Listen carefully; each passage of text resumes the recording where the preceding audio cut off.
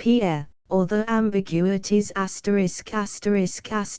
Pierre, or the Ambiguities.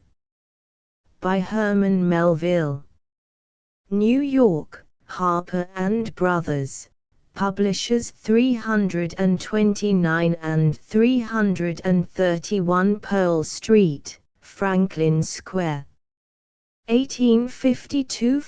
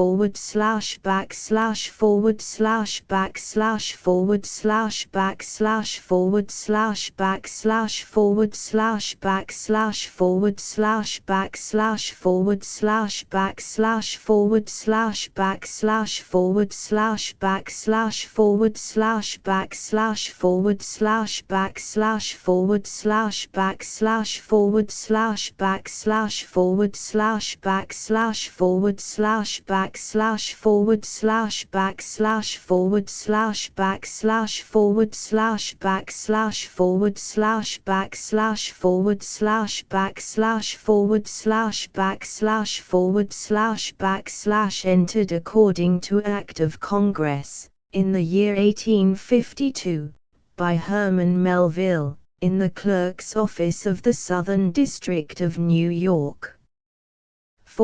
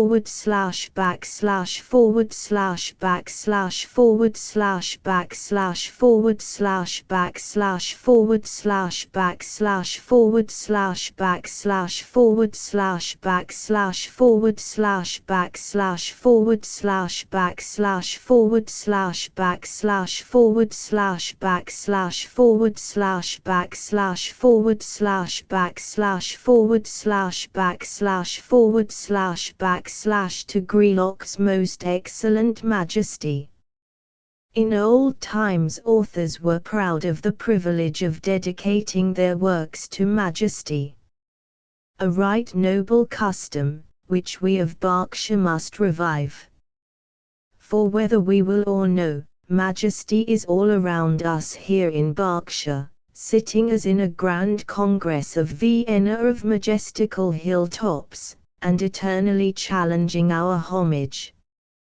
But since the majestic mountain, Greelock, my own more immediate sovereign lord and king, hath now, for innumerable ages, been the one grand dedicatee of the earliest rays of all the Berkshire mornings, I know not how his imperial purple majesty, royal born, Porphyrogenitus, will receive the dedication of my own poor solitary ray. Nevertheless, forasmuch as I, dwelling with my loyal neighbors, the maples and the beeches, in the amphitheater over which his central majesty presides, have received his most bounteous and unstinted fertilizations, it is but meet, that I here devoutly kneel, and render up my gratitude, whether, thereto, the most excellent purple majesty of Greelock benignantly incline his hoary crown or no. Petersfield, Mass. Table of Contents. Book I. Pierre just emerging from his teens. Book 2. Love, Delight, and Alarm. Book 3. The Presentiment and the Verification Book 4. Retrospective Book V. Misgivings and Preparatives Book 6. Isabel, and the first part of the story of Isabel Book 7. Intermediate between Pierre's 2 interviews with Isabel at the farmhouse Book 8. The second interview, and the second part of the story of Isabel. Their immediate impulsive effect upon Pierre Book 9. More light, and the gloom of that light. More gloom, and the light of that gloom. Book X. The unprecedented final resolution of Pierre Book 11. He crosses the Rubicon. Book 12. Isabel, Mrs. Glendinning, The Portrait, and Lucy. Book 13. They depart the meadows. Book 14. The Journey and the Pamphlet. Book 15. The Cousins. Book 16. First night of their arrival in the city. Book 17. Young America in Literature. Book 18. Pierre, as a juvenile author, reconsidered. Book 19. The Church of the Apostles. Book XX. Charlie Milthorpe. Book XXI. Pierre immaturely attempts a mature book. Tidings from the Meadows. Plinlimmon. Book XXII. The flower curtain lifted from before a tropical author, with some remarks on the transcendental flesh brush philosophy. Book 23. A letter for Pierre. Isabel. Arrival of Lucy's easel and trunks at the Apostles. Book XIV. Lucy at the Apostles. Book XXV. Lucy, Isabel, and Pierre. Pierre at his book. Enceladus. Book XXVI. A walk, a foreign portrait, a sail. And the end. Pierre. Book I. Pierre just emerging from his teens. There are some strange summer mornings in the country, when he who is but a sojourner from the city shall early walk forth into the fields, and be wonder-smitten with the trance-like aspect of the green and golden world. Not a flower stirs, the trees forget to wave, the grass itself seems to have ceased to grow, and all nature, as if suddenly become conscious of her own profound mystery, and feeling no refuge from it but silence, sinks into this wonderful and indescribable repose. Such was the morning in June, when, issuing from the embowered and high-gabled old home of his fathers, Pierre, duly refreshed and spiritualized by sleep, gaily entered the long, wide, elm-arched street of the village, and half unconsciously bent his steps toward a cottage, which peeped into view near the end of the vista. The verdant trance lay far and wide, and through it nothing came but the brindled kine, dreamily wandering to their pastures, followed, not driven, by ruddy-cheeked, white-footed boys. As touched and bewitched by the loveliness of this silence, Pierre neared the cottage, and lifted his eyes. He swiftly paused, fixing his glance upon one upper, open casement there. Why now this impassioned, youthful pause? Why this enkindled cheek and eye? Upon the sill of the casement, a snow-white glossy pillow reposes, and a trailing shrub has softly rested a rich, crimson flower against it. Well mayst thou seek that pillow, thou odoriferous flower, thought Pierre, not an hour ago, her own cheek must have rested there. Lucy. Pierre. As heart rings to heart those voices rang, and for a moment, in the bright hush of the morning, the two stood silently but ardently eyeing each other, beholding mutual reflections of a boundless admiration and love. "Nothing but Pierre," laughed the youth, "at last, thou hast forgotten to bid me good morning." "That would be little. Good mornings, good evenings, good days, weeks, months, and years to thee, Pierre, bright Pierre, Pierre." "Truly," thought the youth, with a still gaze of inexpressible fondness, "truly the skies do ope, and this invoking angel looks down. I would return thee thy manifold good mornings, Lucy, did not that presume thou hadst lived through a night, and by heaven, thou belongest to the regions of an infinite day." "Fie, now, Pierre, why should ye youths always swear when ye love?" "Because in us love is profane, since it mortally reaches toward the heaven in ye." "There thou fliest again, Pierre, thou art always circumventing me so. Tell me, why should ye youths ever show so sweet an expertness in turning all trifles of ours into trophies of yours? I know not how that is, but ever was it our fashion to do." And shaking the casement shrub, he dislodged the flower, and conspicuously fastened it in his bosom. "I must away now, Lucy, see, under these colors I march. Bravissimo, oh, my only recruit." 2. Pierre was the only son of an affluent and haughty widow, a lady who externally furnished a singular example of the preservative and beautifying influences of unfluctuating rank, health, and wealth, when joined to a fine mind of medium culture, uncankered by any inconsolable grief, and never worn by sordid cares.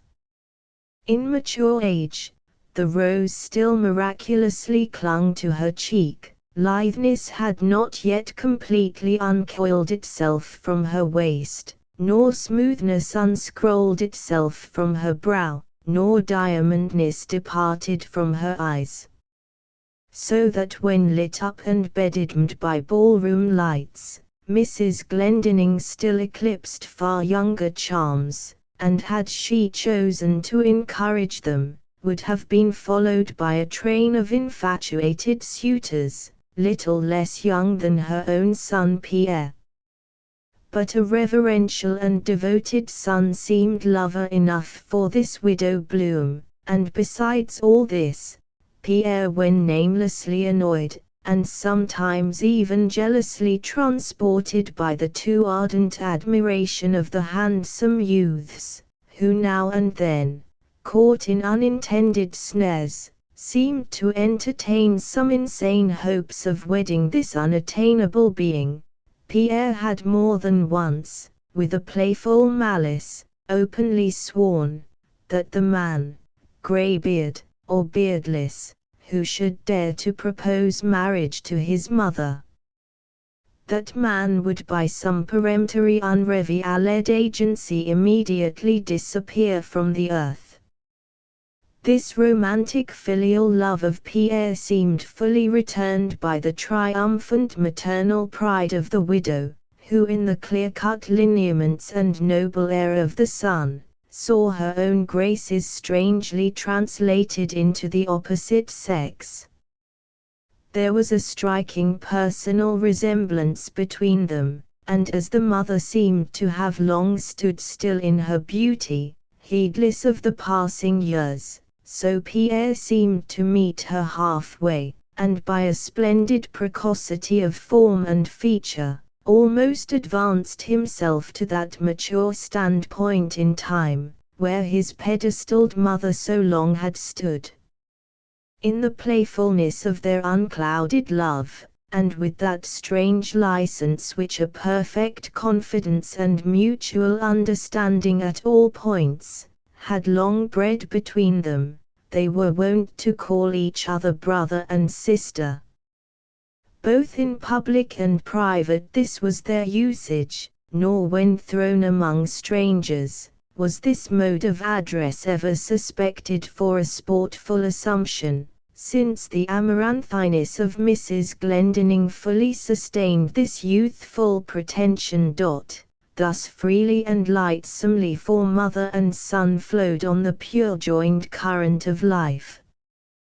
But as yet the fair river had not borne its waves to those sideways repelling rocks, where it was thenceforth destined to be forever divided into two unmixing streams.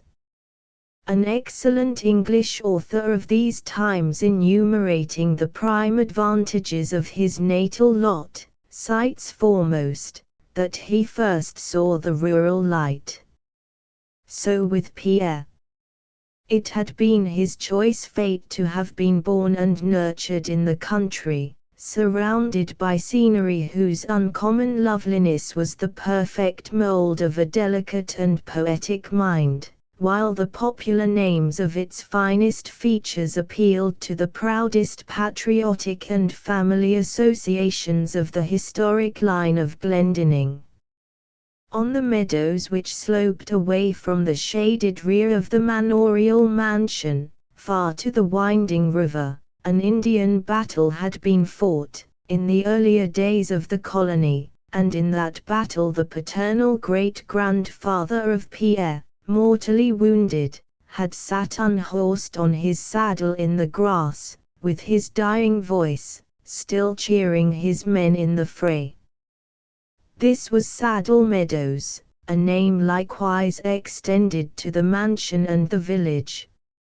Far beyond these plains, a day's walk for Pierre, rose the storied heights, where in the Revolutionary War his grandfather had for several months defended a rude but all-important stockaded fort, against the repeated combined assaults of Indians, Tories, and regulars. From before that fort, the gentlemanly, but murderous half-breed, Brant, had fled, but had survived to dine with General Glendinning, in the amicable times which followed that vindictive war. All the associations of Saddle Meadows were full of pride to Pierre. The Glendinning deeds by which their estate had so long been held, bore the ciphers of 3 Indian kings, the aboriginal and only conveyancers of those noble woods and plains. Thus loftily, in the days of his circumscribed youth, did Pierre glance along the background of his race, little recking of that maturer and larger interior development, which should forever deprive these things of their full power of pride in his soul. But the breeding of Pierre would have been unwisely contracted, had his youth been unintermittingly passed in these rural scenes. At a very early period he had begun to accompany his father and mother, and afterwards his mother alone, in their annual visits to the city, where naturally mingling in a large and polished society, Pierre had insensibly formed himself in the area graces of life, without enfeebling the vigour derived from a martial race, and fostered in the country's clarion air. Nor while thus liberally developed in person and manners, was Pierre deficient in a still better and finer culture. Not in vain had he spent long summer afternoons in the deep recesses of his father's fastidiously picked and decorous library, where the Spenserian nymphs had early led him into many a maze of all-bewildering beauty.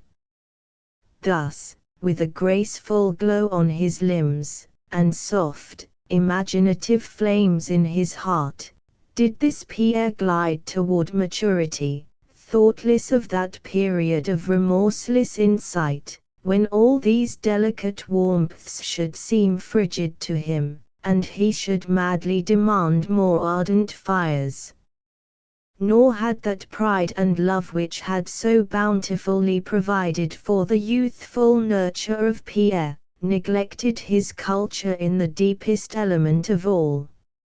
It had been a maxim with the father of Pierre, that all gentlemanhood was vain, all claims to it preposterous and absurd, unless the primeval gentleness and golden humanities of religion had been so thoroughly wrought into the complete texture of the character, that he who pronounced himself gentleman, could also rightfully assume the meek, but kingly style of Christian. At the age of 16, Pierre partook with his mother of the holy sacraments. It were needless, and more difficult, perhaps, to trace out precisely the absolute motives which prompted these youthful vows. Enough, that as to Pierre had descended the numerous other noble qualities of his ancestors, and as he now stood heir to their forests and farms, so by the same insensible sliding process, he seemed to have inherited their docile homage to a venerable faith, which the first Glendinning had brought over sea, from beneath the shadow of an English minister. Thus in Pierre was the complete polished steel of the gentleman, girded with religion's silken sash, and his great-grandfather's soldierly fate had taught him that the generous sash should, in the last bitter trial, furnish its wearer with glory's shroud, so that what through life had been worn for grace's sake, in death might safely hold the man. But while thus all alive to the beauty and poesy of his father's faith, Pierre little foresaw that this world hath a secret deeper than beauty, and life some burdens heavier than death. So perfect to Pierre had long seemed the illuminated scroll of his life thus far, that only one hiatus was discoverable by him in that sweetly writ manuscript. A sister had been omitted from the text. He mourned that so delicious a feeling as fraternal love had been denied him. Nor could the fictitious title, which he so often lavished upon his mother, at all supply the absent reality. This emotion was most natural, and the full cause and reason of it even Pierre did not at that time entirely appreciate. For surely a gentle sister is the second best gift to a man, and it is first in point of occurrence, for the wife comes after. He who is sisterless, is as a bachelor before his time. For much that goes to make up the deliciousness of a wife, already lies in the sister. Oh, had my father but had a daughter, cried Pierre, someone whom I might love, and protect, and fight for, if need be. It must be a glorious thing to engage in a mortal quarrel on a sweet sister's behalf. Now, of all things, would to heaven, I had a sister. Thus, ere entranced in the gentler bonds of a lover, thus often would Pierre invoke heaven for a sister. But Pierre did not then know, that if there be anything a man might well pray against, that thing is the responsive gratification of some of the devoutest prayers of his youth. It may have been that this strange yearning of Pierre for a sister, had part of its origin in that still stranger feeling of loneliness he sometimes experienced, as not only the solitary head of his family, but the only surnamed male Glendinning extant. A powerful and populous family had by degrees run off into the female branches, so that Pierre found himself surrounded by numerous kinsmen and kinswomen, yet companioned by no surnamed male Glendinning, but the duplicate one reflected to him in the mirror. But in his more wonted natural mood, this thought was not wholly sad to him. Nay, sometimes it mounted into an exultant swell. For in the ruddiness, and flushfulness, and vaingloriousness of his youthful soul, he fondly hoped to have a monopoly of glory in capping the fame column, whose tall shaft had been erected by his noble sires. In all this, how unadmonished was our Pierre by that foreboding and prophetic lesson taught, not less by Palmyra's quarries, than by Palmyra's ruins. Among those ruins is a crumbling, uncompleted shaft, and some leagues off, ages ago left in the quarry, is the crumbling corresponding capital, also incomplete. These time seized and spoiled, these time crushed in the egg, and the proud stone that should have stood among the clouds, time left abased beneath the soil. Oh, what quenchless feud is this, that timeth with the sons of men! 3. It has been said that the beautiful country round about Pierre appealed to very proud memories. But not only through the mere chances of things, had that fine country become ennobled by the deeds of his sires, but in Pierre's eyes, all its hills and swales seemed as sanctified through their very long uninterrupted possession by his race. That fond ideality which, in the eyes of affection, hallows the least trinket once familiar to the person of a departed love, with Pierre that talisman touched the whole earthly landscape about him, for remembering that on those hills his own fine fathers had gazed, through those woods, over these lawns, by that stream, along these tangled paths, many a grand dame of his had merrily strolled when a girl. Vividly recalling these things, Pierre deemed all that part of the earth a love token, so that his very horizon was to him as a memorial ring. The monarchical world very generally imagines that in demagogical America the sacred past doth no fixed statues erected to it, but all things irreverently seethe and boil in the vulgar cauldron of an everlasting uncrystallizing present. This conceit would seem peculiarly applicable to the social condition. With no chartered aristocracy, and no law of entail, how can any family in America imposingly perpetuate itself?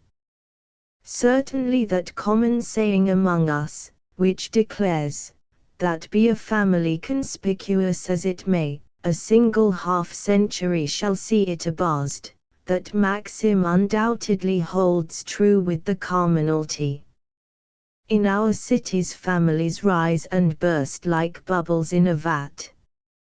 For indeed the democratic element operates as a subtile acid among us, forever producing new things by corroding the old. As in the south of France verdigris, the primitive material of one kind of green paint, is produced by grape vinegar poured upon copper plates. Now in general nothing can be more significant of decay than the idea of corrosion, yet on the other hand, nothing can more vividly suggest luxuriance of life, than the idea of green as a color. For green is the peculiar signet of all fertile nature herself. Herein by apt analogy we behold the marked anomalousness of America, whose character abroad, we need not be surprised, is misconceived, when we consider how strangely she contradicts all prior notions of human things, and how wonderfully to her, death itself becomes transmuted into life. So that political institutions, which in other lands seem above all things intensely artificial, with America seem to possess the divine virtue of a natural law, For the most mighty of nature's laws is this, that out of death she brings life. Still, are there things in the visible world, over which ever-shifting nature hath not so unbounded a sway? The grass is annually changed, but the limbs of the oak, for a long term of years, defy that annual decree. And if in America the vast mass of families be as the blades of grass, yet some few there are that stand as the oak, which, instead of decaying, annually puts forth new branches, whereby time, instead of subtracting, is made to capitulate into a multiple virtue. In this matter we will, not superciliously, but in fair spirit, compare pedigrees with England, and strange as it may seem at the first blush, not without some claim to equality. I dare say, that in this thing the Peerage Book is a good statistical standard whereby to judge her, since the compilers of that work cannot be entirely insensible on whose patronage they most rely, and the common intelligence of our own people shall suffice to judge us. But the magnificence of names must not mislead us as to the humility of things. For as the breath in all our lungs is hereditary, and my present breath at this moment is further descended than the body of the present high priest of the Jews, so far as he can assuredly trace it, so mere names, which are also but air, do likewise revel in this endless descendedness. But if Richmond, and St. Albans, and Grafton, and Portland, and Buckleaf, be names almost old as England herself, the present dukes of those names stop in their own genuine pedigrees at Charles II, and there find no very fine fountain, since what we would deem the least glorious parentage under the sun, is precisely the parentage of a Buckleaf, for example, whose ancestress could not well avoid being a mother, it is true, but had accidentally omitted the preliminary rite. Yet a king was the sire. Then only so much the worse, for if it be small insult to be struck by a pauper, but mortal offence to receive a blow from a gentleman, then of all things the by-blows of kings must be signally unflattering. In England the peerage is kept alive by incessant restorations and creations. One man, George III, manufactured 522 peers. An earldom, in abeyance for 5 centuries, has suddenly been assumed by some commoner, to whom it had not so much descended, as through the art of the lawyers been made flexibly to bend in that direction. For not Thames is so sinuous in his natural course, not the Bridgewater Canal more artificially conducted, than blood in the veins of that winding or manufactured nobility.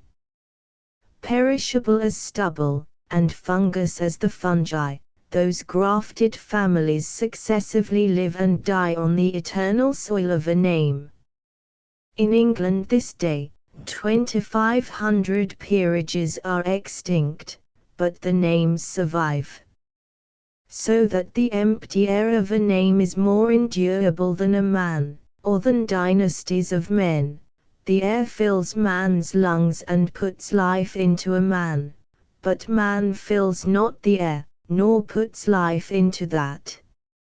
All honor to the names then, and all courtesy to the men, but if St. Albans tell me he is all honorable and all eternal, I must still politely refer him to Nell Gwyn. Beyond Charles II.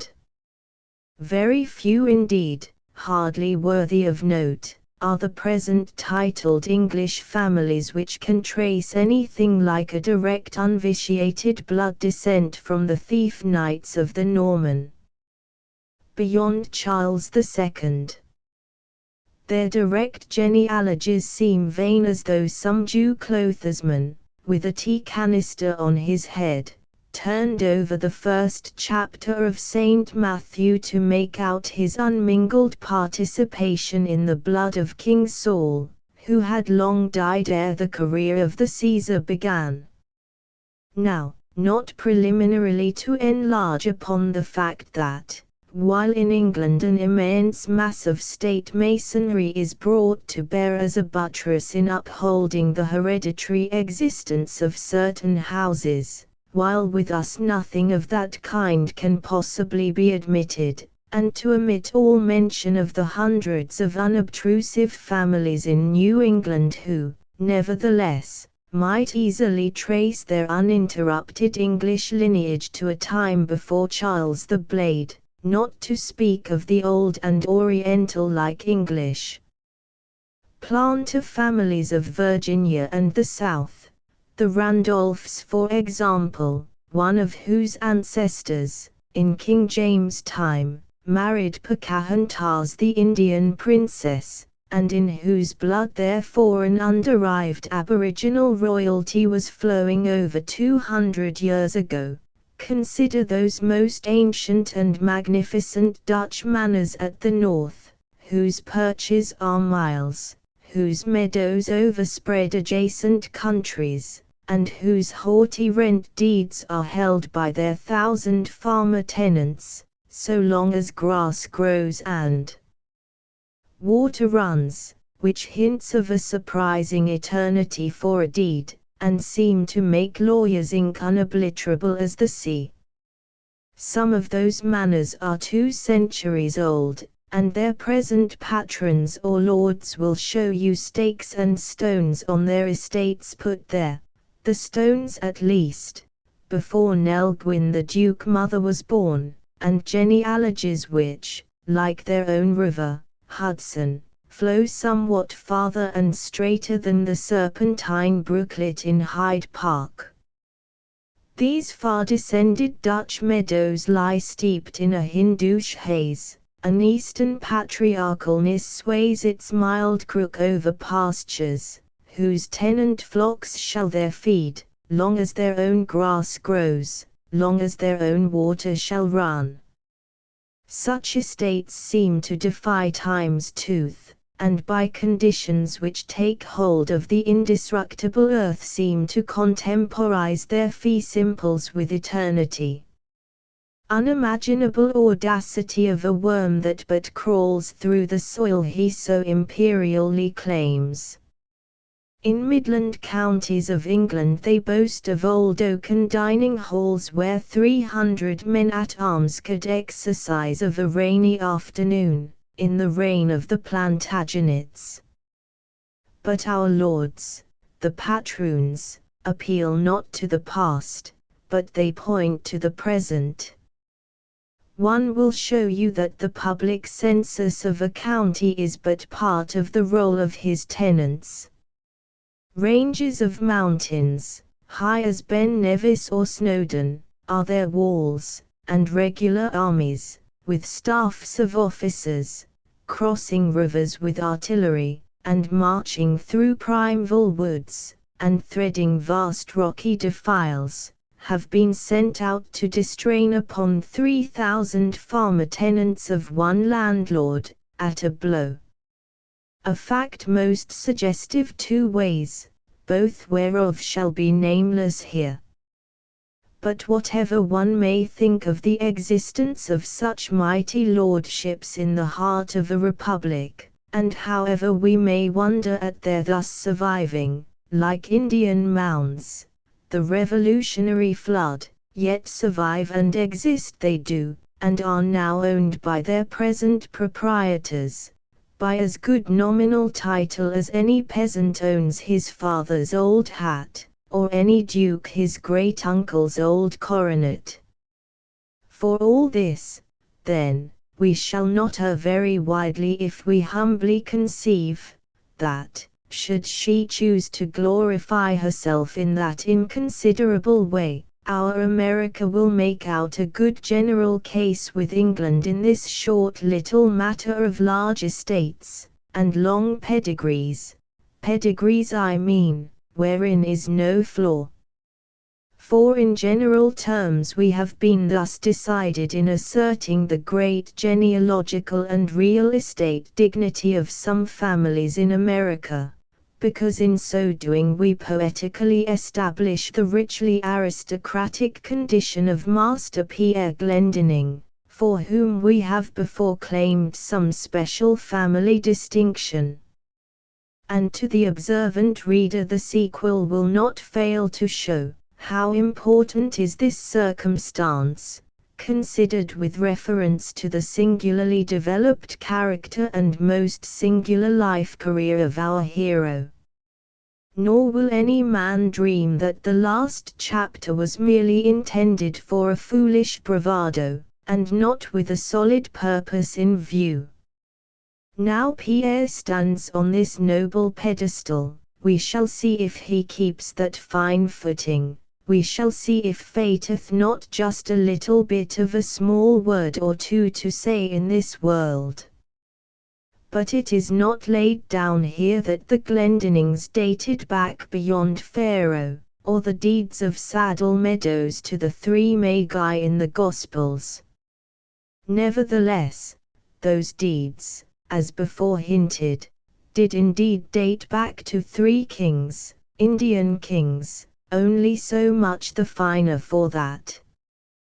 But if Pierre did not date back to the pharaohs, and if the English farmer Hampdents were somewhat the seniors of even the oldest Glendinning, and if some American manors boasted a few additional years and square miles over his, yet think you that it is at all possible that a youth of 19 should, merely by way of trial of the thing, strew his ancestral kitchen hearthstone with wheat in the stalk, and there standing in the chimney thresh out that grain with a flail, whose aerial evolutions had free play among all that masonry, were it not impossible for such a flailer so to thresh wheat in his own ancestral kitchen chimney without feeling just a little twinge or two of what one might call family pride? I should say not. Or how think you it would be with this youthful Pierre, if every day descending to breakfast, he caught sight of an old tattered British banner or two, hanging over an arched window in his hall, and those banners captured by his grandfather, the general, in fair fight? Or how think you it would be if every time he heard the band of the military company of the village, he should distinctly recognize the peculiar tap of a British kettle drum also captured by his grandfather in fair fight, and afterwards suitably inscribed on the brass and bestowed upon the Saddle Meadows Artillery Corps? Or how think you it would be, if sometimes of a mild meditative 4th of July morning in the country, he carried out with him into the garden by way of ceremonial cane, a long, majestic, silver-tipped staff, a major general's baton, once wielded on the plume-nodding and musket-flashing review by the same grandfather several times herein before mentioned? I should say that considering Pierre was quite young and very unphilosophical as yet, and withal rather high-blooded, and sometimes read the history of the Revolutionary War, and possessed a mother who very frequently made remote social allusions to the epaulets of the Major General his grandfather, I should say that upon all of these occasions, the way it must have been with him, was a very proud, elated sort of way. And if this seem but too fond and foolish in Pierre, and if you tell me that this sort of thing in him showed him no sterling democrat, and that a truly noble man should never brag of any arm but his own, then I beg you to consider again that this Pierre was but a youngster as yet. And believe me, you will pronounce Pierre a thoroughgoing democrat in time, perhaps a little too radical altogether to your fancy. In conclusion, do not blame me if I here make repetition, and do verbally quote my own words in saying that it had been the choice fate of Pierre to have been born and bred in the country. For to a noble American youth this indeed, more than in any other land, this indeed is a most rare and choice lot. For it is to be observed, that while in other countries, the finest families boast of the country as their home, the more prominent among us, proudly cite the city as their seat. Too often the American that himself makes his fortune, builds him a great metropolitan house, in the most metropolitan street of the most metropolitan town. Whereas a European of the same sort would thereupon migrate into the country. That herein the Europeaneth the better of it, no poet, no philosopher, and no aristocrat will deny. For the country is not only the most poetical and philosophical, but it is the most aristocratic part of this earth, for it is the most venerable, and numerous bards have ennobled it by many fine titles.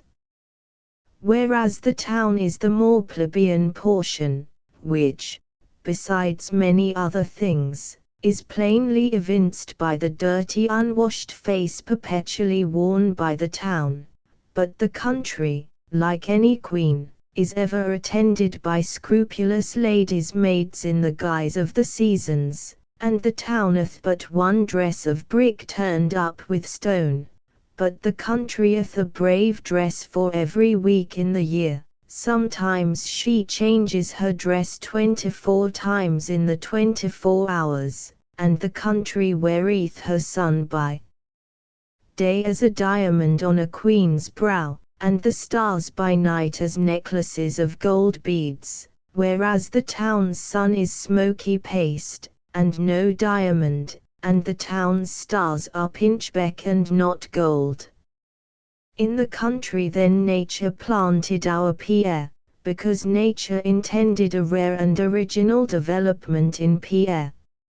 Never mind if hereby she proved ambiguous to him in the end, nevertheless, in the beginning she did bravely.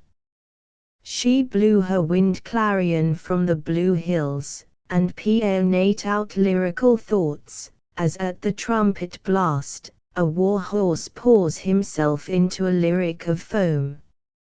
She whispered through her deep groves at eve, and gentle whispers of humanness, and sweet whispers of love, ran through Pierre's thought veins, musical as water over pebbles. She lifted her spangled crest of a thickly starred night, and forth at that glimpse of their divine captain and lord, 10,000 mailed thoughts of heroicness started up in Pierre's soul, and glared round for some insulted good cause to defend. So the country was a glorious benediction to young Pierre. We shall see if that blessing pass from him as did the divine blessing from the Hebrews. We shall yet see again, I say, whether fate hath not just a little bit of a word or two to say in this world.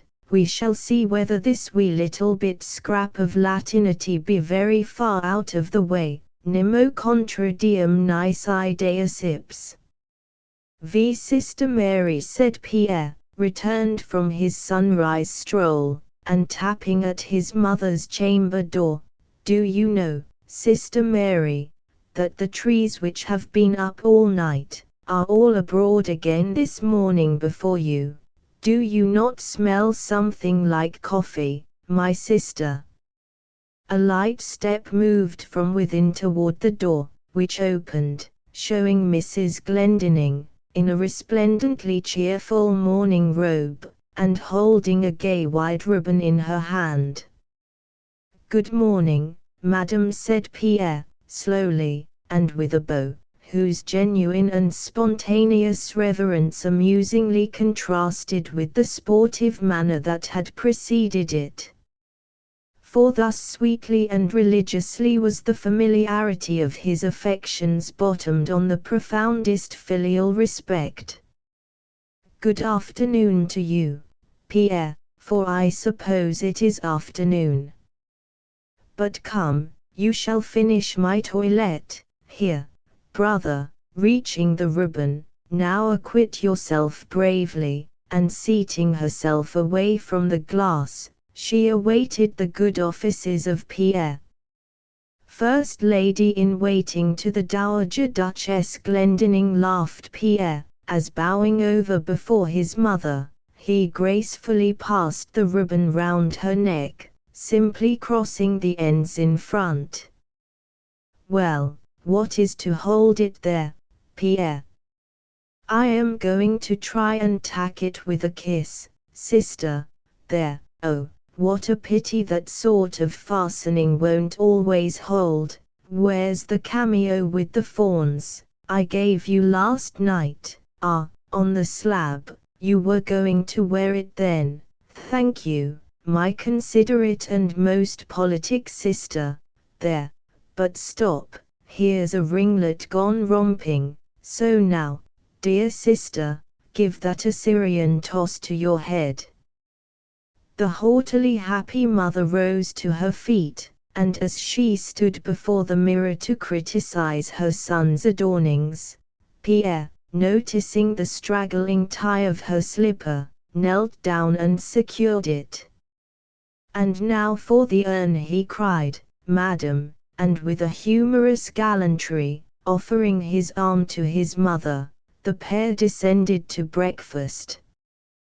With Mrs. Glendinning it was one of those spontaneous maxims, which women sometimes act upon without ever thinking of, never to appear in the presence of her son in any dishabille that was not eminently becoming.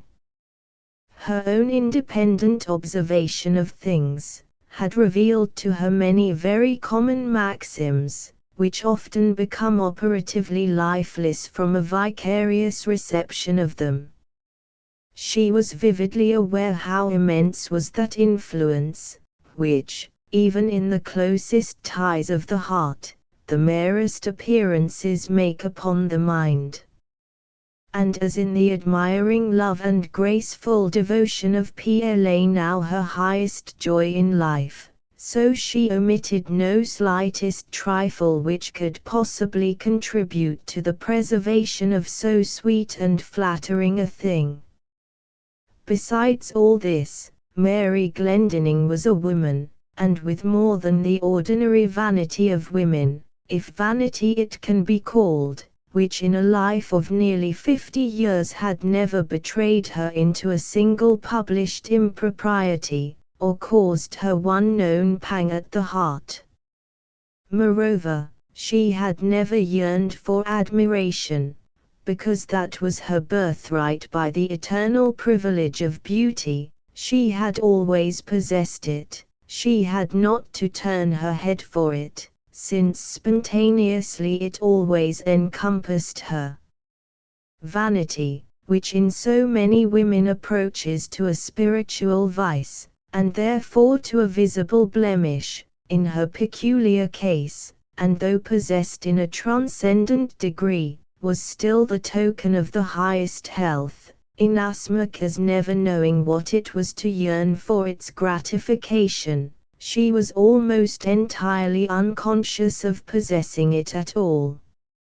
Many women carry this light of their lives flaming on their foreheads, but Mary Glendinning unknowingly bore hers within.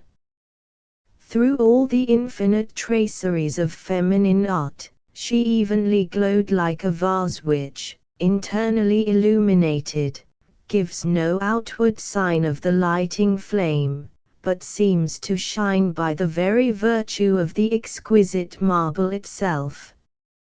But that bluff corporeal admiration, with which some ballroom women are content, was no admiration to the mother of Pierre. not the general homage of men, but the selected homage of the noblest men, was what she felt to be her appropriate right. And as her own maternal partialities were added to, and glorified the rare and absolute merits of Pierre, she considered the voluntary allegiance of his affectionate soul, the representative fealty of the choicest guild of his race. Thus, though replenished through all her veins with the subtlest vanity, with the homage of Pierre alone she was content.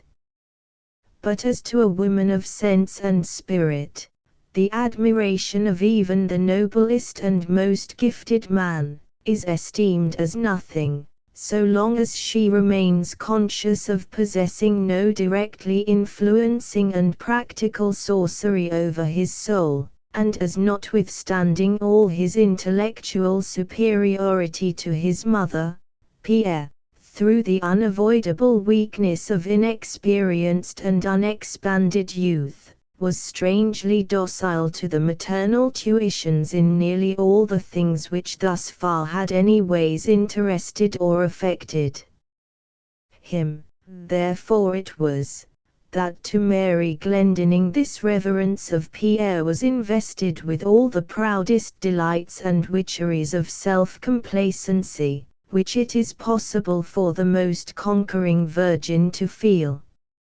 Still more, that nameless and infinitely delicate aroma of inexpressible tenderness and attentiveness which, in every refined and honorable attachment, is cotemporary with the courtship, and precedes the final banns and the rite, but which, like the bouquet of the costliest German wines, too often evaporates upon pouring love out to drink, in the disenchanting glasses of the matrimonial days and nights, this highest and airiest thing in the whole compass of the experience of our mortal life, this heavenly evanescence, still further etherealized in the filial breast, was for Mary Glendinning, now not very far from her grand climacteric, miraculously revived in the courteous lover-like adoration of Pierre. Altogether having its origin in a wonderful but purely fortuitous combination of the happiest and rarest accidents of earth, and not to be limited in duration by that climax which is so fatal to ordinary love. This softened spell which still wheeled the mother and son in one orbit of joy, seemed a glimpse of the glorious possibility, that the divinest of those emotions, which are incident to the sweetest season of love, is capable of an indefinite translation into many of the less signal relations of our many-checkered life. In a detached and individual way, it seemed almost to realize here below the sweet dreams of those religious enthusiasts, who paint to us a paradise to come, when etherealized from all drosses and stains, the holiest passion of man shall unite all kindreds and climes in one circle of pure and unimpairable delight. 6. There was one little uncelestial trait, which, in the opinion of some, may mar the romantic merits of the gentlemanly Pierre Glendinning. He always had an excellent appetite, and especially for his breakfast. But when we consider that though Pierre's hands were small, and his ruffles white, yet his arm was by no means dainty, and his complexion inclined to brown, and that he generally rose with the sun, and could not sleep without riding his 20, or walking his 12 miles a day, or felling a fair-sized hemlock in the forest, or boxing, or fencing, or boating, or performing some other gymnastical feat, when we consider these athletic habitudes of Pierre, and the great fullness of brawn and muscle they built round about him, all of which manly brawn and muscle, 3 times a day loudly clamored for attention, we shall very soon perceive that to have a bountiful appetite was not only no vulgar reproach, but a right royal grace and honor to Pierre, attesting him a man and a gentleman, for a thoroughly developed gentleman is always robust and healthy, and robustness and health are great trencher men. So when Pierre and his mother descended to breakfast, and Pierre had scrupulously seen her supplied with whatever little things were convenient to her, and had twice or thrice ordered the respectable and immemorial dates, the servitor, to adjust and readjust the window sashes, so that no unkind current of air should take undue liberties with his mother's neck, after seeing to all this, but in a very quiet and inconspicuous way, and also after directing the unruffled dates, to swing out horizontally into a particular light, a fine joyous painting, in the good fellow, Flemish style, which painting was so attached to the wall as to be capable of that mode of adjusting, and furthermore after darting from where he sat a few invigorating glances over the river meadows to the blue mountains beyond, Pierre made a Masonic sort of mysterious motion to the excellent dates, who in automaton obedience thereto, brought from a certain agreeable little side stand, a very prominent-looking cold pasty, which, on careful inspection with the knife, proved to be the embossed savory nest of a few uncommonly tender pigeons of Pierre's own shooting. "Sister Mary," said he, lifting on his silver trident one of the choicest of the many fine pigeon morsels, "Sister Mary," said he, "in shooting these pigeons, I was very careful to bring down one in such a manner that the breast is entirely unmarred. It was intended for you. And here it is. Now, Sergeant Dates, help hither your mistress' plate. No, nothing but the crumbs of French rolls, and a few peeps into a coffee cup. Is that a breakfast for the daughter of yonder bold general?" Pointing to a full length of his gold-laced grandfather on the opposite wall. "Well, pitiable is my case when I have to breakfast for 2 dates. Sir, remove that toast rack, Dates, and this plate of tongue, and bring the rolls nearer, and wheel the stand farther off, good Dates." Having thus made generous room for himself, Pierre commenced operations, interrupting his mouthfuls by many sallies of mirthfulness. "You seem to be in prodigious fine spirits this morning, brother Pierre," said his mother. "Yes, very tolerable, at least I can't say that I am low-spirited exactly, Sister Mary. Dates, my fine fellow, bring me 3 bowls of milk." "1 bowl, sir, you mean," said Dates, gravely and imperturbably. As the servitor left the room, Mrs. Glendinning spoke. "My dear Pierre, how often have I begged you never to permit your hilariousness to betray you into overstepping the exact line of propriety in your intercourse with servants." Dates' look was a respectful reproof to you just now. "You must not call Dates, my fine fellow. He is a fine fellow, a very fine fellow, indeed, but there is no need of telling him so at my table.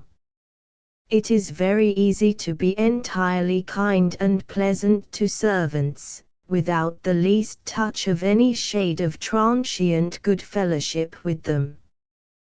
"Well, sister, no doubt you are altogether right. After this I shall drop the fine, and call Dates nothing but fellow, Come here, how will that answer?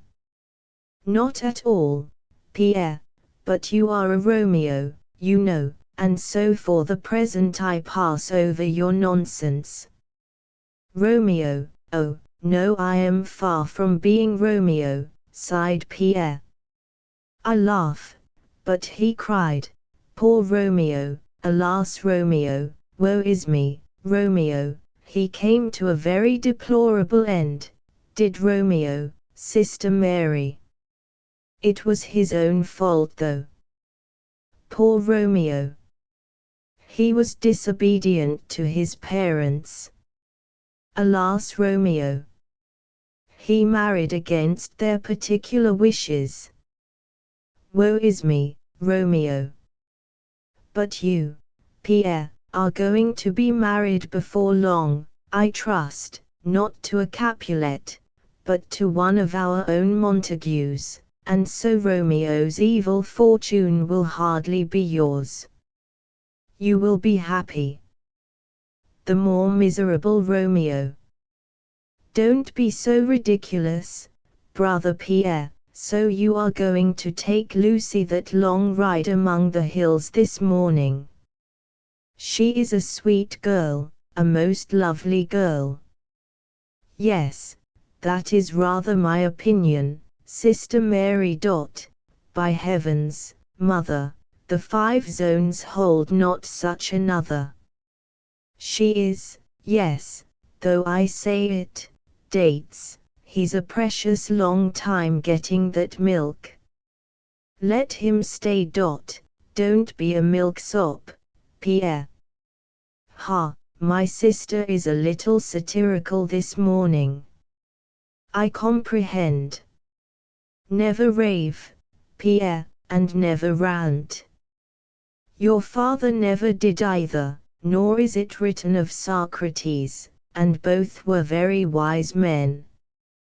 Your father was profoundly in love, that I know to my certain knowledge, but I never heard him rant about it.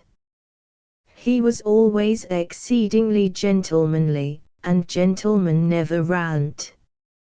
Milksops and Muggletonians rant, but gentlemen never. Thank you, Sister. There, put it down, dates. Are the horses ready?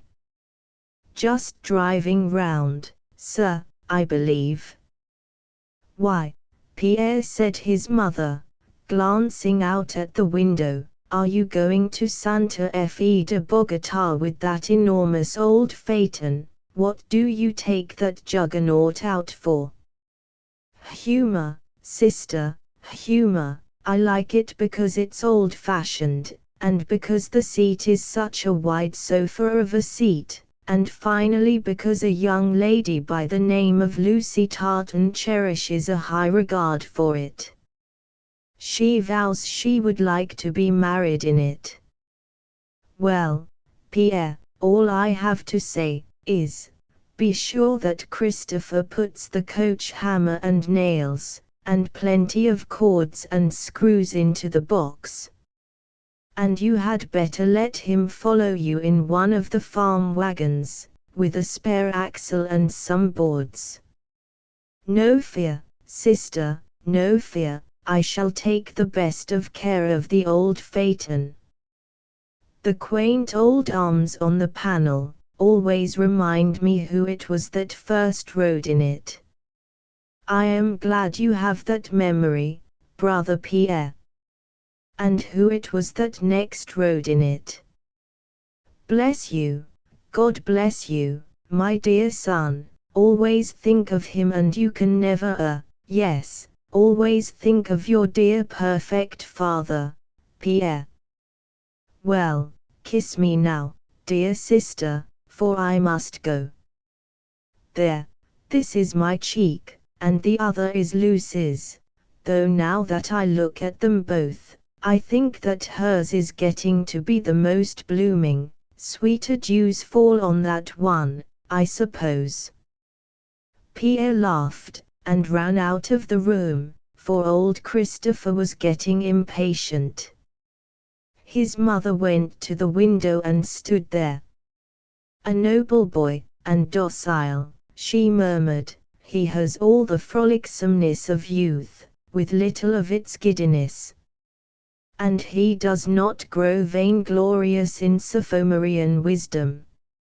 I thank heaven I sent him not to college. A noble boy, and docile. A fine, proud, loving, docile, vigorous boy. Pray God, he never becomes otherwise to me. His little wife, that is to be, will not estrange him from me, for she too is docile, beautiful, and reverential, and most docile. Seldom yet have I known such blue eyes as hers, that were not docile, and would not follow a bold black one, as two meek blue-ribboned ewes follow their martial leader. How glad am I that Pierre loves her so, and not some dark-eyed haughtiness, with whom I could never live in peace, but who would be ever setting her young married state before my elderly widowed one, and claiming all the homage of my dear boy, the fine, proud, loving, docile, vigorous boy, the lofty-minded, well-born, noble boy, and with such sweet docilities. See his hair.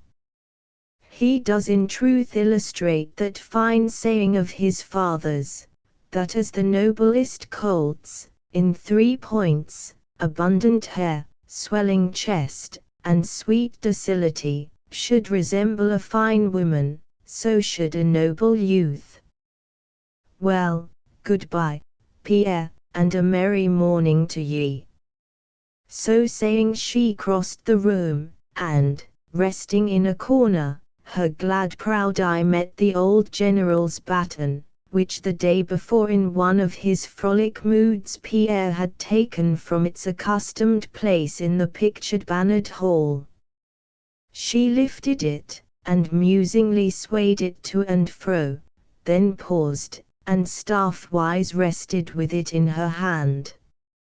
Her stately beauty had ever somewhat martial in it, and now she looked the daughter of a general, as she was, for Pierre's was a double revolutionary descent. On both sides he sprang from heroes. This is his inheritance, this symbol of command, and I swell out to think it. Yet but just now I fondled the conceit that Pierre was so sweetly docile. Here sure is a most strange inconsistency. For is sweet docility a general's badge? And is this baton but a distaff then? Here's something widely wrong.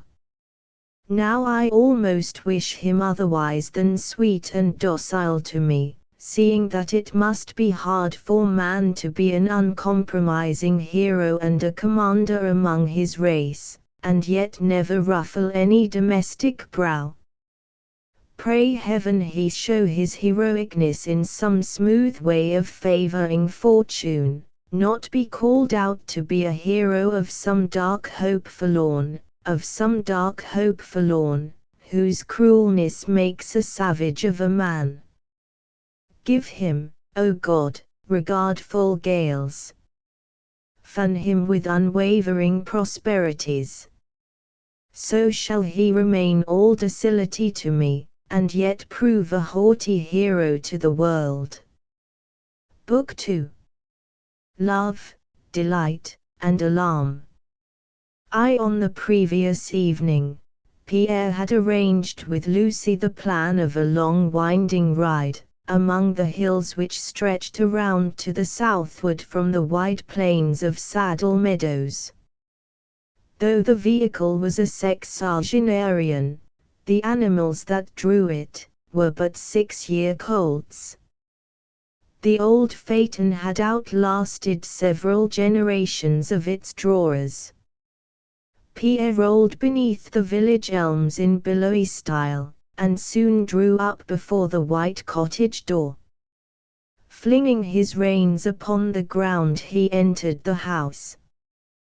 The two colts were his particular and confidential friends, born on the same land with him, and fed with the same corn, which, in the form of Indian cakes, Pierre himself was often wont to eat for breakfast. The same fountain that by one branch supplied the stables with water, by another supplied Pierre's pitcher. They were a sort of family cousins to Pierre, those horses, and they were splendid young cousins, very showy in their redundant manes and mighty paces, but not at all vain or arrogant. They acknowledged Pierre as the undoubted head of the house of Glendinning.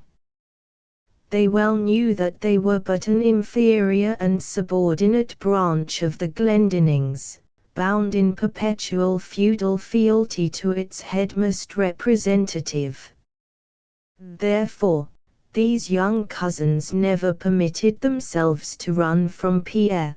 They were impatient in their paces, but very patient in the halt.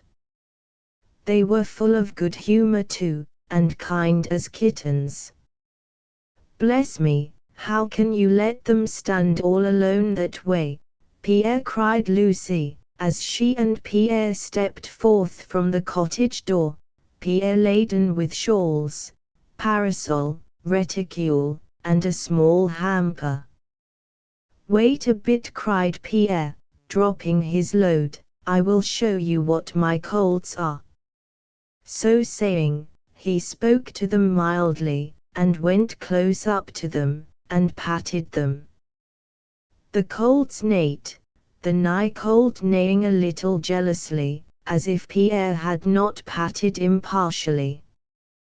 Then, with a low, long, almost inaudible whistle, Pierre got between the colts, among the harness. Whereat Lucy started, and uttered a faint cry, but Pierre told her to keep perfectly quiet, for there was not the least danger in the world. And Lucy did keep quiet, for somehow, though she always started when Pierre seemed in the slightest jeopardy, yet at bottom she rather cherished a notion that Pierre bore a charmed life, and by no earthly possibility could die from her, or experience any harm, when she was within 1,000 leagues.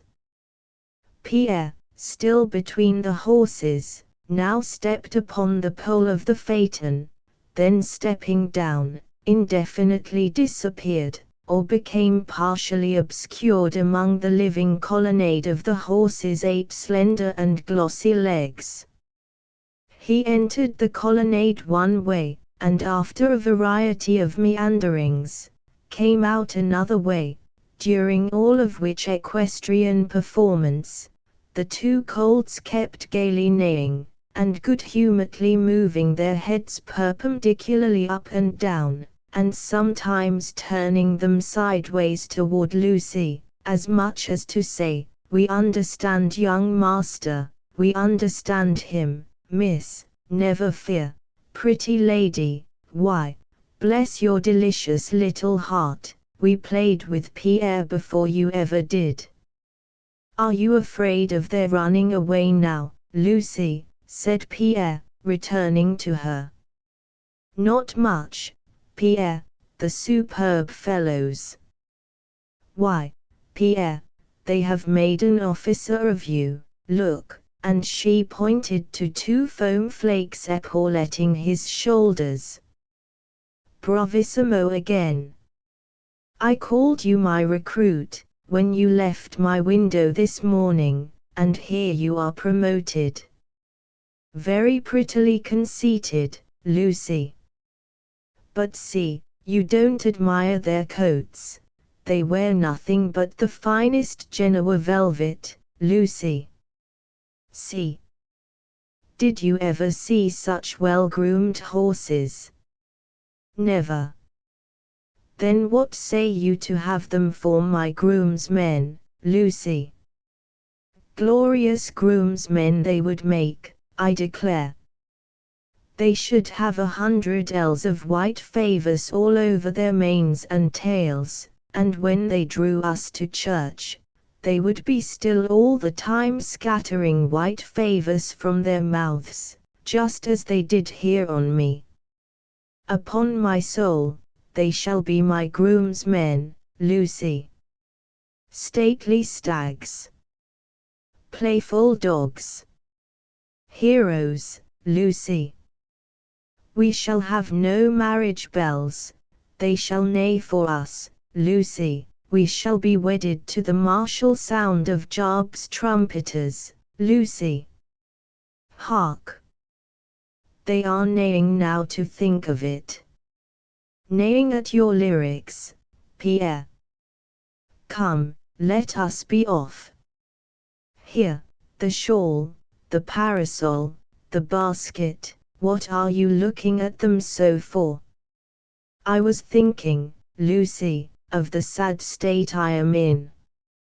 Not 6 months ago, I saw a poor affianced fellow, an old comrade of mine, trudging along with his Lucy tartan, a hillock of bundles under either arm, and I said to myself, there goes a sumpter, now, poor devil, he's a lover. And now look at me. Well, life's a burden, they say, why not be burdened cheerily? But look ye, Lucy, I am going to enter a formal declaration and protest before matters go further with us. When we are married, I am not to carry any bundles, unless in cases of real need, and what is more, when there are any of your young lady acquaintances in sight, I am not to be unnecessarily called upon to back up, and load for their particular edification. Now I am really vexed with you, Pierre, that is the first ill-natured innuendo I ever heard from you. Are there any of my young lady acquaintances in sight now, I should like to know? 6 of them, right over the way, said Pierre, but they keep behind the curtains. I never trust your solitary village streets, Lucy. Sharpshooters behind every clapboard, Lucy. Pray, then, dear Pierre, do let us be off. While Pierre and Lucy are now rolling along under the elms, let it be said who Lucy Tartan was.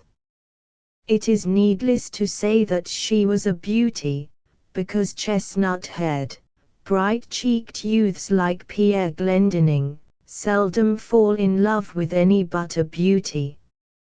And in the times to come, there must be, as in the present times, and in the times gone by, some splendid men, and some transcendent women, and how can they ever be, unless always, throughout all time, here and there, a handsome youth weds with a handsome maid. But though owing to the above-named provisions of Dame Nature, there always will be beautiful women in the world, yet the world will never see another Lucy Tartan. Her cheeks were tinted with the most delicate white and red, the white predominating. Her eyes some god brought down from heaven, her hair was Danae's, spangled with Jove's shower, her teeth were dived for in the Persian Sea.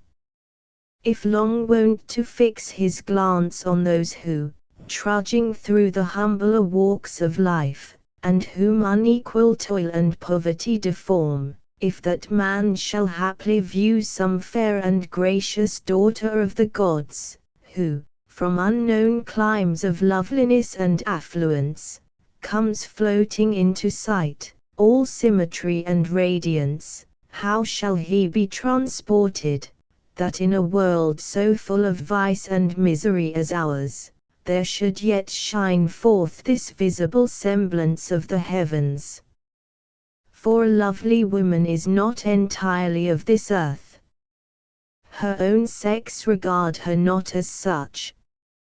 A crowd of women eye a transcendent beauty entering a room, much as though a bird from Arabia had lighted on the window sill. Say what you will, their jealousy, if any, is but an afterbirth to their open admiration. Do men envy the gods? And shall women envy the goddesses? A beautiful woman is born queen of men and women both, as Mary Stuart was born Queen of Scots, whether men or women. All mankind are her Scots, her leal clans are numbered by the nations. A true gentleman in Kentucky would cheerfully die for a beautiful woman in Hindustan, though he never saw her. Yet, count down his heart in death drops for her, and go to Pluto, that she might go to paradise.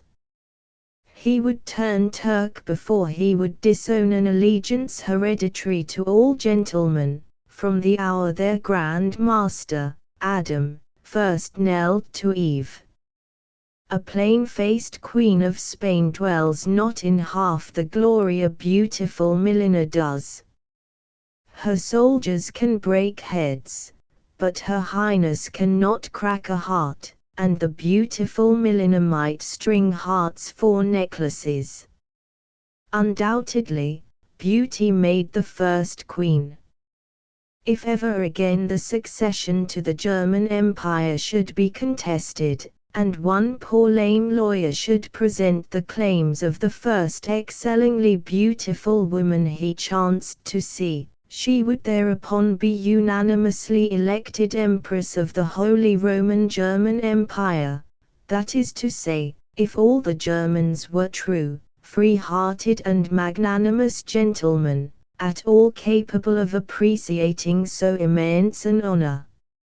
It is nonsense to talk of France as the seat of all civility. Did not those French heathen have a Salic law? 3 of the most bewitching creatures, immortal flowers of the line of Valois, were excluded from the French throne by that infamous provision. France, indeed, whose Catholic millions still worship Mary Queen of Heaven, and for 10 generations refused cap and knee to many Angel Maries, rightful queens of France. Here is cause for universal war. See how vilely nations, as well as men, assume and wear unchallenged the choicest titles, however without merit. The Americans, and not the French, are the world's models of chivalry. Our Salic law provides that universal homage shall be paid all beautiful women. No man's most solid rights shall weigh against her airiest whims.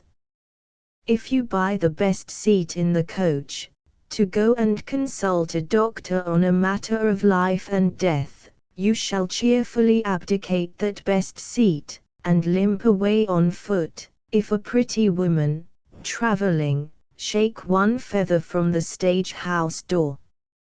Now, since we began by talking of a certain young lady that went out riding with a certain youth, and yet find ourselves, after leading such a merry dance, fast by a stage-house window, this may seem rather irregular sort of writing.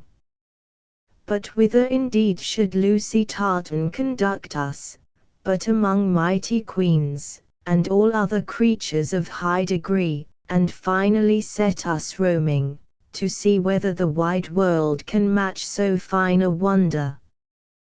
By immemorial usage, am I not bound to celebrate this Lucy Tartan? Who shall stay me? Is she not my hero's own affianced? What can be gainsaid? Where underneath the tester of the night sleeps such another? Yet, how would Lucy Tartan shrink from all this noise and clatter? She is bragged of, but not brags. Thus far she hath floated as stillly through this life, as thistledown floats over meadows. Noiseless, she, except with Pierre, and even with him she lives through many a panting hush. Oh, those love pauses that they know, how ominous of their future, for pauses precede the earthquake, and every other terrible commotion. But blue be their sky a while, and lightsome all their chat, and frolicsome their humours. Never shall I get down the vile inventory. How, if with paper and with pencil I went out into the starry night to inventorize the heavens? Who shall tell stars as teaspoons? Who shall put down the charms of Lucy Tartan upon paper? And for the rest, her parentage, what fortune she would possess, how many dresses in her wardrobe, and how many rings upon her fingers, cheerfully would I let the genealogists, tax-gatherers, and upholsterers attend to that. My proper province is with the angelical part of Lucy. But as in some quarters, there prevails a sort of prejudice against angels, who are merely angels and nothing more, therefore I shall martyrize myself, by letting such gentlemen and ladies into some details of Lucy Tartan's history. She was the daughter of an early and most cherished friend of Pierre's father. But that father was now dead, and she resided an only daughter with her mother, in a very fine house in the city. But though her home was in the city, her heart was twice a year in the country. She did not at all love the city and its empty, heartless, ceremonial ways.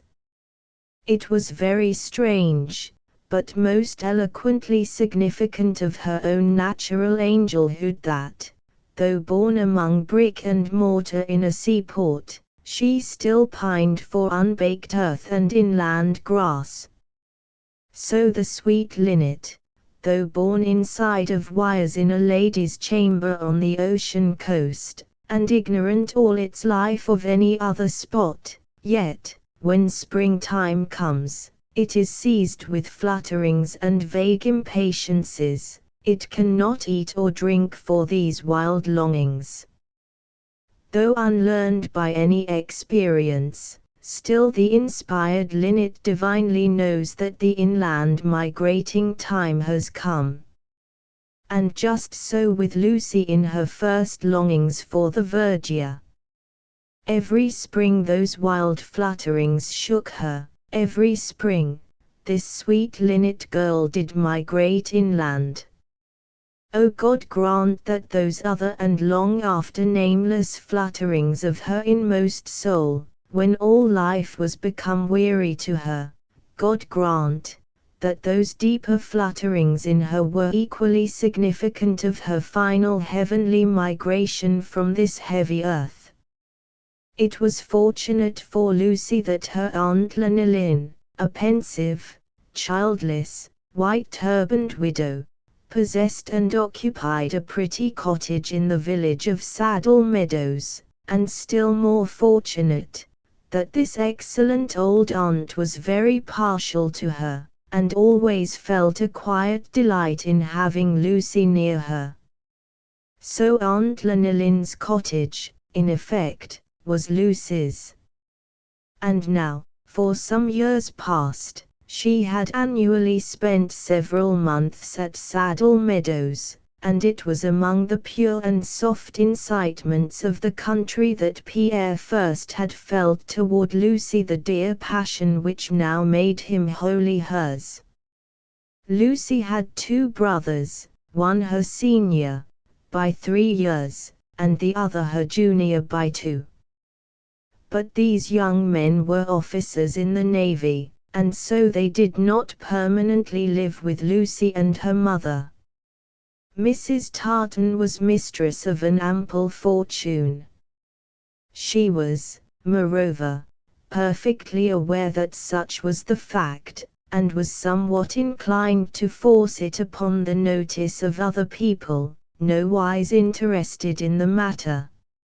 In other words, Mrs. Tartan, instead of being daughter-proud, for which she had infinite reason, was a little inclined to being purse-proud, for which she had not the slightest reason, seeing that the great Mogul probably possessed a larger fortune than she, not to speak of the Shah of Persia and Baron Rothschild, and 1,000 other millionaires, whereas the Grand Turk, and all their other majesties of Europe, Asia, and Africa to boot, could not, in all their joint dominions, boast so sweet a girl as Lucy.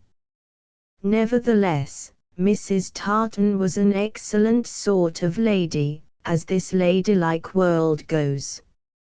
She subscribed to charities, and owned 5 pews in as many churches, and went about trying to promote the general felicity of the world, by making all the handsome young people of her acquaintance marry one another. In other words, she was a matchmaker, not a Lucifer matchmaker, though, to tell the truth, she may have kindled the matrimonial blues in certain dissatisfied gentlemen's breasts, who had been wedded under her particular auspices, and by her particular advice. Rumor said, but rumor is always fibbing, that there was a secret society of dissatisfied young husbands, who were at the pains of privately circulating handbills among all unmarried young strangers, warning them against the insidious approaches of Mrs. Tartan, and, for reference, named themselves in cipher. But this could not have been true, for, flushed with 1,000 matches, burning blue or bright, it made little matter. Mrs. Tartan sailed the seas of fashion, causing all topsails to lower to her, and towing flotillas of young ladies, for all of whom she was bound to find the finest husband harbors in the world. But does not matchmaking, like charity, begin at home? Why is her own daughter Lucy without a mate? But not so fast. Mrs. Tartan years ago laid out that sweet program concerning Pierre and Lucy, but in this case, her program happened to coincide, in some degree, with a previous one in heaven, and only for that cause did it come to pass, that Pierre Glendinning was the proud elect of Lucy Tartan. Besides, this being a thing so nearly affecting herself, Mrs. Tartan had, for the most part, been rather circumspect and cautious in all her manoeuvrings with Pierre and Lucy. Moreover, the thing demanded no manoeuvring at all. The 2 platonic particles, after roaming in quest of each other, from the time of Saturn and Ops till now, they came together before Mrs. Tartan's own eyes. And what more could Mrs. Tartan do toward making them forever one and indivisible? Once, and only once, had a dim suspicion passed through Pierre's mind, that Mrs. Tartan was a lady thimble-rigger, and slyly rolled the pea.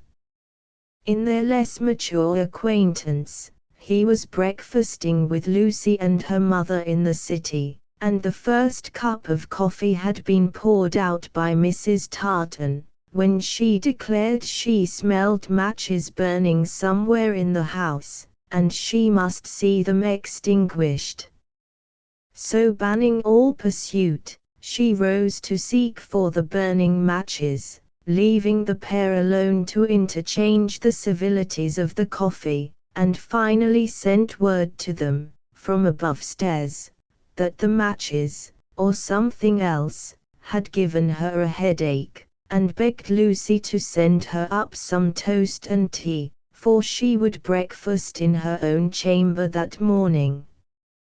Upon this, Pierre looked from Lucy to his boots, and as he lifted his eyes again, saw Anacreon on the sofa on one side of him, and Moore's Melodies on the other, and some honey on the table, and a bit of white satin on the floor, and a sort of bride's veil on the chandelier. Never mind though, thought Pierre, fixing his gaze on Lucy, I'm entirely willing to be caught, when the bait is set in paradise, and the bait is such an angel. Again he glanced at Lucy, and saw a look of infinite subdued vexation, and some unwonted pallor on her cheek. Then willingly he would have kissed the delicious bait, that so gently hated to be tasted in the trap. But glancing round again, and seeing that the music, which Mrs. Tartan, under the pretence of putting in order, had been adjusting upon the piano, seeing that this music was now in a vertical pile against the wall, with "Love was once a little boy" for the outermost and only visible sheet, and thinking this to be a remarkable coincidence under the circumstances, Pierre could not refrain from a humorous smile, though it was a very gentle one, and immediately repented of, especially as Lucy, seeing and interpreting it, immediately arose, with an unaccountable, indignant, angelical, adorable, and all-persuasive Mr. Glendinning, utterly confounded in him the slightest germ of suspicion as to Lucy's collusion in her mother's imagined artifices. Indeed, Mrs. Tartan's having anything whatever to do, or hint, or finesse in this matter of the loves of Pierre and Lucy, was nothing less than immensely gratuitous and sacrilegious. Would Mrs. Tartan doctor lilies when they blow? Would Mrs. Tartan set about matchmaking between the steel and magnet? Preposterous Mrs. Tartan! But this whole world is a preposterous one, with many preposterous people in it, chief among whom was Mrs. Tartan, matchmaker to the nation. This conduct of Mrs. Tartan was the more absurd, seeing that she could not but know that Mrs. Glendinning desired the thing. And was not Lucy wealthy, going to be, that is, very wealthy when her mother died? Sad thought that for Mrs. Tartan, and was not her husband's family of the best, and had not Lucy's father been a bosom friend of Pierre's father? And though Lucy might be matched to some one man, where among women was the match for Lucy? Exceedingly preposterous Mrs. Tartan! But when a lady like Mrs. Tartan has nothing positive and useful to do, then she will do just such preposterous things as Mrs. Tartan did. Well, time went on, and Pierre loved Lucy, and Lucy, Pierre, till at last the two young naval gentlemen, her brothers, happened to arrive in Mrs. Tartan's drawing-room, from their first cruise, a 3 years one up the Mediterranean.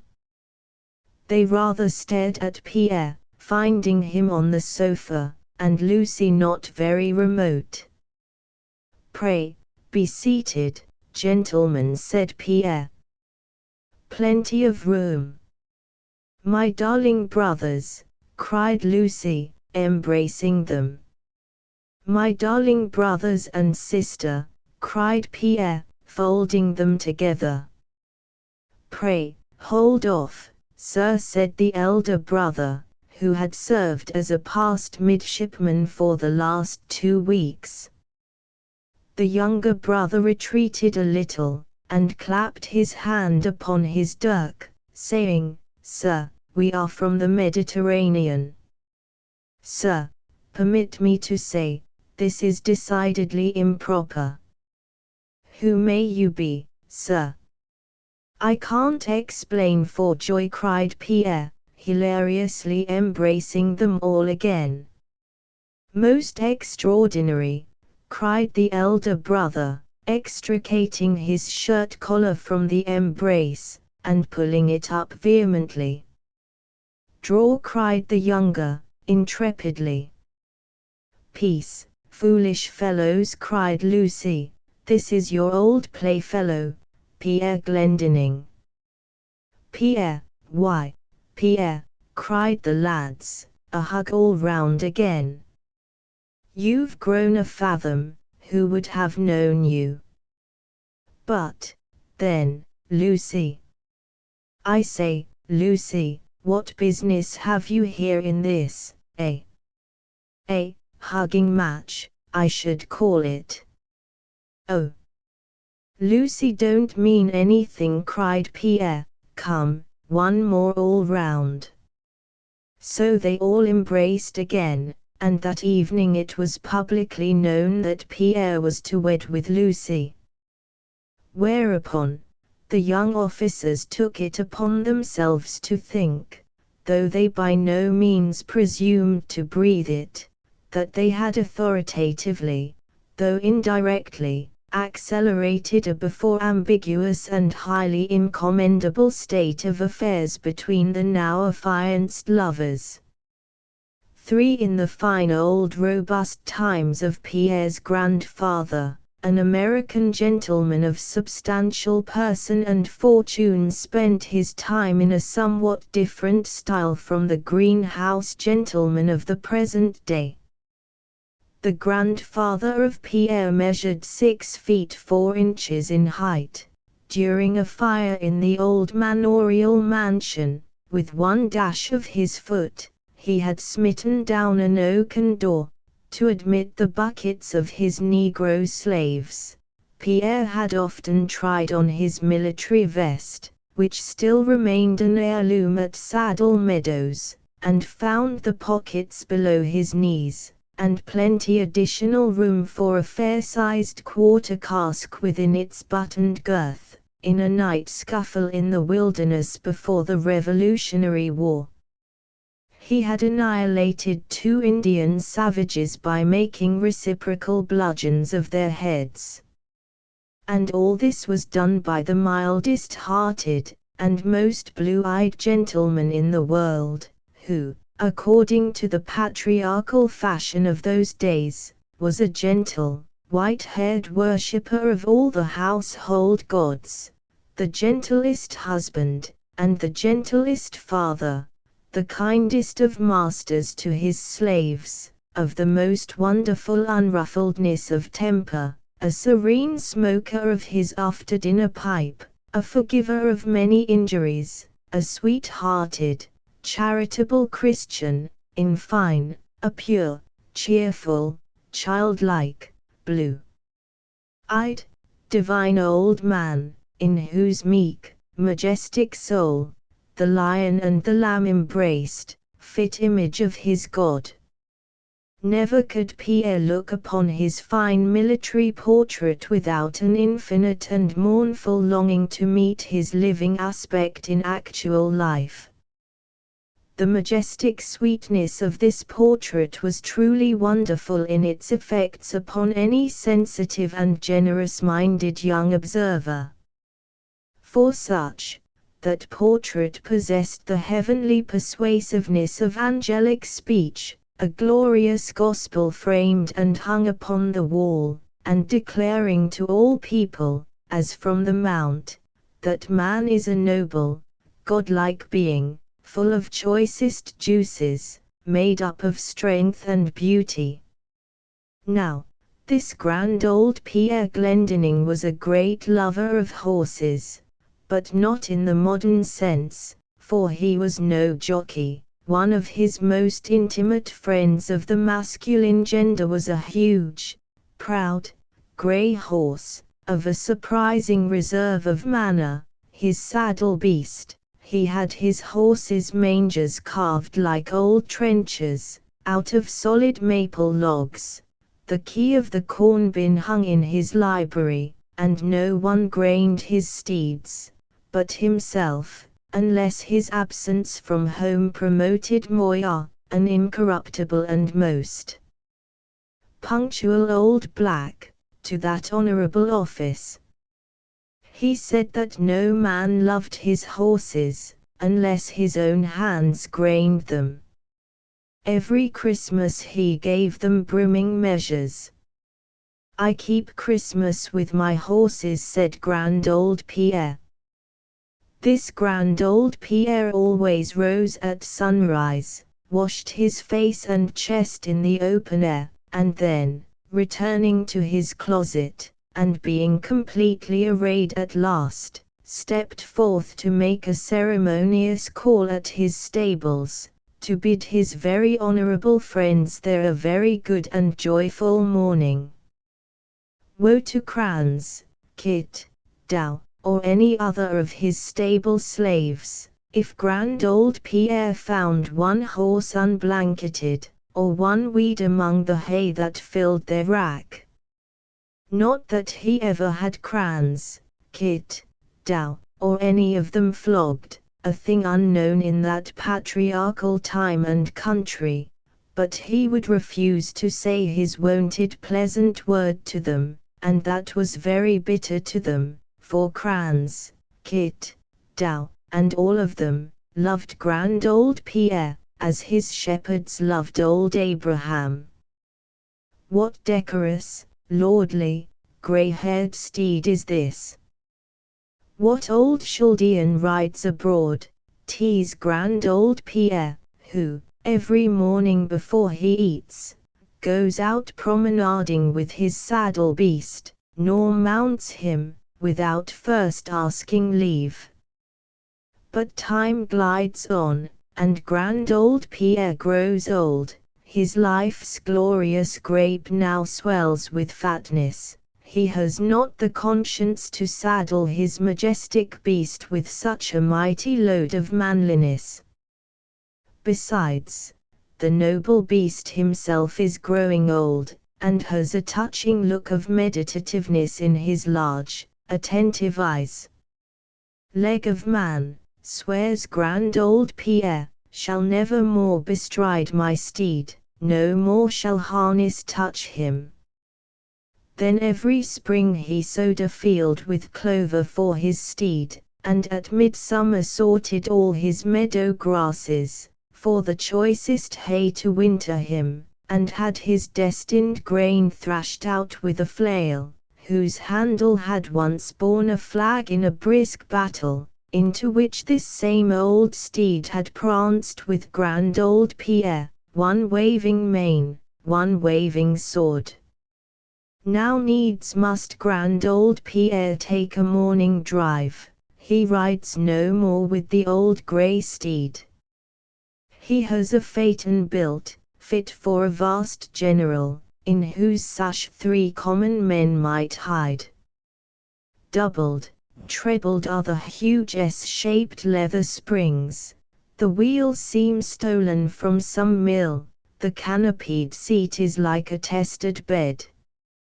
From beneath the old archway, not one horse, but 2, every morning now draw forth old Pierre, as the Chinese draw their fat god Josh, once every year from out his fane.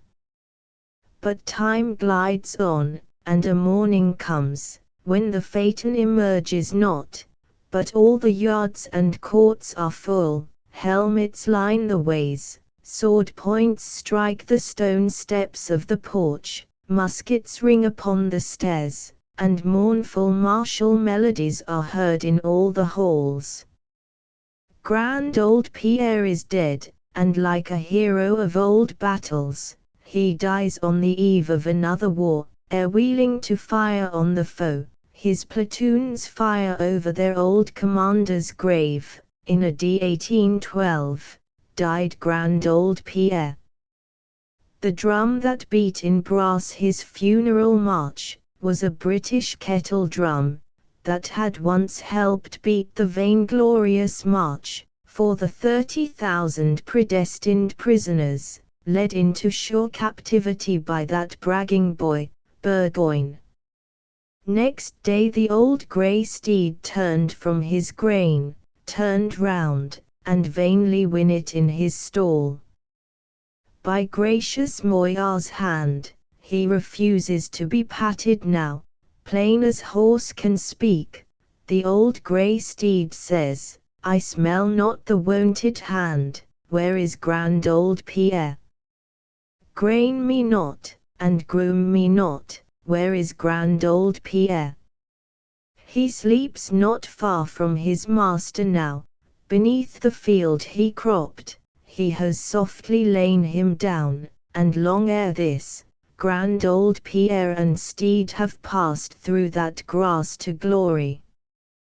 But his phaeton, like his plumed hearse, outlives the noble loaded boar. And the dark bay steeds that drew grand old Pierre alive, and by his testament drew him dead, and followed the lordly lead of the lead grey horse, those dark bay steeds are still extant, not in themselves or in their issue, but in the two descendants of stallions of their own breed.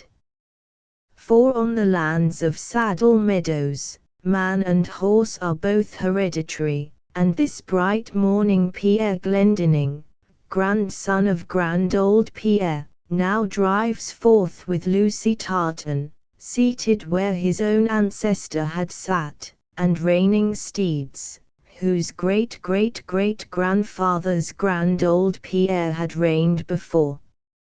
How proud felt Pierre, in fancy's eye, he saw the horse ghosts a tandem in the van. These are but wheelers, cried young Pierre, the leaders are the generations. For but love has more to do with his own possible and probable posterities, than with the once living but now impossible ancestries in the past. So Pierre's glow of family pride quickly gave place to a deeper hue, when Lucy bade love's banner blush out from his cheek. That morning was the choicest drop that time had in his vase. Ineffable distillations of a soft delight were wafted from the fields and hills. Fatal morning that, to all lovers unbetrothed, come to your confessional it cried. Behold our airy loves, the birds chirped from the trees, far out at sea. No more the sailors tied their bowline knots, their hands had lost their cunning, will they, nill they, love tied love knots on every spangled spar. Oh, praised be the beauty of this earth, the beauty, and the bloom, and the mirthfulness thereof. The first worlds made were winter worlds, the second made, were vernal worlds, the third, and last, and perfectest, was this summer world of ours. In the cold and nether spheres, preachers preach of earth, as we of paradise above. Oh, there, my friends, they say, they have a season, in their language known as summer. Then their fields spin themselves green carpets, snow and ice are not in all the land. Then a million strange, bright, fragrant things powder that sward with perfumes, and high, majestic beings, dumb and grand, stand up with outstretched arms, and hold their green canopies over merry angels, men and women, who love and wed, and sleep and dream, beneath the approving glances of their visible god and goddess, glad-hearted sun, and pensive moon. Oh, praised be the beauty of this earth, the beauty, and the bloom, and the mirthfulness thereof.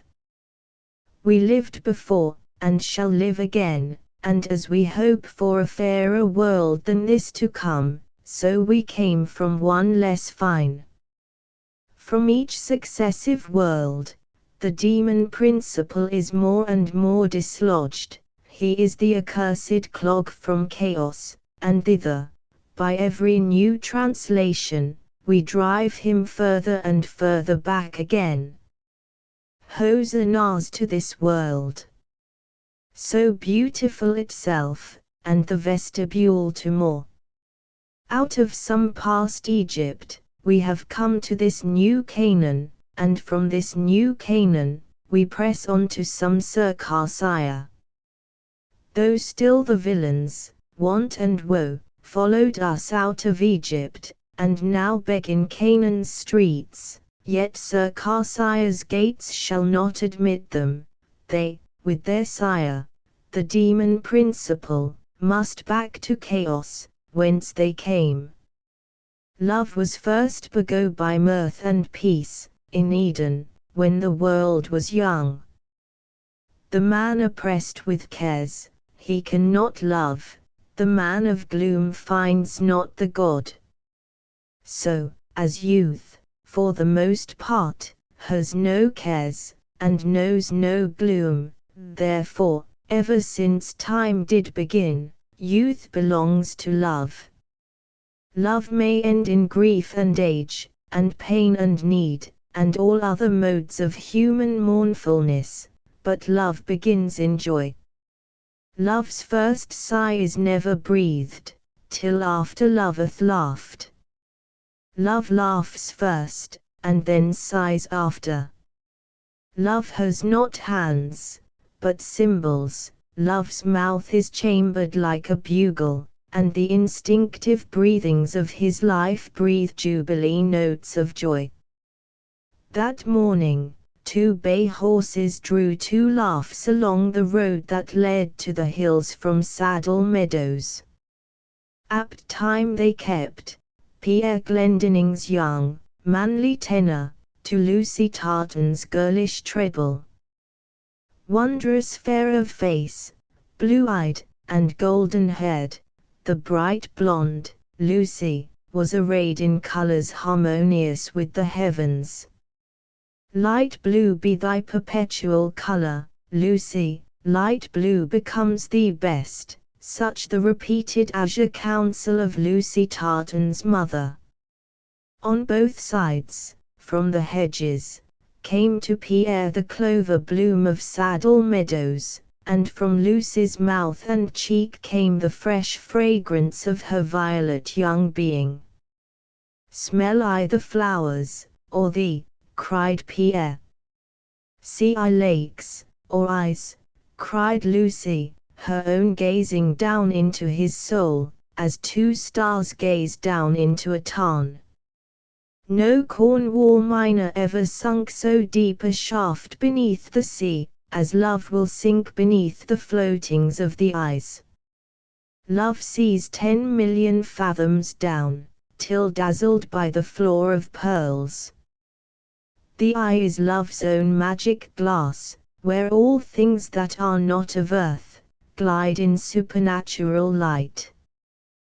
There are not so many fishes in the sea, as there are sweet images in lovers' eyes. In those miraculous translucences swim the strange eye-fish with wings, that sometimes leap out, instinct with joy, moist fish wings wet the lover's cheek. Love's eyes are holy things, therein the mysteries of life are lodged, looking in each other's eyes, lovers see the ultimate secret of the worlds, and with thrills eternally untranslatable, feel that love is God of all. Man or woman who has never loved, nor once looked deep down into their own lover's eyes, they know not the sweetest and the loftiest religion of this earth. Love is both Creator's and Saviour's gospel to mankind, a volume bound in rose leaves, clasped with violets, and by the beaks of hummingbirds printed with peach juice on the leaves of lilies. Endless is the account of love. Time and space cannot contain love's story. All things that are sweet to see, or taste, or feel, or hear, all these things were made by love, and none other things were made by love. Love made not the Arctic zones, but love is ever reclaiming them. Say, are not the fierce things of this earth daily, hourly going out? Where now are your wolves of Britain? Where in Virginia now, find you the panther and the pard? Oh, love is busy everywhere. Everywhere loveth Moravian missionaries. No propagandist like to love. The south wind woos the barbarous north, on many a distant shore the gentler west wind persuades the arid east. All this earth is love's affianced, vainly the demon principle howls to stay the bands. Why round her middle wears this world so rich a zone of torrid verdure, if she be not dressing for the final rites? And why provides she orange blossoms and lilies of the valley, if she would not that all men and maids should love and marry? For every wedding where true lovers wed, helps on the march of universal love. Who are brides here shall be love's bridesmaids in the marriage world to come. So on all sides love allures, can contain himself what youth who views the wonders of the beauteous woman world. Where a beautiful woman is, there is all Asia and her bazars. It lieth not a sight before the beauty of a Yankee girl, nor heaven a blessing beyond her earthly love. Did not the angelical Lotharios come down to earth, that they might taste of mortal woman's love and beauty? Even while her own silly brothers were pining after the self-same paradise they left. Yes, those envying angels did come down, did emigrate, and who emigrates except to be better off? Love is this world's great redeemer and reformer, and as all beautiful women are her selectest emissaries, so hath love gifted them with a magnetical persuasiveness, that no youth can possibly repel. The own heart's choice of every youth, seems ever as an inscrutable witch to him, and by 10,000 concentric spells and circling incantations, glides round and round him, as he turns, murmuring meanings of unearthly import, and summoning up to him all the subterranean sprites and gnomes, and unpeopling all the sea-fawn naiads to swim round him, so that mysteries are evoked as in exhalations by this love. What wonder then that love was a mystic? And this self-same morning Pierre was very mystical, not continually, though, but most mystical one moment, and overflowing with mad, unbridled merriment, the next. He seemed a youthful Magian, and almost a mountebank together. Chaldaic improvisations burst from him, in quick golden verses, on the heel of humorous retort and repartee. More especially, the bright glance of Lucy was transporting to him. Now, reckless of his horses, with both arms holding Lucy in his embrace, like a Sicilian diver he dives deep down in the Adriatic of her eyes, and brings up some king's cup of joy. All the waves in Lucy's eyes seemed waves of infinite glee to him. And as if, like veritable seas, they did indeed catch the reflected irradiations of that pellucid azure morning, in Lucy's eyes, there seemed to shine all the blue glory of the general day, and all the sweet inscrutableness of the sky. And certainly, the blue eye of woman, like the sea, is not uninfluenced by the atmosphere. Only in the open air of some divinest, summer day, will you see its ultramarine, its fluid lapis lazuli. Then would Pierre burst forth in some screaming shout of joy, and the striped tigers of his chestnut eyes leaped in their lashed cages with a fierce delight. Lucy shrank from him in extreme love, for the extremest top of love is fear and wonder. Soon the swift horses drew this fair god and goddess nigh the wooded hills, whose distant blue, now changed into a variously shaded green, stood before them like old Babylonian walls, overgrown with verdure, while here and there, at regular intervals, the scattered peaks seemed mural towers, and the clumped pines surmounting them, as lofty arches, and vast, outlooking watchers of the glorious Babylonian city of the day. Catching that hilly air, the prancing horses neighed, laughed on the ground with gleeful feet. Felt they the gay delightsome spurrings of the day, for the day was mad with excessive joy, and high in heaven you heard the neighing of the horses of the sun, and down dropped their nostrils froth in many a fleecy vapor from the hills. From the plains, the mists rose slowly, reluctant yet to quit so fair a mead.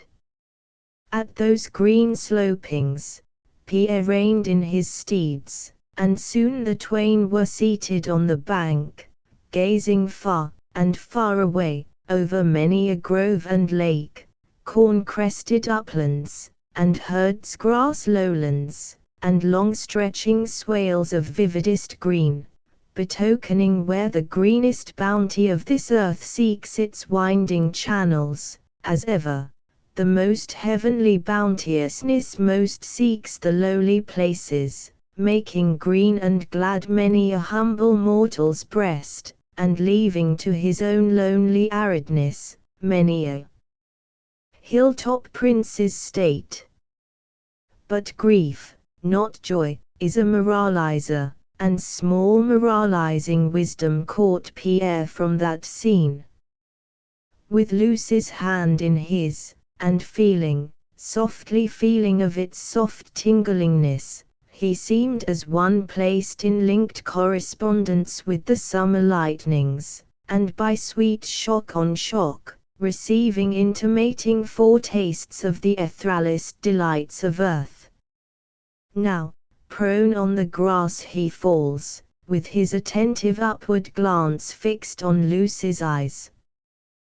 Thou art my heaven, Lucy, and here I lie thy shepherd king, watching for new eye-stars to rise in thee. Ha! I see Venus transit now, lo! A new planet there, and behind all, an infinite starry nebulousness, as if thy being were backgrounded by some spangled veil of mystery. Is Lucy deaf to all these ravings of his lyric love? Why looks she down, and vibrates so, and why now from her overcharged lids, drops such warm drops as these? No joy now in Lucy's eyes, and seeming tremor on her lips. Ah, thou too ardent and impetuous Pierre! Nay, thou too moist and changeful April, knowest thou not, that the moist and changeful April is followed by the glad, assured, and showerless joy of June? And this, Lucy, this day should be thy June, even as it is the earth's. Ah Pierre, not June to me. But say, are not the sweets of June made sweet by the April tears? Love, but here fall more drops, more and more. These showers are longer than beseem the April, and pertain not to the June. June, June, thou bride's month of the summer, following the spring's sweet courtship of the earth, my June is yet to come. Oh, yet to come, but fixedly decreed, good as come, and better. Then no flower that, in the bud, the April showers have nurtured, no such flower may untimely perish, ere the June unfolds it. Ye will not swear that, Pierre. The audacious immortalities of divinest love are in me, and I now swear to thee all the immutable eternities of joyfulness, that ever woman dreamed of, in this dream house of the earth. A God decrees to thee unchangeable felicity, and to me, the unchallenged possession of thee and them, for my inalienable fief. Do I rave? Look on me, Lucy, think on me, girl. Thou art young, and beautiful, and strong, and a joyful manliness invests thee, Pierre, and thy intrepid heart never yet felt the touch of fear. But what? Ah, my best Pierre! With kisses I will suck thy secret from thy cheek, but what? Let us hie homeward, Pierre. Some nameless sadness, faintness, strangely comes to me. Foretaste I feel of endless dreariness.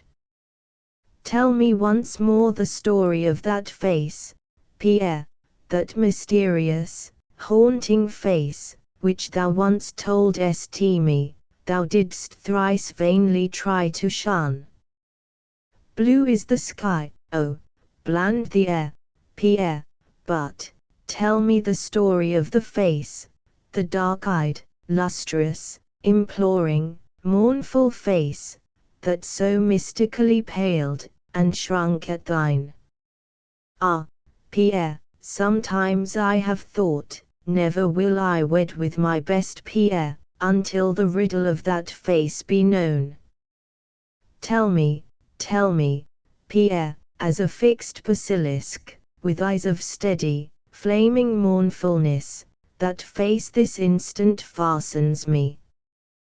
Bewitched, cursed be the hour I acted on the thought, that loveth no reserves. Never should I have told thee the story of that face, Lucy. I have bared myself too much to thee. Oh, never should love know all. Knows not all, then loves not all, Pierre. Never shalt thou so say again, and Pierre, listen to me. Now, in this inexplicable trepidation that I feel, I do conjure thee, that thou wilt ever continue to do as thou hast done, so that I may ever continue to know all that agitatest thee, the airiest and most transient thought, that ever shall sweep into thee from the wide atmosphere of all things that hem mortality.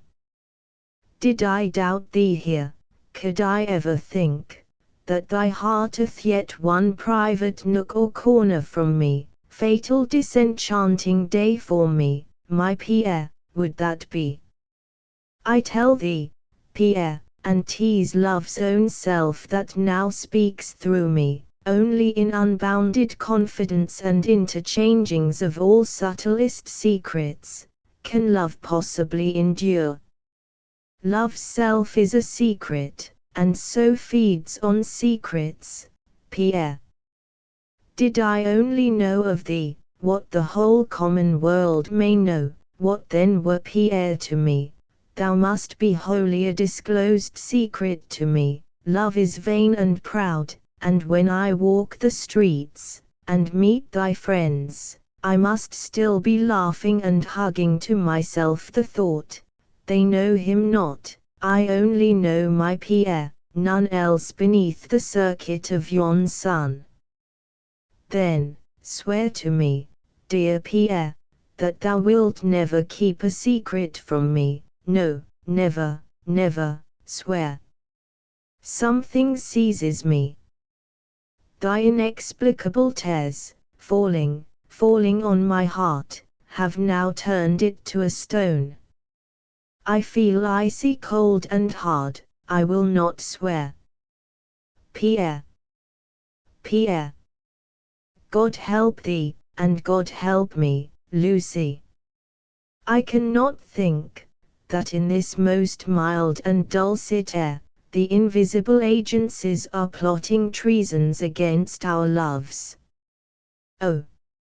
If ye be now nigh us, ye things I have no name for, then by a name that should be efficacious, by Christ's holy name, I warn ye back from her and me.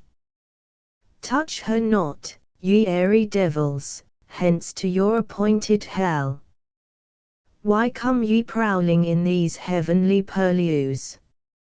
Can not the chains of love omnipotent bind ye, fiends? Is this Pierre? His eyes glare fearfully, now I see layer on layer deeper in him. He turns round and menaces the air and talks to it, as if defied by the air. Woe is me, that fairy love should raise this evil spell, Pierre.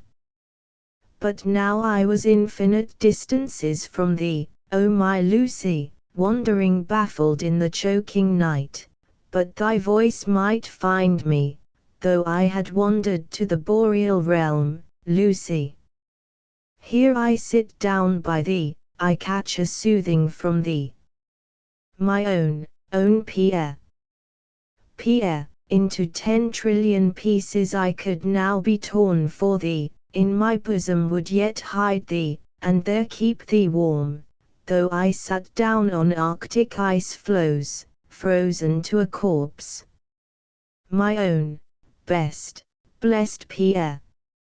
Now, could I plant some poniard in me, that my silly ailings should have power to move thee thus, and pain thee thus?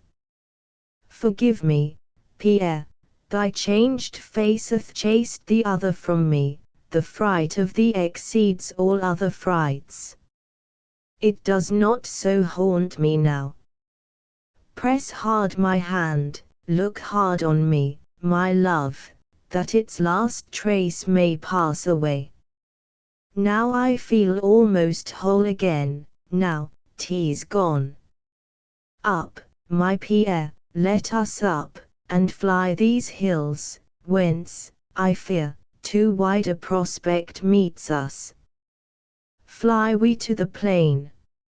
See, thy steeds neigh for thee, they call thee, see, the clouds fly down toward the plain, lo, these hills now seem all desolate to me, and the vale all verdure. Thank thee, Pierre. See, now, I quit the hills, dry-cheeked, and leave all tears behind to be sucked in by these evergreens, meet emblems of the unchanging love, my own sadness nourishes in me. Hard fate, that love's best verdure should feed so on tears. Now they rolled swiftly down the slopes, nor tempted the upper hills, but sped fast for the plain. Now the cloud hath passed from Lucy's eye, no more the lurid slanting light forks upward from her lover's brow. In the plain they find peace, and love, and joy again. It was the merest, idling, wanton vapor, Lucy. An empty echo, Pierre, of a sad sound, long past. Bless thee, my Pierre. The great God wrap thee ever, Lucy. So, now, we are home.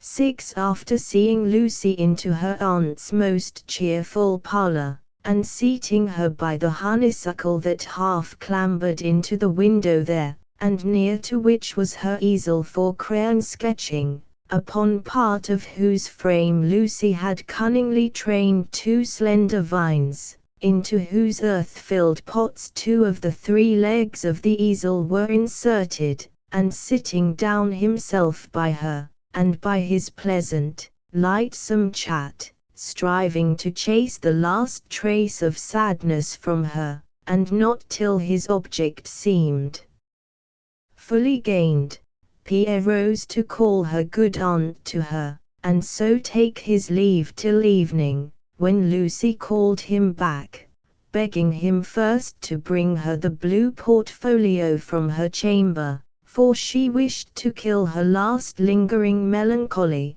if any indeed did linger now, by diverting her thoughts, in a little pencil sketch, to scenes widely different from those of Saddle Meadows and its hills. So Pierre went upstairs, but paused on the threshold of the open door. He never had entered that chamber but with feelings of a wonderful reverentialness. The carpet seemed as holy ground. Every chair seemed sanctified by some departed saint, there once seated long ago. Here his book of love was all a rubric, and said, "Bow now, Pierre, bow." But this extreme loyalty to the piety of love, called from him by such glimpses of its most secret inner shrine, was not unrelieved betimes by such quickenings of all his pulses, that in fantasy he pressed the wide beauty of the world in his embracing arms, for all his world resolved itself into his heart's best love for Lucy. Now, crossing the magic silence of the empty chamber, he caught the snow-white bed reflected in the toilet glass. This rooted him. For one swift instant, he seemed to see in that one glance the two separate beds, the real one and the reflected one, and an unbidden, most miserable presentiment thereupon stole into him. But in one breath it came and went. So he advanced, and with a fond and gentle joyfulness, his eye now fell upon the spotless bed itself, and fastened on a snow-white roll that lay beside the pillow. Now he started, Lucy seemed coming in upon him, but no, 'tis only the foot of one of her little slippers, just peeping into view from under the narrow nether curtains of the bed. Then again his glance fixed itself upon the slender, snow-white, ruffled roll, and he stood as one enchanted. Never precious parchment of the Greek was half so precious in his eyes. Never trembling scholar longed more to unroll the mystic vellum, than Pierre longed to unroll the sacred secrets of that snow-white, ruffled thing. But his hands touched not any object in that chamber, except the one he had gone thither for. "Here is the blue portfolio, Lucy. See, the key hangs to its silver lock. Were you not fearful I would open it? 'Twas tempting, I must confess." "Open it," said Lucy. "Why, yes, Pierre, yes. What secret thing keep I from thee? Read me through and through. I am entirely thine." See, and tossing open the portfolio, all manner of rosy things came floating from it, and a most delicate perfume of some invisible essence. "Ah, thou holy angel, Lucy! Why, Pierre, thou art transfigured.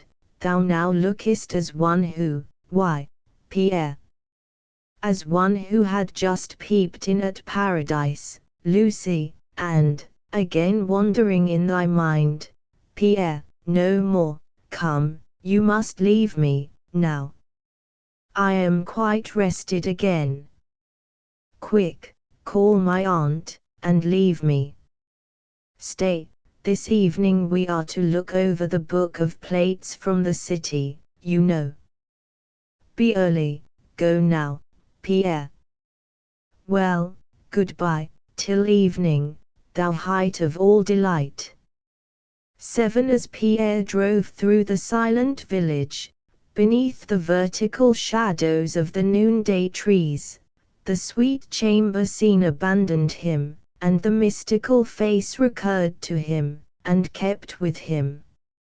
At last, arrived at home, he found his mother absent, so passing straight through the wide middle hall of the mansion, he descended the piazza on the other side, and wandered away in reveries down to the river bank. Here one primeval pine tree had been luckily left standing by the otherwise unsparing woodman, who long ago had cleared that meadow. It was once crossing to this noble pine, from a clump of hemlocks far across the river, that Pierre had first noticed the significant fact, that while the hemlock and the pine are trees of equal growth and stature, and are so similar in their general aspect, that people unused to woods sometimes confound them, and while both trees are proverbially trees of sadness, yet the dark hemlock hath no music in its thoughtful boughs, but the gentle pine tree drops melodious mournfulness. At its half-bared roots of sadness, Pierre sat down, and marked the mighty bulk and far outreaching length of one particular root, which, straying down the bank, the storms and rains had years ago exposed. How wide, how strong these roots must spread! Sure, this pine tree takes powerful hold of this fair earth. Yon bright flower hath not so deep a root. This tree hath outlived a century of that gay flower's generations, and will outlive a century of them yet to come. This is most sad. Hark! Now I hear the pyramidical and numberless, flame-like complainings of this Aeolian pine. The wind breathes now upon it, the wind, that is God's breath. Is he so sad? O, tree! So mighty thou, so lofty, yet so mournful. This is most strange. Hark!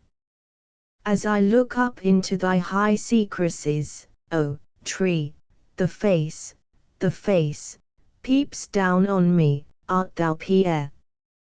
Come to me, O, thou mysterious girl, what an ill-matched pendant thou, to that other countenance of sweet Lucy, which also hangs, and first did hang within my heart.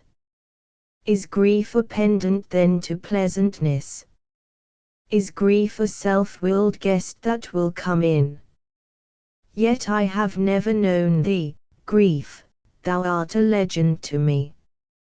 I have known some fiery broils of glorious frenzy, I have oft tasted of reverie, whence comes pensiveness, whence comes sadness, whence all delicious poetic presentiments, but thou, grief, art still a ghost story to me. I know thee not, do half disbelieve in thee.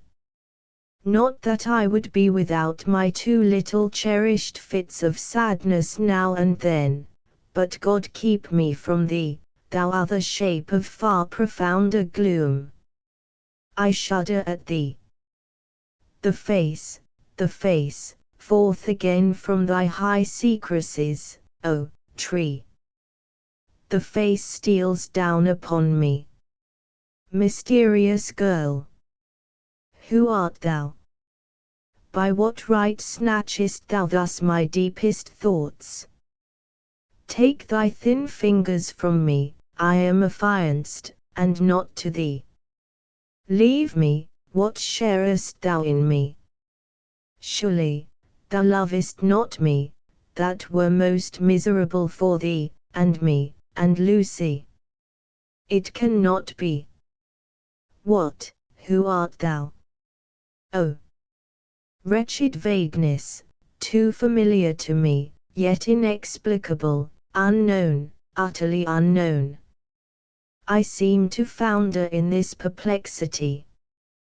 Thou seemest to know somewhat of me, that I know not of myself. What is it then? If thou hast a secret in thy eyes of mournful mystery, out with it. Pierre demands it, what is that thou hast veiled in thee so imperfectly, that I seem to see its motion, but not its form? It visibly rustles behind the concealing screen. Now, never into the soul of Pierre stole there before a muffledness like this. If aught really lurks in it, ye sovereign powers that claim all my leal worshippings, I conjure ye to lift the veil, I must see it face to face. Tread I on a mine, warn me, advance I on a precipice, hold me back, but abandon me to an unknown misery, that it shall suddenly seize me, and possess me, wholly, that ye will never do, else, Pierre's fond faith in ye, now clean, untouched, may clean depart, and give me up to be a railing atheist. Ah, now the face departs. Pray heaven it hath not only stolen back, and hidden again in thy high secrecies, O tree. But 'tis gone, gone, entirely gone, and I thank God, and I feel joy again, joy, which I also feel to be my right as man.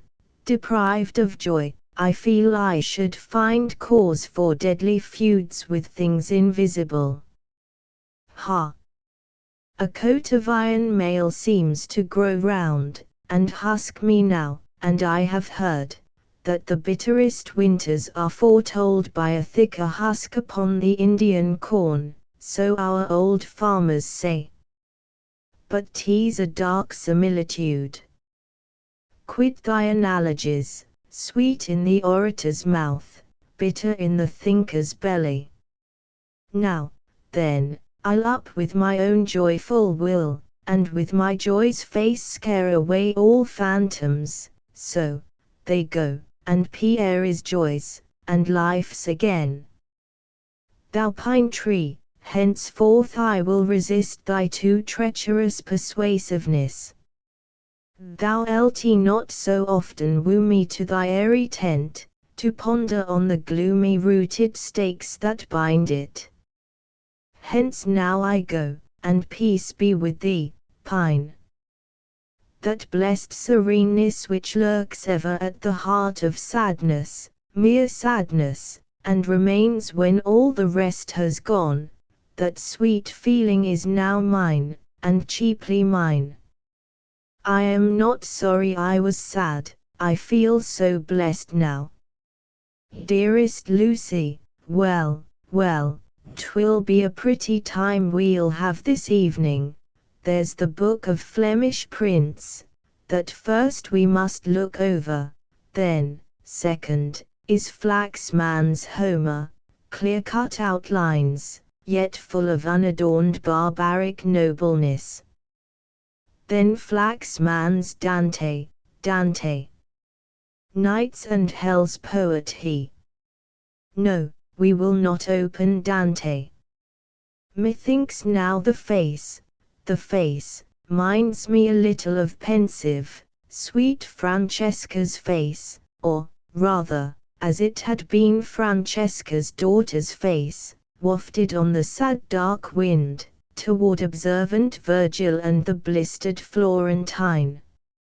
No, we will not open Flaxman's Dante. Francesca's mournful face is now ideal to me. Flaxman might evoke it wholly, make it present in lines of misery, bewitching power. No. I will not open Flaxman's Dante. Damned be the hour I read in Dante. More damned than that wherein Paolo and Francesca read in fatal Launcelot. Book 3. The Presentiment and the Verification.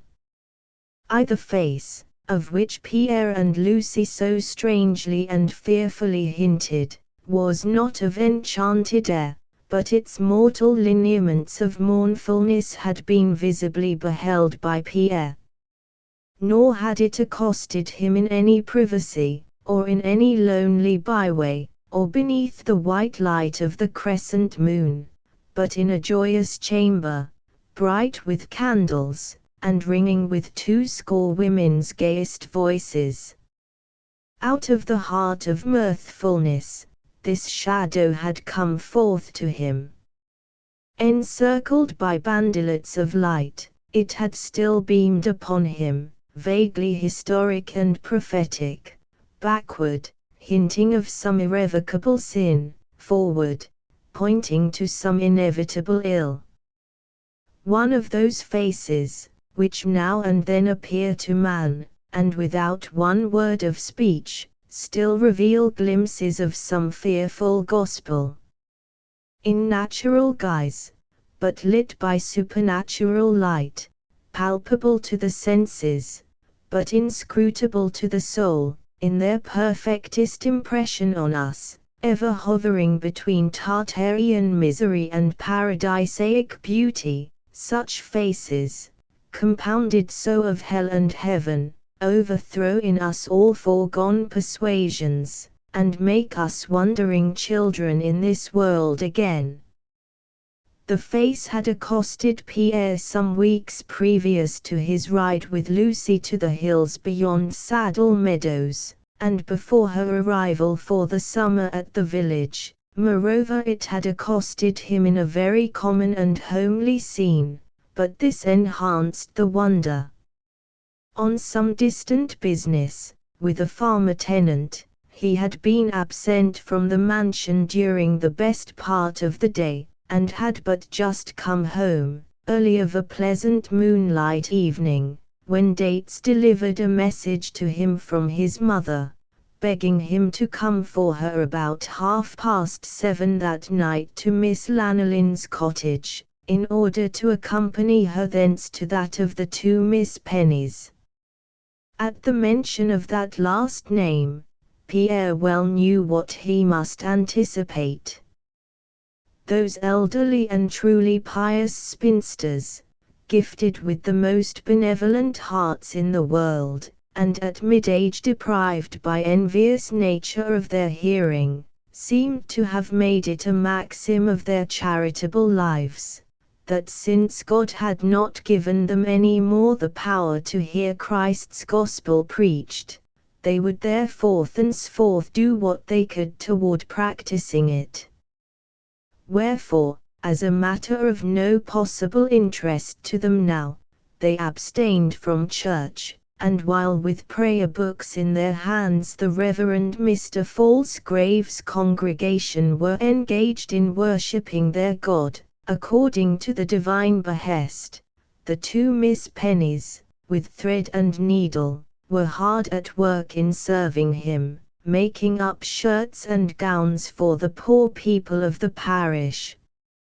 Pierre had heard that they had recently been at the trouble of organizing a regular society, among the neighboring farmers' wives and daughters, to meet twice a month at their own house, the Miss Pennies, for the purpose of sewing in concert for the benefit of various settlements of necessitous emigrants, who had lately pitched their populous shanties further up the river.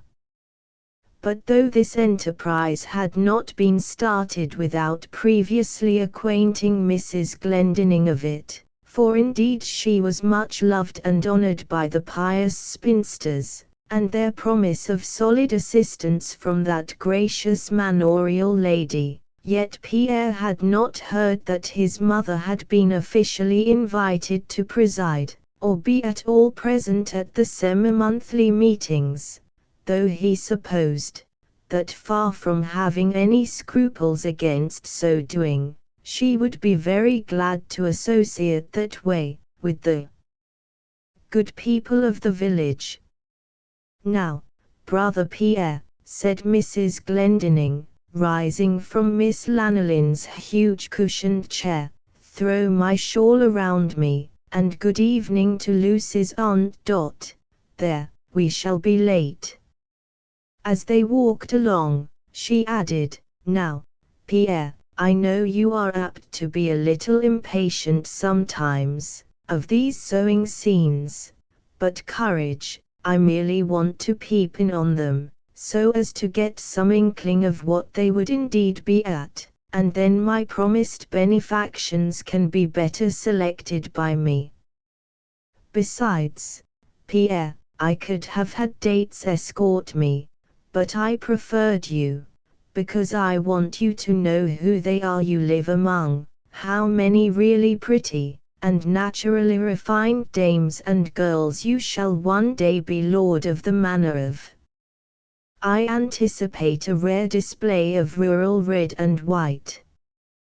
Cheered by such pleasant promises, Pierre soon found himself leading his mother into a room full of faces. The instant they appeared, a gratuitous old body, seated with her knitting near the door, squeaked out shrilly, "Ah, dames, dames, Madame Glendinning, Master Pierre Glendinning." Almost immediately following this sound, there came a sudden, long-drawn, unearthly, girlish shriek, from the further corner of the long, double room. Never had human voice so affected Pierre before. Though he saw not the person from whom it came, and though the voice was wholly strange to him, yet the sudden shriek seemed to split its way clean through his heart, and leave a yawning gap there. For an instant, he stood bewildered, but started at his mother's voice, her arm being still in his. "Why do you clutch my arm so, Pierre? You pain me." "Pshaw! Someone has fainted, nothing more." Instantly Pierre recovered himself, and affecting to mock at his own trepidation, hurried across the room to offer his services, if such were needed. But dames and maidens had been all beforehand with him. The lights were wildly flickering in the air current made by the flinging open of the casement, near to where the shriek had come. But the climax of the tumult was soon past, and presently, upon closing the casement, it subsided almost wholly. The elder of the spinster pennies, advancing to Mrs. Glendinning, now gave her to understand that one of the further crowd of industrious girls present had been attacked by a sudden, but fleeting fit, vaguely imputable to some constitutional disorder or other. She was now quite well again. And so the company, one and all, seemingly acting upon their natural good breeding, which in any one at bottom, is but delicacy and charity, refrained from all further curiosity, reminded not the girl of what had passed, noted her scarce at all, and all needles stitched away as before.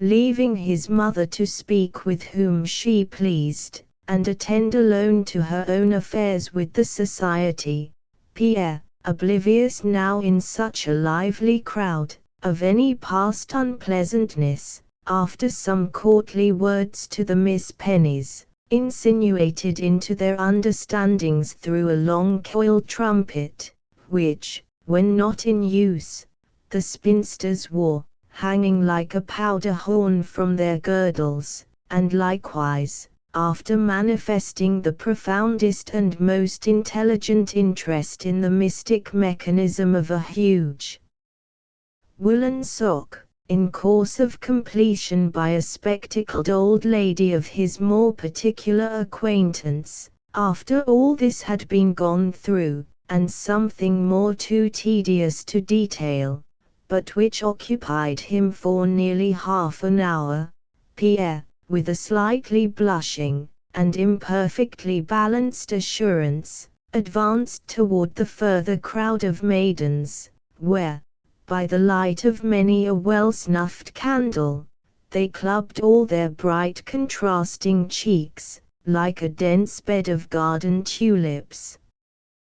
There were the shy and pretty Maries, Marthas, Susans, Bettys, Jennies, Nellies, and 40 more fair nymphs, who skimmed the cream, and made the butter of the fat farms of Saddle Meadows. Assurance is in presence of the assured. Where embarrassments prevail, they affect the most disembarrassed.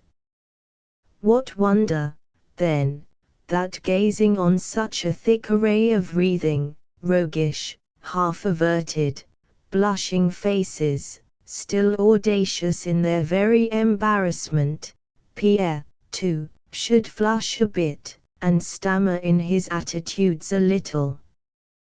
Youthful love and graciousness were in his heart, kindest words upon his tongue, but there he stood, target for the transfixing glances of those ambushed archers of the eye. But his abashments last too long, his cheeketh changed from blush to pallor. What strange thing does Pierre Glendinning see? Behind the first close, busy breastwork of young girls, are several very little stands, or circular tables, where sit small groups of twos and threes, sewing in small comparative solitudes, as it were. They would seem to be the less notable of the rural company, or else, for some cause, they have voluntarily retired into their humble banishment. Upon one of these persons engaged at the furthermost and least conspicuous of these little stands, and close by a casement, Pierre's glance is palely fixed. The girl sits steadily sewing, neither she nor her two companions speak. Her eyes are mostly upon her work, but now and then a very close observer would notice that she furtively lifts them, and moves them sideways and timidly toward Pierre, and then, still more furtively and timidly toward his lady mother, further off. All the while, her preternatural calmness sometimes seems only made to cover the intensest struggle in her bosom. Her unadorned and modest dress is black, fitting close up to her neck, and clasping it with a plain, velvet border. To a nice perception, that velvet shows elastically, contracting and expanding, as though some choked, violent thing were risen up there within from the teeming region of her heart. But her dark, olive cheek is without a blush, or sign of any disquietude. So far as this girl lies upon the common surface, ineffable composure steeps her. But still, she sideways steals the furtive, timid glance. Anon, as yielding to the irresistible climax of her concealed emotion, whatever that may be, she lifts her whole marvelous countenance into the radiant candlelight, and for one swift instant, that face of supernaturalness unreservedly meets Pierre's. Now, wonderful loveliness, and a still more wonderful loneliness, have with inexplicable implorings, looked up to him from that henceforth immemorial face. There, too, he seemed to see the fair ground where anguish had contended with beauty, and neither being conqueror, both had laid down on the field.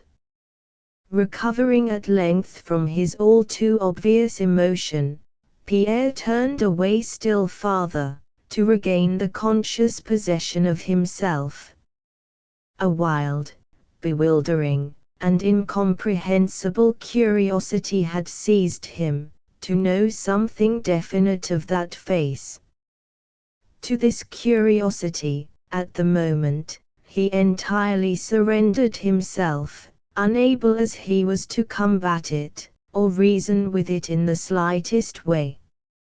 So soon as he felt his outward composure returned to him, he purposed to chat his way behind the breastwork of bright eyes and cheeks, and on some parlor pretense or other, hear, if possible, an audible syllable from one whose mere silent aspect had so potentially moved him.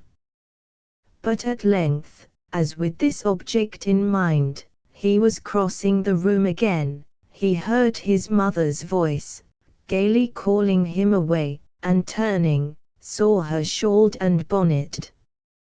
He could now make no plausible stay, and smothering the agitation in him, he bowed a general and hurried adieu to the company, and went forth with his mother.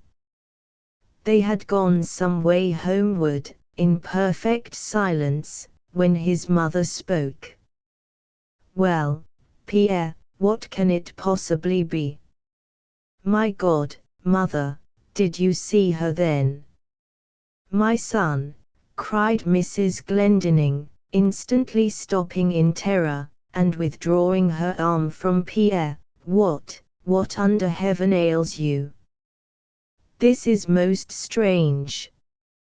"I but playfully asked, what you were so steadfastly thinking of, and here you answer me by the strangest question, in a voice that seems to come from under your great-grandfather's tomb. What, in heaven's name, does this mean, Pierre? Why were you so silent, and why now are you so ill-timed in speaking? Answer me, explain all this. What she should you be thinking of but Lucy Tartan? Pierre, beware, beware. I had thought you firmer in your lady's faith, than such strange behavior as this would seem to hint. Answer me, Pierre, what may this mean? Come, I hate a mystery, speak, my son." Fortunately, this prolonged verbalized wonder in his mother afforded Pierre time to rally from his double and aggravated astonishment, brought about by first suspecting that his mother also had been struck by the strange aspect of the face, and then, having that suspicion so violently beaten back upon him, by her apparently unaffected alarm at finding him in some region of thought wholly unshared by herself at the time. "It is nothing, Sister Mary, just nothing at all in the world. I believe I was dreaming, sleepwalking, or something of that sort. They were vastly pretty girls there this evening, Sister Mary, were they not? Come, let us walk on, do, sister mine." Pierre, but I will take your arm again, and have you really nothing more to say? Were you really wandering, Pierre? I swear to you, my dearest mother, that never before in my whole existence have I so completely gone wandering in my soul, as at that very moment. But it is all over now.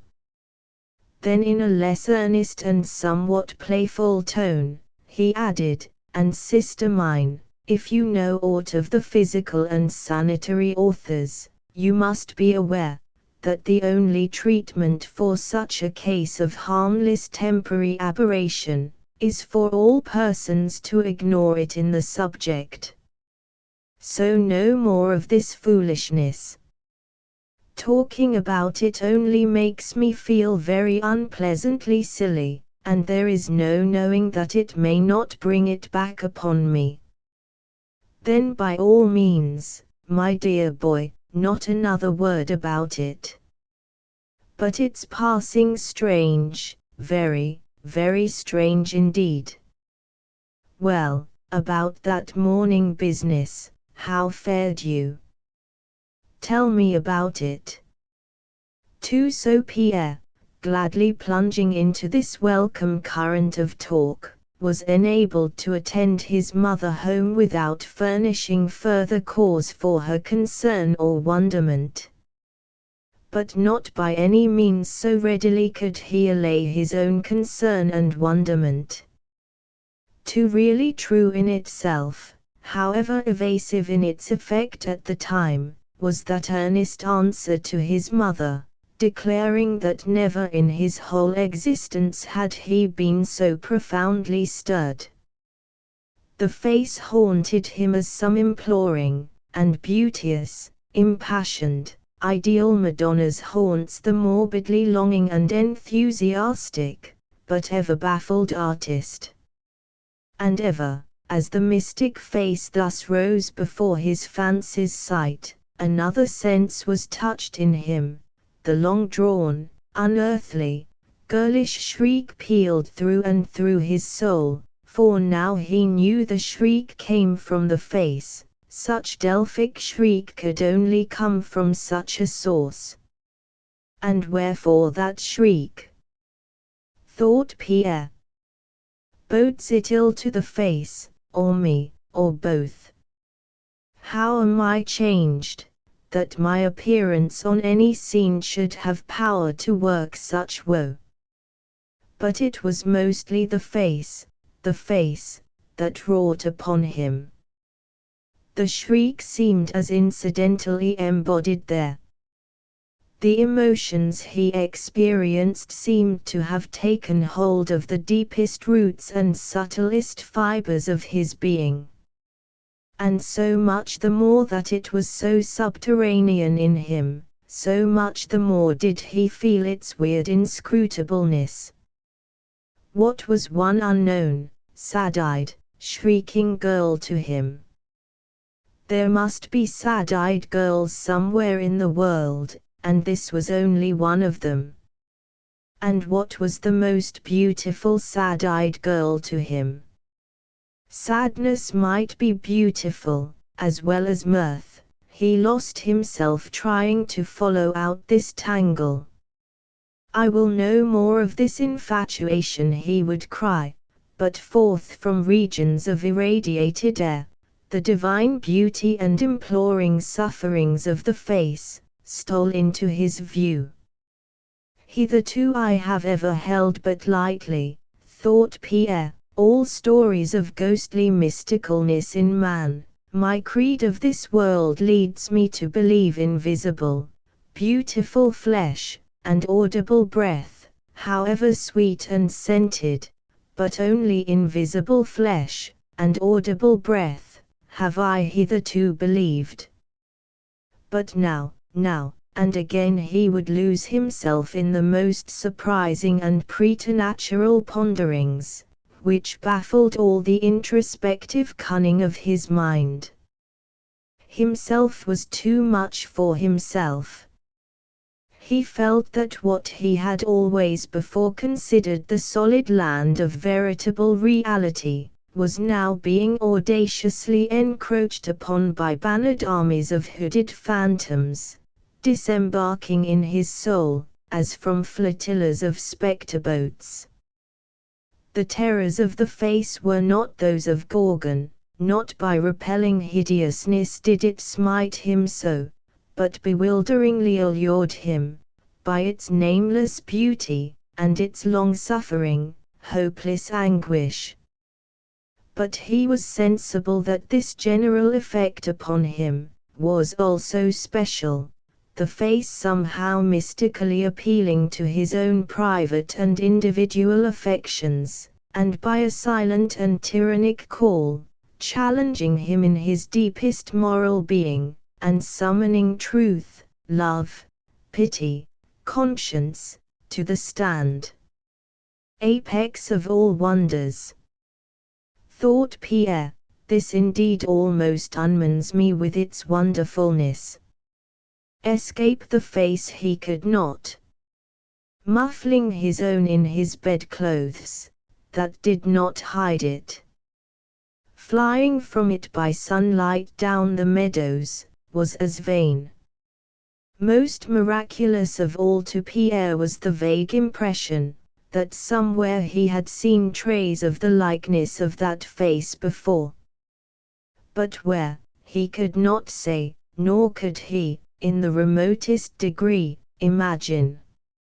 He was not unaware, for in one or two instances, he had experienced the fact that sometimes a man may see a passing countenance in the street, which shall irresistibly and magnetically affect him, for a moment, as wholly unknown to him, and yet strangely reminiscent of some vague face he has previously encountered, in some fancied time, too, of extreme interest to his life.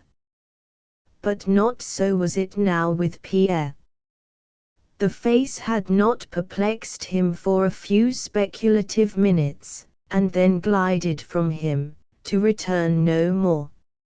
It stayed close by him, only, and not invariably, could he repel it, by the exertion of all his resolution and self-will. Besides, what of general enchantment lurked in his strange sensations, seemed concentrically condensed, and pointed to a spearhead, that pierced his heart with an inexplicable pang, whenever the specializing emotion, to call it so, seized the possession of his thoughts, and waved into his visions, 1,000 forms of bygone times, and many an old legendary family scene, which he had heard related by his elderly relations, some of them now dead. Disguising his wild reveries as best he might from the notice of his mother, and all other persons of her household, for 2 days Pierre wrestled with his own haunted spirit, and at last, so effectually purged it of all weirdnesses, and so effectually regained the general mastery of himself, that for a time, life went with him, as though he had never been stirred so strangely. Once more, the sweet unconditional thought of Lucy slid wholly into his soul, dislodging thence all such phantom occupants. Once more he rode, he walked, he swam, he vaulted, and with new zest threw himself into the glowing practice of all those manly exercises he so dearly loved. It almost seemed in him, that ere promising forever to protect, as well as eternally to love, his Lucy, he must first completely invigorate and embrawn himself into the possession of such a noble muscular manliness, that he might champion Lucy against the whole physical world. Still, even before the occasional reappearance of the face to him, Pierre, for all his wilful ardor in his gymnasticals and other diversions, whether indoors or out, or whether by book or foil, still, Pierre could not but be secretly annoyed, and not a little perplexed, as to the motive, which, for the first time in his recollection, had impelled him, not merely to conceal from his mother a singular circumstance in his life, for that, he felt would have been but venial, and besides, as will eventually be seen, he could find one particular precedent for it, in his past experience, but likewise, and superaddedly, to parry, nay, to evade, and, in effect, to return something alarmingly like a fib, to an explicit question put to him by his mother, such being the guise, in which part of the conversation they had had that eventful night, now appeared to his fastidious sense. He considered also, that his evasive answer had not pantheistically burst from him in a momentary interregnum of self-command. No, his mother had made quite a lengthy speech to him, during which he well remembered, he had been carefully, though with trepidation, turning over in his mind, how best he might recall her from her unwished-for and untimely scent. Why had this been so? Was this his wont? What inscrutable thing was it, that so suddenly had seized him, and made him a falsifier, a falsifier and nothing less, to his own dearly beloved and confiding mother. Here, indeed, was something strange for him, here was stuff for his utmost ethical meditations. But, nevertheless, on strict introspection, he felt that he would not willingly have it otherwise. Not willingly would he now undissemble himself in this matter to his mother. Why was this, too? Was this his wont? Here, again, was food for mysticism. Here, in imperfect inklings, tinglings, presentiments, Pierre began to feel, what all mature men, who are Magians, sooner or later know, and more or less assuredly, that not always in our actions are we our own factors. But this conceit was very dim in Pierre, and dimness is ever suspicious and repugnant to us, and so, Pierre shrank abhorringly from the infernal catacombs of thought, down into which this fatal fancy beckoned him. Only this, though in secret, did he cherish, only this, he felt persuaded of, namely, that not for both worlds would he have his mother made a partner to his sometime mystic mood. But with this nameless fascination of the face upon him, during those 2 days that it had first and fully possessed him for its own, did perplexed Pierre refrain from that apparently most natural of all resources, boldly seeking out, and returning to the palpable cause, and questioning her, by look or voice, or both together, the mysterious girl herself? No, not entirely did Pierre here refrain. But his profound curiosity and interest in the matter, strange as it may seem, did not so much appear to be embodied in the mournful person of the olive girl, as by some radiations from her, embodied in the vague conceits which agitated his own soul. There lurked the subtler secret, that Pierre had striven to tear away. From without, no wonderful effect is wrought within ourselves, unless some interior, responding wonder meets it. That the starry vault shall surcharge the heart with all rapturous marvelings, is only because we ourselves are greater miracles, and superber trophies than all the stars in universal space. Wonder interlocks with wonder, and then the confounding feeling comes. No cause have we to fancy that a horse, a dog, a fowl, ever stand transfixed beneath yon sky load of majesty. But our soul's arches underfit into its, and so prevent the upper arch from falling on us with unsustainable inscrutableness. Explain ye my deeper mystery, said the shepherd Chaldean king, smiting his breast, lying on his back upon the plain, and then I will bestow all my wonderings upon ye, ye stately stars. So, in some sort, with Pierre. Explain thou this strange integral feeling in me myself, he thought, turning upon the fancied face, and I will then renounce all other wonders, to gaze wonderingly at thee. But thou hast evoked in me profounder spells than the evoking one, thou face. For me, thou hast uncovered one infinite, dumb, beseeching countenance of mystery, underlying all the surfaces of visible time and space. But during those 2 days of his first wild vassalage to his original sensations, Pierre had not been unvisited by less mysterious impulses. 2 or 3 very plain and practical plannings of desirable procedures in reference to some possible homely explication of all this nonsense, so he would momentarily denominate it, now and then flittingly intermitted his pervading mood of semi-madness. Once he had seized his hat, careless of his accustomed gloves and cane, and found himself in the street, walking very rapidly in the direction of the Miss Pennies. But whither now? He disenchantingly interrogated himself. Where would you go?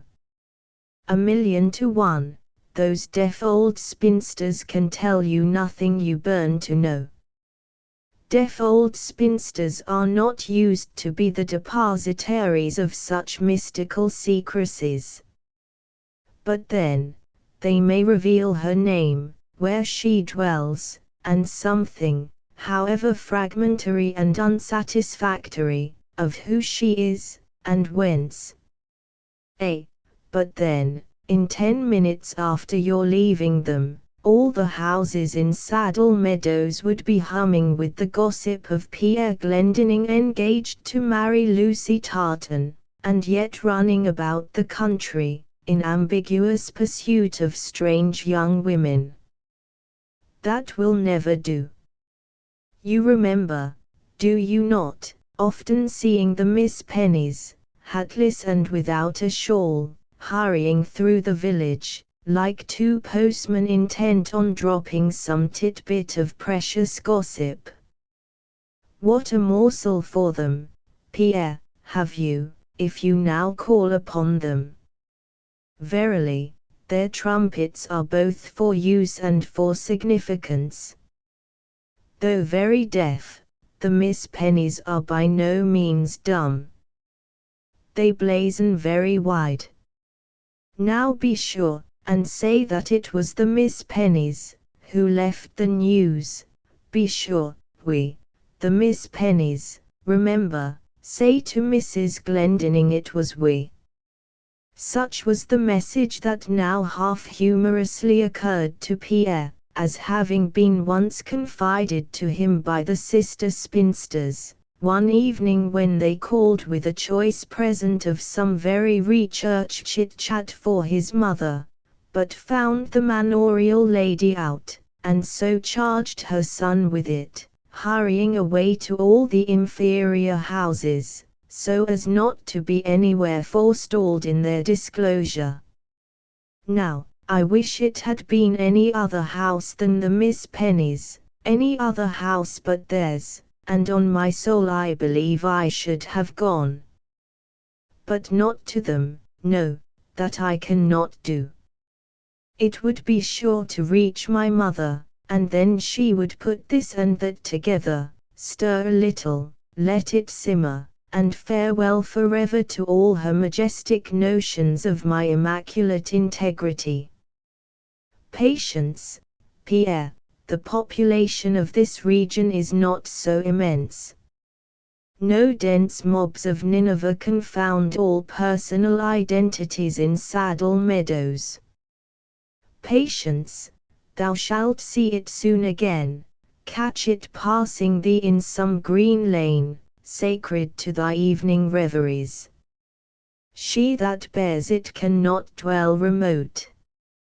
Patience, Pierre. Ever are such mysteries best and soonest unravelled by the eventual unravelling of themselves. Or, if you will, go back and get your gloves, and more especially your cane, and begin your own secret voyage of discovery after it. Your cane, I say, because it will probably be a very long and weary walk. True, just now I hinted that she that bears it cannot dwell very remote, but then her nearness may not be at all conspicuous. So, homeward, and put off thy hat, and let thy cane stay still, good Pierre. Seek not to mystify the mystery so. Thus, intermittingly, Ever and anon during those sad 2 days of deepest sufferance, Pierre would stand reasoning and expostulating with himself, and by such meditative treatment, reassure his own spontaneous impulses. Doubtless, it was wise and right that so he did, doubtless, but in a world so full of all dubieties as this, one can never be entirely certain whether another person, however carefully and cautiously conscientious, has acted in all respects conceivable for the very best. But when the 2 days were gone by, and Pierre began to recognize his former self as restored to him from its mystic exile, then the thoughts of personally and pointedly seeking out the unknown, either preliminarily by a call upon the sister spinsters, or generally by performing the observant lynx-eyed circuit of the country on foot, and as a crafty inquisitor, dissembling his cause of inquisition, these and all similar intentions completely abandoned Pierre. He was now diligently striving, with all his mental might, forever to drive the phantom from him. He seemed to feel that it begat in him a certain condition of his being, which was most painful, and every way uncongenial to his natural, wonted self. It had a touch of he knew not what sort of unhealthiness in it, so to speak, for, in his then ignorance, he could find no better term. It seemed to have in it a germ of somewhat which, if not quickly extirpated, might insidiously poison and embitter his whole life, that choice, delicious life which he had vowed to Lucy for his one pure and comprehensive offering, at once a sacrifice and a delight. Nor in these endeavorings did he entirely fail. For the most part, he felt now that he had a power over the comings and the goings of the face, but not on all occasions.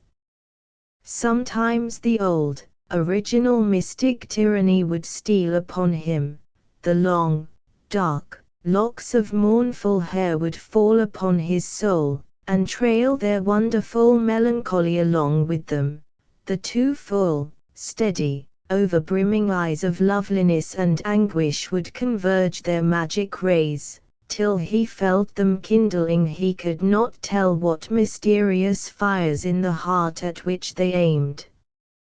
When once this feeling had him fully, then was the perilous time for Pierre.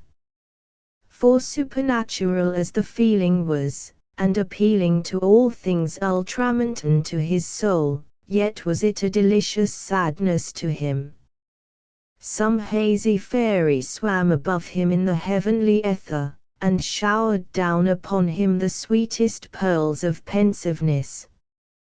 Then he would be seized with a singular impulse to reveal the secret to some one other individual in the world. Only one, not more. He could not hold all this strange fullness in himself. It must be shed. In such an hour it was, that chancing to encounter Lucy, her, whom above all others, he did confidingly adore, she heard the story of the face, nor slept at all that night, nor for a long time freed her pillow completely from wild, Beethoven sounds of distant, waltzing melodies, as of ambiguous fairies dancing on the heath. 3. This history goes forward and goes backward, as occasion calls. Nimble center, circumference elastic you must have. Now we return to Pierre, wending homeward from his reveries beneath the pine tree. His burst of impatience against the sublime Italian, Dante, arising from that poet being the one who, in a former time, had first opened to his shuddering eyes the infinite cliffs and gulfs of human mystery and misery, though still more in the way of experimental vision, than of sensational presentiment or experience, for as yet he had not seen so far and deep as Dante, and therefore was entirely incompetent to meet the grim bard fairly on his peculiar ground. This ignorant burst of his young impatience, also arising from that half-contemptuous dislike, and sometimes selfish loathing, with which, either naturally feeble or undeveloped minds, regard those dark ravings of the loftier poets, which are in eternal opposition to their own fine-spun, shallow dreams of rapturous or prudential youth. This rash, untutored burst of Pierre's young impatience, seemed to have carried off with it all the other forms of his melancholy, if melancholy it had been, and left him now serene again, and ready for any tranquil pleasantness the gods might have in store. For his, indeed, was true youth's temperament, summary with sadness, swift to joyfulness, and long protracting, and detaining with that joyfulness, when once it came fully nigh to him. As he entered the dining hall, he saw Dates retiring from another door with his tray. Alone and meditative, by the bared half of the polished table, sat his mother at her dessert. Fruit baskets and a decanter were before her. On the other leaf of the same table, still lay the cloth, folded back upon itself, and set out with one plate and its usual accompaniments. "Sit down, Pierre. When I came home, I was surprised to hear that the phaeton had returned so early, and here I waited dinner for you, until I could wait no more. But go to the green pantry now, and get what Dates has but just put away for you there. Hi-ho! Too plainly I foresee it, no more regular dinner hours, or tea hours, or supper hours, in Saddle Meadows, till its young lord is wedded. And that puts me in mind of something, Pierre, but I'll defer it till you have eaten a little. Do you know, Pierre, that if you continue these irregular meals of yours, and deprive me so entirely almost of your company, that I shall run fearful risk of getting to be a terrible wine-bibber? Yes, could you unalarmed see me sitting all alone here with this decanter, like any old nurse, Pierre, some solitary, forlorn old nurse, Pierre, deserted by her last friend, and therefore forced to embrace her flask?" "No, I did not feel any great alarm, sister," said Pierre, smiling, "since I could not but perceive that the decanter was still full to the stopple. Possibly it may be only a fresh decanter, Pierre," then changing her voice suddenly, "but mark me, Mr. Pierre Glendinning." "Well, Mrs. Mary Glendinning. Do you know, sir, that you are very shortly to be married, that indeed the day is all but fixed?" "How?" cried Pierre, in real joyful astonishment, both at the nature of the tidings, and the earnest tones in which they were conveyed. "Dear, dear mother, you have strangely changed your mind then, my dear mother." "It is even so, dear brother. Before this day month I hope to have a little sister Tartan." "You talk very strangely, mother," rejoined Pierre, quickly. "I suppose, then, I have next to nothing to say in the matter." "Next to nothing, Pierre? What indeed could you say to the purpose? What at all have you to do with it, I should like to know? Do you so much as dream, you silly boy, that men ever have the marrying of themselves. Juxtaposition marries men. There is but one matchmaker in the world, Pierre, and that is Mrs. Juxtaposition, a most notorious lady. Very peculiar, disenchanting sort of talk, this, under the circumstances, Sister Mary laying down his fork. Mrs. Juxtaposition, ah. And in your opinion, Mother, does this fine glorious passion only amount to that? Only to that, Pierre, but mark you, according to my creed, though this part of it is a little hazy, Mrs. Juxtaposition moves her pawns only as she herself is moved to so doing by the Spirit. Ah, that sets it all right again, said Pierre, resuming his fork. My appetite returns. But what was that about my being married so soon? He added, vainly striving to assume an air of incredulity and unconcern. You were joking, I suppose. It seems to me, sister, either you or I was but just now wandering in the mind a little, on that subject. Are you really thinking of any such thing? And have you really vanquished your sagacious scruples by yourself, after I had so long and ineffectually sought to do it for you? Well, I am a million times delighted, tell me quick. I will, Pierre. You very well know, that from the first hour you apprised me, or rather, from a period prior to that, from the moment that I, by my own insight, became aware of your love for Lucy, I have always approved it. Lucy is a delicious girl, of honorable descent, a fortune, well bred, and the very pattern of all that I think amiable and attractive in a girl of 17. Well, well, well, cried Pierre rapidly and impetuously, we both knew that before. Well, well, well, Pierre retorted his mother, mockingly.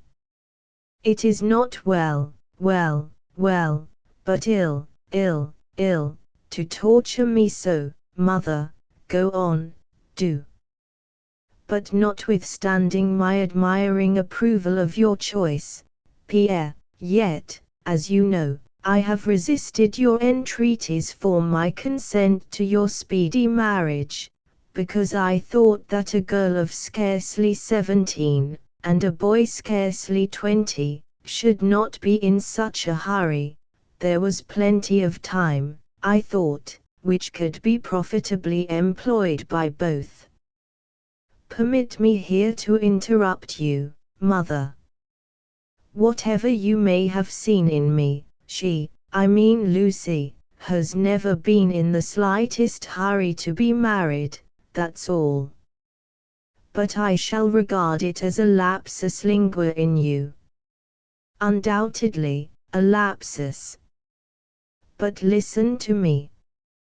I have been carefully observing both you and Lucy of late, and that has made me think further of the matter.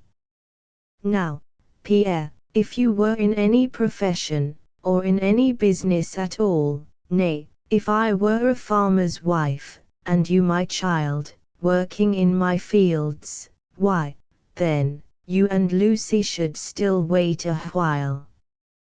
But as you have nothing to do but to think of Lucy by day, and dream of her by night, and as she is in the same predicament, I suppose, with respect to you, and as the consequence of all this begins to be discernible in a certain, just perceptible, and quite harmless thinness, so to speak, of the cheek, but a very conspicuous and dangerous febrileness of the eye, therefore, I choose the lesser of two evils, and now you have my permission to be married, as soon as the thing can be done with propriety. I dare say you have no objection to have the wedding take place before Christmas, the present month being the first of summer.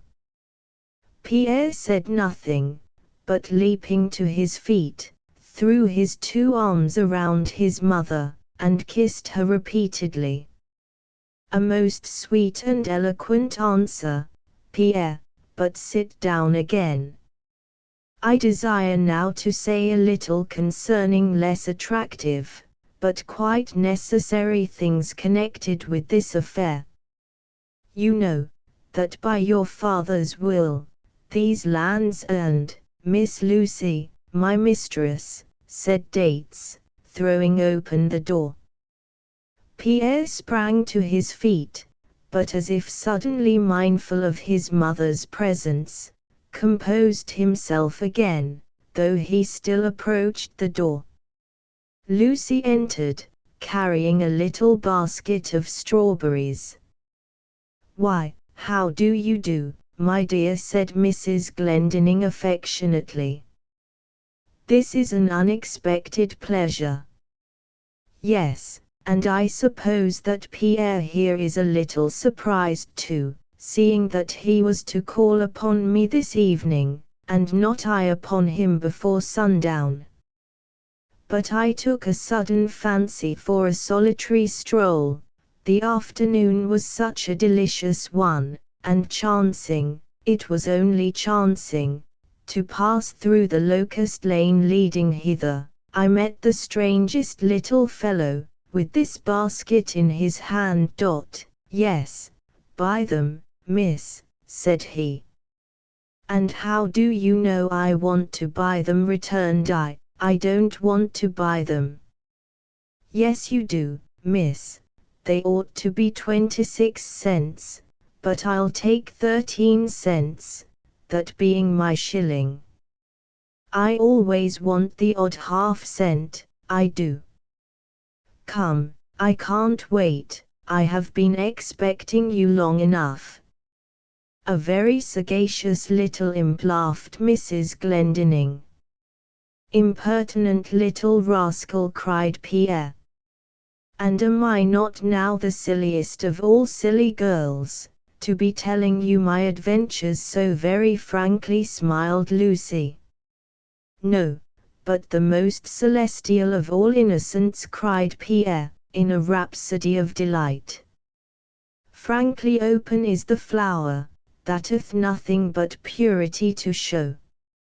"Now, my dear little Lucy," said Mrs. Glendinning, "let Pierre take off your shawl, and come now and stay to tea with us.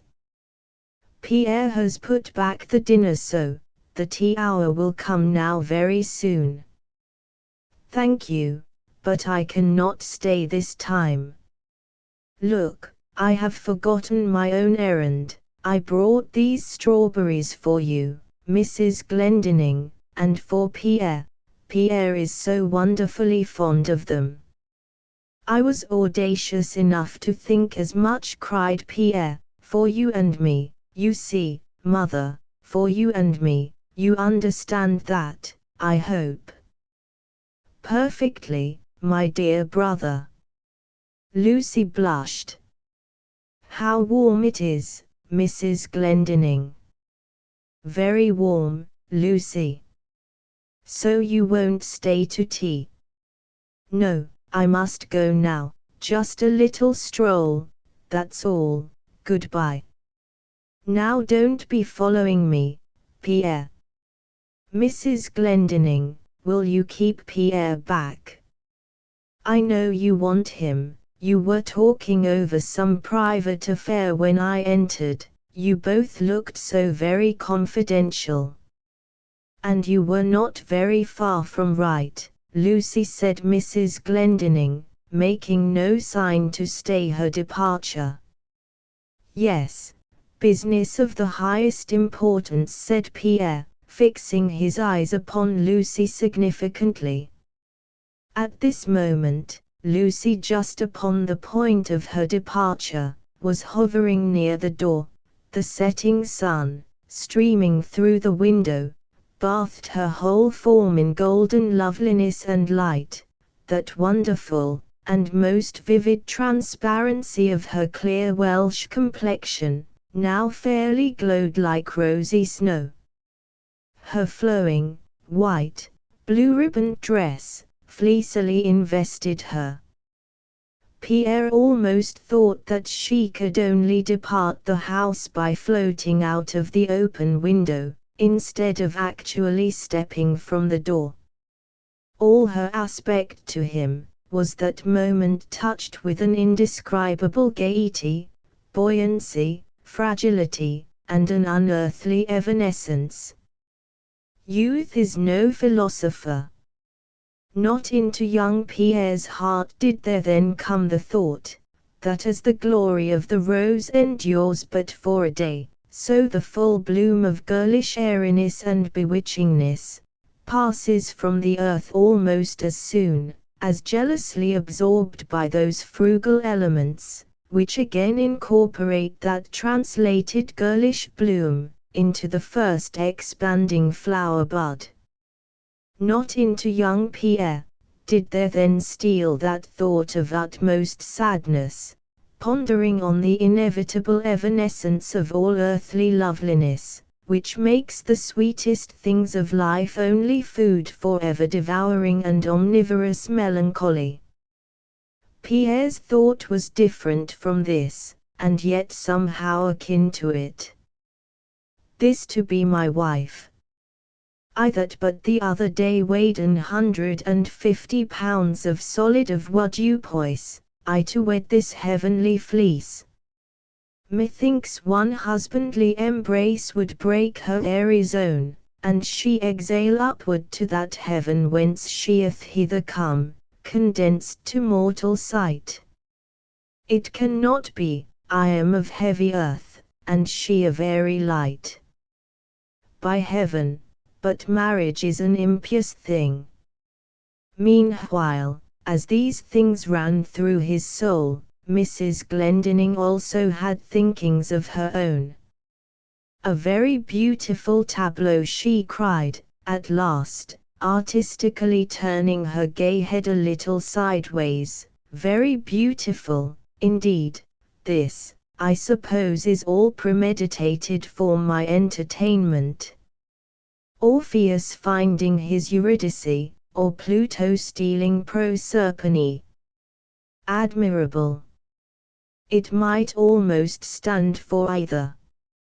No, said Pierre, gravely, it is the last. Now, first I see a meaning there. Yes, he added to himself inwardly, I am Pluto stealing Proserpine, and every accepted lover is.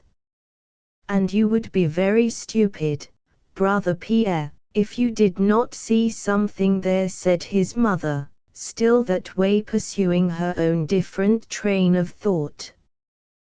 The meaning thereof is this: Lucy has commanded me to stay you, but in reality she wants you to go along with her. Well, you may go as far as the porch, but then, you must return, for we have not concluded our little affair, you know. Adieu, little lady. There was ever a slight degree of affectionate patronizing in the manner of the resplendent, full-blown Mrs. Glendinning, toward the delicate and shrinking girlhood of young Lucy. She treated her very much as she might have treated some surpassingly beautiful and precocious child, and this was precisely what Lucy was. Looking beyond the present period, Mrs. Glendinning could not but perceive that even in Lucy's womanly maturity, Lucy would still be a child to her, because she, elated, felt that in a certain intellectual vigor, so to speak, she was the essential opposite of Lucy, whose sympathetic mind and person had both been cast in one mold of wondrous delicacy. But here Mrs. Glendinning was both right and wrong. So far as she here saw a difference between herself and Lucy Tartan, she did not but so far, and that was very far, as she thought she saw her innate superiority to her in the absolute scale of being, here she very widely and immeasurably erred. For what may be artistically styled angelicalness, this is the highest essence compatible with created being, and angelicalness hath no vulgar vigour in it.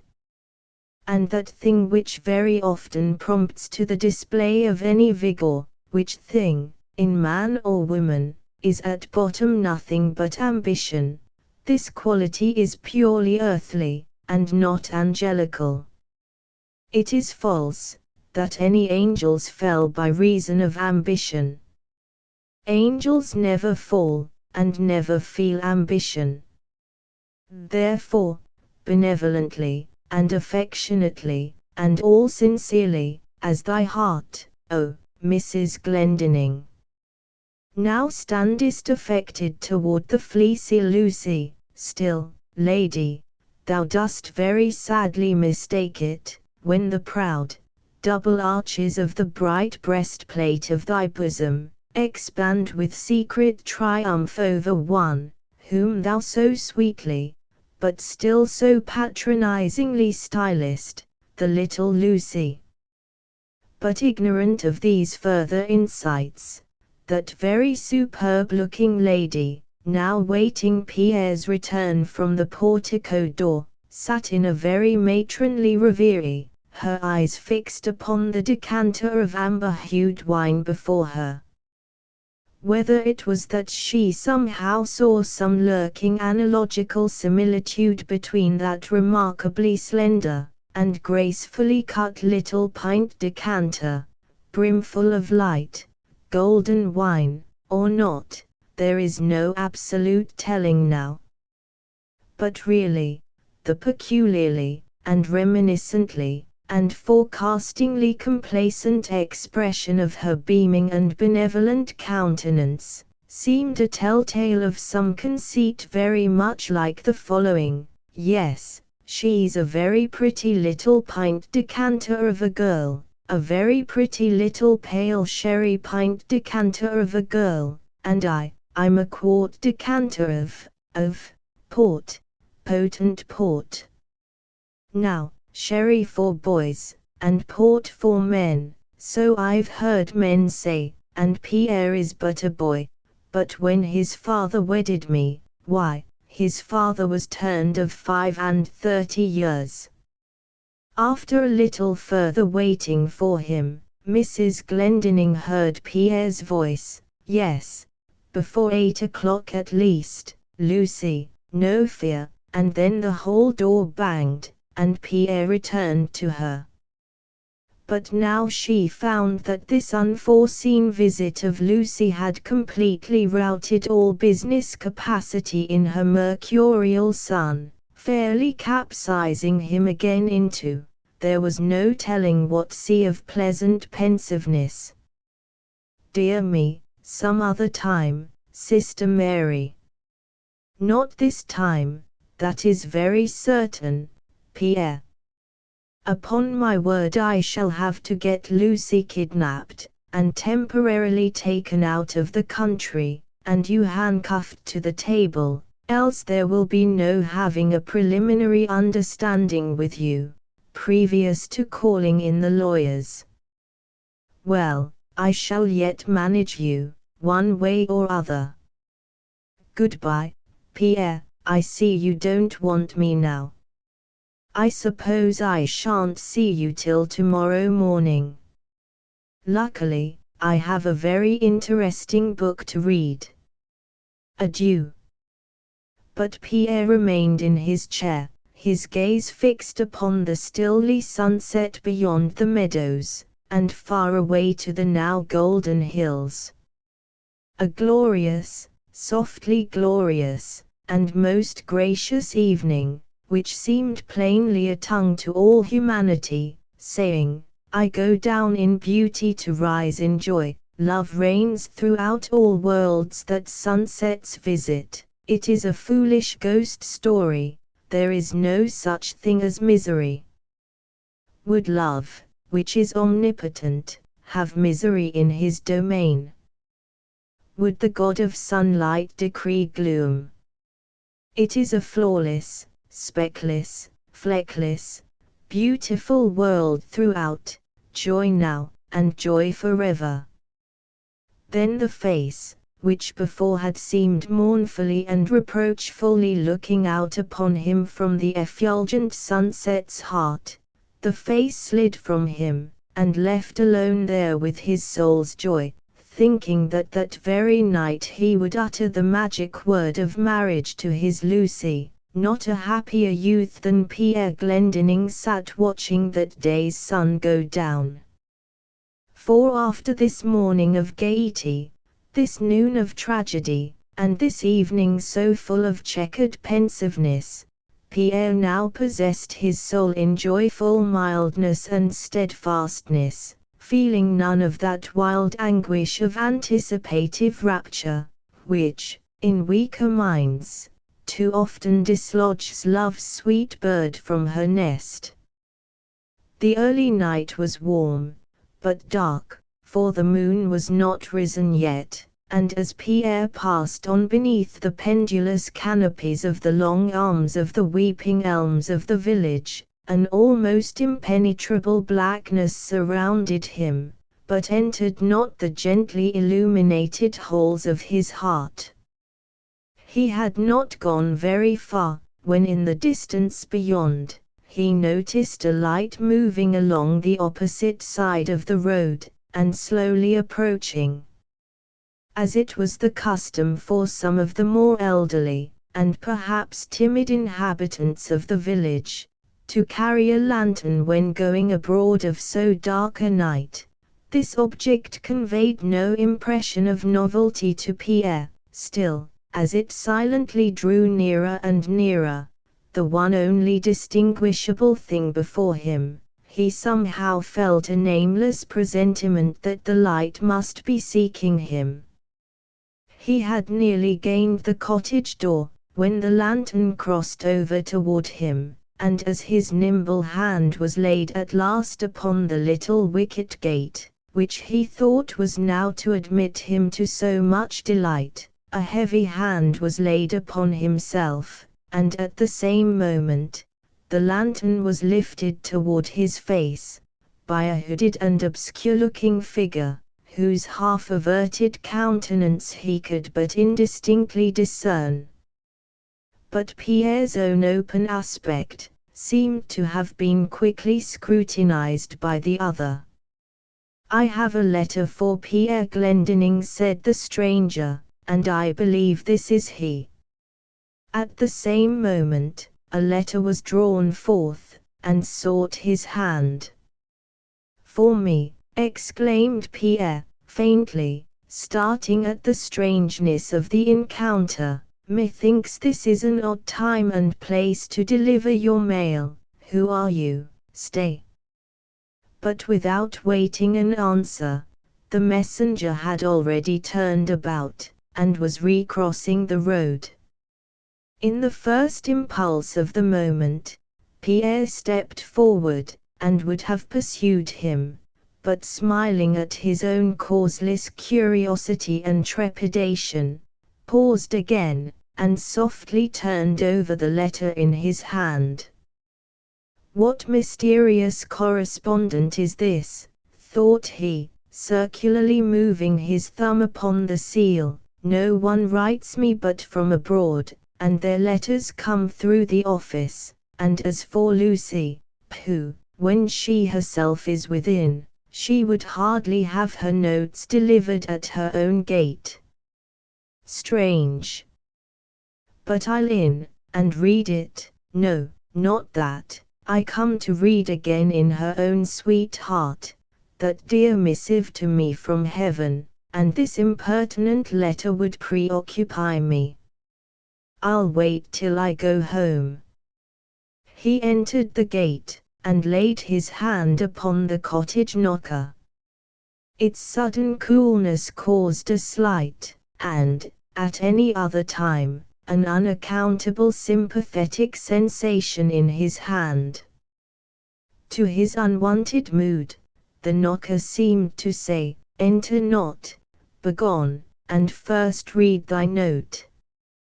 Yielding now, half alarmed, and half bantering with himself, to these shadowy interior monitions, he half unconsciously quitted the door, repassed the gate, and soon found himself retracing his homeward path.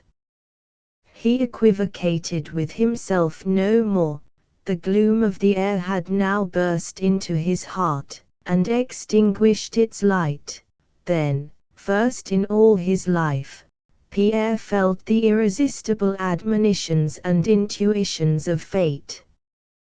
He entered the hall unnoticed, passed up to his chamber, and hurriedly locking the door in the dark, lit his lamp. As the summoned flame illuminated the room, Pierre, standing before the round center table, where the lamp was placed, with his hand yet on the brass circle which regulated the wick, started at a figure in the opposite mirror. It bore the outline of Pierre, but now strangely filled with features transformed, and unfamiliar to him, feverish eagerness, fear, and nameless forebodings of ill. He threw himself into a chair, and for a time vainly struggled with the incomprehensible power that possessed him. Then, as he avertedly drew the letter from his bosom, he whispered to himself, "Out on thee, Pierre! How sheepish now will ye feel when this tremendous note will turn out to be an invitation to a supper tomorrow night. Quick, fool, and write the stereotyped reply. Mr. Pierre Glendinning will be very happy to accept Miss So-and-so's polite invitation."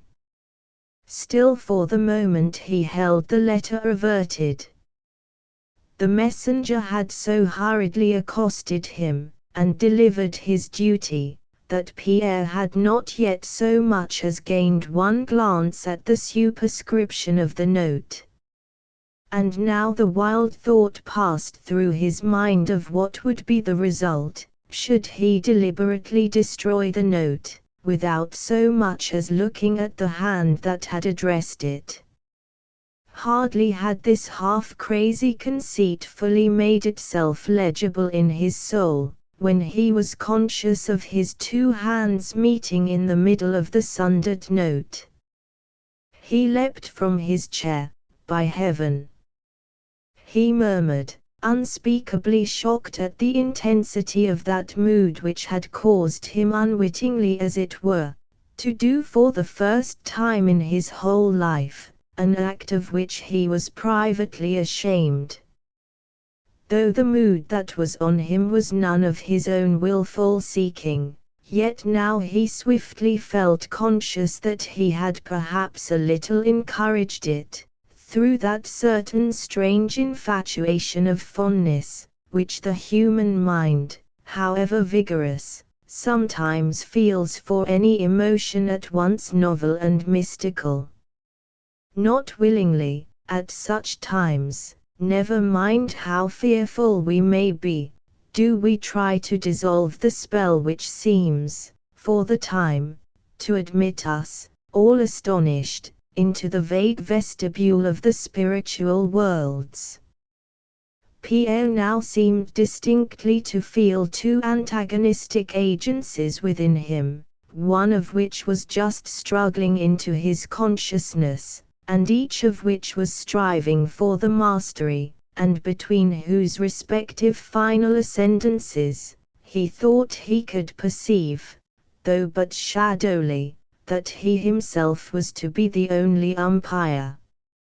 One bade him finish the selfish destruction of the note, for in some dark way the reading of it would irretrievably entangle his fate. The other bade him dismiss all misgivings, not because there was no possible ground for them, but because to dismiss them was the manlier part, never mind what might betide. This good angel seemed mildly to say, "Read, Pierre, though by reading thou mayest entangle thyself, yet mayest thou thereby disentangle others. Read, and feel that best blessedness which, with the sense of all duties discharged, holds happiness indifferent." The bad angel insinuatingly breathed, "Read it not, dearest Pierre, but destroy it, and be happy."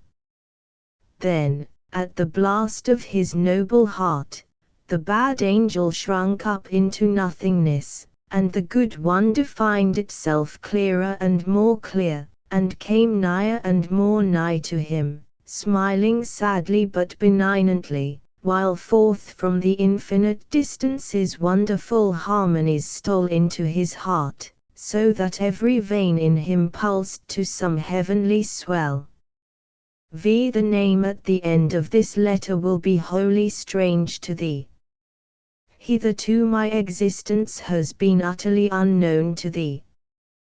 This letter will touch thee and pain thee. Willingly would I spare thee, but I cannot. My heart bears me witness, that did I think that the suffering these lines would give thee, would, in the faintest degree, compare with what mine has been, I would forever withhold them.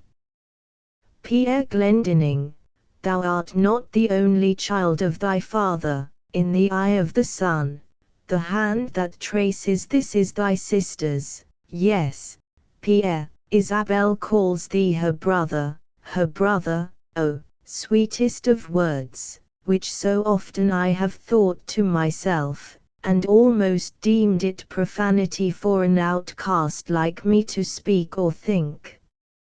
Dearest Pierre, my brother, my own father's child. Art thou an angel, that thou canst overleap all the heartless usages and fashions of a banded world, that will call thee fool, fool, fool, and curse thee, if thou yieldest to that heavenly impulse which alone can lead thee to respond to the long tyrannizing, and now at last unquenchable yearnings of my bursting heart. Oh, my brother! But, Pierre Glendinning, I will be proud with thee. Let not my hapless condition extinguish in me the nobleness which I equally inherit with thee. Thou shalt not be cozened, by my tears and my anguish, into anything which thy most sober hour will repent. Read no further. If it suit thee, burn this letter, so shalt thou escape the certainty of that knowledge, which, if thou art now cold and selfish, may hereafter, in some maturer, remorseful, and helpless hour, cause thee a poignant upbraiding. No, I shall not, I will not implore thee. Oh, my brother, my dear, dear Pierre, help me, fly to me, see, I perish without thee. Pity, pity, here I freeze in the wide, wide world, no father, no mother, no sister, no brother, no living thing in the fair form of humanity, that holds me dear. No more, oh no more, dear Pierre, can I endure to be an outcast in the world, for which the dear Saviour died.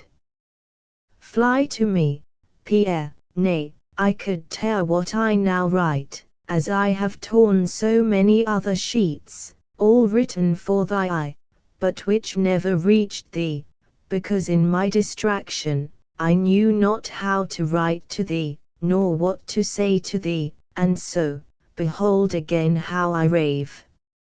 Nothing more, I will write no more, silence becomes this grave, the heart sickness steals over me, Pierre, my brother. Scarce know I what I have written. Yet will I write thee the fatal line, and leave all the rest to thee, Pierre, my brother. She that is called Isabel Bamford dwells in the little red farmhouse, 3 miles from the village, on the slope toward the lake.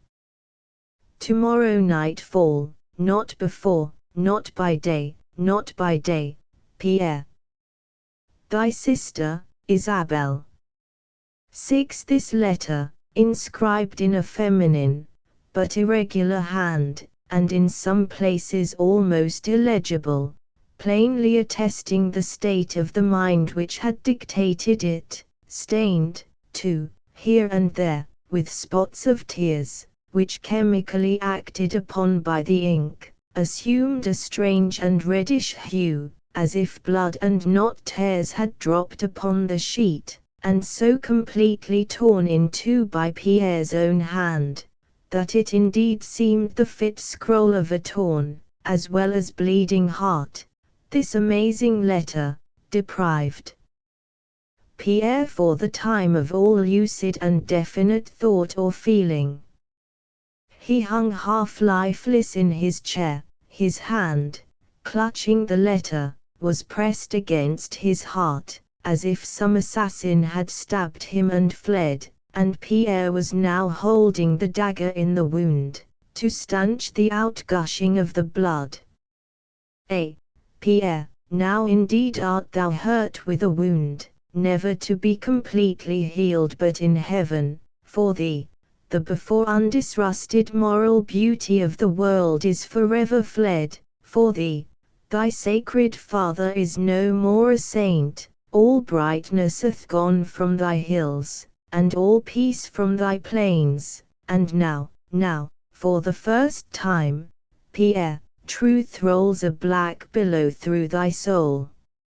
Ah, miserable thou, to whom truth, in her first tides, bears nothing but wrecks. The perceptible forms of things, the shapes of thoughts, the pulses of life, but slowly came back to Pierre. And as the mariner, shipwrecked and cast on the beach, has much ado to escape the recoil of the wave that hurled him there, so Pierre long struggled, and struggled, to escape the recoil of that anguish, which had dashed him out of itself, upon the beach of his swoon. But man was not made to succumb to the villain woe. Youth is not young and a wrestler in vain. Pierre staggeringly rose to his feet, his wide eyes fixed, and his whole form in a tremble.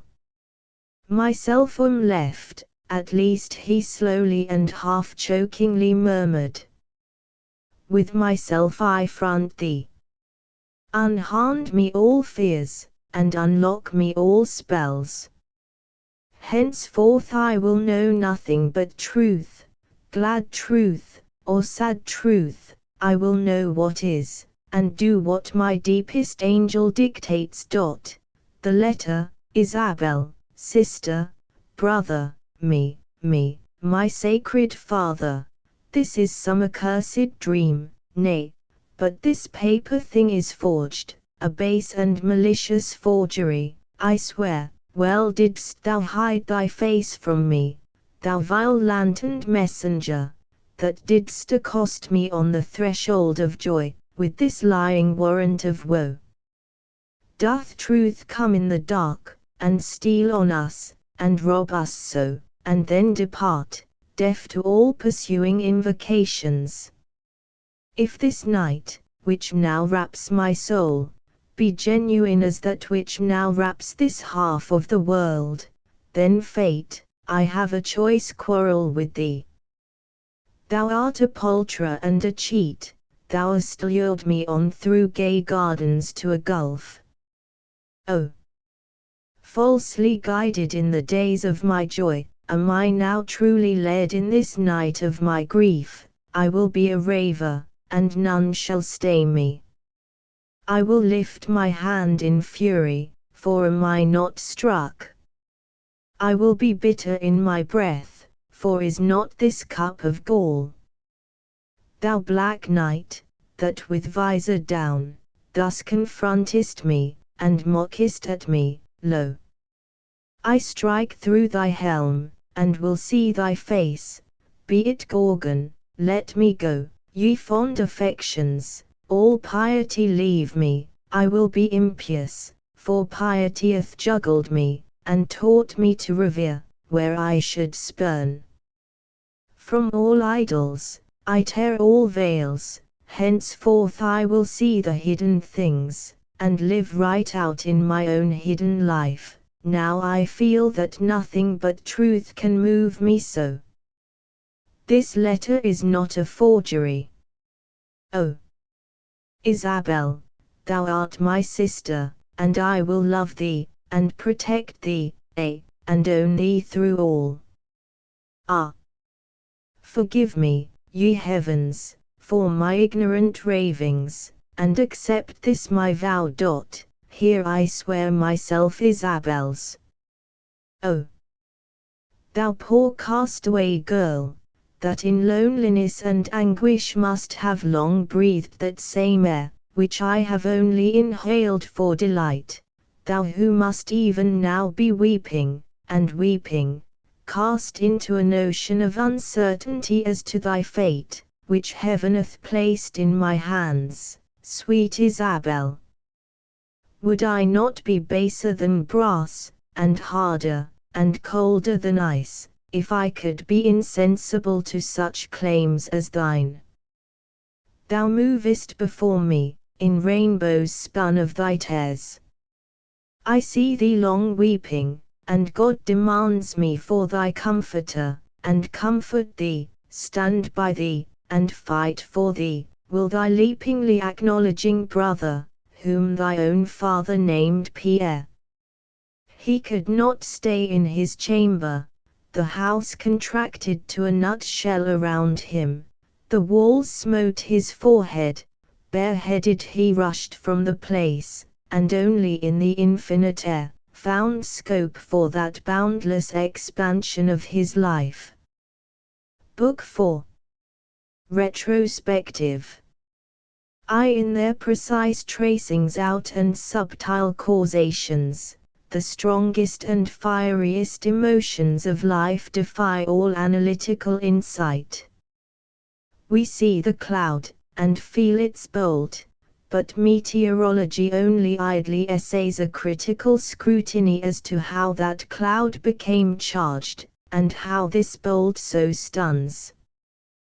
The metaphysical writers confess that the most impressive, sudden, and overwhelming event, as well as the minutest, is but the product of an infinite series of infinitely involved and untraceable foregoing occurrences. Just so with every motion of the heart. Why this cheek kindles with a noble enthusiasm, why that lip curls in scorn, these are things not wholly imputable to the immediate apparent cause, which is only one link in the chain, but to a long line of dependencies whose further part is lost in the mid-regions of the impalpable air. Idle then would it be to attempt by any winding way so to penetrate into the heart, and memory, and inmost life, and nature of Pierre, as to show why it was that a piece of intelligence which, in the natural course of things, many amiable gentlemen, both young and old, have been known to receive with a momentary feeling of surprise, and then a little curiosity to know more, and at last an entire unconcern. Idle would it be, to attempt to show how to Pierre it rolled down on his soul like melted lava, and left so deep a deposit of desolation, that all his subsequent endeavors never restored the original temples to the soil, nor all his culture completely revived its buried bloom. But some random hints may suffice to deprive a little of its strangeness, that tumultuous mood, into which so small a note had thrown him. There had long stood a shrine in the fresh-foliaged heart of Pierre, up to which he ascended by many tablet steps of remembrance, and around which annually he had hung fresh wreaths of a sweet and holy affection.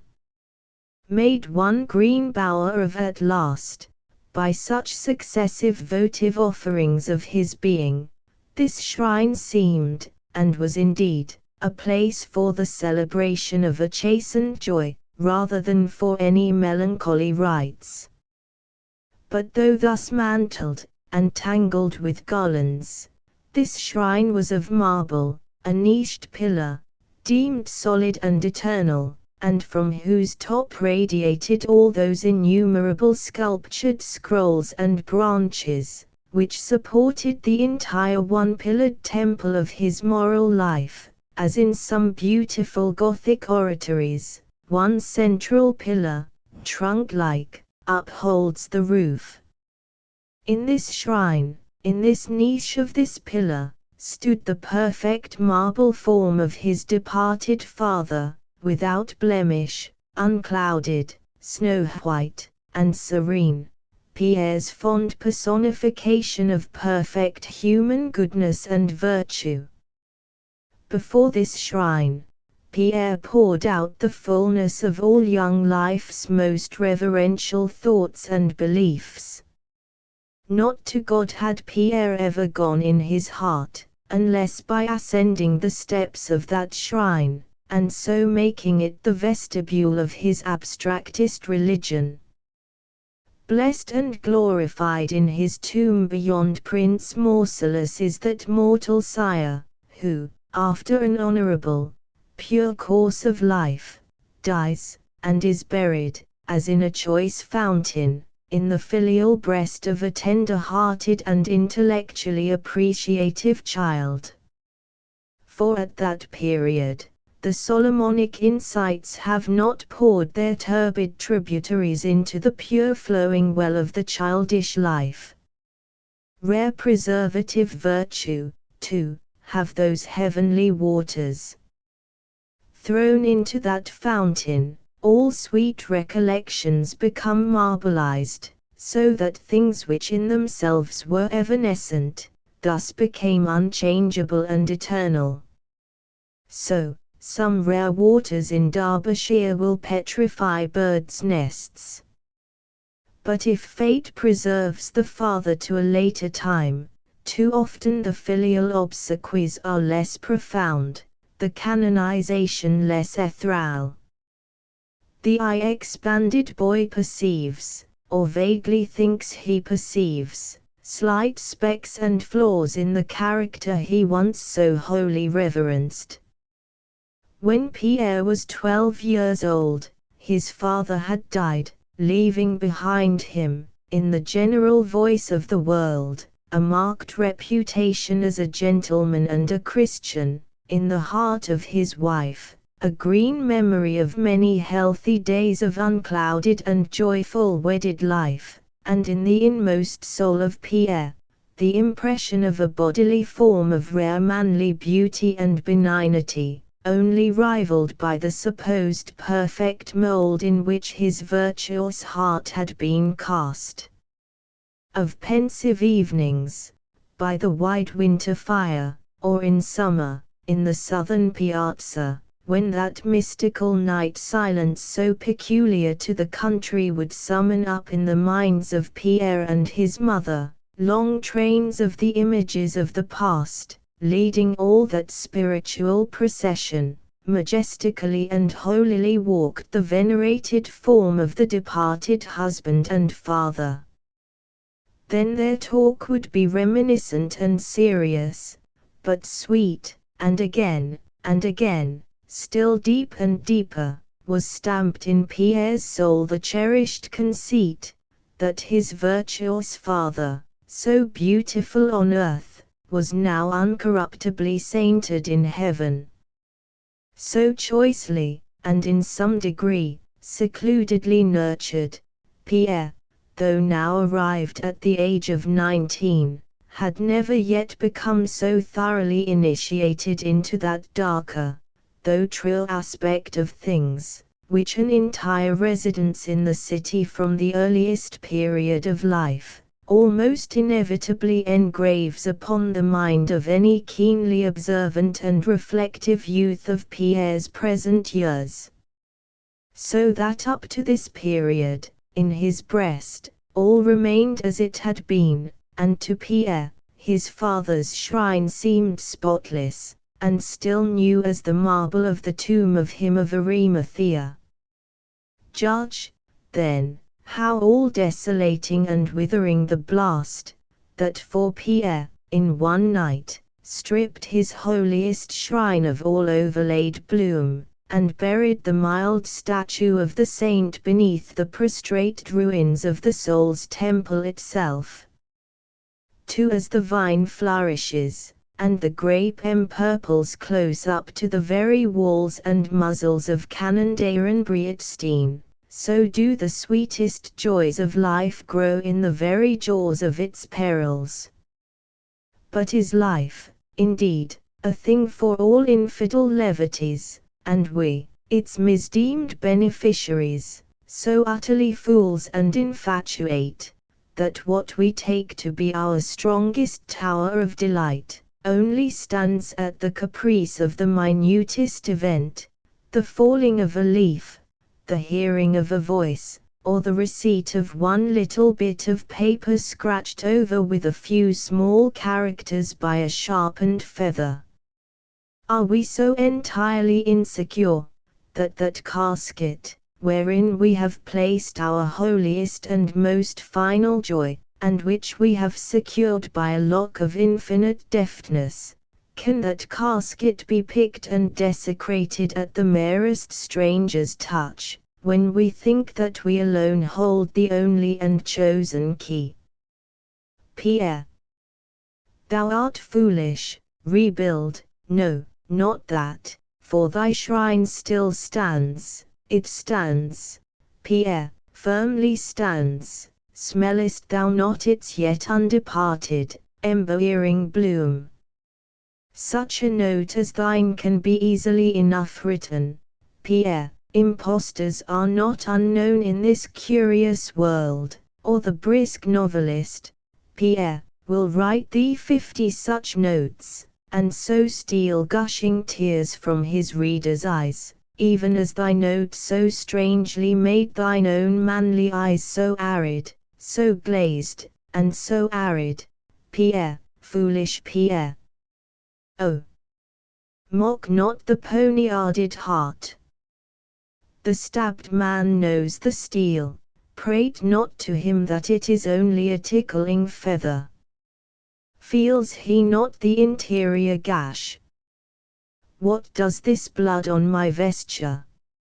And what does this pang in my soul? And here again, not unreasonably, might invocations go up to those three weird ones, that tend life's loom. Again we might ask them, what threads were those, oh, ye weird ones, that ye wove in the years foregone, that now to Pierre, they so unerringly conduct electric presentiments, that his woe is woe, his father no more a saint, and Isabel a sister indeed. Ah, fathers and mothers, all the world round, be heedful, give heed. Thy little one may not now comprehend the meaning of those words and those signs, by which, in its innocent presence, thou thinkest to disguise the sinister thing ye would hint. Not now he knows, not very much even of the externals he consciously remarks, but if, in afterlife, fate puts the chemic key of the cipher into his hands, then how swiftly and how wonderfully he reads all the obscurest and most obliterate inscriptions he finds in his memory, yea, and rummages himself all over, for still hidden writings to read. Oh, darkest lessons of life have thus been read, all faith in virtue been murdered, and youth gives itself up to an infidel scorn. But not thus, altogether, was it now with Pierre, yet so like, in some points, that the above true warning may not misplacedly stand.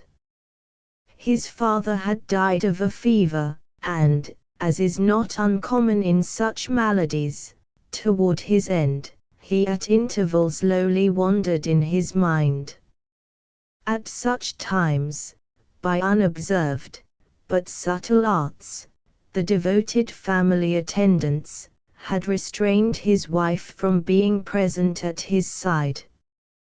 But little Pierre, whose fond, filial love drew him ever to that bed, they heeded not innocent little Pierre, when his father was delirious, and so, one evening, when the shadows intermingled with the curtains, and all the chamber was hushed, and Pierre but dimly saw his father's face, and the fire on the hearth lay in a broken temple of wonderful coals, then a strange, plaintive, infinitely pitiable, low voice stole forth from the tested bed, and Pierre heard, "My daughter, my daughter." "He wanders again," said the nurse. "Dear, dear father," sobbed the child, "thou hast not a daughter, but here is thy own little Pierre." But again the unregardful voice in the bed was heard, and now in a sudden, pealing wail, "My daughter, God! God, my daughter!"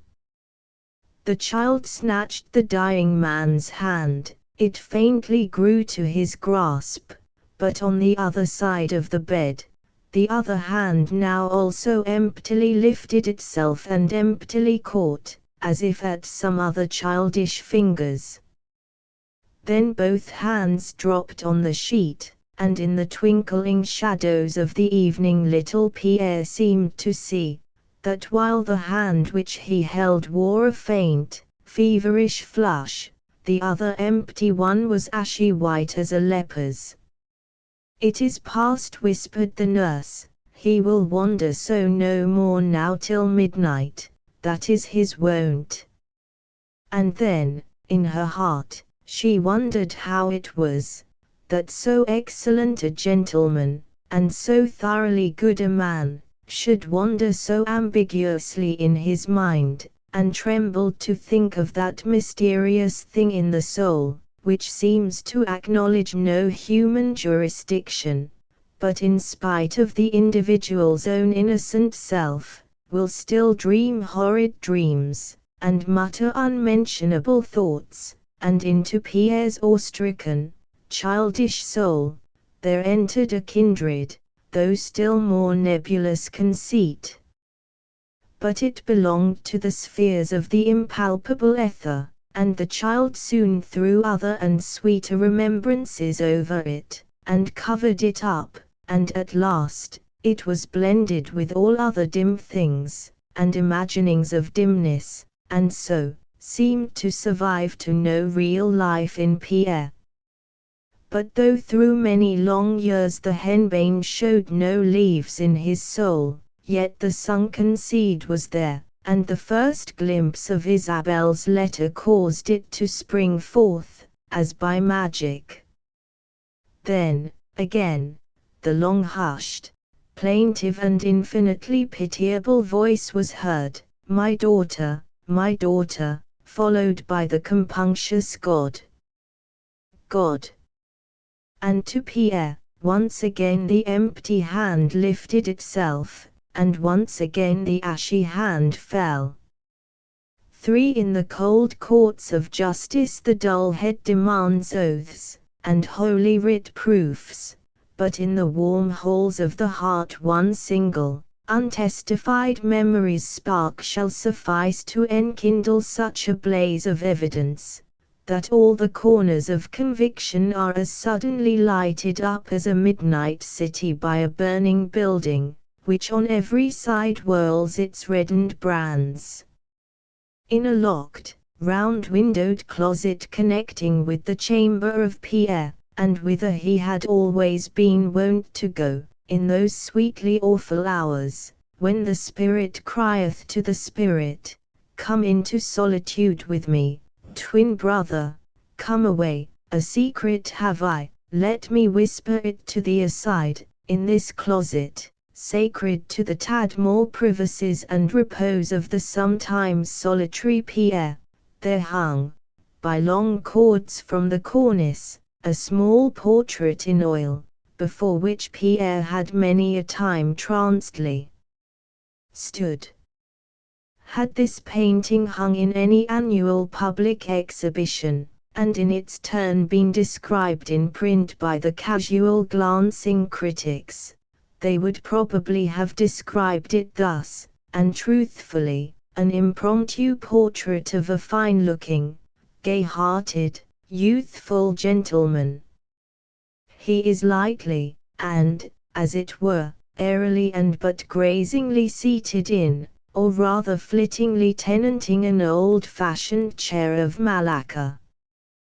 One arm confining his hat and cane is loungingly thrown over the back of the chair, while the fingers of the other hand play with his gold watch seal and key. The free-templed head is sideways turned, with a peculiarly bright, and carefree, morning expression. He seems as if just dropped in for a visit upon some familiar acquaintance. Altogether, the painting is exceedingly clever and cheerful, with a fine, off-handed expression about it. Undoubtedly a portrait, and no fancy piece, and, to hazard a vague conjecture, by an amateur. So bright, and so cheerful then, so trim, and so young, so singularly healthful, and handsome, what subtile element could so steep this whole portrait, that, to the wife of the original, it was namelessly unpleasant and repelling. The mother of Pierre could never abide this picture which she had always asserted did signally belie her husband. Her fond memories of the departed refused to hang one single wreath around it. It is not he, she would emphatically and almost indignantly exclaim, when more urgently besought to reveal the cause for so unreasonable a dissent from the opinion of nearly all the other connections and relatives of the deceased. But the portrait which she held to do justice to her husband, correctly to convey his features in detail, and more especially their truest, and finest, and noblest combined expression, this portrait was a much larger one, and in the great drawing-room below occupied the most conspicuous and honorable place on the wall. Even to Pierre these two paintings had always seemed strangely dissimilar. And as the larger one had been painted many years after the other, and therefore brought the original pretty nearly within his own childish recollections, therefore, he himself could not but deem it by far the more truthful and lifelike presentation of his father. So that the mere preference of his mother, however strong, was not at all surprising to him, but rather coincided with his own conceit. Yet not for this, must the other portrait be so decidedly rejected. Because, in the first place, there was a difference in time, and some difference of costume to be considered, and the wide difference of the styles of the respective artiste, and the wide difference of those respective, semi-reflected, ideal faces, which, even in the presence of the original, a spiritual artist will rather choose to draw from than from the fleshy face, however brilliant and fine. Moreover, while the larger portrait was that of a middle-aged, married man, and seemed to possess all the nameless and slightly portly tranquillities, incident to that condition when a felicitous one, the smaller portrait painted a brisk, unentangled, young bachelor, gaily ranging up and down in the world, light-hearted, and a very little bladish perhaps, and charged to the lips with the first uncloying morning fullness and freshness of life. Here, certainly, large allowance was to be made in any careful, candid estimation of these portraits. To Pierre this conclusion had become well nigh irresistible, when he placed side by side two portraits of himself, one taken in his early childhood, a frocked and belted boy of 4 years old, and the other, a grown youth of 16. Except an indestructible, all surviving something in the eyes and on the temples, Pierre could hardly recognize the loud laughing boy in the tall, and pensively smiling youth. If a few years, then, can have in me made all this difference, why not in my father? Thought Pierre. Besides all this, Pierre considered the history, and, so to speak, the family legend of the smaller painting. In his 15th year, it was made a present to him by an old maiden aunt, who resided in the city, and who cherished the memory of Pierre's father, with all that wonderful amaranthine devotion which an advanced maiden sister ever feels for the idea of a beloved younger brother, now dead and irrevocably gone.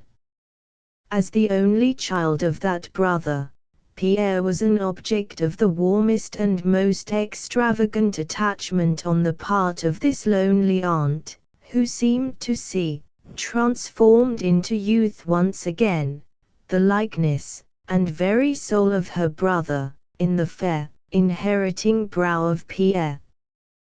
Though the portrait we speak of was inordinately prized by her, yet at length the strict canon of her romantic and imaginative love asserted the portrait to be Pierre's, for Pierre was not only his father's only child, but his namesake, so soon as Pierre should be old enough to value a right so holy and inestimable a treasure. She had accordingly sent it to him, trebly boxed, and finally covered with a waterproof cloth, and it was delivered at Saddle Meadows, by an express, confidential messenger, an old gentleman of leisure, once her forlorn, because rejected gallant, but now her contented, and chatty neighbor. Henceforth, before a gold-framed and gold-lidded ivory miniature, a fraternal gift, Aunt Dorothea now offered up her morning and her evening rites, to the memory of the noblest and handsomest of brothers. Yet an annual visit to the far closet of Pierre, no slight undertaking now for one so stricken in years, and every way infirm, attested the earnestness of that strong sense of duty, that painful renunciation of self, which had induced her voluntarily to part with the precious memorial.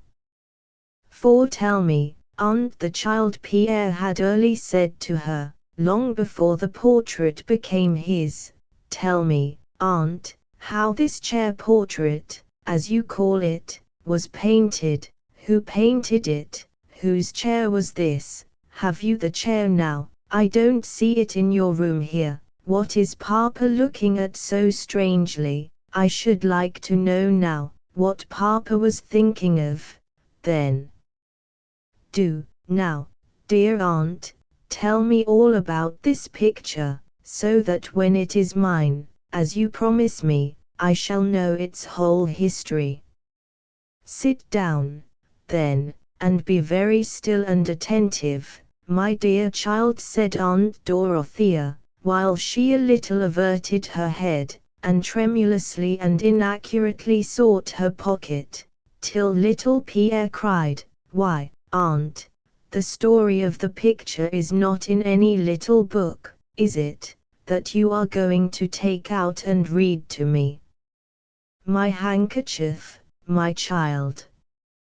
Why, aunt, here it is, at your elbow, here, on the table. Here, Aunt, take it, do. Oh, don't tell me anything about the picture, now, I won't hear it. Be still, my darling Pierre, said his aunt, taking the handkerchief. Draw the curtain a little, dearest, the light hurts my eyes.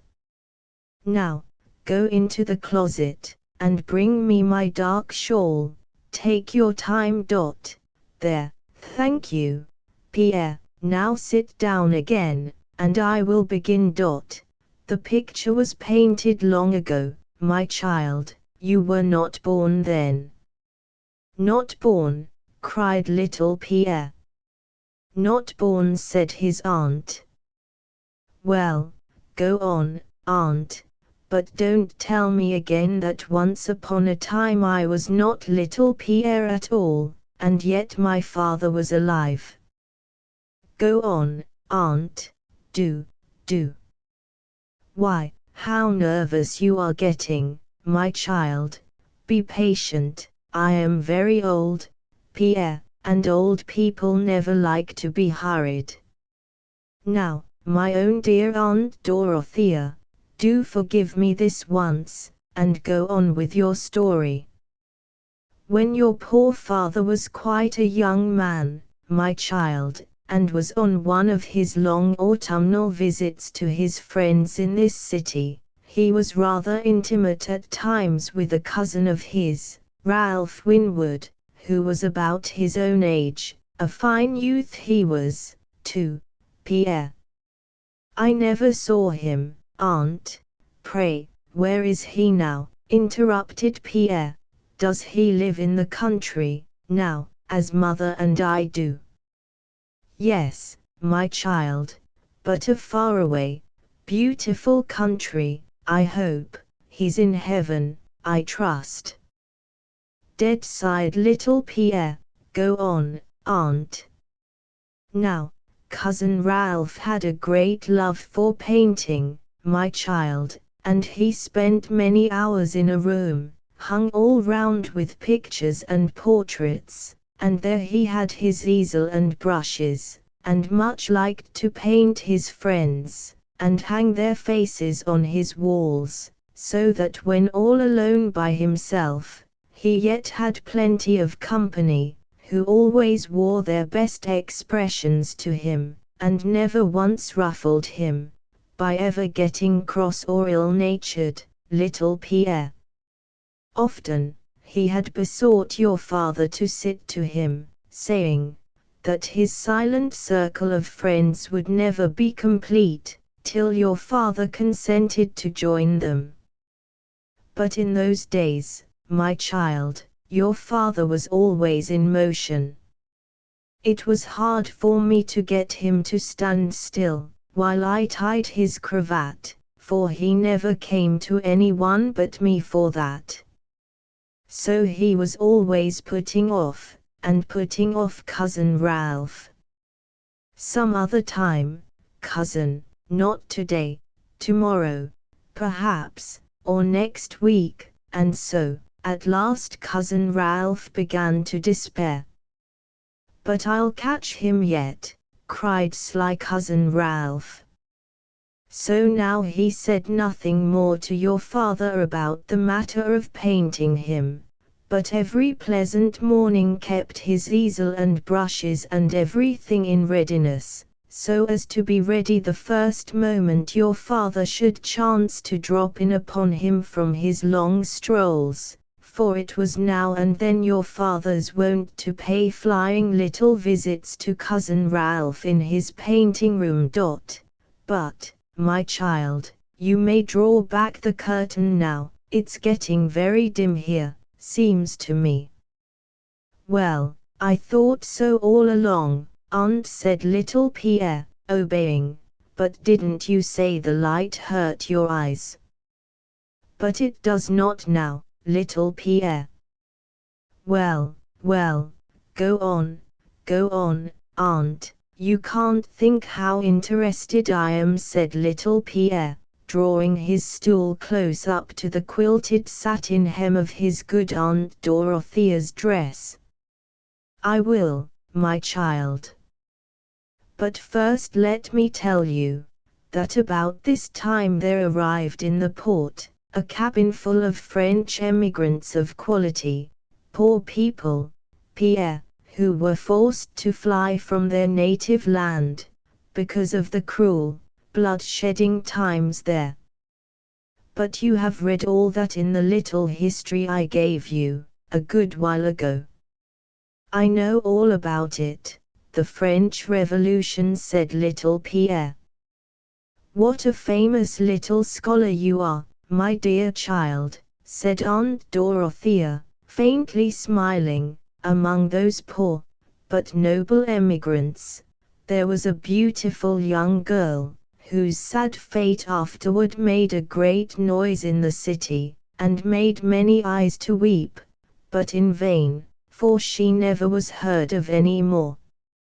How, Aunt, I don't understand. Did she disappear then, Aunt? I was a little before my story, child. Yes, she did disappear, and never was heard of again, but that was afterward, some time afterward, my child. I am very sure it was, I could take my oath of that, Pierre. Why, dear aunt, said little Pierre, how earnestly you talk, after what, your voice is getting very strange. Do now, don't talk that way, you frighten me so, aunt. Perhaps it is this bad cold I have today, it makes my voice a little hoarse, I fear, Pierre. But I will try and not talk so hoarsely again. Well, my child, some time before this beautiful young lady disappeared, indeed it was only shortly after the poor emigrants landed, your father made her acquaintance, and with many other humane gentlemen of the city, provided for the wants of the strangers, for they were very poor indeed, having been stripped of everything, save a little trifling jewelry, which could not go very far. At last, the friends of your father endeavored to dissuade him from visiting these people so much.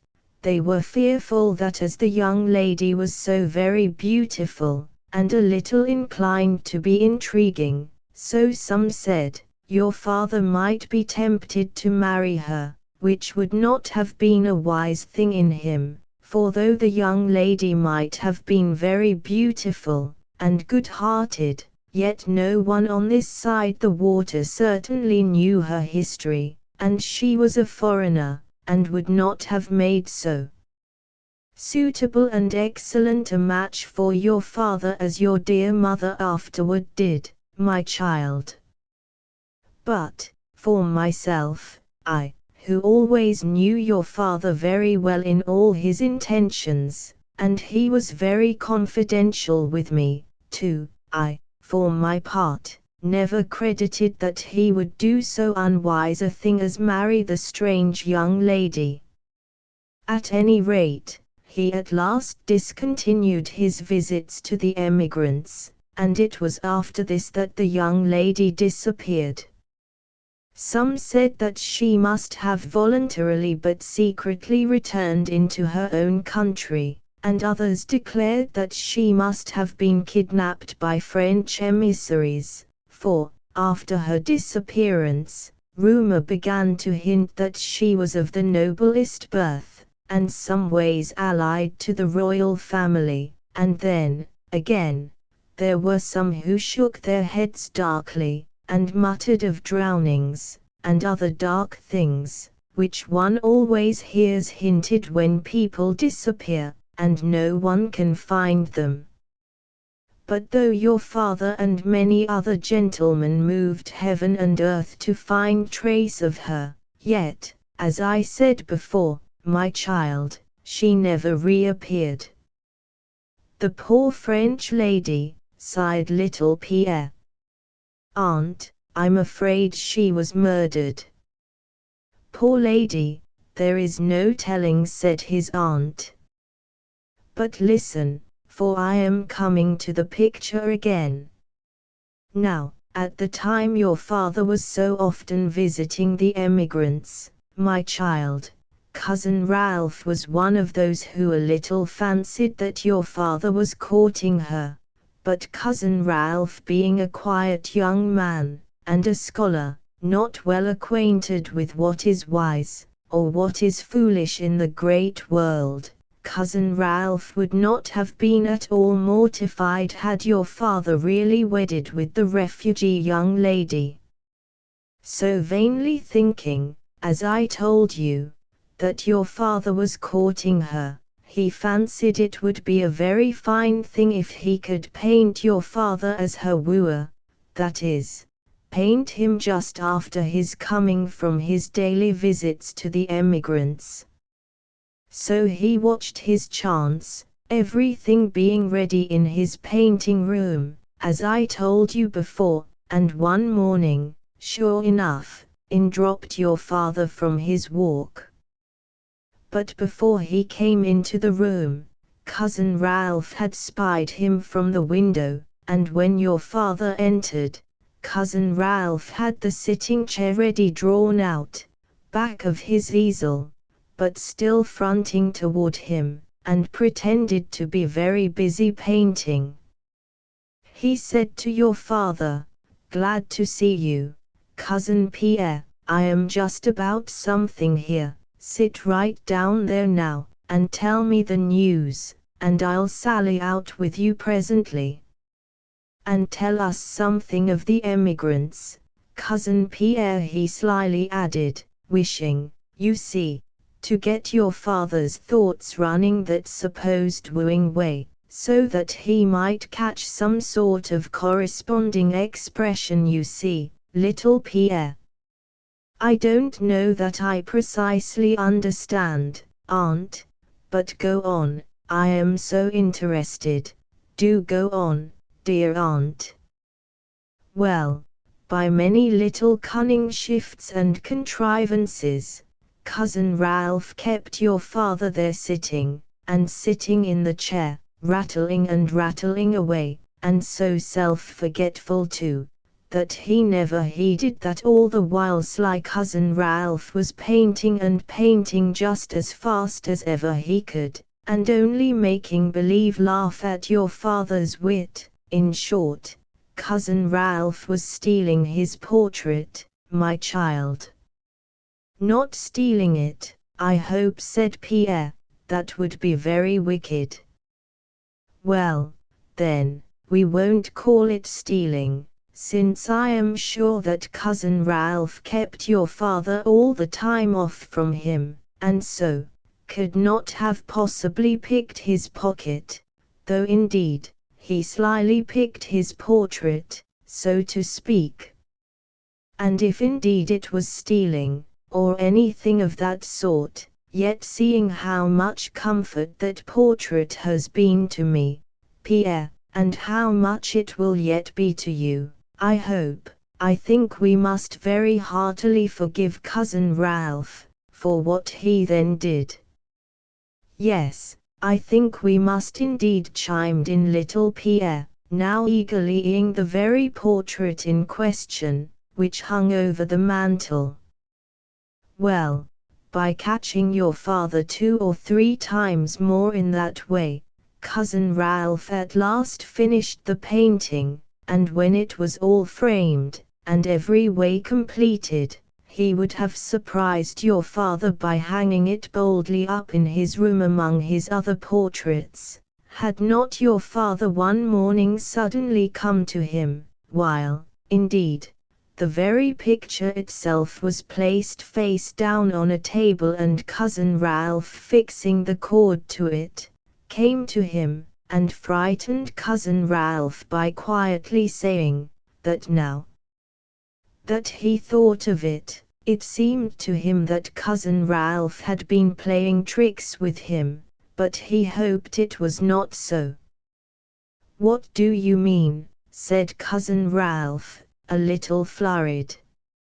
You have not been hanging my portrait up here, have you, Cousin Ralph? said your father, glancing along the walls. I'm glad I don't see it.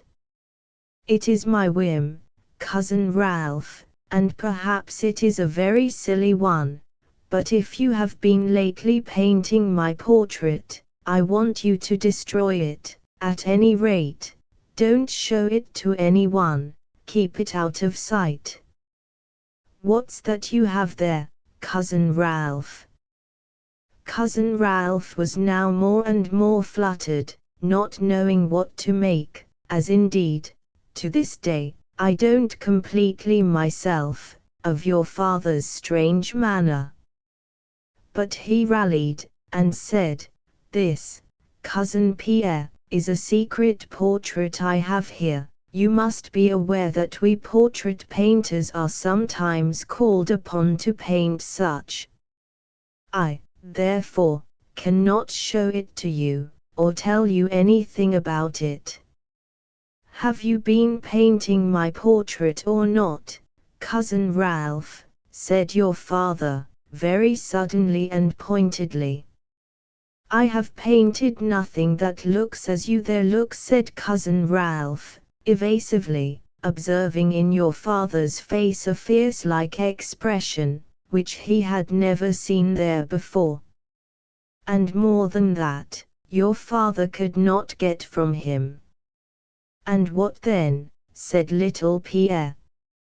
"Why, not much, my child, only your father never so much as caught one glimpse of that picture, indeed, never knew for certain whether there was such a painting in the world.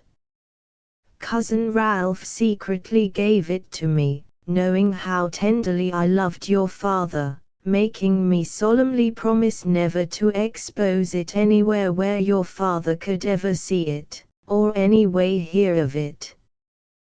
This promise I faithfully kept, and it was only after your dear father's death that I hung it in my chamber. There, Pierre, you now have the story of the chair portrait. And a very strange one it is," said Pierre, "and so interesting, I shall never forget it, aunt." "I hope you never will, my child. Now ring the bell, and we will have a little fruit cake, and I will take a glass of wine. Pierre, do you hear, my child? The bell, ring it."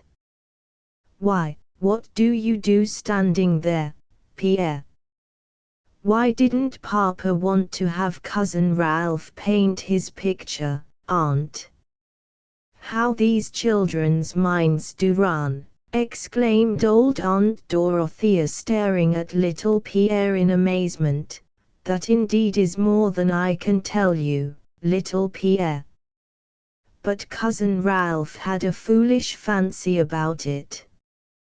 He used to tell me that being in your father's room some few days after the last scene I described, he noticed there a very wonderful work on physiognomy, as they call it, in which the strangest and shadowiest rules were laid down for detecting people's innermost secrets by studying their faces.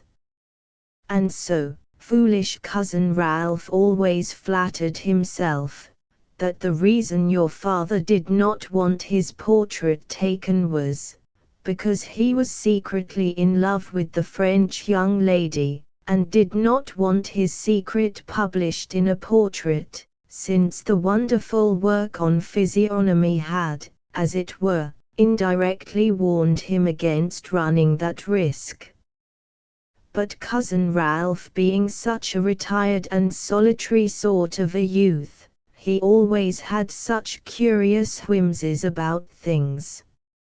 For my part, I don't believe your father ever had any such ridiculous ideas on the subject.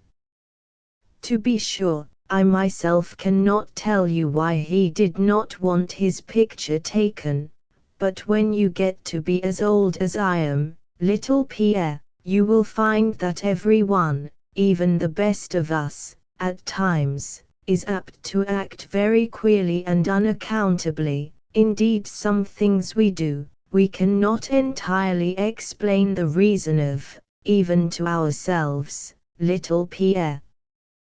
But you will know all about these strange matters by and by. I hope I shall, Aunt, said little Pierre, but, dear Aunt, I thought Martin was to bring in some fruit cake. Ring the bell for him, then, my child. Oh, I forgot, said little Pierre, doing her bidding. By and by, while the aunt was sipping her wine, and the boy eating his cake, and both their eyes were fixed on the portrait in question, little Pierre, pushing his stool nearer the picture, exclaimed, "Now, Aunt, did Papa really look exactly like that? Did you ever see him in that same buff vest, and huge figured neckcloth? I remember the seal and key pretty well, and it was only a week ago that I saw Mama take them out of a little locked drawer in her wardrobe, but I don't remember the queer whiskers, nor the buff vest, nor the huge white figured neckcloth. Did you ever see Papa in that very neckcloth, Aunt?"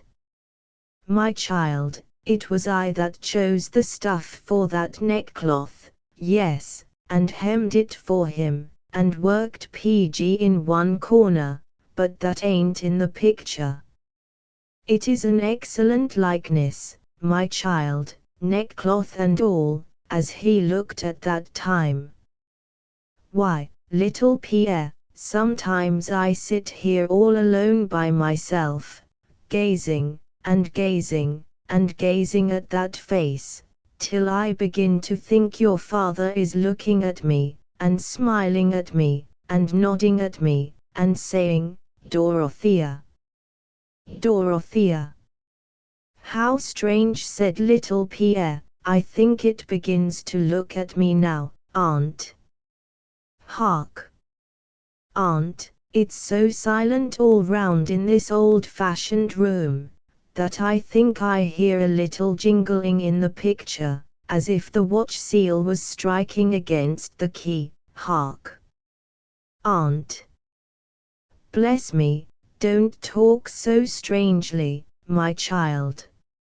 I heard Mamma say once, but she did not say so to me, that, for her part, she did not like Aunt Dorothea's picture, it was not a good likeness, so she said." "Why don't Mamma like the picture, Aunt?" "My child, you ask very queer questions. If your Mamma don't like the picture, it is for a very plain reason. She has a much larger and finer one at home, which she had painted for herself, yes, and paid I don't know how many $100 for it, and that, too, is an excellent likeness. That must be the reason, little Pierre."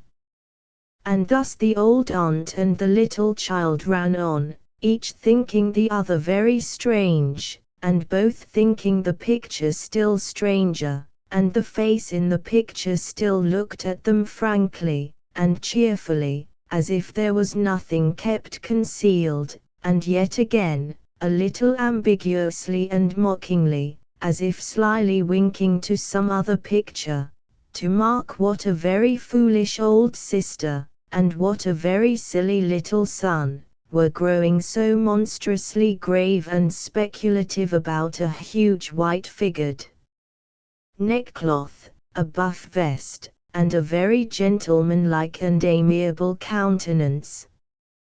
And so, after this scene, as usual, one by one, the fleet years ran on, till the little child Pierre had grown up to be the tall Master Pierre, and could call the picture his own, and now, in the privacy of his own little closet, could stand, or lean, or sit before it all day long, if he pleased, and keep thinking, and thinking, and thinking, and thinking, till by and by all thoughts were blurred, and at last there were no thoughts at all.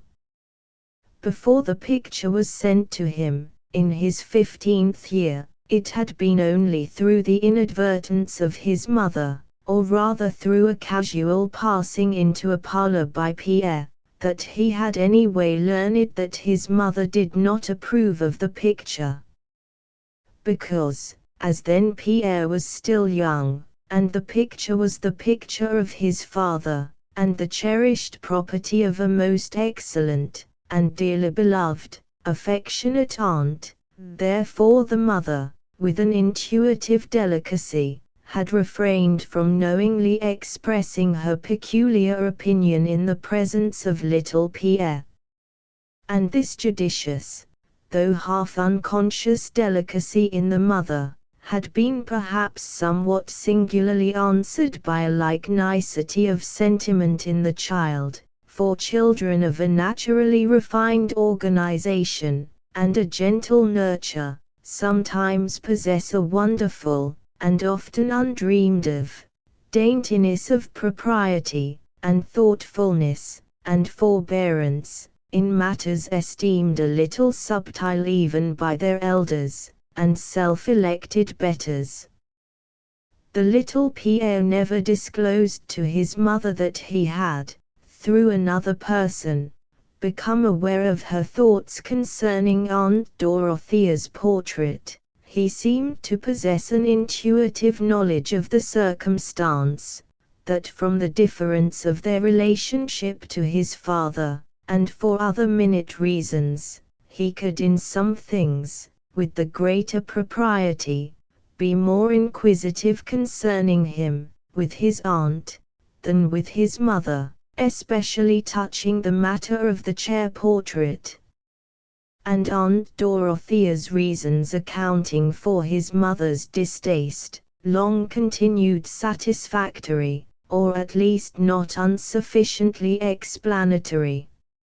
And when the portrait arrived at the Meadows, it so chanced that his mother was abroad, and so Pierre silently hung it up in his closet, and when after a day or two his mother returned, he said nothing to her about its arrival, being still strangely alive to that certain mild mystery which invested it, and whose sacredness now he was fearful of violating, by provoking any discussion with his mother about Aunt Dorothea's gift, or by permitting himself to be improperly curious concerning the reasons of his mother's private and self-reserved opinions of it.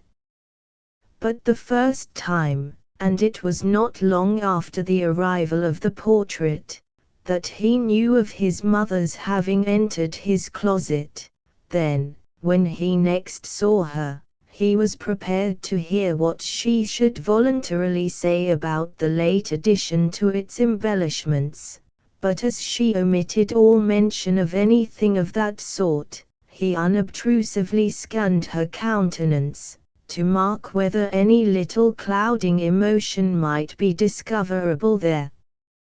But he could discern none.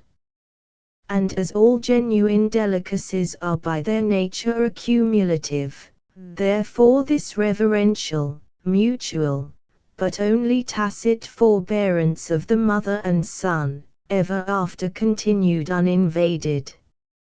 And it was another sweet, and sanctified, and sanctifying bond between them. For, whatever some lovers may sometimes say, love does not always abhor a secret, as nature is said to abhor a vacuum. Love is built upon secrets, as lovely Venice upon invisible and incorruptible piles in the sea.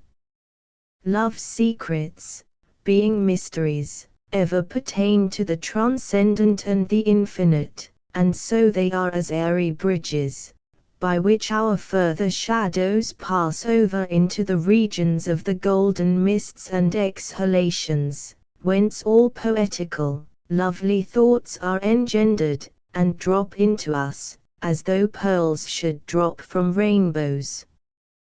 As time went on, the chasteness and pure virginity of this mutual reservation only served to dress the portrait in sweeter, because still more mysterious attractions, and to fling, as it were, fresh fennel and rosemary around the revered memory of the father. Though, indeed, as previously recounted, Pierre now and then loved to present to himself for some fanciful solution the penultimate secret of the portrait, in so far as that involved his mother's distaste, yet the cunning analysis in which such a mental procedure would involve him, never voluntarily transgressed that sacred limit, where his mother's peculiar repugnance began to shade off into ambiguous considerations, touching any unknown possibilities in the character and early life of the original. Not that he had altogether forbidden his fancy to range in such fields of speculation, but all such imaginings must be contributory to that pure, exalted idea of his father, which, in his soul, was based upon the known acknowledged facts of his father's life. If, when the mind roams up and down in the ever-elastic regions of evanescent invention, any definite form or feature can be assigned to the multitudinous shapes it creates out of the incessant dissolvings of its own prior creations, then might we here attempt to hold and define the least shadowy of those reasons, which about the period of adolescence we now treat of, more frequently occurred to Pierre, whenever he essayed to account for his mother's remarkable distaste for the portrait. Yet will we venture one sketch? Yes, sometimes dimly thought Pierre, who knows but cousin Ralph, after all, may have been not so very far from the truth, when he surmised that at one time my father did indeed cherish some passing emotion for the beautiful young Frenchwoman. And this portrait being painted at that precise time, and indeed with the precise purpose of perpetuating some shadowy testification of the fact in the countenance of the original, therefore, its expression is not congenial, is not familiar, is not altogether agreeable to my mother, because, not only did my father's features never look so to her, since it was afterward that she first became acquainted with him, but also, that certain womanliness of women, that thing I should perhaps call a tender jealousy, a fastidious vanity, in any other lady, enables her to perceive that the glance of the face in the portrait, is not, in some nameless way, dedicated to herself, but to some other and unknown object, and therefore, is she impatient of it, and it is repelling to her, for she must naturally be intolerant of any imputed reminiscence in my father, which is not in some way connected with her own recollections of him.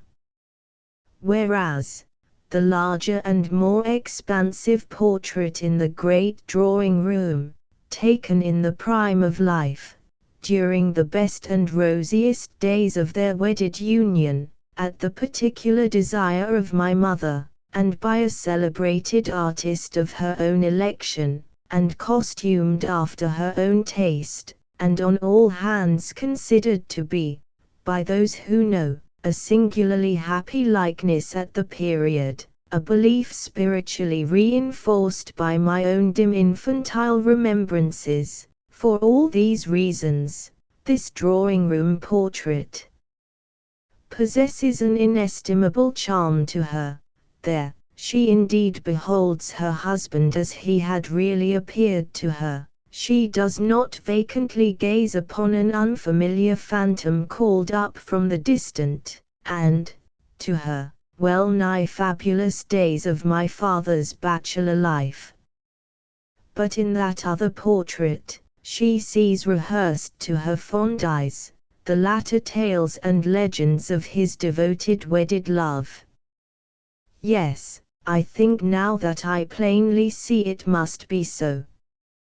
And yet, ever new conceits come vaporing up in me, as I look on the strange chair portrait, which, though so very much more unfamiliar to me than it can possibly be to my mother, still sometimes seems to say, Pierre, believe not the drawing-room painting, that is not thy father, or, at least, is not all of thy father.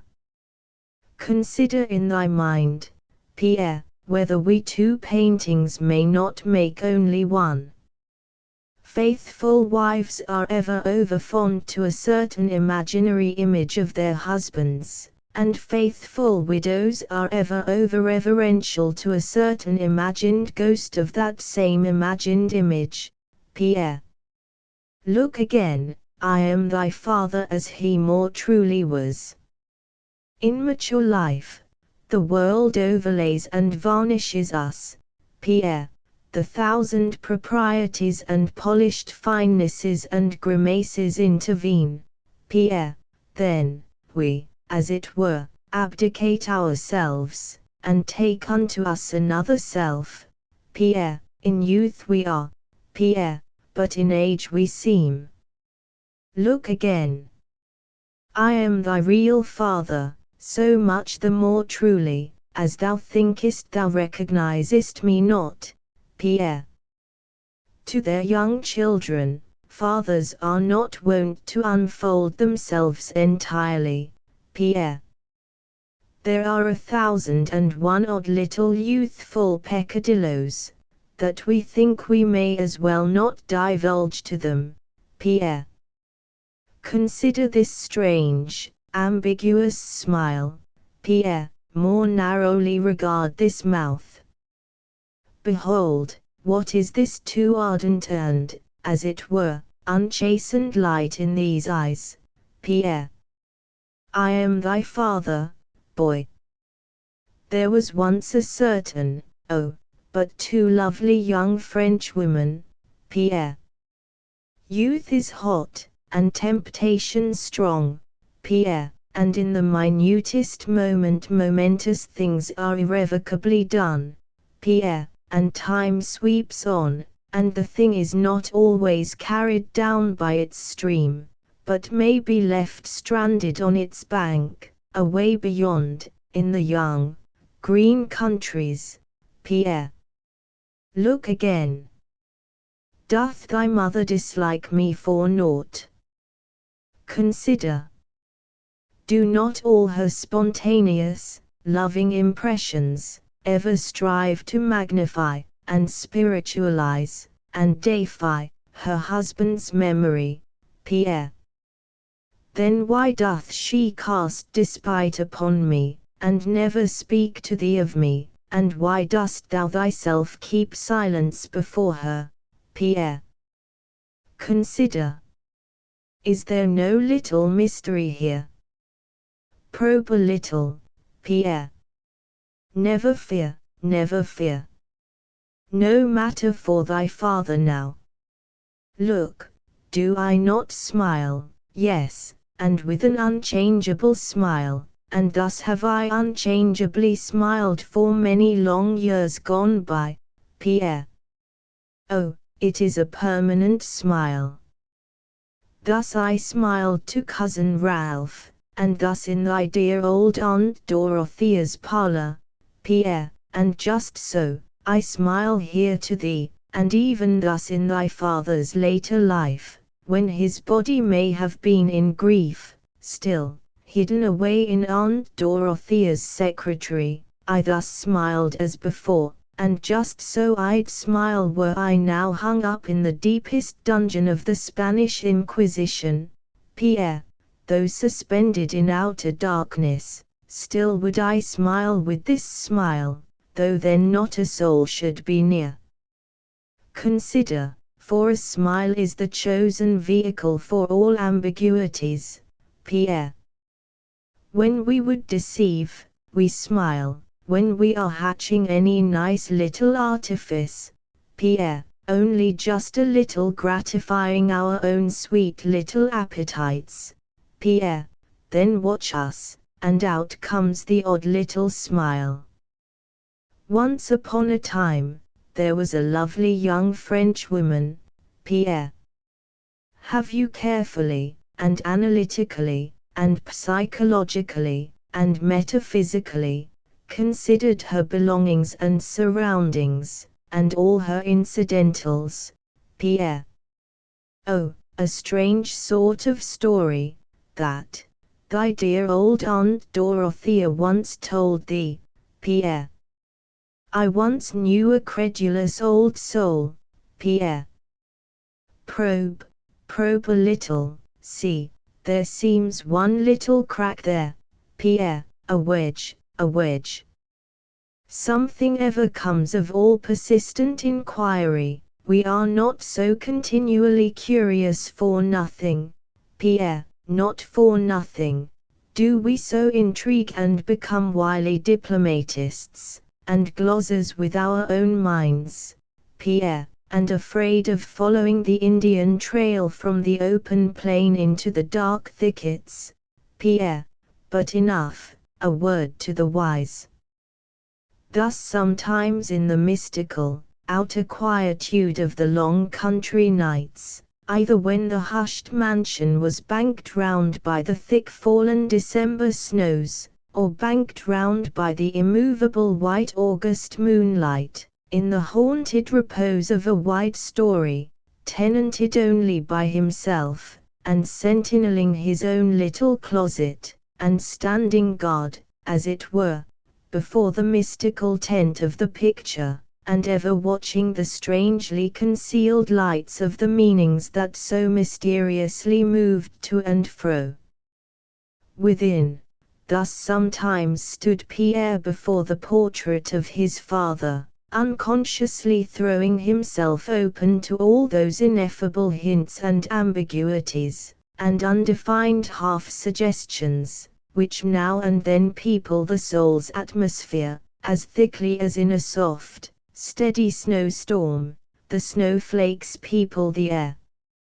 Yet as often starting from these reveries and trances, Pierre would regain the assured element of consciously bidden and self-propelled thought, and then in a moment the air all cleared, not a snowflake descended, and Pierre, upbraiding himself for his self-indulgent infatuation, would promise never again to fall into a midnight reverie before the chair portrait of his father. Nor did the streams of these reveries seem to leave any conscious sediment in his mind. They were so light and so rapid, that they rolled their own alluvial along, and seemed to leave all Pierre's thought channels as clean and dry as though never any alluvial stream had rolled there at all. And so still in his sober, cherishing memories, his father's beatification remained untouched, and all the strangeness of the portrait only served to invest his idea with a fine, legendary romance, the essence whereof was that very mystery, which at other times was so subtly and evilly significant. But now, Isabel's letter read, swift as the first light that slides from the sun. Pierre saw all preceding ambiguities, all mysteries ripped open as if with a keen sword, and forth trooped thickening phantoms of an infinite gloom. Now his remotest infantile reminiscences, the wandering mind of his father, the empty hand, and the ashen, the strange story of Aunt Dorothea, the mystical midnight suggestions of the portrait itself, and, above all, his mother's intuitive aversion, all overwhelmed him with reciprocal testimonies. And now, by irresistible intuitions, all that had been inexplicably mysterious to him in the portrait, and all that had been inexplicably familiar in the face, most magically these now coincided. the merriness of the one not inharmonious with the mournfulness of the other, but by some ineffable correlativeness, they reciprocally identified each other, and, as it were, melted into each other, and thus interpenetratingly uniting, presented lineaments of an added supernaturalness.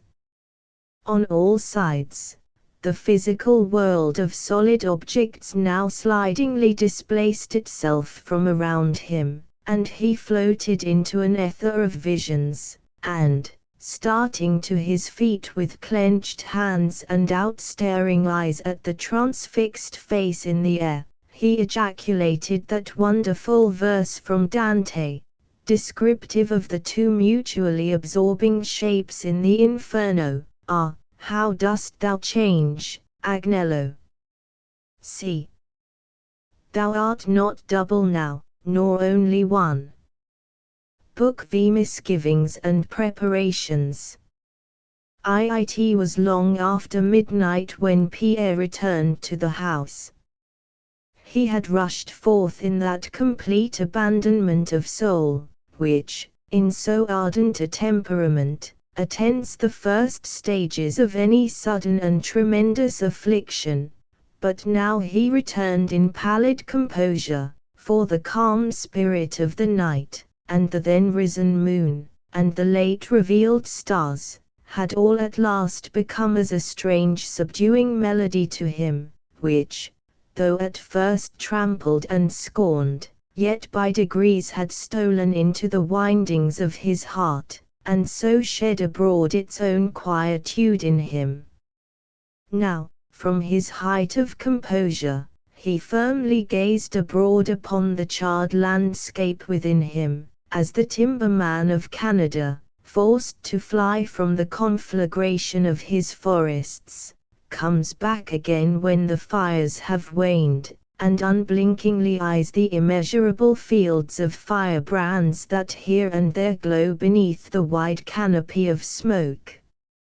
It has been said, that always when Pierre would seek solitude in its material shelter and walled isolation, then the closet communicating with his chamber was his elected haunt. So, going to his room, he took up the now dim-burning lamp he had left there, and instinctively entered that retreat, seating himself, with folded arms and bowed head, in the accustomed dragon-footed old chair. With leaden feet, and heart now changing from iciness to a strange sort of indifference, and a numbing sensation stealing over him, he sat there a while, till, like the resting traveler in snows, he began to struggle against this inertness as the most treacherous and deadliest of symptoms. He looked up, and found himself fronted by the no longer wholly enigmatical, but still ambiguously smiling picture of his father. Instantly all his consciousness and his anguish returned, but still without power to shake the grim tranquillity which possessed him. Yet endure the smiling portrait he could not, and obeying an irresistible nameless impulse, he rose, and without unhanging it, reversed the picture on the wall. This brought to sight the defaced and dusty back, with some wrinkled, tattered paper over the joints, which had become loosened from the paste. "O, symbol of thy reversed idea in my soul," groaned Pierre, "thou shalt not hang thus. Rather cast thee utterly out, than conspicuously insult thee so. I will no more have a father." He removed the picture wholly from the wall, and the closet, and concealed it in a large chest, covered with blue chintz, and locked it up there. But still, in a square space of slightly discolored wall, the picture still left its shadowy, but vacant and desolate trace. He now strove to banish the least trace of his altered father, as fearful that at present all thoughts concerning him were not only entirely vain, but would prove fatally distracting and incapacitating to a mind, which was now loudly called upon, not only to endure a signal grief, but immediately to act upon it. Wild and cruel case, youth ever thinks, but mistakenly, for experience well knows, that action, though it seems an aggravation of woe, is really an alleviative, though permanently to alleviate pain, we must first dart some added pangs. Nor now, though profoundly sensible that his whole previous moral being was overturned, and that for him the fair structure of the world must, in some then unknown way, be entirely rebuilded again, from the lowermost cornerstone up, nor now did Pierre torment himself with the thought of that last desolation, and how the desolate place was to be made flourishing again. He seemed to feel that in his deepest soul lurked an indefinite but potential faith, which could rule in the interregnum of all hereditary beliefs and circumstantial persuasions. Not wholly, he felt, was his soul in anarchy. The indefinite regent had assumed the scepter as its right, and Pierre was not entirely given up to his grief's utter pillage and sack. To a less enthusiastic heart than Pierre's, the foremost question in respect to Isabelle which would have presented itself, would have been, what must I do? But such a question never presented itself to Pierre. The spontaneous responsiveness of his being left no shadow of dubiousness as to the direct point he must aim at. But if the object was plain, not so the path to it. How must I do it? Was a problem for which at first there seemed no chance of solution. But without being entirely aware of it himself, Pierre was one of those spirits, which not in a determinate and sordid scrutiny of small pros and cons, but in an impulsive subservience to the godlike dictation of events themselves, find at length the surest solution of perplexities, and the brightest prerogative of command. And as for him, what must I do? Was a question already answered by the inspiration of the difficulty itself, so now he, as it were, unconsciously discharged his mind, for the present, of all distracting considerations concerning how he should do it, assured that the coming interview with Isabelle could not but unerringly inspire him there. Still, the inspiration which had thus far directed him had not been entirely mute and undivulging as to many very bitter things which Pierre foresaw in the wide sea of trouble into which he was plunged. If it be the sacred province and, by the wisest, deemed, the inestimable compensation of the heavier woes, that they both purge the soul of gay-hearted errors and replenish it with a saddened truth, that holy office is not so much accomplished by any covertly inductive reasoning process, whose original motive is received from the particular affliction, as it is the magical effect of the admission into man's inmost spirit of a before unexperienced and wholly inexplicable element, which like electricity suddenly received into any sultry atmosphere of the dark, in all directions splits itself into nimble lances of purifying light, which at one and the same instant discharge all the air of sluggishness and inform it with an illuminating property, so that objects which before, in the uncertainty of the dark, assumed shadowy and romantic outlines, now are lighted up in their substantial realities, so that in these flashing revelations of grief's wonderful fire, we see all things as they are, and though, when the electric element is gone, the shadows once more descend, and the false outlines of objects again return, yet not with their former power to deceive, for now, even in the presence of the falsest aspects, we still retain the impressions of their immovable true ones, though, indeed, once more concealed. Thus with Pierre. In the joyous young times, ere his great grief came upon him, all the objects which surrounded him were concealingly deceptive. Not only was the long-cherished image of his rather now transfigured before him from a green-foliaged tree into a blasted trunk, but every other image in his mind attested the universality of that electoral light which had darted into his soul. Not even his lovely, immaculate mother remained entirely untouched, unaltered by the shock. At her changed aspect, when first revealed to him, Pierre had gazed in a panic, and now, when the electrical storm had gone by, he retained in his mind that so suddenly revealed image, with an infinite mournfulness.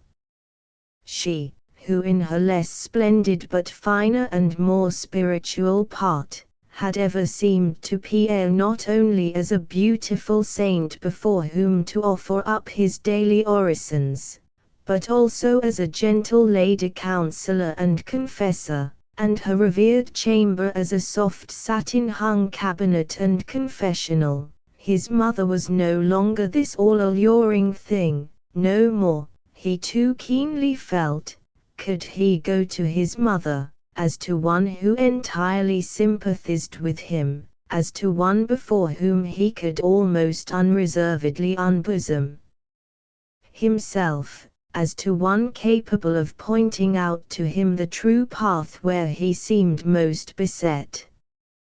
Wonderful, indeed, was that electric insight which fate had now given him into the vital character of his mother. She well might have stood all ordinary tests, but when Pierre thought of the touchstone of his immense strait applied to her spirit, he felt profoundly assured that she would crumble into nothing before it. She was a noble creature, but formed chiefly for the gilded prosperities of life, and hitherto mostly used to its unruffled serenities, bred and expanded, in all developments, under the sole influence of hereditary forms and world usages. Not his refined, courtly, loving, equable mother, Pierre felt, could unreservedly, and like a heaven's heroine, meet the shock of his extraordinary emergency, and applaud, to his heart's echo, a sublime resolve, whose execution should call down the astonishment and the jeers of the world. My mother, dearest mother, God hath given me a sister, and unto thee a daughter, and covered her with the world's extremest infamy and scorn, that so I and thou, my mother, mightest gloriously own her, and acknowledge her, and, nay, groaned Pierre, never, could such syllables be one instant tolerated by her. Then, high up, and towering, and all forbidding before Pierre grew the before unthought of wonderful edifice of his mother's immense pride, her pride of birth, her pride of affluence, her pride of purity, and all the pride of high-born, refined, and wealthy life, and all the Semiramian pride of woman. Then he staggered back upon himself, and only found support in himself. Then Pierre felt that deep in him lurked a divine unidentifiableness, that owned no earthly kith or kin. Yet was this feeling entirely lonesome, and orphan-like. Fain, then, for one moment, would he have recalled the 1,000 sweet illusions of life, though purchased at the price of life's truth, so that once more he might not feel himself driven out an infant Ishmael into the desert, with no maternal Hagar to accompany and comfort him. Still, were these emotions without prejudice to his own love for his mother, and without the slightest bitterness respecting her, and, least of all, there was no shallow disdain toward her of superior virtue. He too plainly saw, that not his mother had made his mother, but the infinite haughtiness had first fashioned her, and then the haughty world had further molded her, nor had a haughty ritual omitted to finish her. Wonderful, indeed, we repeat it, was the electrical insight which Pierre now had into the character of his mother, for not even the vivid recalling of her lavish love for him could suffice to gainsay his sudden persuasion. Love me she doth, thought Pierre, but how? Loveth she me with the love past all understanding? That love, which in the loved one's behalf, would still calmly confront all hate. Whose most triumphing hymn, triumphs only by swelling above all opposing taunts and despite, loving mother, here have I a loved, but world-infamous sister to own, and if thou lovest me, mother, thy love will love her, too, and in the proudest drawing-room take her so much the more proudly by the hand. And as Pierre thus in fancy led Isabel before his mother, and in fancy led her away, and felt his tongue cleave to the roof of his mouth, with her transfixing look of incredulous, scornful horror. Then Pierre's enthusiastic heart sunk in, and caved clean away in him, as he so poignantly felt his first feeling of the dreary heart vacancies of the conventional life. O heartless, proud, ice-gilded world, how I hate thee, he thought, that thy tyrannous, insatiate grasp, thus now in my bitterest need, thus doth rob me even of my mother, thus doth make me now doubly an orphan, without a green grave to bedew. My tears, could I weep them, must now be wept in the desolate places. Now to me is it, as though both father and mother had gone on distant voyages, and, returning, died in unknown seas. She loveth me, but why? Had I been cast in a cripple's mould, how then? Now, do I remember that in her most caressing love, there ever gleamed some scaly, glittering folds of pride.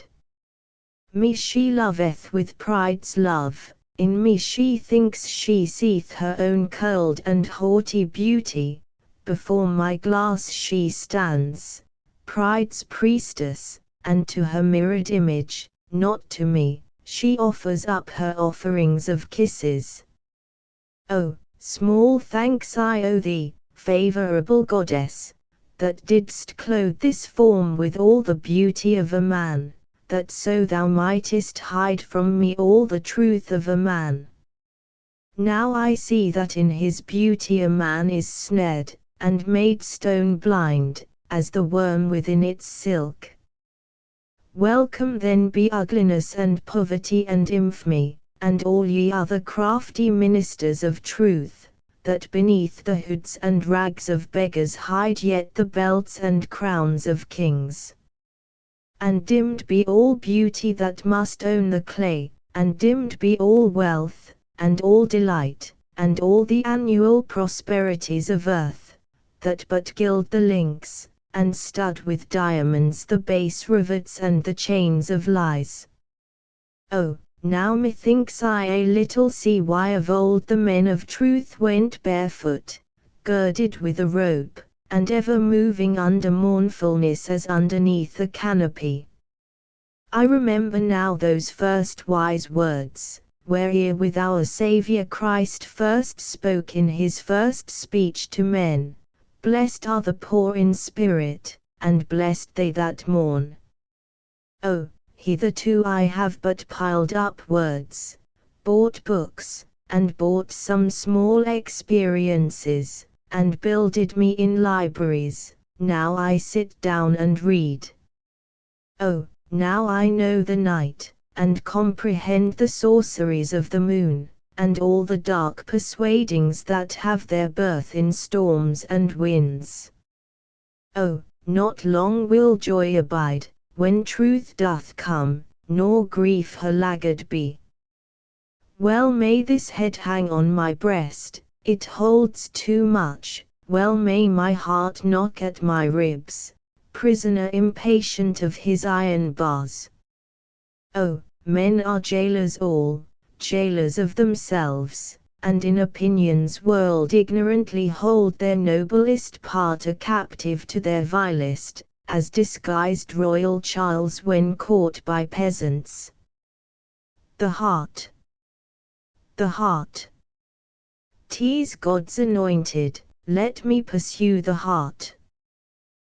But if the presentiment in Pierre of his mother's pride, as bigotedly hostile to the noble design he cherished, if this feeling was so wretched to him, far more so was the thought of another and a deeper hostility, arising from her more spiritual part.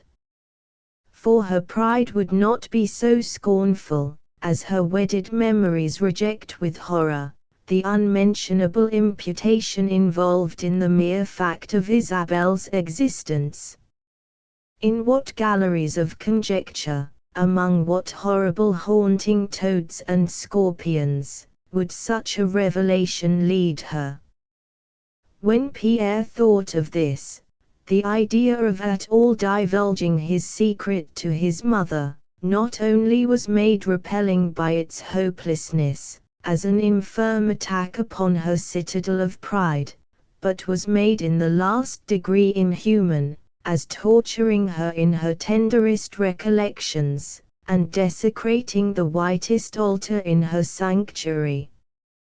Though the conviction that he must never disclose his secret to his mother was originally an unmeditated, and as it were, an inspired one, yet now he was almost painstaking in scrutinizing the entire circumstances of the matter, in order that nothing might be overlooked. For already he vaguely felt, that upon the concealment, or the disclosure of this thing, with reference to his mother, hinged his whole future course of conduct, his whole earthly weal, and Isabel's. But the more and the more that he pondered upon it, the more and the more fixed became his original conviction. He considered that in the case of a disclosure, all human probability pointed to his mother's scornful rejection of his suit as a pleader for Isabel's honorable admission into the honorable mansion of the Glendinnings. Then in that case, unconsciously thought Pierre, I shall have given the deep poison of a miserable truth to my mother, without benefit to any, and positive harm to all. And through Pierre's mind there then darted a baleful thought, how that the truth should not always be paraded, how that sometimes a lie is heavenly, and truth infernal. Filially infernal, truly, thought Pierre, if I should by one vile breath of truth, blast my father's blessed memory in the bosom of my mother, and plant the sharpest dagger of grief in her soul.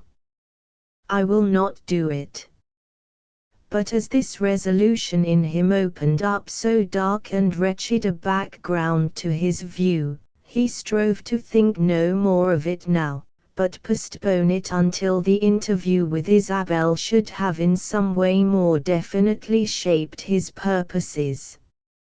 For, when suddenly encountering the shock of new and unanswerable revelations, which he feels must revolutionize all the circumstances of his life, man, at first, ever seeks to shun all conscious definitiveness in his thoughts and purposes, as assured that the lines that shall precisely define his present misery, and thereby lay out his future path, these can only be defined by sharp stakes that cut into his heart.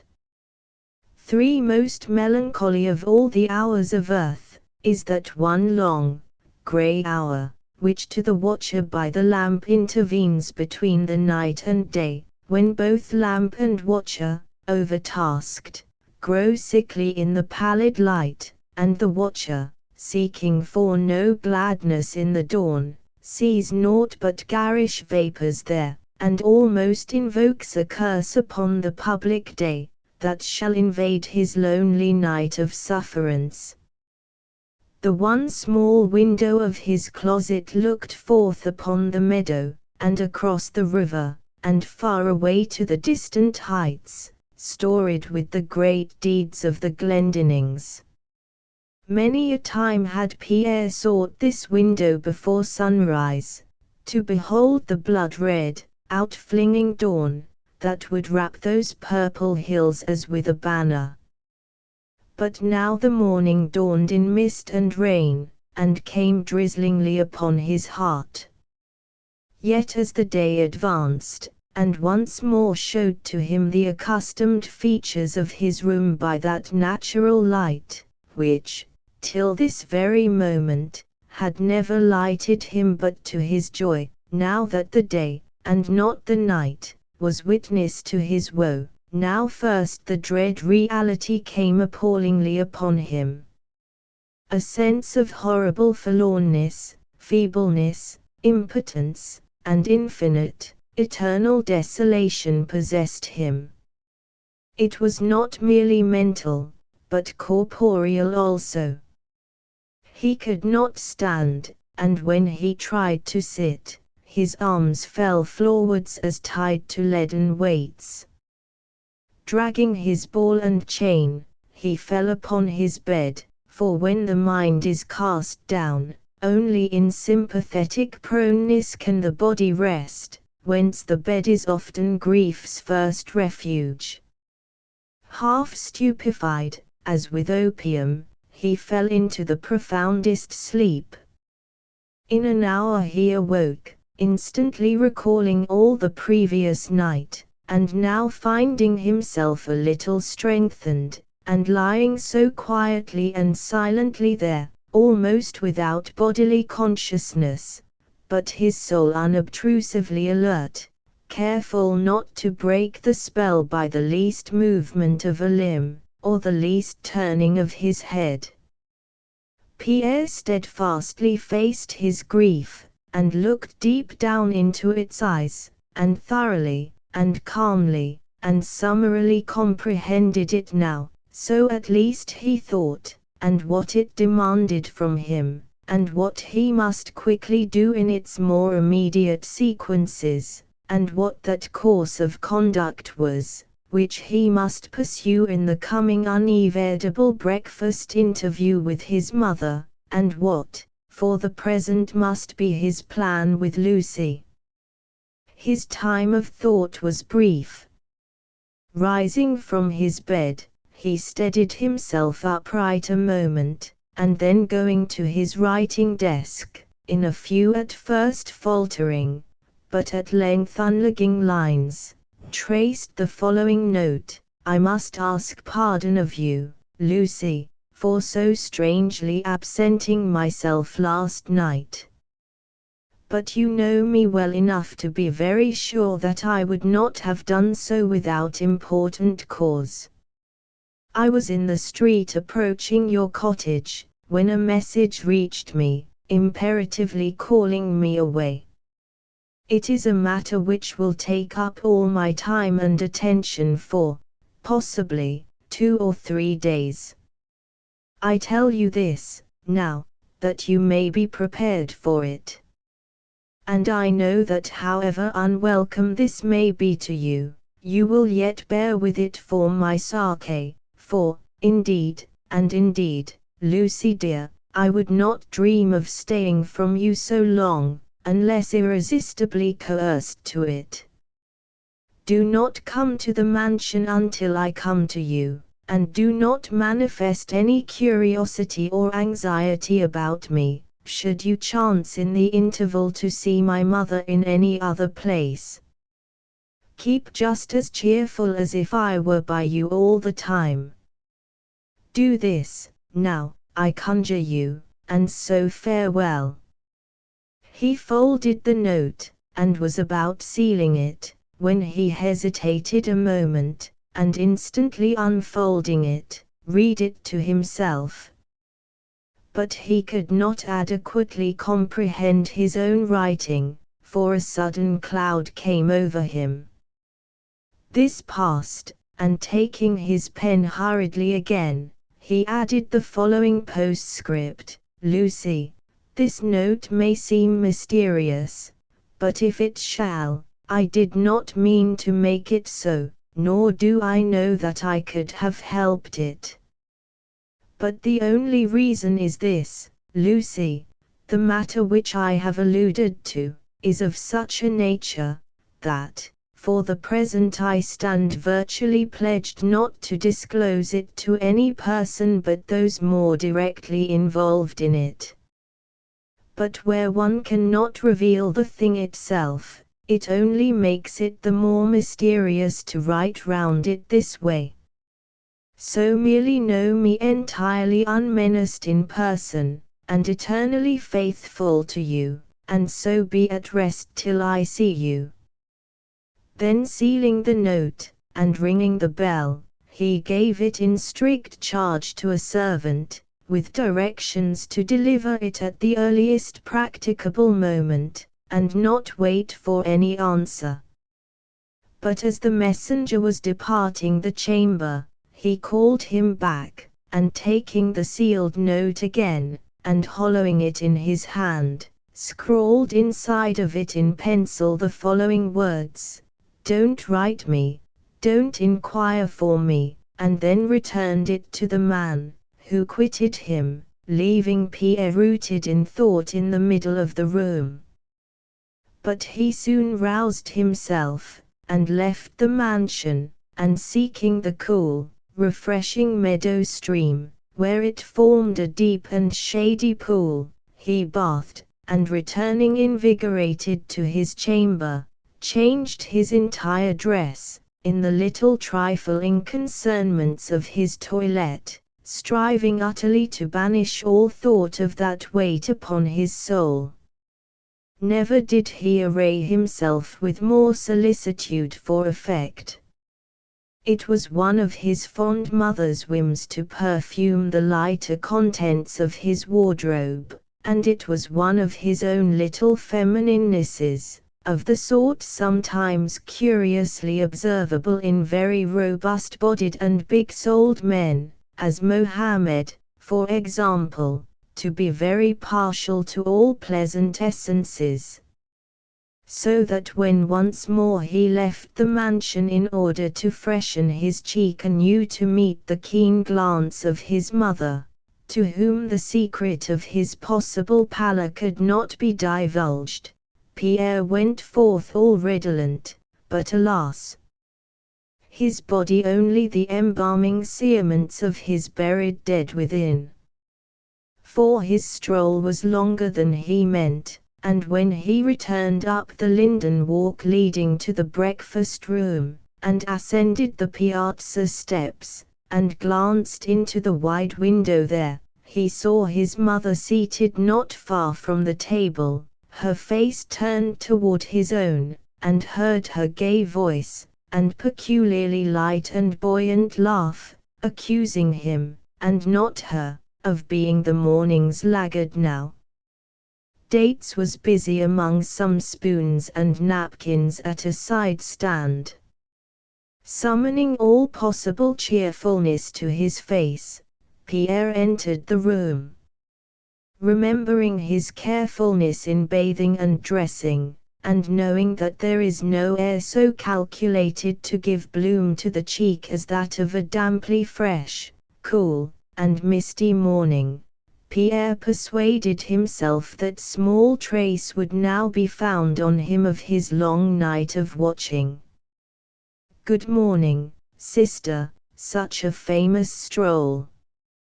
I have been all the way to, where, good heavens, where, for such a look as that. Why, Pierre, Pierre, what ails thee?"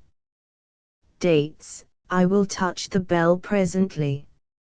As the good servitor fumbled for a moment among the napkins, as if unwilling to stir so summarily from his accustomed duty, and not without some of a well and long-tried old domestic's vague, intermitted murmuring, at being wholly excluded from a matter of family interest, Mrs. Glendinning kept her fixed eye on Pierre, who, unmindful that the breakfast was not yet entirely ready, seating himself at the table, began helping himself, though but nervously enough, to the cream and sugar. The moment the door closed on Dates, the mother sprang to her feet, and threw her arms around her son, but in that embrace, Pierre miserably felt that their two hearts beat not together in such unison as before. "What haggard thing possesses thee, my son? Speak, this is incomprehensible." "Lucy, fie, not she, no love quarrel there, speak, speak, my darling boy." "My dear sister," began Pierre. "Sister me not, now, Pierre, I am thy mother." "Well, then, dear mother, thou art quite as incomprehensible to me as I to. Talk faster, Pierre, this calmness freezes me. Tell me, for, by my soul, something most wonderful must have happened to thee. Thou art my son, and I command thee. It is not Lucy, it is something else. Tell me." "My dear mother," said Pierre, impulsively moving his chair backward from the table, "if thou wouldst only believe me when I say it, I have really nothing to tell thee. Thou knowest that sometimes, when I happen to feel very foolishly studious and philosophical, I sit up late in my chamber, and then, regardless of the hour, foolishly run out into the air, for a long stroll across the meadows. I took such a stroll last night, and had but little time left for napping afterward, and what nap I had I was none the better for. But I won't be so silly again, soon, so do, dearest mother, stop looking at me, and let us to breakfast. Dates. Touch the bell there, sister. Stay, Pierre, there is a heaviness in this hour. I feel, I know, that thou art deceiving me. Perhaps I erred in seeking to wrest thy secret from thee, but believe me, my son, I never thought thou hadst any secret thing from me, except thy first love for Lucy, and that, my own womanhood tells me, was most pardonable and right. But now, what can it be? Pierre, Pierre, consider well before thou determinest upon withholding confidence from me. I am thy mother. It may prove a fatal thing. Can that be good and virtuous, Pierre, which shrinks from a mother's knowledge? Let us not lose hands so, Pierre, thy confidence from me, mine goes from thee. Now, shall I touch the bell?" Pierre, who had thus far been vainly seeking to occupy his hands with his cap and spoon, he now paused, and unconsciously fastened a speechless glance of mournfulness upon his mother. Again he felt presentiments of his mother's newly revealed character. He foresaw the supposed indignation of her wounded pride, her gradually estranged affections thereupon. He knew her firmness, and her exaggerated ideas of the inalienable allegiance of a son. He trembled to think that now indeed was come the first initial moment of his heavy trial. But though he knew all the significance of his mother's attitude, as she stood before him, intently eyeing him, with one hand upon the bell cord, and though he felt that the same opening of the door that should now admit Dates, could not but give eternal exit to all confidence between him and his mother, and though he felt, too, that this was his mother's latent thought, nevertheless, he was girded up in his well-considered resolution. "Pierre, Pierre, shall I touch the bell?" "Mother, stay, yes do, sister." The bell was rung, and at the summons Dates entered, and looking with some significance at Mrs. Glendinning, said, "His reverence has come, my mistress, and is now in the west parlour. Show Mr. Falsgrave in here immediately, and bring up the coffee. Did I not tell you I expected him to breakfast this morning?" "Yes, my mistress, but I thought that, just then," glancing alarmedly from mother to son. "Oh, my good Dates, nothing has happened," cried Mrs. Glendinning, lightly, and with a bitter smile, looking toward her son. "Show Mr. Falsgrave in." "Pierre, I did not see thee, to tell thee, last night, but Mr. Falsgrave breakfasts with us by invitation. I was at the parsonage yesterday, to see him about that wretched affair of Delly, and we are finally to settle upon what is to be done this morning. But my mind is made up concerning Ned. No such profligate shall pollute this place, nor shall the disgraceful Delly." Fortunately, the abrupt entrance of the clergyman here turned away attention from the sudden pallor of Pierre's countenance, and afforded him time to rally. "Good morning, madam, good morning, sir," said Mr. Falsgrave, in a singularly mild, flute-like voice, turning to Mrs. Glendinning and her son, the lady receiving him with answering cordiality, but Pierre too embarrassed just then to be equally polite.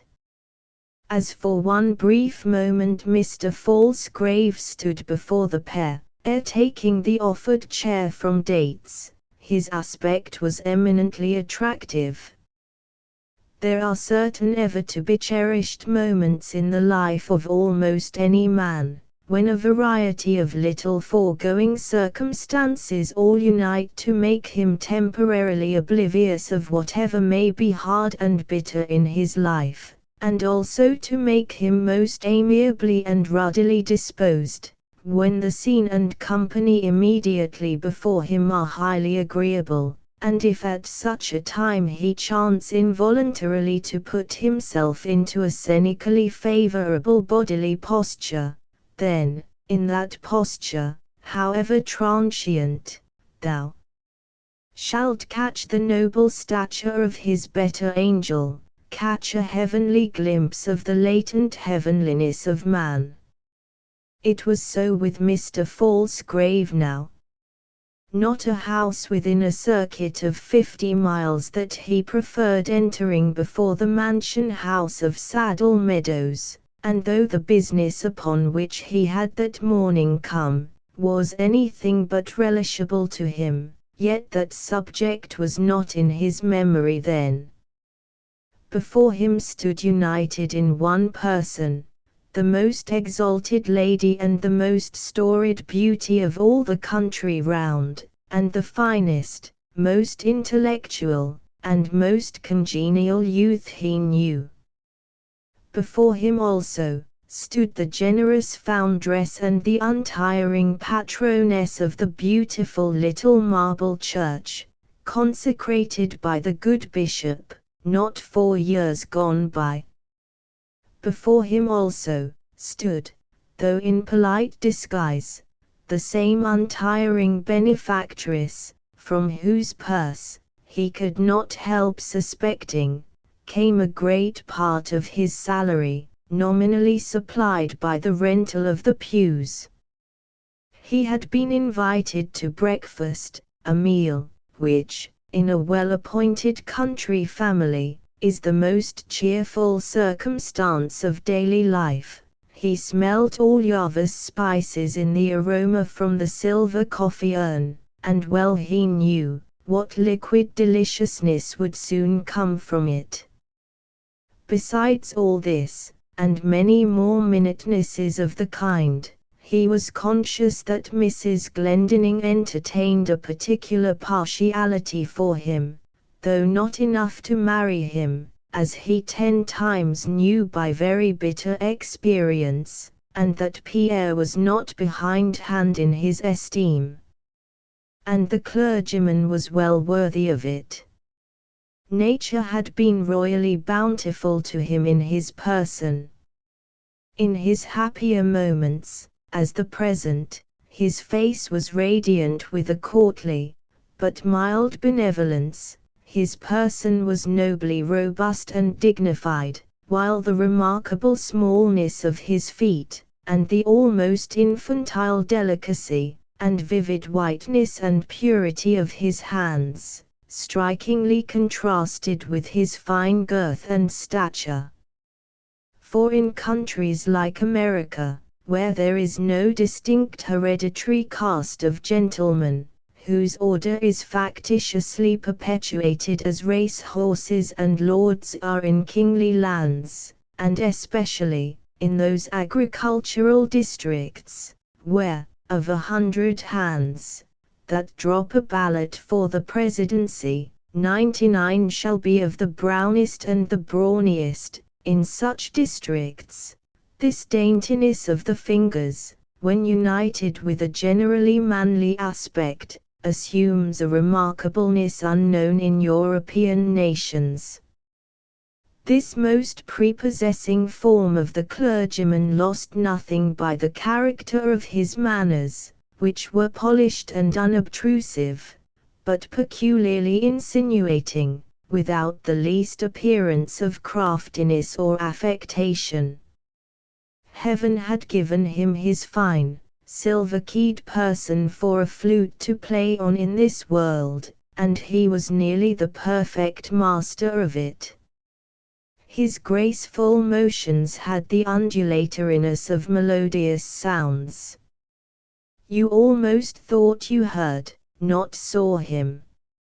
So much the wonderful, yet natural gentleman he seemed, that more than once Mrs. Glendinning had held him up to Pierre as a splendid example of the polishing and gentlemanizing influences of Christianity upon the mind and manners, declaring, that extravagant as it might seem, she had always been of his father's fancy, that no man could be a complete gentleman, and preside with dignity at his own table, unless he partook of the Church's sacraments.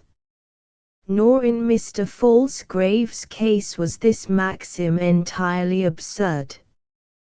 The child of a poor northern farmer who had wedded a pretty sempstress, the clergyman had no heraldic line of ancestry to show, as warrant and explanation of his handsome person and gentle manners, the first, being the wilful partiality of nature, and the second, the consequence of a scholastic life, attempered by a taste for the choicest female society, however small, which he had always regarded as the best relish of existence. If now his manners thus responded to his person, his mind answered to them both, and was their finest illustration. Besides his eloquent persuasiveness in the pulpit, various fugitive papers upon subjects of nature, art, and literature, attested not only his refined affinity to all beautiful things, visible or invisible, but likewise that he possessed a genius for celebrating such things, which in a less indolent and more ambitious nature, would have been sure to have gained a fair poet's name ere now. For this Mr. Falsgrave was just hovering upon his prime of years, a period which, in such a man, is the sweetest, and, to a mature woman, by far the most attractive of manly life. Youth has not yet completely gone with its beauty, grace, and strength, nor has age at all come with its decrepitudes, though the finest undrossed parts of it, its mildness and its wisdom, have gone on before, as decorous chamberlains precede the sedan of some crutched king. Such was this Mr. Falsgrave, who now sat at Mrs. Glendinning's breakfast table, a corner of one of that lady's generous napkins so inserted into his snowy bosom, that its folds almost invested him as far down as the table's edge, and he seemed a sacred priest, indeed, breakfasting in his surplice. "Pray, Mr. Falsgrave," said Mrs. Glendinning, "break me off a bit of that roll." Whether or not his sacerdotal experiences had strangely refined and spiritualized so simple a process as breaking bread, or whether it was from the spotless aspect of his hands, certain it is that Mr. Falsgrave acquitted himself on this little occasion, in a manner that, beheld of old by Leonardo, might have given that artist no despicable hint touching his celestial painting. As Pierre regarded him, sitting there so mild and meek, such an image of white-browed and white-handed, and napkined immaculateness, and as he felt the gentle humane radiations which came from the clergyman's manly and rounded beautifulness, and as he remembered all the good that he knew of this man, and all the good that he had heard of him, and could recall no blemish in his character, and as in his own concealed misery and forlornness, he contemplated the open benevolence, and beaming excellent-heartedness of Mr. Falsgrave, the thought darted through his mind, that if any living being was capable of giving him worthy counsel in his strait, and if to any one he could go with Christian propriety and some small hopefulness, that person was the one before him. "Pray, Mr. Glendinning," said the clergyman, pleasantly, as Pierre was silently offering to help him to some tongue, "don't let me rob you of it. Pardon me, but you seem to have very little yourself this morning, I think."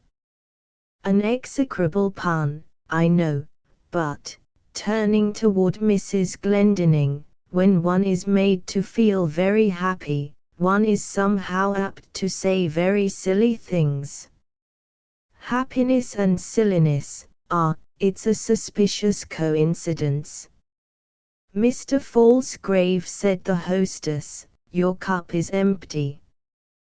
"Dates, we were talking yesterday, Mr. Falsgrave, concerning that vile fellow, Ned." "Well, madam," responded the gentleman, a very little uneasily, "he shall not stay on any ground of mine, my mind is made up, sir." "Infamous man! Did he not have a wife as virtuous and beautiful now, as when I first gave her away at your altar, it was the sheerest and most gratuitous profligacy. The clergyman mournfully and assentingly moved his head. Such men, continued the lady, flushing with the sincerest indignation, are to my way of thinking more detestable than murderers. That is being a little hard upon them, my dear madam, said Mr. Falsgrave, mildly. Do you not think so, Pierre? Now, said the lady, turning earnestly upon her son, is not the man, who has sinned like that Ned, worse than a murderer? Has he not sacrificed one woman completely, and given infamy to another, to both of them, for their portion? If his own legitimate boy should now hate him, I could hardly blame him. My dear madam, said the clergyman, whose eyes, having followed Mrs. Glendinning's to her son's countenance, and marking a strange trepidation there, had thus far been earnestly scrutinizing Pierre's not wholly repressible emotion, my dear madam, he said, slightly bending over his stately episcopal-looking person, virtue has, perhaps, an over-ardent champion in you. You grow too warm, but Mr. Glendinning, here, he seems to grow too cold. Pray, favor us with your views, Mr. Glendinning. I will not think now of the man, said Pierre, slowly, and looking away from both his auditors. Let us speak of Delly and her infant. She has, or had one, I have loosely heard. Their case is miserable indeed. The mother deserves it, said the lady, inflexibly, and the child, Reverend Sir, what are the words of the Bible? The sins of the father shall be visited upon the children to the third generation, said Mr. Falsgrave, with some slight reluctance in his tones. But madam, that does not mean that the community is in any way to take the infamy of the children into their own voluntary hands, as the conscious delegated stewards of God's inscrutable dispensations. Because it is declared that the infamous consequences of sin shall be hereditary, it does not follow that our personal and active loathing of sin should descend from the sinful sinner to his sinless child. I understand you, sir, said Mrs. Glendinning, colouring slightly. You think me too censorious. But if we entirely forget the parentage of the child, and every way receive the child as we would any other, feel for it in all respects the same, and attach no sign of ignominy to it, how then is the Bible dispensation to be fulfilled? Do we not then put ourselves in the way of its fulfillment, and is that wholly free from impiety? Here it was the clergyman's turn to colour a little, and there was a just perceptible tremor of the underlip. Pardon me, continued the lady, courteously, but if there is any one blemish in the character of the Reverend Mr. Falsgrave, it is that the benevolence of his heart too much warps in him the holy rigour of our Church's doctrines. For my part, as I loathe the man, I loathe the woman, and never desire to behold the child. A pause ensued, during which it was fortunate for Pierre, that by the social sorcery of such occasions as the present, the eyes of all three were intent upon the cloth, all three for the moment, giving loose to their own distressful meditations upon the subject in debate, and Mr. Falsgrave vexedly thinking that the scene was becoming a little embarrassing. Pierre was the first who spoke. As before, he steadfastly kept his eyes away from both his auditors, but though he did not designate his mother, Something in the tone of his voice showed that what he said was addressed more particularly to her. Since we seem to have been strangely drawn into the ethical aspect of this melancholy matter, said he, suppose we go further in it, and let me ask, how it should be between the legitimate and the illegitimate child, children of one father, when they shall have passed their childhood. Here the clergyman, quickly raising his eyes, looked as surprised and searchingly at Pierre as his politeness would permit. Upon my word, said Mrs. Glendinning, hardly less surprised, and making no attempt at disguising it, this is an odd question you put. You have been more attentive to the subject than I had fancied. But what do you mean, Pierre? I did not entirely understand you. Should the legitimate child shun the illegitimate, when one father is father to both? Rejoined Pierre, bending his head still further over his plate. The clergyman looked a little down again, and was silent, but still turned his head slightly sideways toward his hostess, as if awaiting some reply to Pierre from her. Ask the world, Pierre, said Mrs. Glendinning warmly, and ask your own heart. My own heart. I will, madam, said Pierre, now looking up steadfastly. But what do you think, Mr. Falsgrave, letting his glance drop again, should the one shun the other, should the one refuse his highest sympathy and perfect love for the other, especially if that other be deserted by all the rest of the world? What think you would have been our blessed Saviour's thoughts on such a matter? And what was that he so mildly said to the adulteress? A swift color passed over the clergyman's countenance, suffusing even his expanded brow. He slightly moved in his chair, and looked uncertainly from Pierre to his mother. He seemed as a shrewd, benevolent-minded man, placed between opposite opinions, merely opinions, who, with a full, and doubly differing persuasion in himself, still refrains from uttering it, because of an irresistible dislike to manifesting an absolute dissent from the honest convictions of any person, whom he both socially and morally esteems. Well, what do you reply to my son? Said Mrs. Glendinning at last. Madam and sir, said the clergyman, now regaining his entire self-possession. It is one of the social disadvantages which we of the pulpit labor under, that we are supposed to know more of the moral obligations of humanity than other people. And it is a still more serious disadvantage to the world, that our unconsidered, conversational opinions on the most complex problems of ethics are too apt to be considered authoritative, as indirectly proceeding from the Church itself. Now, nothing can be more erroneous than such notions, and nothing so embarrasses me, and deprives me of that entire serenity, which is indispensable to the delivery of a careful opinion on moral subjects, than when sudden questions of this sort are put to me in company. Pardon this long preamble, for I have little more to say.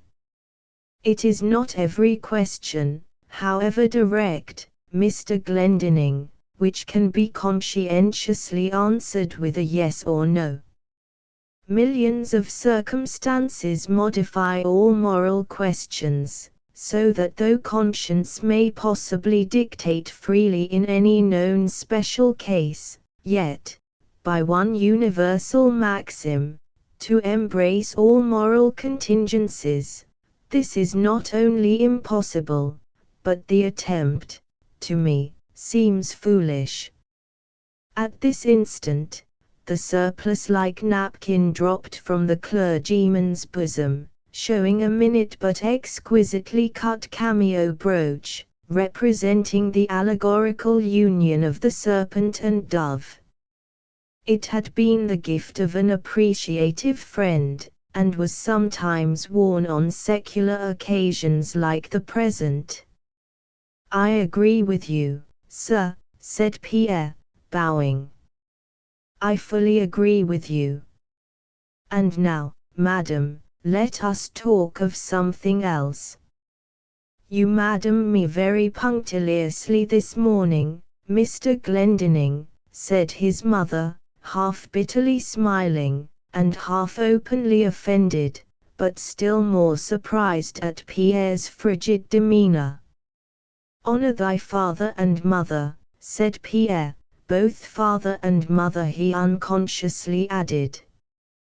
"And now that it strikes me, Mr. Falsgrave, and now that we have become so strangely polemical this morning, let me say, that as that command is justly said to be the only one with a promise, so it seems to be without any contingency in the application. It would seem, would it not, sir, that the most deceitful and hypocritical of fathers should be equally honored by the son, as the purest? So it would certainly seem, according to the strict letter of the Decalogue, certainly. And do you think, sir, that it should be so held, and so applied in actual life? For instance, should I honor my father, if I knew him to be a seducer?" "Pierre, Pierre," said his mother, profoundly coloring, and half rising, "there is no need of these argumentative assumptions. You very immensely forget yourself this morning. It is merely the interest of the general question, madam," returned Pierre, coldly.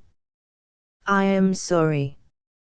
If your former objection does not apply here, Mr. Falsgrave, will you favor me with an answer to my question?" "There you are again, Mr. Glendinning," said the clergyman, thankful for Pierre's hint. "That is another question in morals absolutely incapable of a definite answer, which shall be universally applicable." Again the surplice-like napkin chanced to drop. "I am tacitly rebuked again then, sir," said Pierre, slowly, "but I admit that perhaps you are again in the right. And now, madam, since Mr. Falsgrave and yourself have a little business together, to which my presence is not necessary, and may possibly prove quite dispensable, permit me to leave you. I am going off on a long ramble, so you need not wait dinner for me. Good morning, Mr. Falsgrave. Good morning, madam," looking toward his mother. As the door closed upon him, Mr. Falsgrave spoke. "Mr. Glendinning looks a little pale today. Has he been ill?" "Not that I know of," answered the lady, indifferently, "but did you ever see young gentlemen so stately as he was?" "Extraordinary," she murmured. "What can this mean, madam, madam?" "But your cup is empty again, sir," reaching forth her hand. "No more, no more, madam," said the clergyman. "Madam, pray don't madam me any more, Mr. Falsgrave, I have taken a sudden hatred to that title." "Shall it be your Majesty, then?" said the clergyman, gallantly. "The May Queens are so styled, and so should be the Queens of October." Here the lady laughed. "Come," said she, "let us go into another room, and settle the affair of that infamous Ned and that miserable Delly." The swiftness and unrepellableness of the billow which, with its first shock, had so profoundly whelmed Pierre, had not only poured into his soul a tumult of entirely new images and emotions, but, for the time, it almost entirely drove out of him all previous ones. The things that anyway bore directly upon the pregnant fact of Isabel, these things were all animate and vividly present to him, but the things which bore more upon himself, and his own personal condition, as now forever involved with his sisters, these things were not so animate and present to him. The conjectured past of Isabel took mysterious hold of his father, therefore, the idea of his father tyrannized over his imagination, and the possible future of Isabel, as so essentially though indirectly compromisable by whatever course of conduct his mother might hereafter ignorantly pursue with regard to himself, as henceforth, through Isabel, forever altered to her. These considerations brought his mother with blazing prominence before him. Heaven, after all, hath been a little merciful to the miserable man. Not entirely untempered to human nature are the most direful blasts of fate. When on all sides assailed by prospects of disaster, whose final ends are in terror hidden from it, the soul of man, either, as instinctively convinced that it cannot battle with the whole host at once, or else, benevolently blinded to the larger arc of the circle which menacingly hems it in, whichever be the truth, the soul of man, thus surrounded, cannot, and does never intelligently confront the totality of its wretchedness. The bitter drug is divided into separate draughts for him. Today he takes one part of his woe, tomorrow he takes more, and so on, till the last drop is drunk. Not that in the despotism of other things, the thought of Lucy, and the unconjecturable suffering into which she might so soon be plunged, owing to the threatening uncertainty of the state of his own future, as now in great part and at all hazards dedicated to Isabel, not that this thought had thus far been alien to him. Ice-cold, and serpent-like, it had overlayingly crawled in upon his other shuddering imaginings, but those other thoughts would as often upheave again, and absorb it into themselves, so that it would in that way soon disappear from his contemporary apprehension. The prevailing thoughts connected with Isabel he now could front with prepared and open eyes, but the occasional thought of Lucy, when that started up before him, he could only cover his bewildered eyes with his bewildered hands.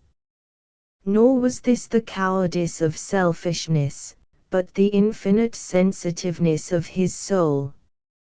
He could bear the agonizing thought of Isabel, because he was immediately resolved to help her, and to assuage a fellow being's grief, but, as yet, he could not bear the thought of Lucy, because the very resolution that promised balm to Isabel obscurely involved the everlasting peace of Lucy, and therefore aggravatingly threatened a far more than fellow being's happiness. Well for Pierre it was, that the penciling presentiments of his mind concerning Lucy as quickly erased as painted their tormenting images. Standing half befogged upon the mountain of his fate, all that part of the wide panorama was wrapped in clouds to him, but anon those concealings slid aside, or rather, a quick rent was made in them, disclosing far below, half veiled in the lower mist, the winding tranquil vale and stream of Lucy's previous happy life, Through the swift cloud rent he caught one glimpse of her expectant and angelic face peeping from the honeysuckled window of her cottage, and the next instant the stormy pinions of the clouds locked themselves over it again, and all was hidden as before, and all went confused in whirling rack and vapor as before. Only by unconscious inspiration, caught from the agencies invisible to man, had he been enabled to write that first obscurely announcing note to Lucy, wherein the collectedness, and the mildness, and the calmness, were but the natural though insidious precursors of the stunning bolts on bolts to follow. But, while thus, for the most part wrapped from his consciousness and vision, still, the condition of his Lucy, as so deeply affected now, was still more and more disentangling and defining itself from out its nearer mist, and even beneath the general upper fog. For when unfathomably stirred, the subtler elements of man do not always reveal themselves in the concocting act, but, as with all other potencies, show themselves chiefly in their ultimate resolvings and results. Strange wild work, and awfully symmetrical and reciprocal, was that now going on within the self-apparently chaotic breast of Pierre.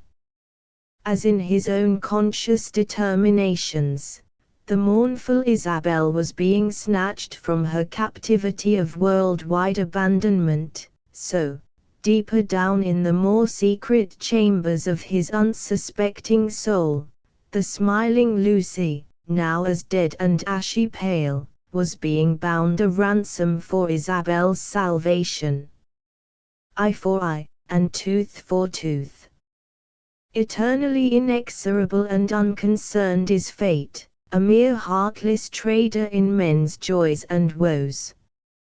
Nor was this general and spontaneous self-concealment of all the most momentous interests of his love, as irretrievably involved with Isabelle and his resolution respecting her, nor was this unbidden thing in him unseconded by the prompting of his own conscious judgment, when in the tyranny of the master event itself, that judgment was permitted some infrequent play.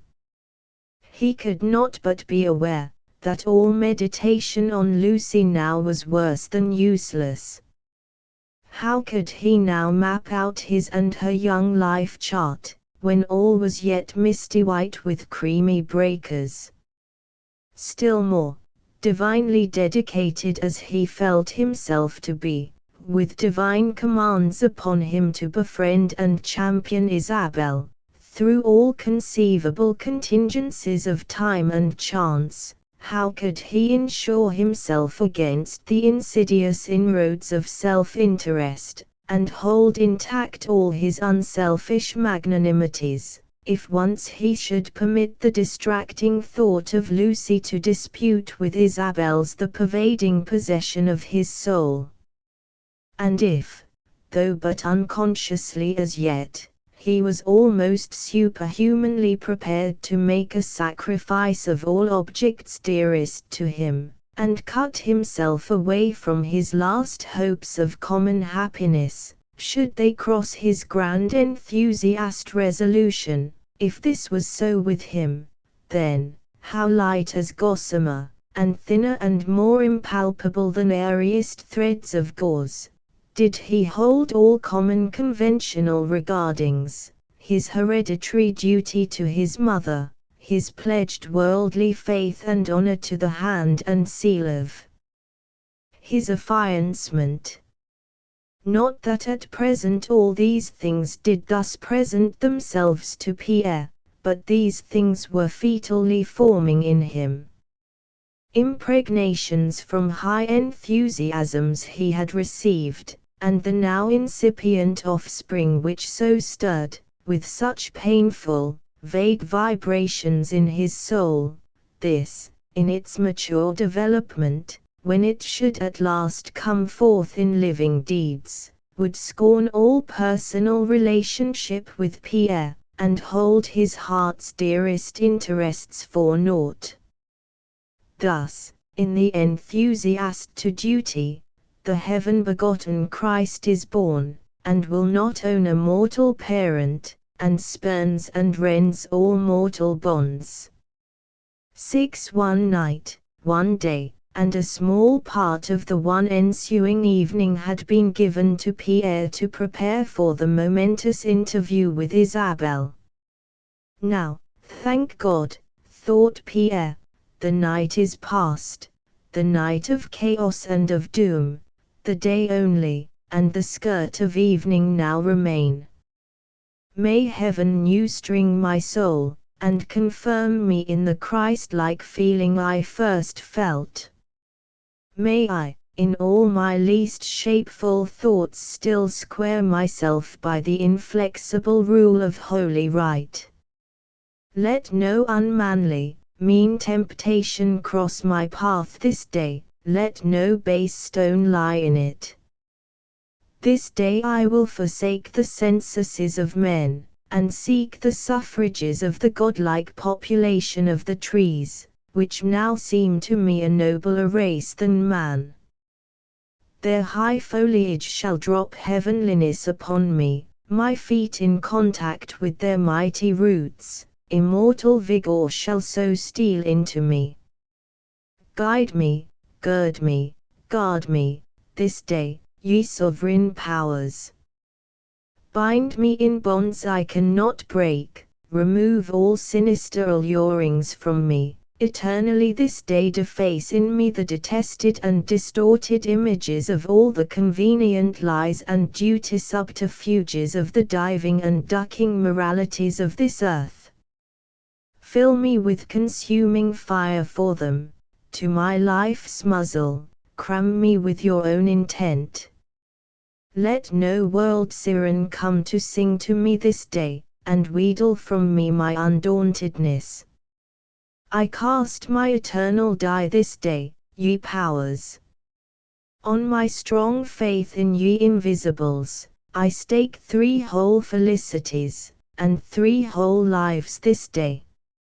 If ye forsake me now, farewell to faith, farewell to truth, farewell to God, exiled for aye from God and man, I shall declare myself an equal power with both, free to make war on night and day, and all thoughts and things of mind and matter, which the upper and the nether firmaments do clasp.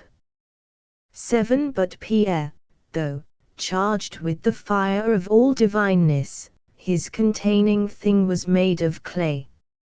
Ah, muskets the gods have made to carry infinite combustions, and yet made them of clay.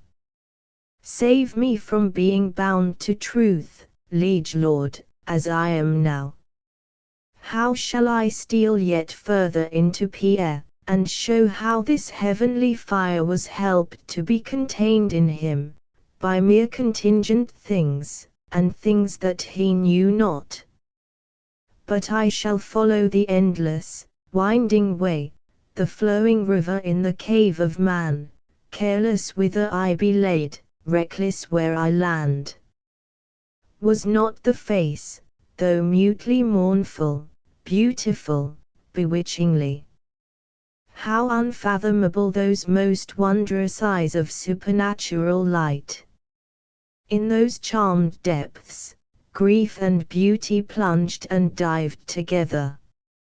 So beautiful, so mystical, so bewilderingly alluring, speaking of a mournfulness infinitely sweeter and more attractive than all mirthfulness, that face of glorious suffering, that face of touching loveliness, that face was Pierre's own sister's, that face was Isabelle's, that face Pierre had visibly seen, into those same supernatural eyes our Pierre had looked. Thus, already, and ere the proposed encounter, he was assured that, in a transcendent degree, womanly beauty, and not womanly ugliness, invited him to champion the right. be naught concealed in this book of sacred truth. How, if accosted in some squalid lane, a humped, and crippled, hideous girl should have snatched his garment's hem, with, "Save me, Pierre, love me, own me, brother, I am thy sister." Ah, if man were wholly made in heaven, why catch we hell glimpses? Why in the noblest marble pillar that stands beneath the all-comprising vault, ever should we descry the sinister vein? We lie in nature very close to God, and though, further on, the stream may be corrupted by the banks it flows through, yet at the fountain's rim, where mankind stand, there the stream infallibly bespeaks the fountain. So let no censorious word be here hinted of mortal Pierre.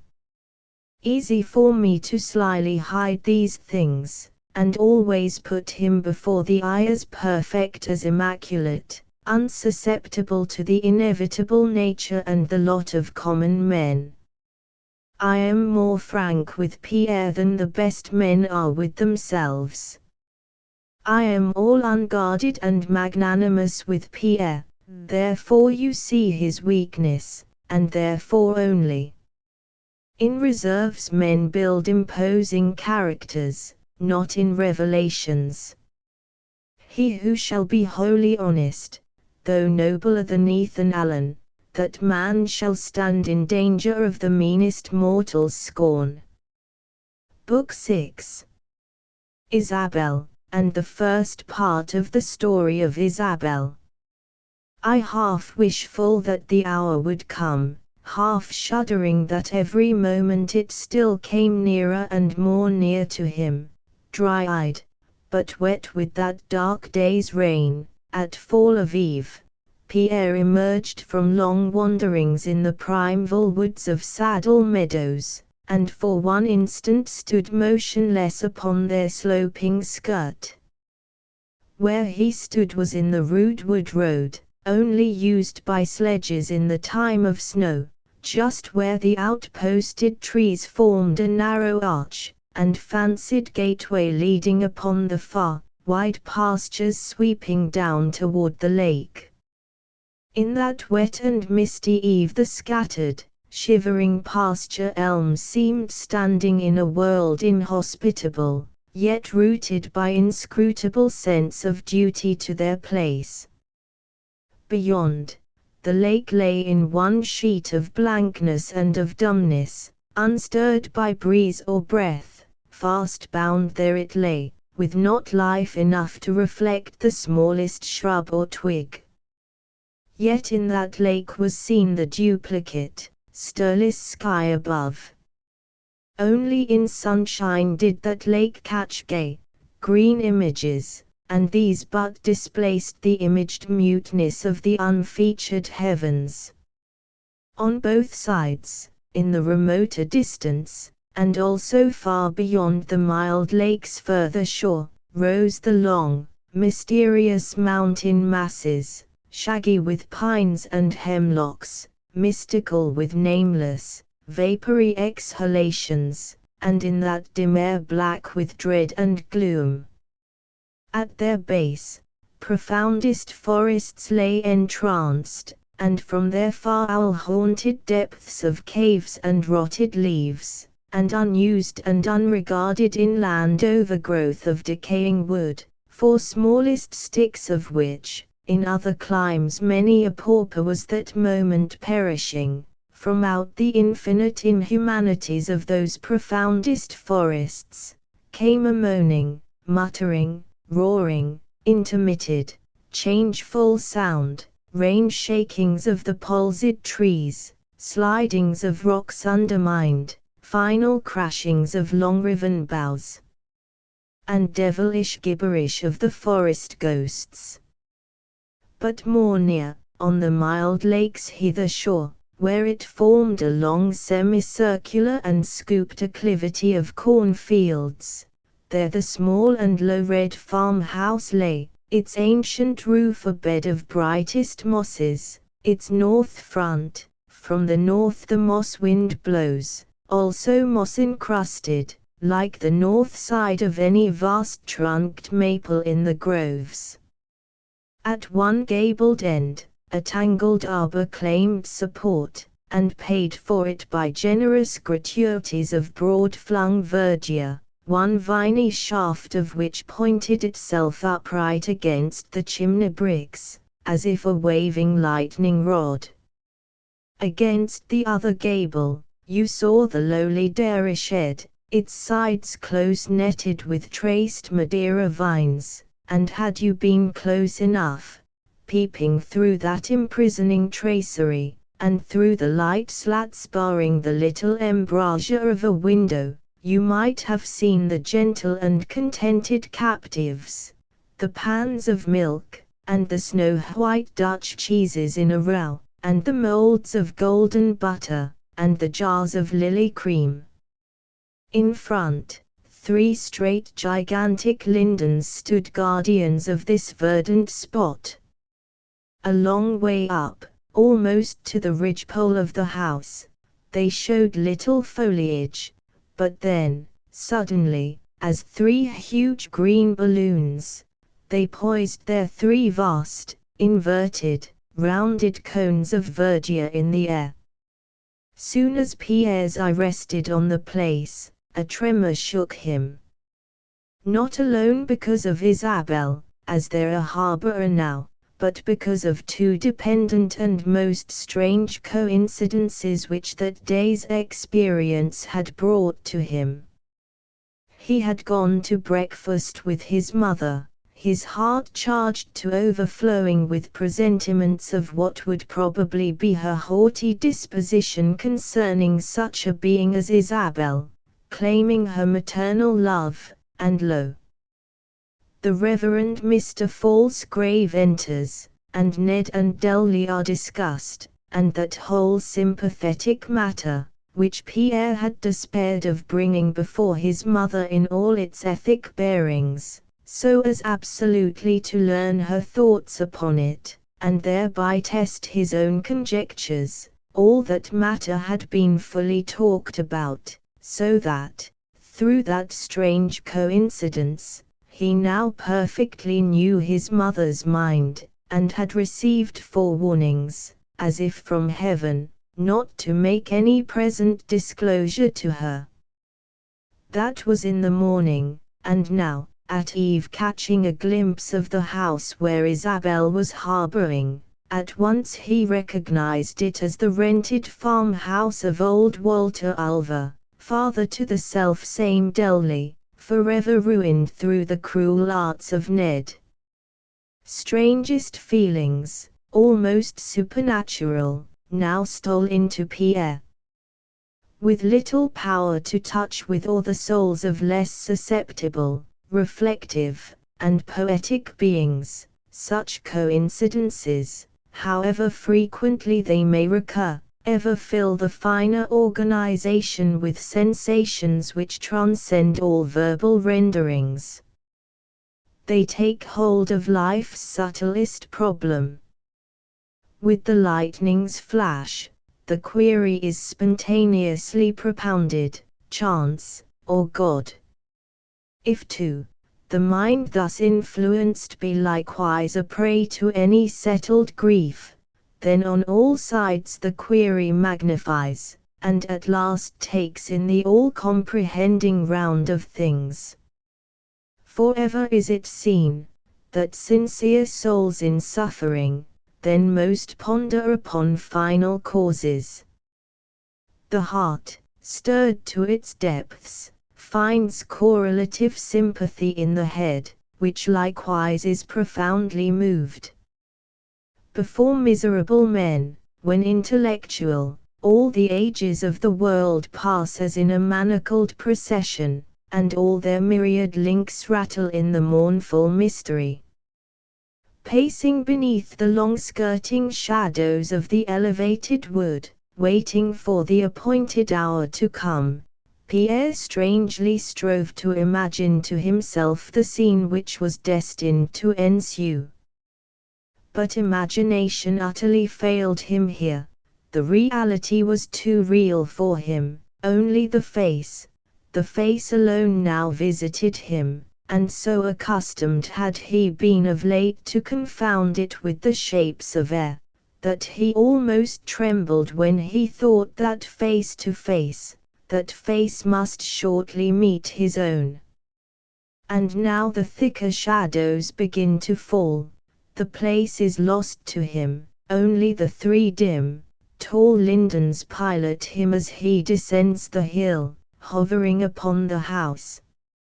He knows it not, but his meditative route is sinuous, as if that moment his thoughts' stream was likewise serpentining, laterally obstructed by insinuated misgivings as to the ultimate utilitarian advisability of the enthusiast resolution that was his. His steps decrease in quickness as he comes more nigh, and sees one feeble light struggling in the rustic double casement.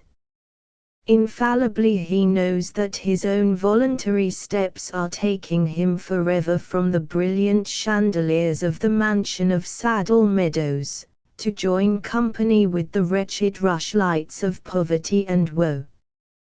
But his sublime intuitiveness also paints to him the sun-like glories of godlike truth and virtue, which though ever obscured by the dense fogs of earth, still shall shine eventually in unclouded radiance, casting illustrative light upon the sapphire throne of God. Too, he stands before the door, the house is steeped in silence, he knocks, the casement light flickers for a moment, and then moves away. Within, he hears a door creak on its hinges. Then his whole heart beats wildly as the outer latch is lifted, and holding the light above her supernatural head, Isabel stands before him. It is herself. No word is spoken, no other soul is seen. They enter the room of the double casement, and Pierre sits down, overpowered with bodily faintness and spiritual awe.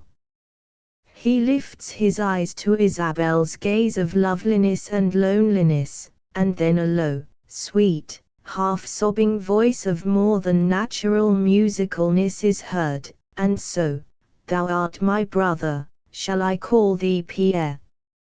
Steadfastly, with his one first and last fraternal inquisition of the person of the mystic girl, Pierre now for an instant eyes her, and in that one instant sees in the imploring face, not only the nameless touchingness of that of the sewing girl, but also the subtler expression of the portrait of his then youthful father, strangely translated, and intermarryingly blended with some before unknown, foreign feminineness.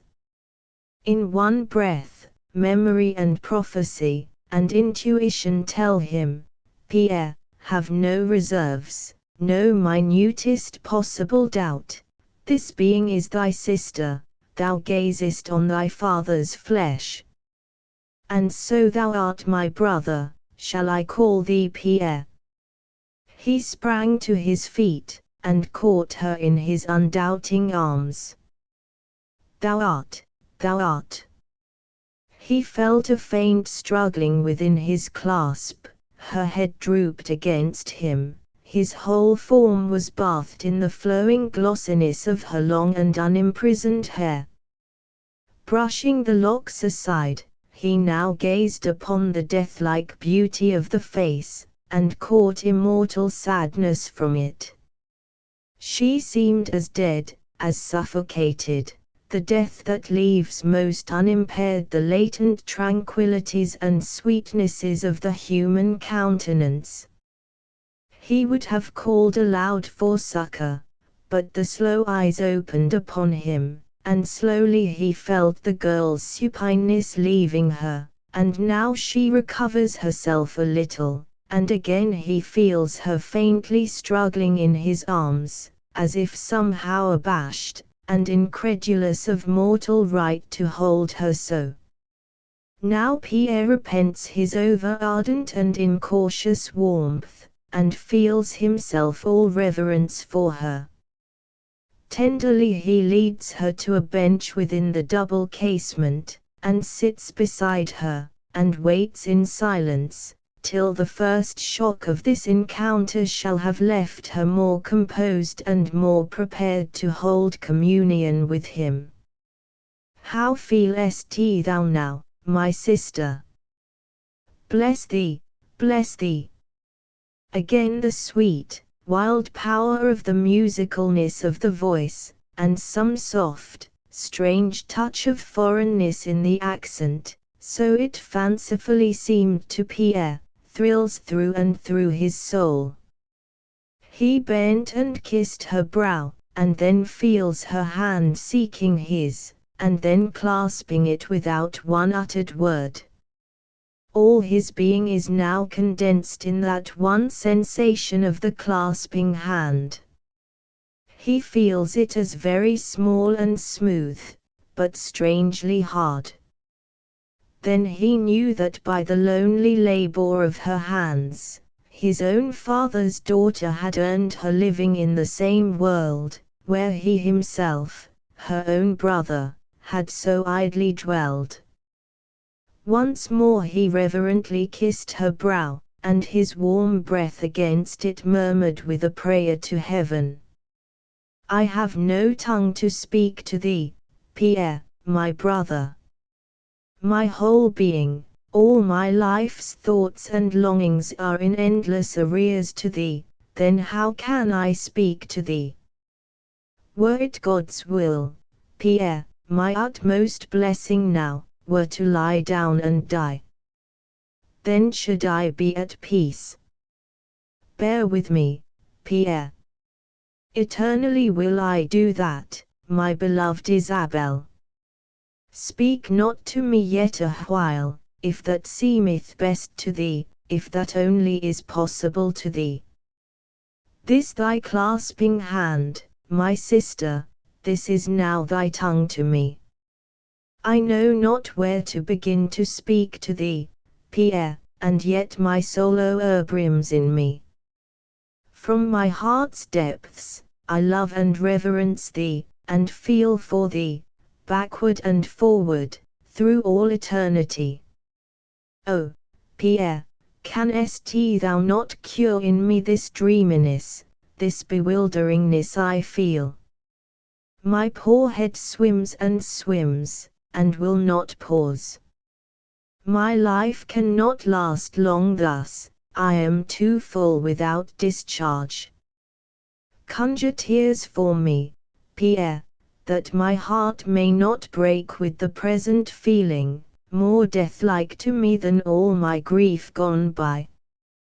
Ye thirst-slaking evening skies, ye hilly dews and mists, distill your moisture here.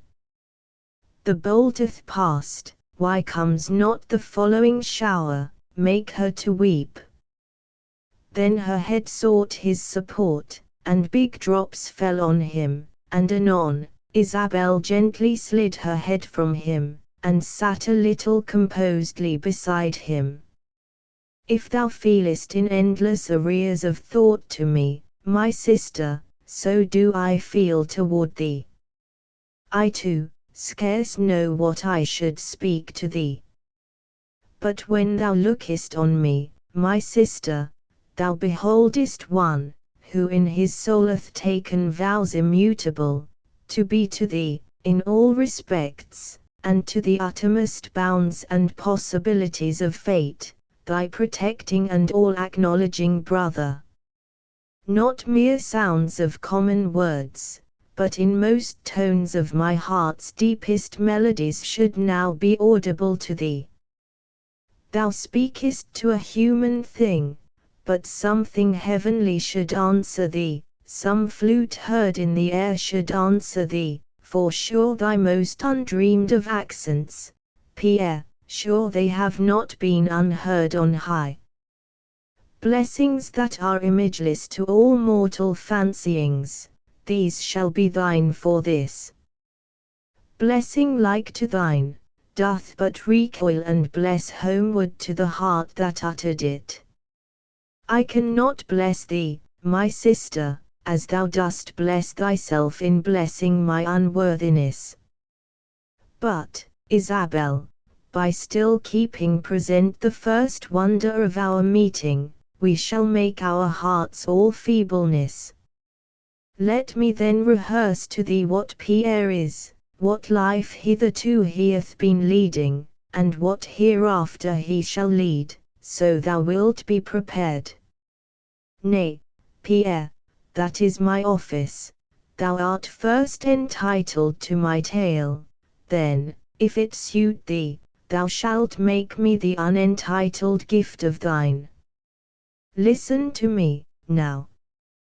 The invisible things will give me strength, it is not much, Pierre, nor aught very marvelous. Listen then, I feel soothed down to utterance now.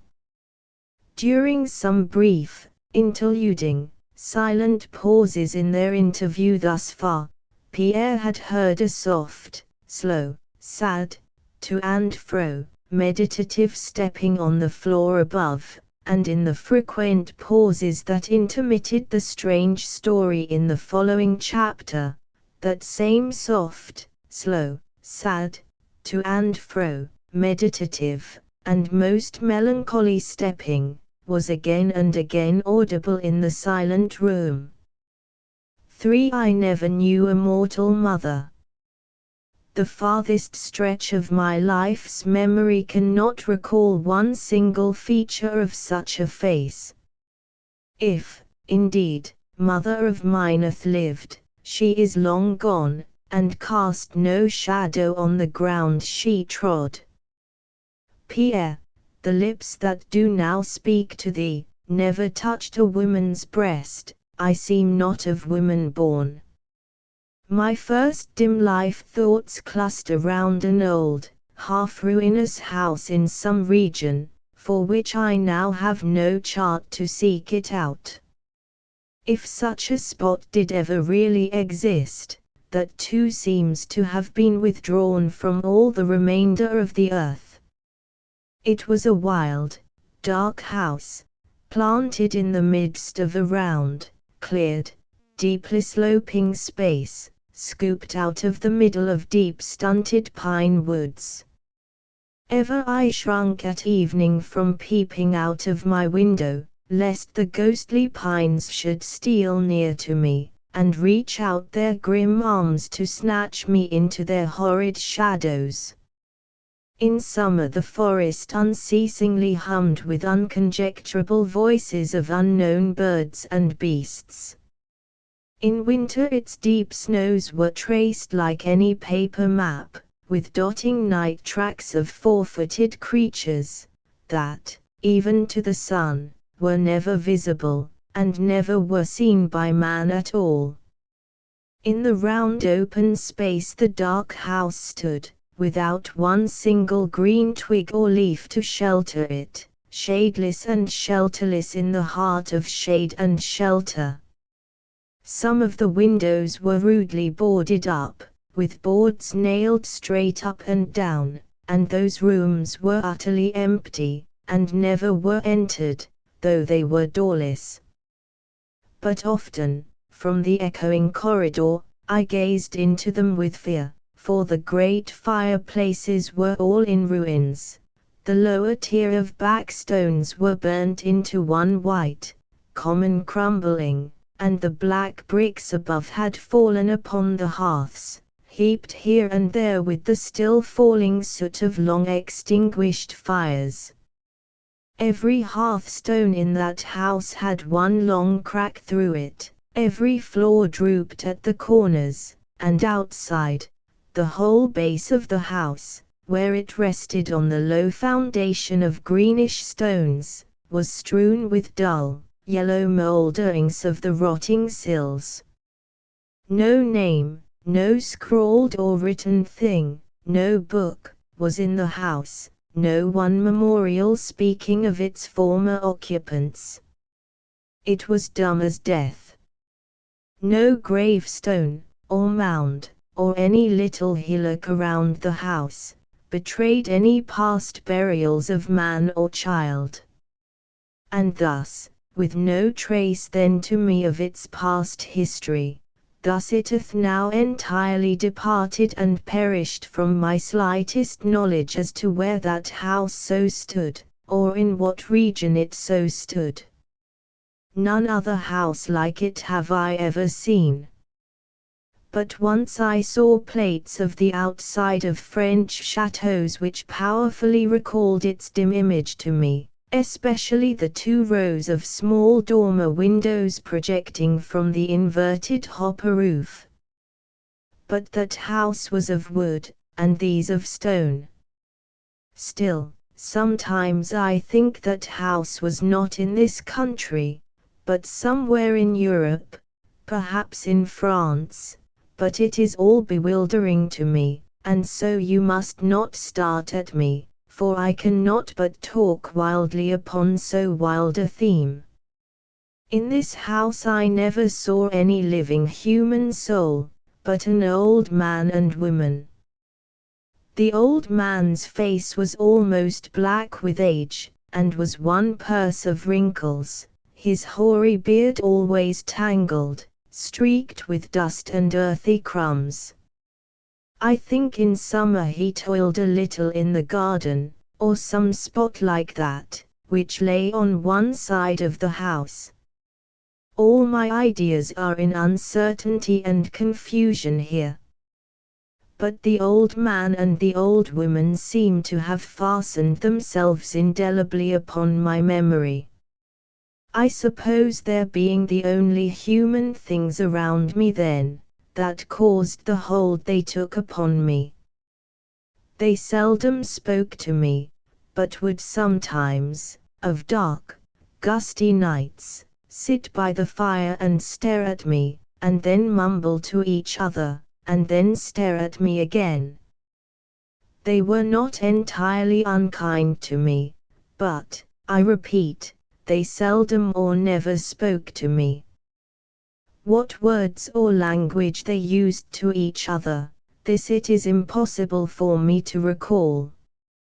I have often wished to, for then I might at least have some additional idea whether the house was in this country or somewhere beyond the sea. And here I ought to say, that sometimes I have, I know not what sort of vague remembrances of at one time, shortly after the period I now speak of, chattering in 2 different childish languages, one of which waned in me as the other and latter grew. But more of this anon. It was the women that gave me my meals, for I did not eat with them. Once they sat by the fire with a loaf between them, and a bottle of some thin sort of reddish wine, and I went up to them, and asked to eat with them, and touched the loaf. But instantly the old man made a motion as if to strike me, but did not, and the woman, glaring at me, snatched the loaf and threw it into the fire before them. I ran frightened from the room, and sought a cat, which I had often tried to coax into some intimacy, but, for some strange cause, without success. But in my frightened loneliness, then, I sought the cat again, and found her upstairs, softly scratching for some hidden thing among the litter of the abandoned fireplaces. I called to her, for I dared not go into the haunted chamber, but she only gazed sideways and unintelligently toward me, and continued her noiseless searchings. I called again, and then she turned round and hissed at me, and I ran downstairs, still stung with the thought of having been driven away there, too. I now knew not where to go to rid myself of my loneliness. At last I went outside of the house, and sat down on a stone, but its coldness went up to my heart, and I rose and stood on my feet. But my head was dizzy, I could not stand, I fell, and knew no more. But next morning I found myself in bed in my uncheerable room, and some dark bread and a cup of water by me. It has only been by chance that I have told thee this one particular reminiscence of my early life in that house. I could tell many more like it, but this is enough to show what manner of life I led at that time. Every day that I then lived, I felt all visible sights and all audible sounds growing stranger and stranger, and fearful and more fearful to me. To me the man and the woman were just like the cat, none of them would speak to me, none of them were comprehensible to me. And the man, and the woman, and the cat, were just like the green foundation stones of the house to me. I knew not whence they came, or what cause they had for being there. I say again, no living human soul came to the house but the man and the woman, but sometimes the old man early trudged away to a road that led through the woods, and would not come back till late in the evening. He brought the dark bread, and the thin, reddish wine with him.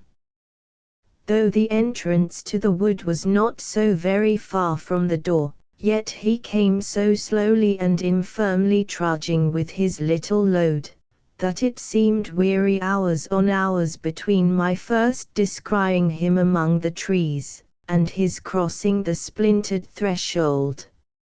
Now the wide and vacant blurrings of my early life thicken in my mind.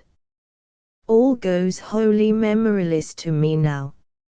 It may have been that about that time I grew sick with some fever, in which for a long interval I lost myself.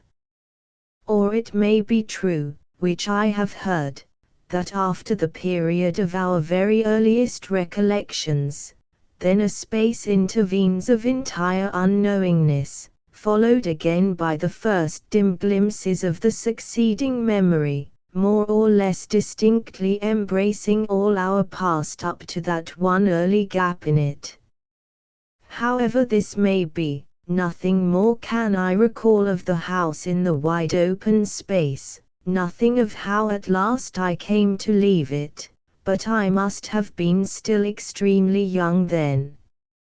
But some uncertain, tossing memory have I of being at last in another round, open space, but immensely larger than the first one, and with no encircling belt of woods. Yet often it seems to me that there were 3 tall, straight things like pine trees somewhere there nigh to me at times, and that they fearfully shook and snapped as the old trees used to in the mountain storms. And the floor seemed sometimes to droop at the corners still more steeply than the old floors did, and changefully drooped too, so that I would even seem to feel them drooping under me. Now, too, it was that, as it sometimes seems to me, I first and last chattered in the 2 childish languages I spoke of a little time ago. There seemed people about me, some of whom talked one, and some the other, but I talked both, yet one not so readily as the other, and but beginningly as it were, still this other was the one which was gradually displacing the former. The men who, as it sometimes dreamily seems to me at times, often climbed the 3 strange tree-like things, they talked, I needs must think, if indeed I have any real thought about so bodiless a phantom as this is, they talked the language which I speak of as at this time gradually waning in me. It was a bonny tongue, oh, seems to me so sparkling gay and lightsome, just the tongue for a child like me, if the child had not been so sad always. It was pure children's language, Pierre, so twittering, such a chirp. In thy own mind, thou must now perceive, that most of these dim remembrances in me, hint vaguely of a ship at sea. But all is dim and vague to me. Scarce know I at any time whether I tell you real things, or the unrealist dreams. Always in me, the solidest things melt into dreams, and dreams into solidities. Never have I wholly recovered from the effects of my strange early life. This it is, that even now, this moment, surrounds thy visible form, my brother, with a mysterious mistiness, so that a second face, and a third face, and a fourth face peep at me from within thy own.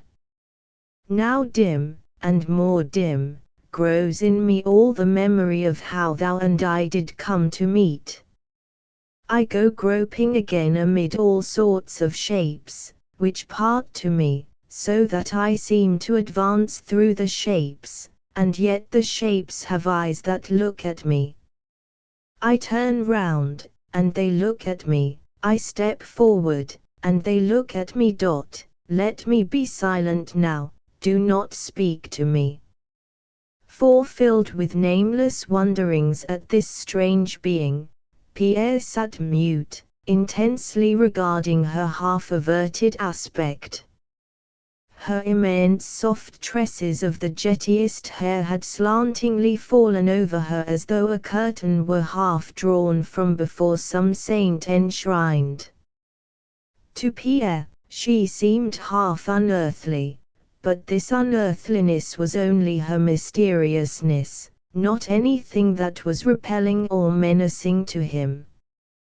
And still, the low melodies of her far interior voice hovered in sweet echoes in the room, and were trodden upon, and pressed like gushing grapes, by the steady invisible pacing on the floor above. She moved a little now, and after some strange wanderings more coherently continued. My next memory, which I think I can in some degree rely upon, was yet another house, also situated away from human haunts, in the heart of a not entirely silent country.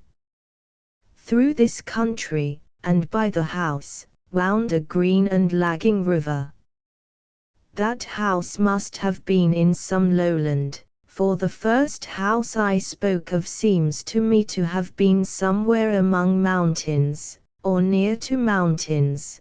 The sounds of the far waterfalls, I seem to hear them now, the steady up-pointed cloud shapes behind the house in the sunset sky, I seem to see them now.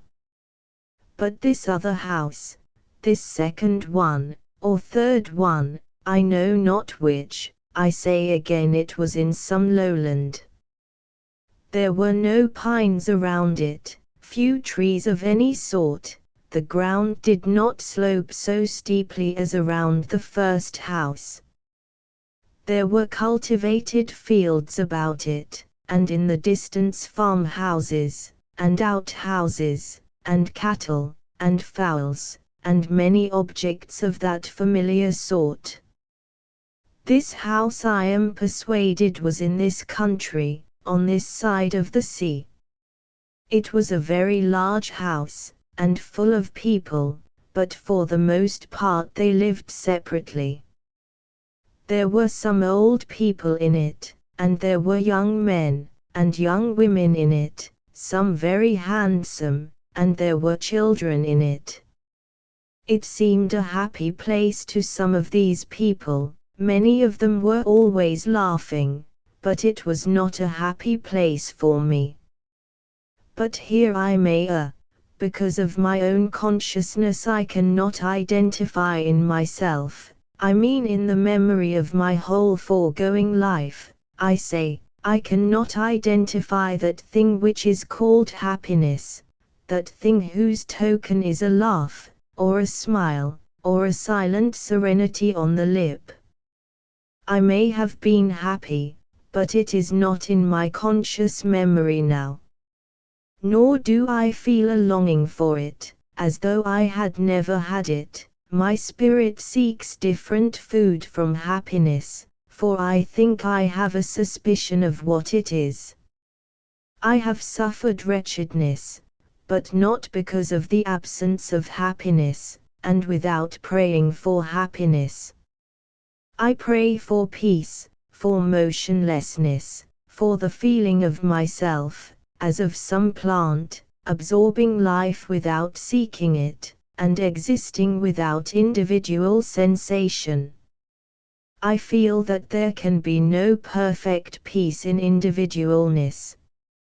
Therefore I hope one day to feel myself drank up into the pervading spirit animating all things.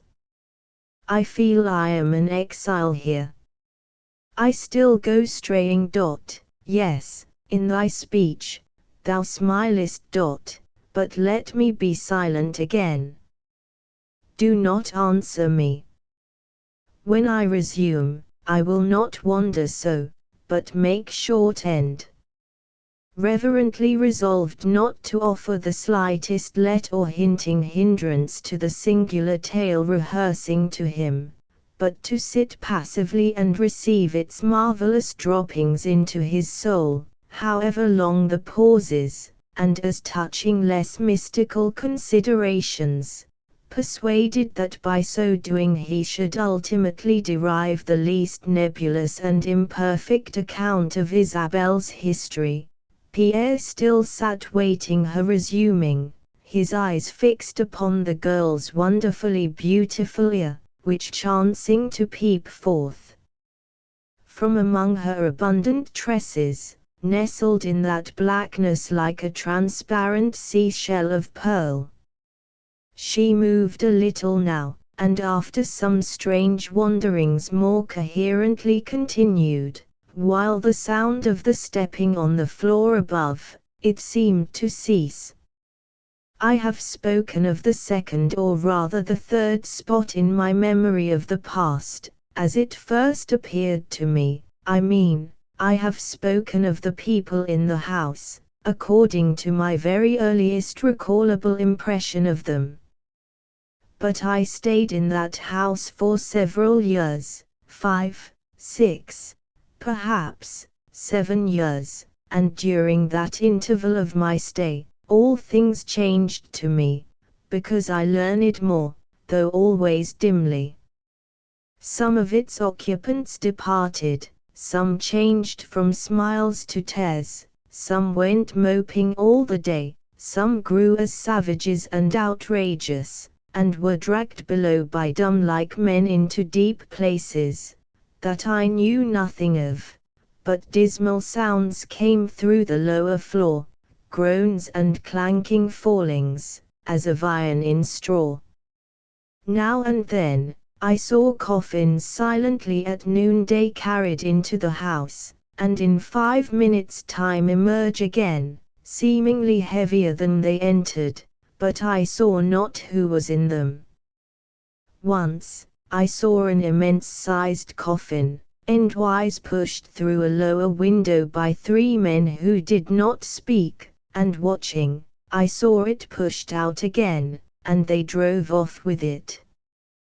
But the numbers of those invisible persons who thus departed from the house, were made good by other invisible persons arriving in close carriages.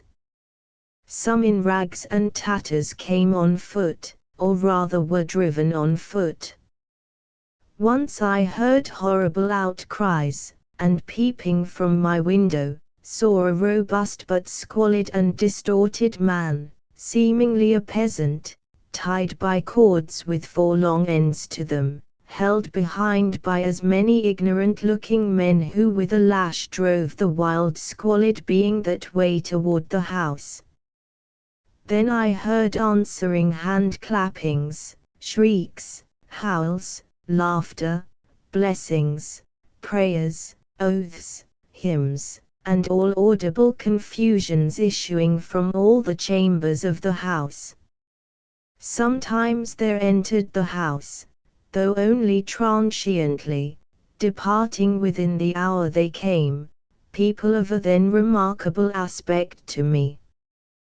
They were very composed of countenance, did not laugh, did not groan, did not weep, did not make strange faces, did not look endlessly fatigued, were not strangely and fantastically dressed, in short, did not at all resemble any people I had ever seen before, except a little like some few of the persons of the house, who seemed to have authority over the rest.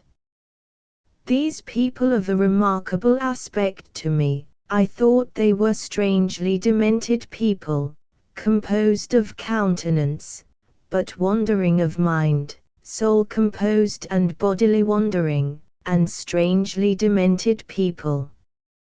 By and by, the house seemed to change again, or else my mind took in more, and modified its first impressions. I was lodged upstairs in a little room. There was hardly any furniture in the room. Sometimes I wished to go out of it, but the door was locked. Sometimes the people came and took me out of the room, into a much larger and very long room, and here I would collectively see many of the other people of the house, who seemed likewise brought from distant and separate chambers.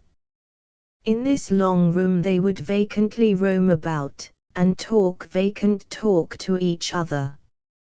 Some would stand in the middle of the room gazing steadily on the floor for hours together, and never stirred, but only breathed and gazed upon the floor. Some would sit crouching in the corner, and sit crouching there, and only breathe and crouch in the corners. Some kept their hands tight on their hearts, and went slowly promenading up and down, moaning and moaning to themselves. One would say to another, "Feel of it, here, put thy hand in the brake." Another would mutter, "Broken, broken, broken," and would mutter nothing but that one word broken. But most of them were dumb, and could not, or would not speak, or had forgotten how to speak. They were nearly all pale people. Some had hair white as snow, and yet were quite young people. Some were always talking about hell, eternity, and God, and some of all things as fixedly decreed. Others would say nay to this, and then they would argue, but without much conviction either way. But once nearly all the people present, even the dumb moping people, and the sluggish persons crouching in the corners, nearly all of them laughed once, when after a whole day's loud babbling, two of these predestinarian opponents, said each to the other, "Thou hast convinced me, friend, but we are quits, for so also, have I convinced thee, the other way. Now then, let's argue it all over again, for still, though mutually converted, we are still at odds." Some harangued the wall, some apostrophized the air, some hissed at the air, some lolled their tongues out at the air, some struck the air, some made motions, as if wrestling with the air, and fell out of the arms of the air, panting from the invisible hug. Now, as in the former thing, thou must, ere this, have suspected what manner of place this second or third house was, that I then lived in. But do not speak the word to me. That word has never passed my lips. Even now, when I hear the word, I run from it. When I see it printed in a book, I run from the book. The word is wholly unendurable to me. Who brought me to the house, how I came there, I do not know. I lived a long time in the house, that alone I know. I say I know, but still I am uncertain, still Pierre, still the Oh, the dreaminess, the bewilderingness, it never entirely leaves me. Let me be still again. She leaned away from him, she put her small hard hand to her forehead, then moved it down, very slowly, but still hardly over her eyes, and kept it there, making no other sign, and still as death. Then she moved and continued her vague tale of terribleness. I must be shorter. I did not mean to turn off into the mere offshootings of my story, here and there, but the dreaminess I speak of leads me sometimes, and I, as impotent then, obey the dreamy prompting. Bear with me, now I will be briefer. It came to pass, at last, that there was a contention about me in the house, some contention which I heard in the after rumor only, not at the actual time. Some strangers had arrived, or had come in haste, being sent for to the house. Next day they dressed me in new and pretty, but still plain clothes, and they took me downstairs, and out into the air, and into a carriage with a pleasant-looking woman, a stranger to me, and I was driven off a good way. 2 days nearly we drove away, stopping somewhere overnight, and on the evening of the 2nd day we came to another house, and went into it, and stayed there. This house was a much smaller one than the other, and seemed sweetly quiet to me after that. There was a beautiful infant in it, and this beautiful infant always archly and innocently smiling on me, and strangely beckoning me to come and play with it, and be glad with it, and be thoughtless, and be glad and gleeful with it. This beautiful infant first brought me to my own mind, as it were, first made me sensible that I was something different from stones, trees, cats, first undid in me the fancy that all people were as stones, trees, cats, first filled me with the sweet idea of humanness, first made me aware of the infinite mercifulness, and tenderness, and beautifulness of humanness, and this beautiful infant first filled me with the dim thought of beauty, and equally, and at the same time, with the feeling of the sadness, of the immortalness and universalness of the sadness. I now feel that I should soon have gone. Stop me now, do not let me go that way. I owe all things to that beautiful infant. Oh, how I envied it, lying in its happy mother's breast, and drawing life and gladness, and all its perpetual smilingness from that white and smiling breast. That infant saved me, but still gave me vague desirings.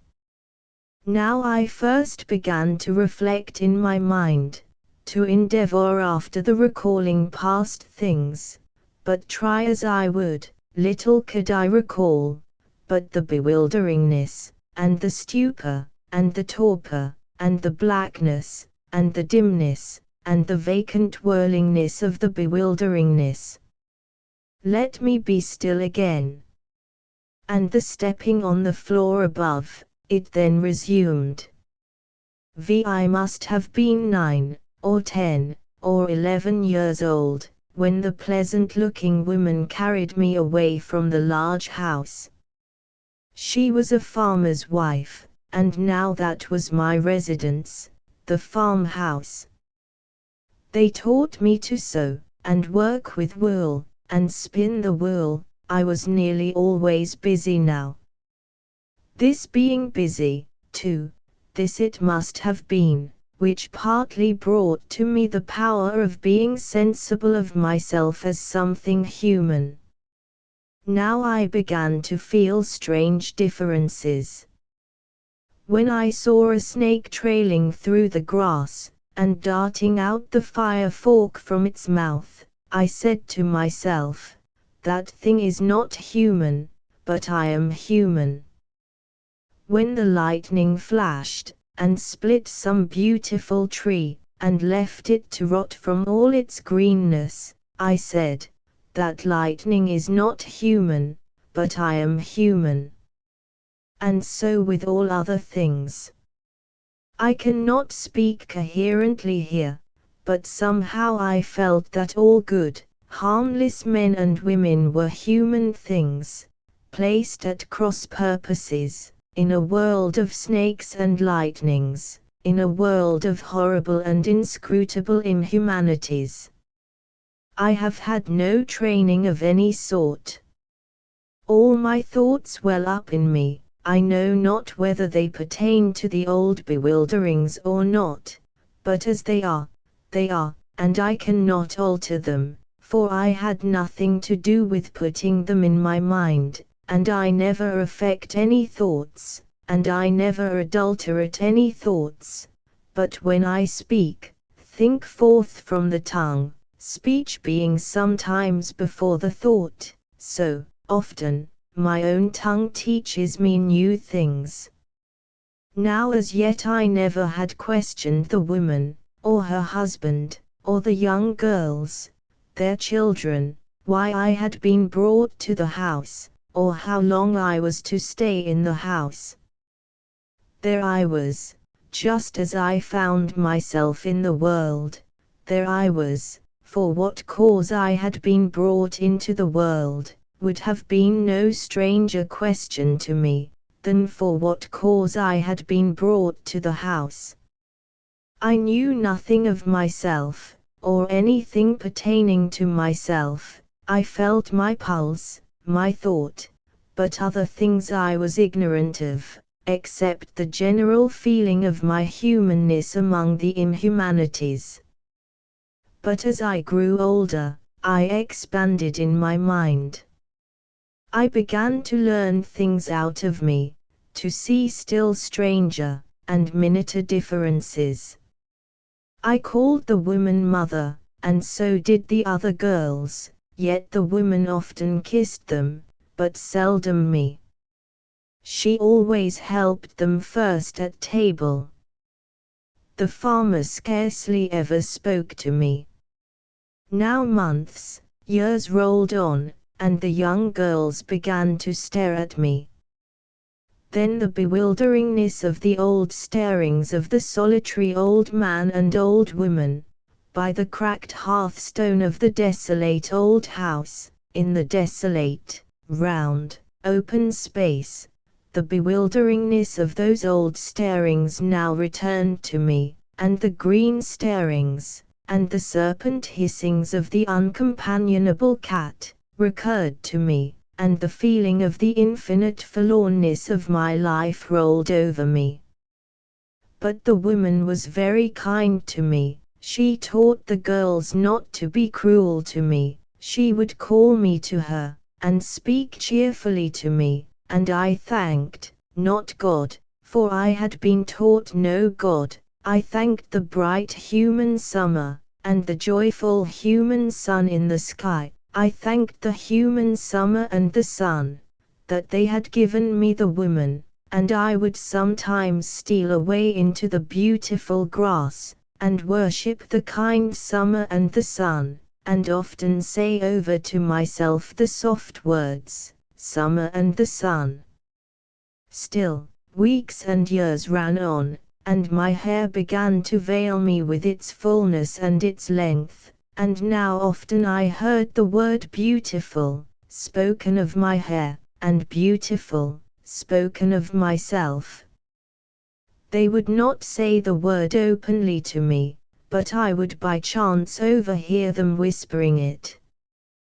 The word joyed me with the human feeling of it.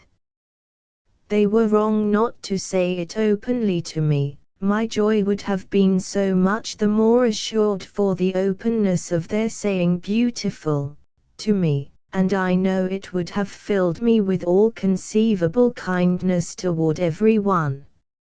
Now I had heard the word beautiful, whispered, now and then, for some months, when a new being came to the house, they called him gentleman.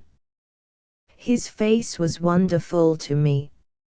Something strangely like it, and yet again unlike it, I had seen before, but where, I could not tell.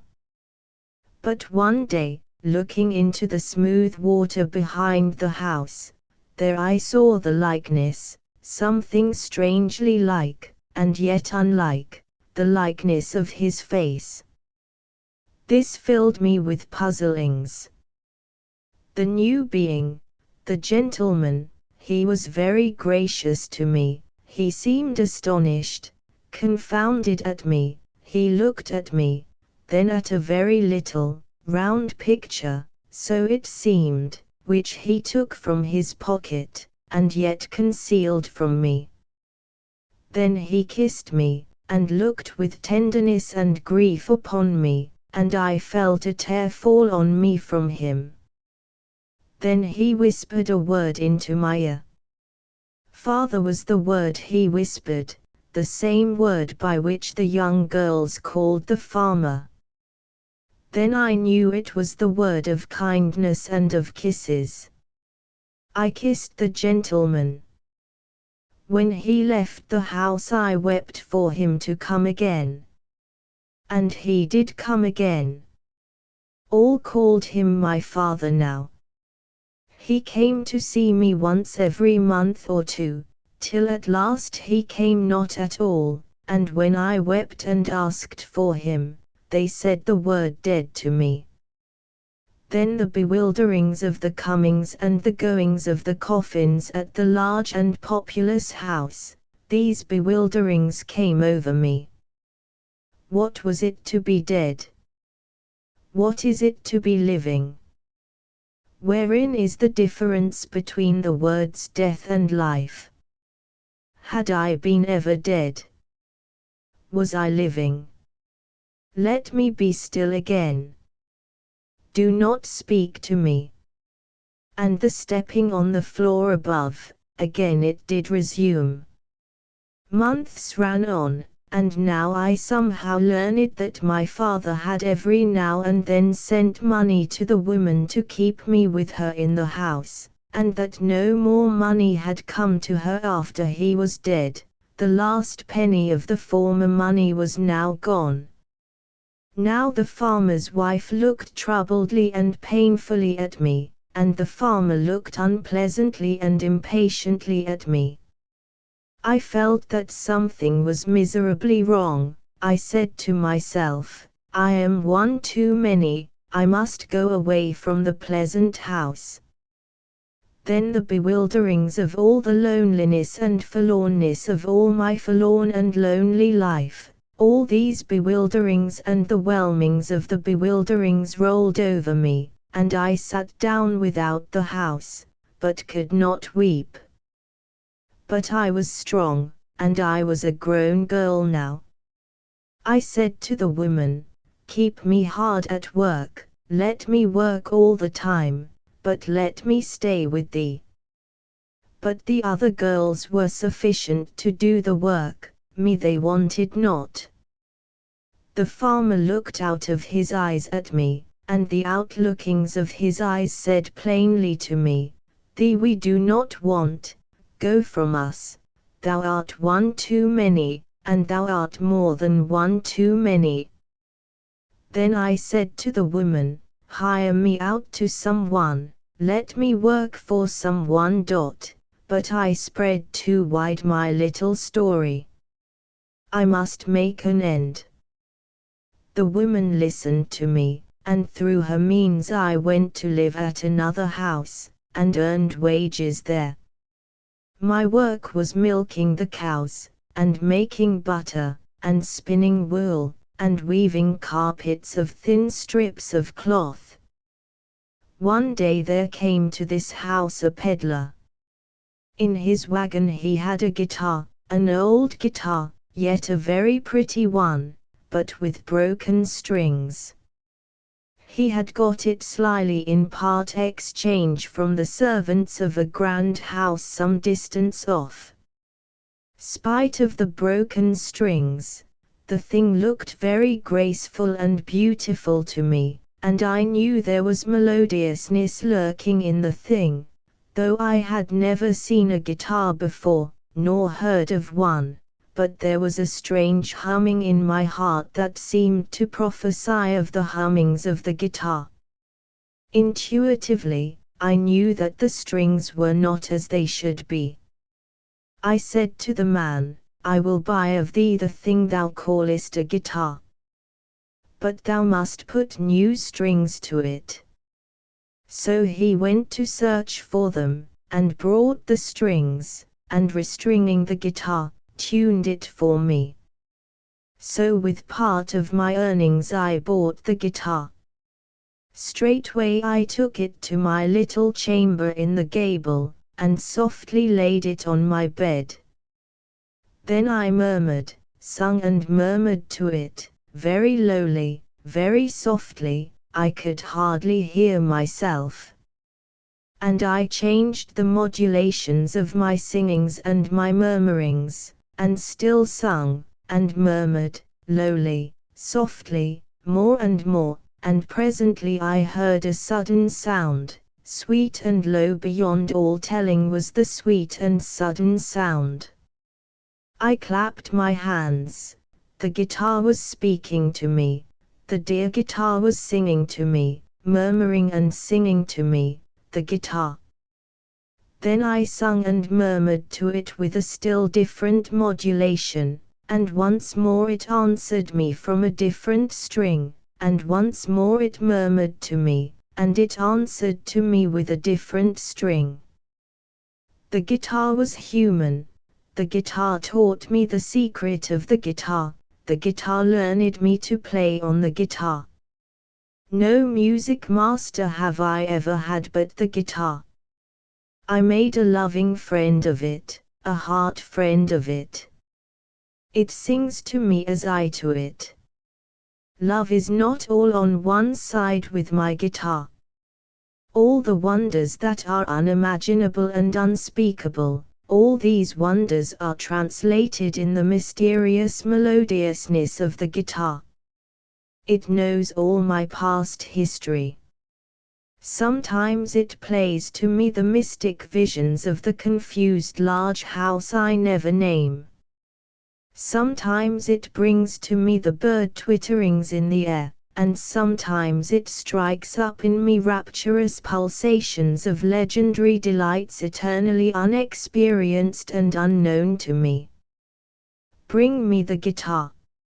6 Entranced, lost, as one wandering bedazzled and amazed among innumerable dancing lights, Pierre had motionlessly listened to this abundant-haired and large-eyed girl of mystery. Bring me the guitar. Starting from his enchantment, Pierre gazed round the room, and saw the instrument leaning against a corner. Silently he brought it to the girl, and silently sat down again. Now listen to the guitar, and the guitar shall sing to thee the sequel of my story, for not in words can it be spoken. So listen to the guitar. Instantly the room was populous with sounds of melodiousness, and mournfulness, and wonderfulness. The room swarmed with the unintelligible but delicious sounds. The sounds seemed waltzing in the room. The sounds hung pendulous like glittering icicles from the corners of the room, and fell upon him with a ringing silveriness, and were drawn up again to the ceiling, and hung pendulous again, and dropped down upon him again with the ringing silveriness. Fireflies seemed buzzing in the sounds, summer lightnings seemed vividly yet softly audible in the sounds. And still the wild girl played on the guitar, and her long dark shower of curls fell over it, and veiled it, and still, out from the veil came the swarming sweetness, and the utter unintelligibleness, but the infinite significances of the sounds of the guitar. Girl of all bewildering mystery, cried Pierre, speak to me, sister, if thou indeed canst be a thing that's mortal, speak to me, if thou be Isabel. Mystery. Mystery. Mystery of Isabel. Mystery. Mystery. Isabel and mystery. Among the waltzings, and the droppings, and the swarmings of the sounds, Pierre now heard the tones above deftly stealing and winding among the myriad serpentinings of the other melody, deftly stealing and winding as respected the instrumental sounds, but in themselves wonderfully and abandonedly free and bold, bounding and rebounding as from multitudinous reciprocal walls, while with every syllable the hair-shrouded form of Isabel swayed to and fro with a like abandonment, and suddenness, and wantonness. Then it seemed not like any song, seemed not issuing from any mouth, but it came forth from beneath the same veil concealing the guitar. Now a strange wild heat burned upon his brow, he put his hand to it. Instantly the music changed, and drooped and changed, and changed and changed, and lingeringly retreated as it changed, and at last was wholly gone. Pierre was the first to break the silence. Isabel, thou hast filled me with such wonderings, I am so distraught with thee, that the particular things I had to tell to thee, when I hither came, these things I cannot now recall, to speak them to thee, I feel that something is still unsaid by thee, which at some other time thou wilt reveal. But now I can stay no longer with thee. Know me eternally as thy loving, revering, and most marveling brother, who will never desert thee, Isabel.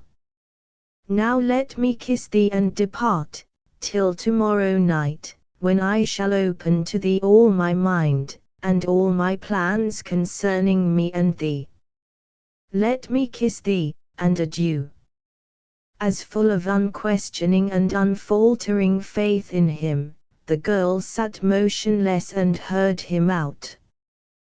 Then silently rose, and turned her boundlessly confiding brow to him. He kissed it thrice, and without another syllable left the place. Book 7. Intermediate between Pierre's two interviews with Isabel at the farmhouse. I not immediately, not for a long time, could Pierre fully, or by any approximation, realize the scene which he had just departed. But the vague revelation was now in him, that the visible world, some of which before had seemed but too common and prosaic to him, and but too intelligible, he now vaguely felt, that all the world, and every misconceivably common and prosaic thing in it, was steeped a million fathoms in a mysteriousness wholly hopeless of solution. First, the enigmatical story of the girl, and the profound sincerity of it, and yet the ever-accompanying haziness, obscurity, and almost miraculousness of it. First, this wonderful story of the girl had displaced all commonness and prosaicness from his soul, and then, the inexplicable spell of the guitar, and the subtleness of the melodious appealings of the few brief words from Isabel sung in the conclusion of the melody, all this had bewitched him, and enchanted him, till he had sat motionless and bending over, as a tree transformed and mystery-laden visitant, caught and fast bound in some necromancer's garden. But as now burst from these sorceries, he hurried along the open road, he strove for the time to dispel the mystic feeling, or at least postpone it for a while, until he should have time to rally both body and soul from the more immediate consequences of that day's long fastings and wanderings, and that night's never to be forgotten scene. He now endeavored to beat away all thoughts from him, but of present bodily needs. Passing through the silent village, he heard the clock tell the mid-hour of night. Hurrying on, he entered the mansion by a private door, the key of which hung in a secret outer place. Without undressing, he flung himself upon the bed. But remembering himself again, he rose and adjusted his alarm clock, so that it would emphatically repeat the hour of 5. Then to bed again, and driving off all intrudings of thoughtfulness, and resolutely bending himself to slumber, he by and by fell into its at first reluctant, but at last welcoming and hospitable arms. At 5 he rose, and in the east saw the first spears of the advanced guard of the day. It had been his purpose to go forth at that early hour, and so avoid all casual contact with any inmate of the mansion, and spend the entire day in a second wandering in the woods, as the only fit prelude to the society of so wild a being as his new-found sister Isabel. But the familiar home sights of his chamber strangely worked upon him. For an instant, he almost could have prayed Isabel back into the wonder world from which she had so slidingly emerged. For an instant, the fond, all understood blue eyes of Lucy displaced the as tender, but mournful and inscrutable dark glance of Isabel. He seemed placed between them, to choose one or the other, then both seemed his, but into Lucy's eyes there stole half of the mournfulness of Isabel's, without diminishing hers. Again the faintness, and the long life weariness benumbed him. He left the mansion, and put his bare forehead against the restoring wind. He re-entered the mansion, and adjusted the clock to repeat emphatically the call of 7, and then lay upon his bed. But now he could not sleep. At 7 he changed his dress, and at 8:30 went below to meet his mother at the breakfast table, having a little before overheard her step upon the stair. 2 he saluted her, but she looked gravely and yet alarmedly, and then in a sudden, illy repressed panic, upon him. Then he knew he must be wonderfully changed. But his mother spoke not to him, only to return his good morning.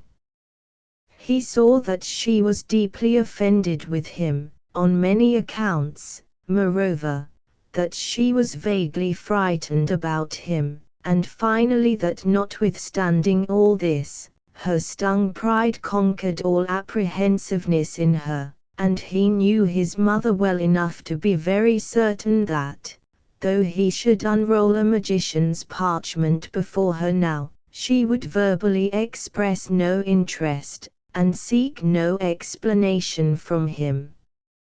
Nevertheless, he could not entirely abstain from testing the power of her reservedness. "I have been quite an absentee, Sister Mary," said he, with ill-affected pleasantness. "Yes, Pierre.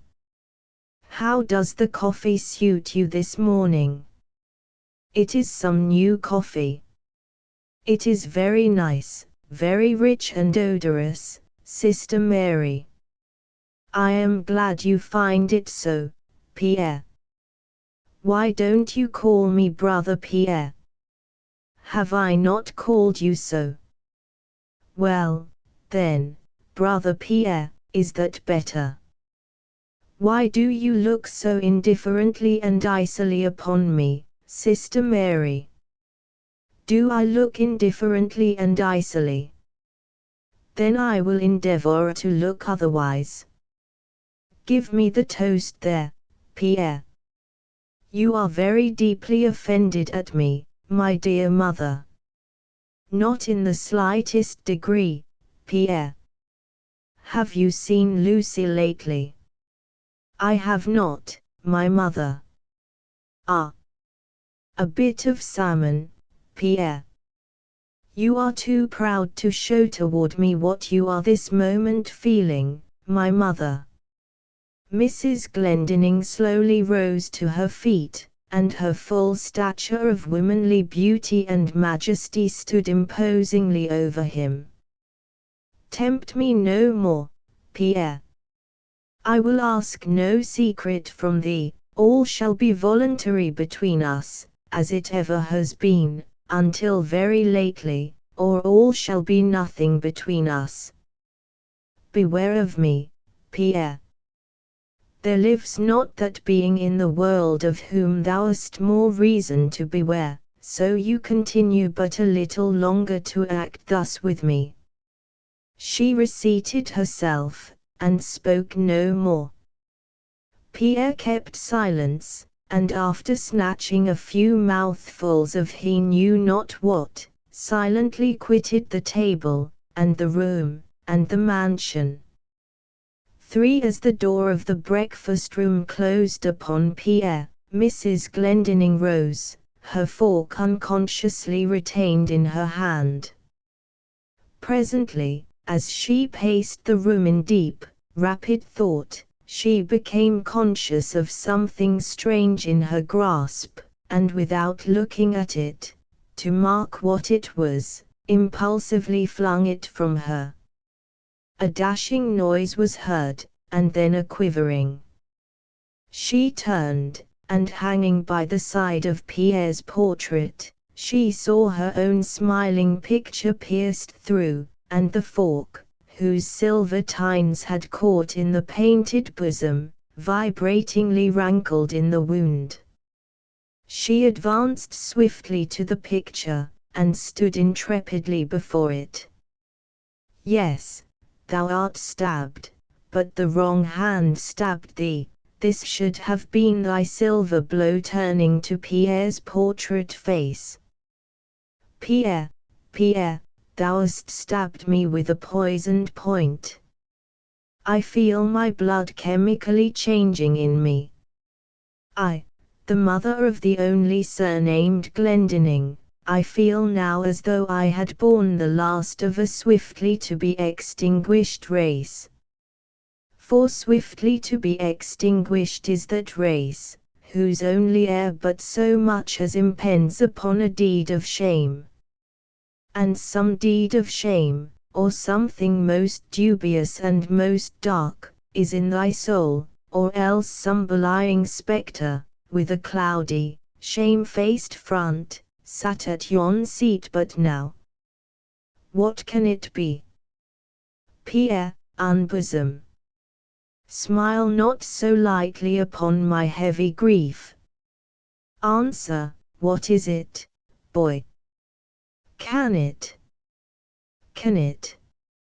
No, yes, surely, can it? It cannot be.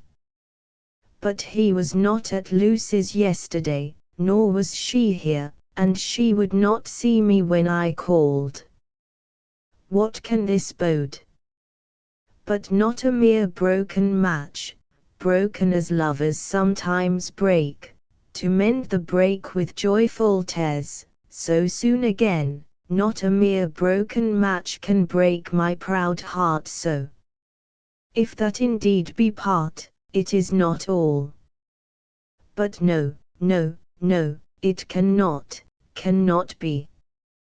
He would not, could not, do so mad, so impious a thing. It was a most surprising face, though I confessed it not to him, nor even hinted that I saw it. But no, no, no, it cannot be. Such young peerlessness in such humbleness, cannot have an honest origin. Lilies are not stalked on weeds, though polluted, they sometimes may stand among them. She must be both poor and vile, some chance blow of a splendid, worthless rake, doomed to inherit both parts of her infecting portion, vileness and beauty. No, I will not think it of him. But what then? Sometimes I have feared that my pride would work me some woe incurable, by closing both my lips, and varnishing all my front, where I perhaps ought to be wholly in the melted and invoking mood.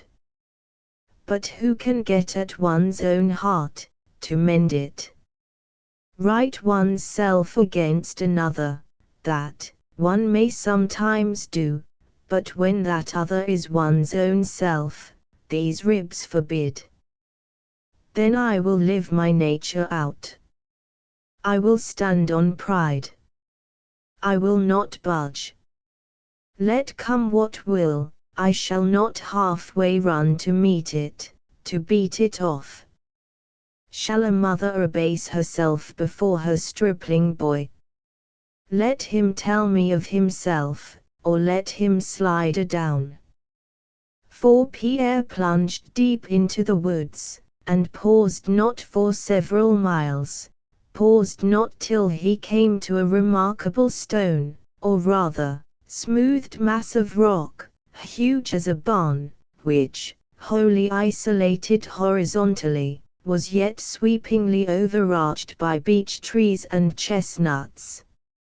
It was shaped something like a lengthened egg, but flattened more, and, at the ends, pointed more, and yet not pointed, but irregularly wedge-shaped. Somewhere near the middle of its underside, there was a lateral ridge, and an obscure point of this ridge rested on a second lengthwise sharpened rock, slightly protruding from the ground. Beside that one obscure and minute point of contact, the whole enormous and most ponderous mass touched not another object in the wide terraqueous world. It was a breathless thing to see. One broad-haunched end hovered within an inch of the soil, all along to the point of teetering contact, but yet touched not the soil. Many feet from that, beneath one part of the opposite end, which was all seamed and half-riven, the vacancy was considerably larger, so as to make it not only possible, but convenient to admit a crawling man, yet no mortal being had ever been known to have the intrepid heart to crawl there. It might well have been the wonder of all the country round.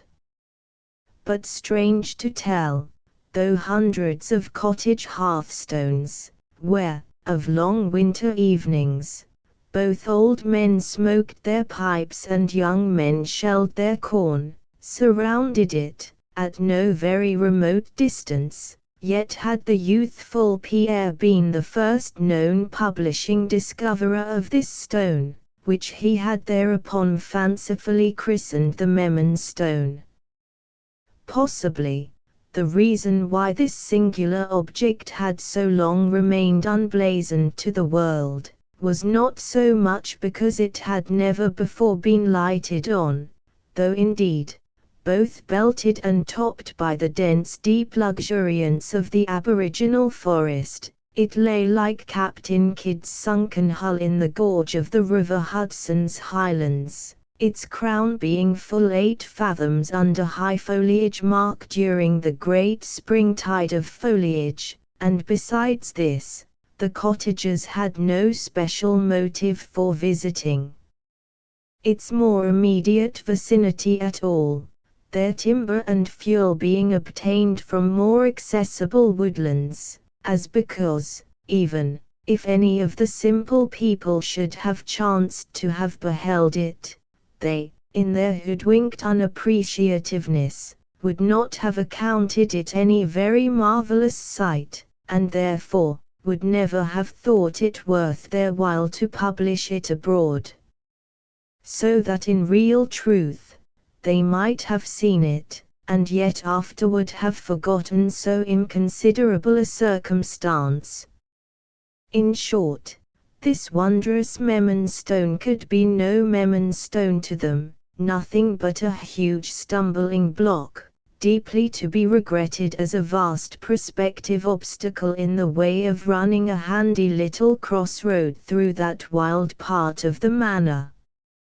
Now one day while reclining near its flank, and intently eyeing it, and thinking how surprising it was, that in so long settled a country he should have been the first discerning and appreciative person to light upon such a great natural curiosity, Pierre happened to brush aside several successive layers of old, grey-haired, close-cropped, nappy moss, and beneath, to his no small amazement, he saw rudely hammered in the rock some half-obliterate initials, SUW.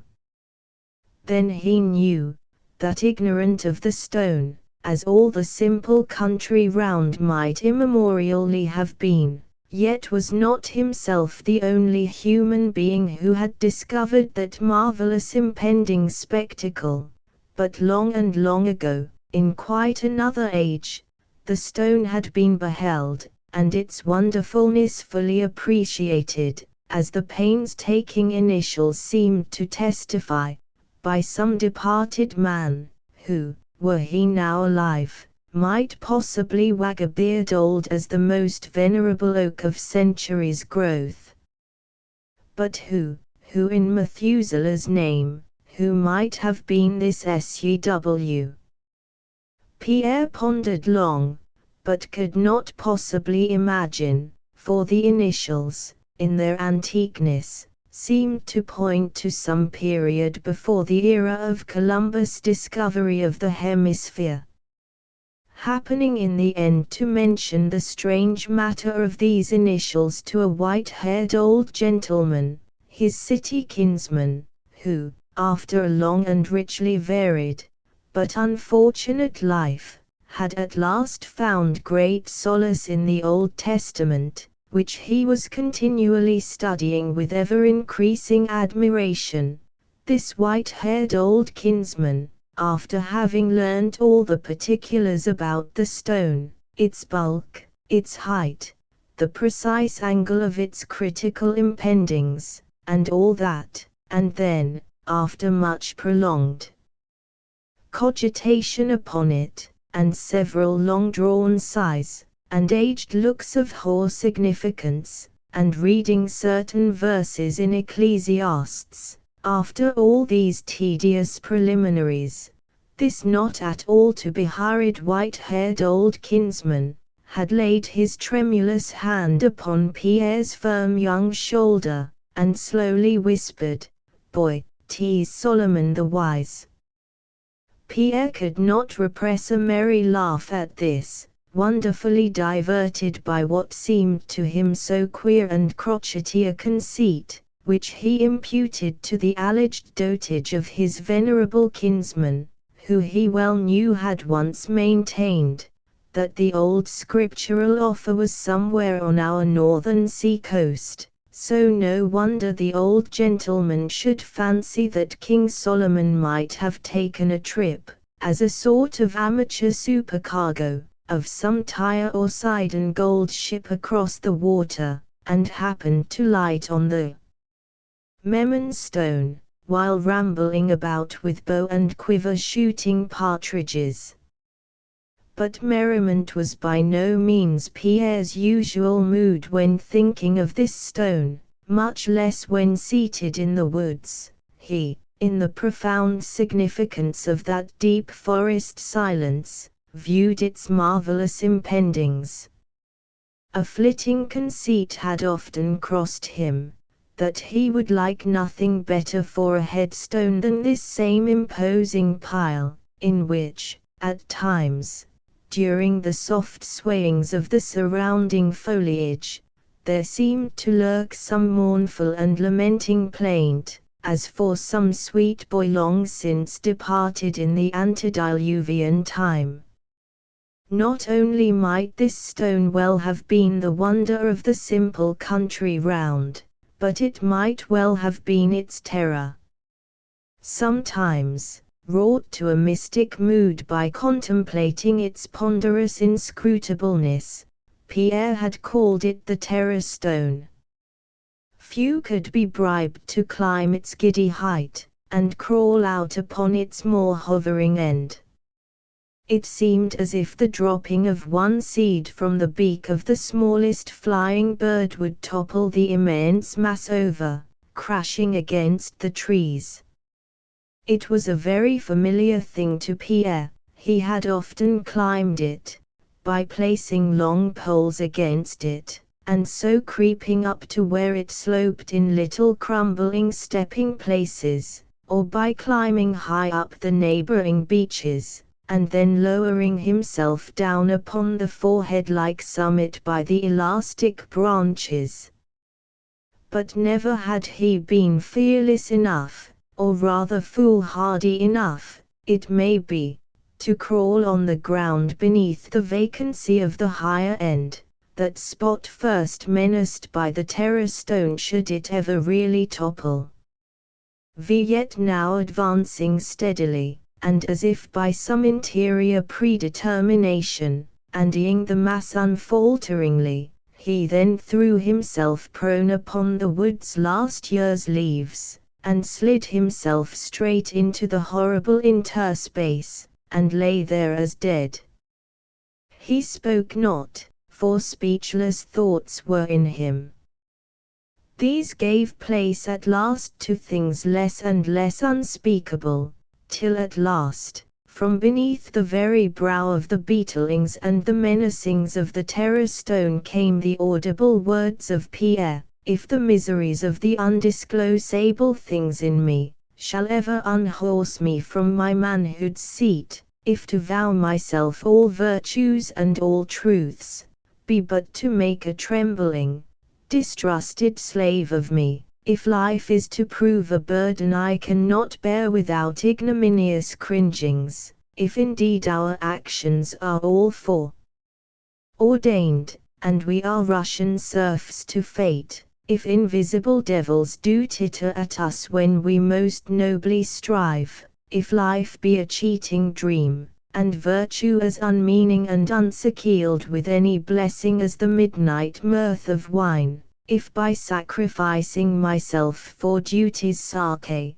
my own mother re-sacrifices me, if duty's self be but a bugbear, and all things are allowable and unpunishable to man, then do thou, mute massiveness, fall on me. Ages thou hast waited, and if these things be thus, then wait no more, for whom better canst thou crush than him who now lies here invoking thee?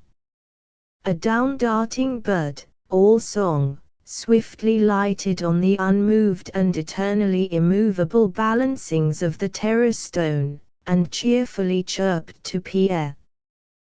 The tree boughs bent and waved to the rushes of a sudden, balmy wind, and slowly Pierre crawled forth, and stood haughtily upon his feet, as he owed thanks to none, and went his moody way. 6. When in his imaginative ruminating moods of early youth, Pierre had christened the wonderful stone by the old resounding name of Memnon, he had done so merely from certain associative remembrances of that Egyptian marvel, of which all Eastern travelers speak. And when the fugitive thought had long ago entered him of desiring that same stone for his headstone, when he should be no more, then he had only yielded to one of those innumerable fanciful notions, tinged with dreamy painless melancholy, which are frequently suggested to the mind of a poetic boy. But in after times, when placed in far different circumstances from those surrounding him at the meadows, Pierre pondered on the stone, and his young thoughts concerning it, and, later, his desperate act in crawling under it, then an immense significance came to him, and the long-past unconscious movements of his then youthful heart seemed now prophetic to him, and allegorically verified by the subsequent events. For, not to speak of the other and subtler meanings which lie crouching behind the colossal haunches of this stone, regarded as the menacingly impending terror stone, hidden to all the simple cottagers, but revealed to Pierre, consider its aspects as the Memnon stone. For Memnon was that dewy, royal boy, son of Aurora, and born king of Egypt, who, with enthusiastic rashness flinging himself on another's account into a rightful quarrel, fought hand to hand with his overmatch, and met his boyish and most dolorous death beneath the walls of Troy. His wailing subjects built a monument in Egypt to commemorate his untimely fate. Touched by the breath of the bereaved Aurora, every sunrise that statue gave forth a mournful broken sound, as of a harp string suddenly sundered, being too harshly wounded. Herein lies an unsummed world of grief. For in this plaintive fable we find embodied the Hamletism of the antique world, the Hamletism of 3,000 years ago, the flower of virtue cropped by a too rare mischance. And the English tragedy is but Egyptian Memnon, Montagnized and modernized, for being but a mortal man Shakespeare had his fathers too. Now as the Memnon statue survives down to this present day, so does that nobly striving but ever shipwrecked character in some royal youths. For both Memnon and Hamlet were the sons of kings, of which that statue is the melancholy type. But Memnon's sculptured woes did once melodiously resound, now all is mute.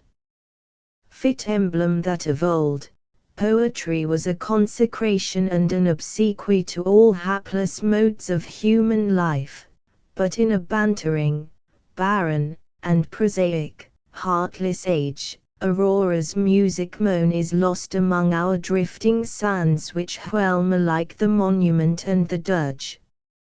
7 As Pierre went on through the woods, all thoughts now left him but those investing Isabel. He strove to condense her mysterious haze into some definite and comprehensible shape. He could not but infer that the feeling of bewilderment, which she had so often hinted of during their interview, had caused her continually to go aside from the straight line of her narration, and finally to end it in an abrupt and enigmatical obscurity. But he also felt assured, that as this was entirely unintended, and now, doubtless, regretted by herself, so their coming second interview would help to clear up much of this mysteriousness, considering that the elapsing interval would do much to tranquilize her, and rally her into less of wonderfulness to him. He did not therefore so much accuse his unthinkingness in naming the postponing hour he had. For, indeed, looking from the morning down the vista of the day, it seemed as indefinite and interminable to him. He could not bring himself to confront any face or house, a plowed field, any sign of tillage, the rotted stump of a long-felled pine. The slightest passing trace of man was uncongenial and repelling to him. Likewise in his own mind all remembrances and imaginings that had to do with the common and general humanity had become, for the time, in the most singular manner distasteful to him. Still, while thus loathing all that was common in the two different worlds, that without, and that within, nevertheless, even in the most withdrawn and subtlest region of his own essential spirit, Pierre could not now find one single agreeable twig of thought whereon to perch his weary soul. Men in general seldom suffer from this utter pauperism of the spirit. If God hath not blessed them with incurable frivolity, men in general have still some secret thing of self-conceit or virtuous gratulation. Men in general have always done some small self-sacrificing deed for some other man, and so, in those now and then recurring hours of despondent lassitude, which must at various and differing intervals overtake almost every civilized human being, such persons straightway bethink them of their one, or two, or three small self-sacrificing things, and suck respite, consolation, and more or less compensating deliciousness from it. But with men of self-disdainful spirits, in whose chosen souls heaven itself hath by a primitive persuasion unindoctrinally fixed that most true Christian doctrine of the utter nothingness of good works, the casual remembrance of their benevolent well-doings does never distill one drop of comfort for them, even as, in harmony with the correlative scripture doctrine, the recalling of their outlived errors and misdeeds conveys to them no slightest pang or shadow of reproach. Though the clue-defying mysteriousness of Isabel's narration did now for the time, in this particular mood of his, put on a repelling aspect to our Pierre, yet something must occupy the soul of man, and Isabel was nearest to him then, and Isabel he thought of, at first, with great discomfort and with pain, but anon, for heaven eventually rewards the resolute and duteous thinker, with lessening repugnance, and at last with still increasing willingness and congenialness. Now he recalled his first impressions, here and there, while she was rehearsing to him her wild tale. He recalled those swift but mystical corroborations in his own mind and memory, which by shedding another twinkling light upon her history, had but increased its mystery, while at the same time remarkably substantiating it.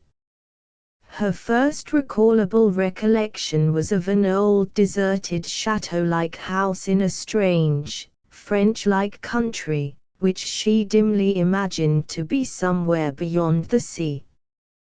Did not this surprisingly correspond with certain natural inferences to be drawn from his Aunt Dorothea's account of the disappearance of the French young lady? Yes. The French young lady's disappearance on this side the water was only contingent upon her reappearance on the other. Then he shuddered as he darkly pictured the possible sequel of her life, and the wresting from her of her infant, and its immurement in the savage mountain wilderness. But Isabel had also vague impressions of herself crossing the sea, recrossing, emphatically thought Pierre, as he pondered on the unbidden conceit, that she had probably first unconsciously and smuggledly crossed it hidden beneath her sorrowing mother's heart.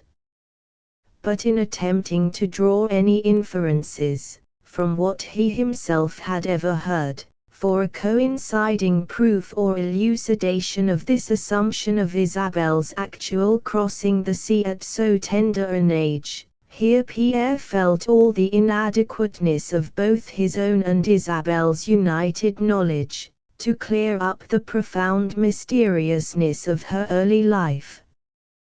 To the certainty of this irremovable obscurity he bowed himself, and strove to dismiss it from his mind, as worse than hopeless. So, also, in a good degree, did he endeavor to drive out of him Isabel's reminiscence of the, to her, unnamable large house, from which she had been finally removed by the pleasant woman in the coach. This episode in her life, above all other things, was most cruelly suggestive to him, as possibly involving his father in the privity to a thing, at which Pierre's inmost soul fainted with amazement and abhorrence. Here the helplessness of all further light, and the eternal impossibility of logically exonerating his dead father, in his own mind, from the liability to this, and many other of the blackest self-insinuated suppositions. All this came over Pierre with a power so infernal and intense, that it could only have proceeded from the unretarded malice of the evil one himself. But subtly and wantonly as these conceits stole into him, Pierre as subtly opposed them, and with the hue and cry of his whole indignant soul, pursued them forth again into the wide Tartarian realm from which they had emerged. The more and the more that Pierre now revolved the story of Isabelle in his mind, so much the more he amended his original idea, that much of its obscurity would depart upon a second interview. He saw, or seemed to see, that it was not so much Isabelle who had by her wild idiosyncrasies mystified the narration of her history, as it was the essential and unavoidable mystery of her history itself, which had invested Isabelle with such wonderful enigmas to him. The issue of these reconsiderings was the conviction that all he could now reasonably anticipate from Isabelle, in further disclosure on the subject of her life, were some few additional particulars bringing it down to the present moment, and, also, possibly filling out the latter portion of what she had already revealed to him. Nor here could he persuade himself that she would have much to say. Isabelle had not been so digressive and withholding as he had thought. What more, indeed, could she now have to impart, except by what strange means she had at last come to find her brother out, and the dreary recital of how she had pecuniarily wrestled with her destitute condition, how she had come to leave one place of toiling refuge for another, till now he found her in humble servitude at Farmer Ulva's.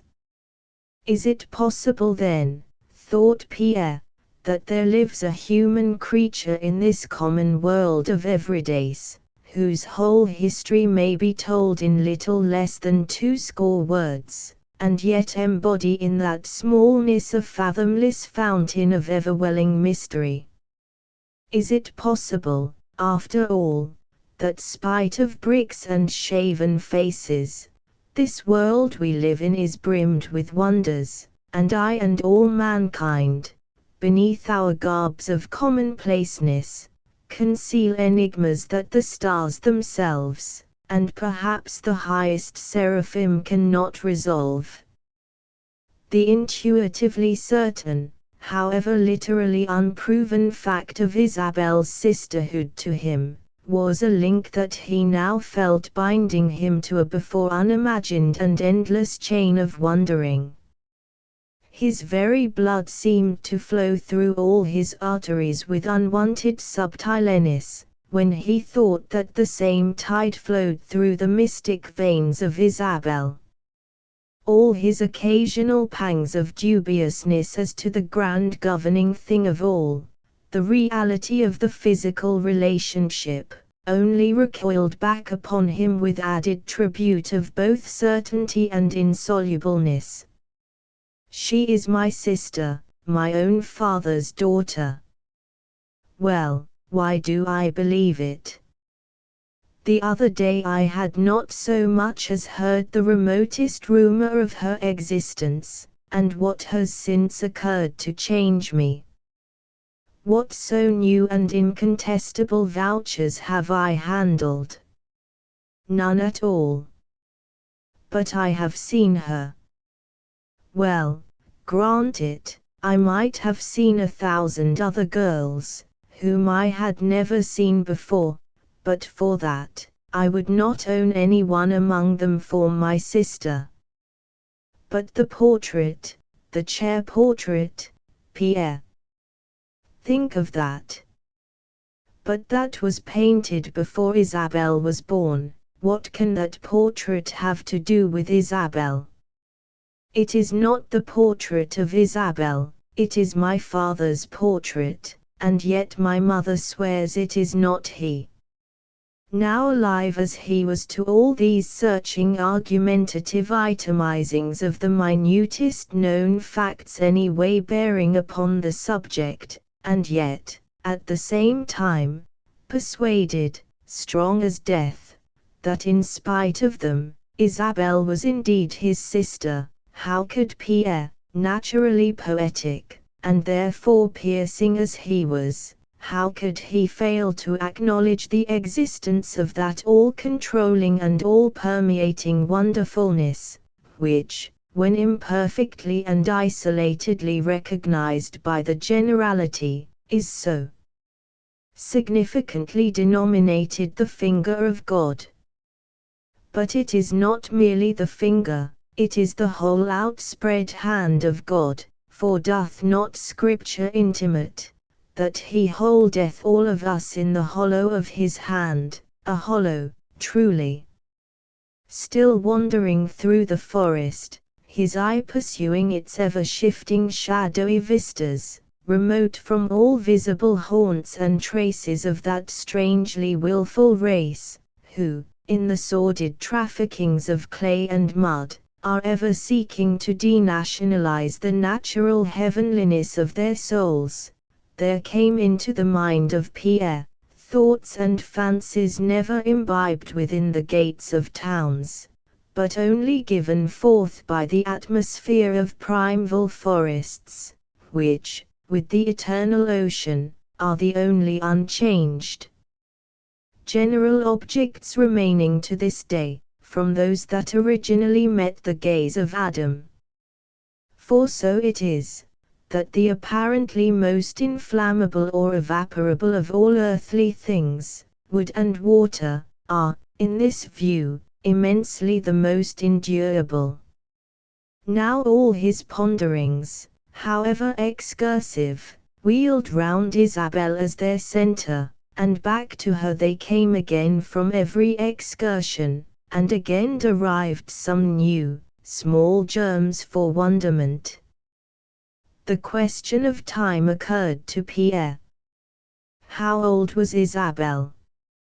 According to all reasonable inferences from the presumed circumstances of her life, she was his elder, certainly, though by uncertain years, yet her whole aspect was that of more than childlikeness. Nevertheless, not only did he feel his muscular superiority to her, so to speak, which made him spontaneously alive to a feeling of elderly protectingness over her, not only did he experience the thoughts of superior world acquaintance, and general cultured knowledge, but spite of reason's self, and irrespective of all mere computings, he was conscious of a feeling which independently pronounced him her senior in point of time, and Isabelle a child of everlasting youngness.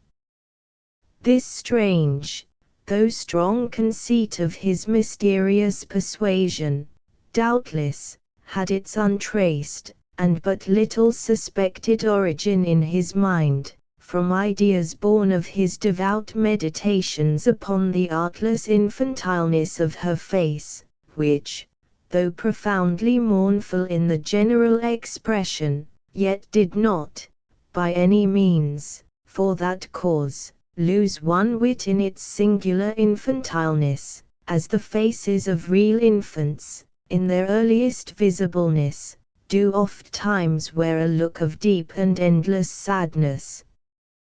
But it was not the sadness, nor indeed, strictly speaking, the infantileness of the face of Isabel which so singularly impressed him with the idea of her original and changeless youthfulness. It was something else, yet something which entirely eluded him. Imaginatively exalted by the willing suffrages of all mankind into higher and purer realms than men themselves inhabit, beautiful women, those of them at least who are beautiful in soul as well as body, do, notwithstanding the relentless law of earthly fleetingness, still seem, for a long interval, mysteriously exempt from the incantations of decay, for as the outward loveliness touch by touch departs, the interior beauty touch by touch replaces that departing bloom, with charms, which, underivable from earth, possess the ineffaceableness of stars. Else, why at the age of 60, have some women held in the strongest bonds of love and fealty, men young enough to be their grandsons? And why did all seducing women unintendingly break scores of hearts at 70? It is because of the perennialness of womanly sweetness. Out from the infantile, yet eternal mournfulness of the face of Isabel, there looked on Pierre that angelic childlikeness, which our Saviour hints is the one only investiture of translated souls, for of such, even of little children, is the other world. Now, unending as the wonderful rivers, which once bathed the feet of the primeval generations, and still remain to flow fast by the graves of all succeeding men, and by the beds of all now living, unending, ever flowing, ran through the soul of Pierre, fresh and fresher, further and still further, thoughts of Isabel. But the more his thoughtful river ran, the more mysteriousness it floated to him, and yet the more certainty that the mysteriousness was unchangeable. In her life there was an unraveled plot, and he felt that unraveled it would eternally remain to him. No slightest hope or dream had he, that what was dark and mournful in her would ever be cleared up into some coming atmosphere of light and mirth. Like all youths, Pierre had conned his novel lessons, had read more novels than most persons of his years, but their false, inverted attempts at systematizing eternally unsystemizable elements, their audacious, intermeddling impotency, in trying to unravel, and spread out, and classify, the more thin than gossamer threads which make up the complex web of life, these things over Pierre had no power now. Straight through their helpless miserableness he pierced, the one sensational truth in him transfixed like beetles all the speculative lies in them. He saw that human life doth truly come from that, which all men are agreed to call by the name of God, and that it partakes of the unravelable inscrutableness of God. By infallible presentiment he saw, that not always doth life's beginning gloom conclude in gladness, that wedding bells peal not ever in the last scene of life's fifth act, that while the countless tribes of common novels laboriously spin veils of mystery, only to complacently clear them up at last, and while the countless tribe of common dramas do but repeat the same, yet the profounder emanations of the human mind, intended to illustrate all that can be humanly known of human life, these never unravel their own intricacies, and have no proper endings, but in imperfect, unanticipated, and disappointing sequels, as mutilated stumps, hurry to abrupt intermergings with the eternal tides of time and fate. So Pierre renounced all thought of ever having Isabelle's dark lantern illuminated to him. Her light was lidded, and the lid was locked. Nor did he feel a pang at this. By posting hither and thither among the reminiscences of his family, and craftily interrogating his remaining relatives on his father's side, he might possibly rake forth some few small grains of dubious and most unsatisfying things, which, were he that way strongly bent, would only serve the more hopelessly to cripple him in his practical resolves. He determined to pry not at all into this sacred problem.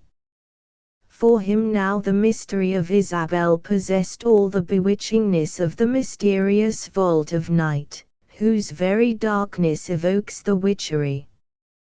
The thoughtful river still ran on in him, and now it floated still another thing to him.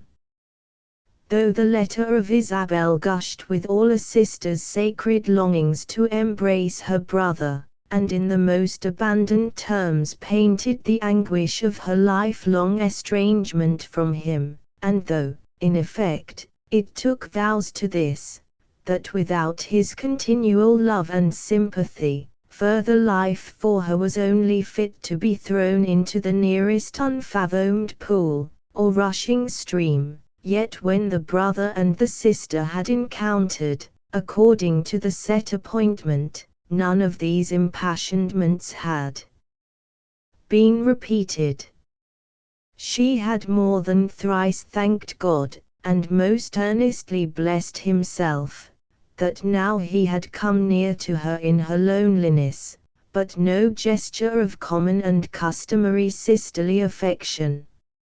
Nay, from his embrace had she not struggled, nor kissed him once, nor had he kissed her, except when the salute was solely sought by him.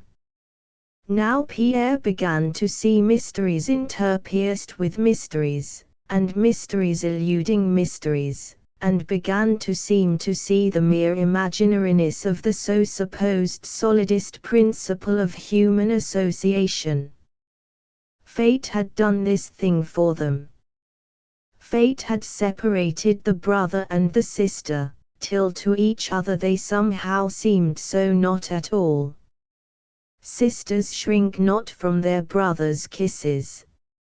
And Pierre felt that never, never would he be able to embrace Isabel with the mere brotherly embrace, while the thought of any other caress, which took hold of any domesticness, was entirely vacant from his uncontaminated soul, for it had never consciously intruded there.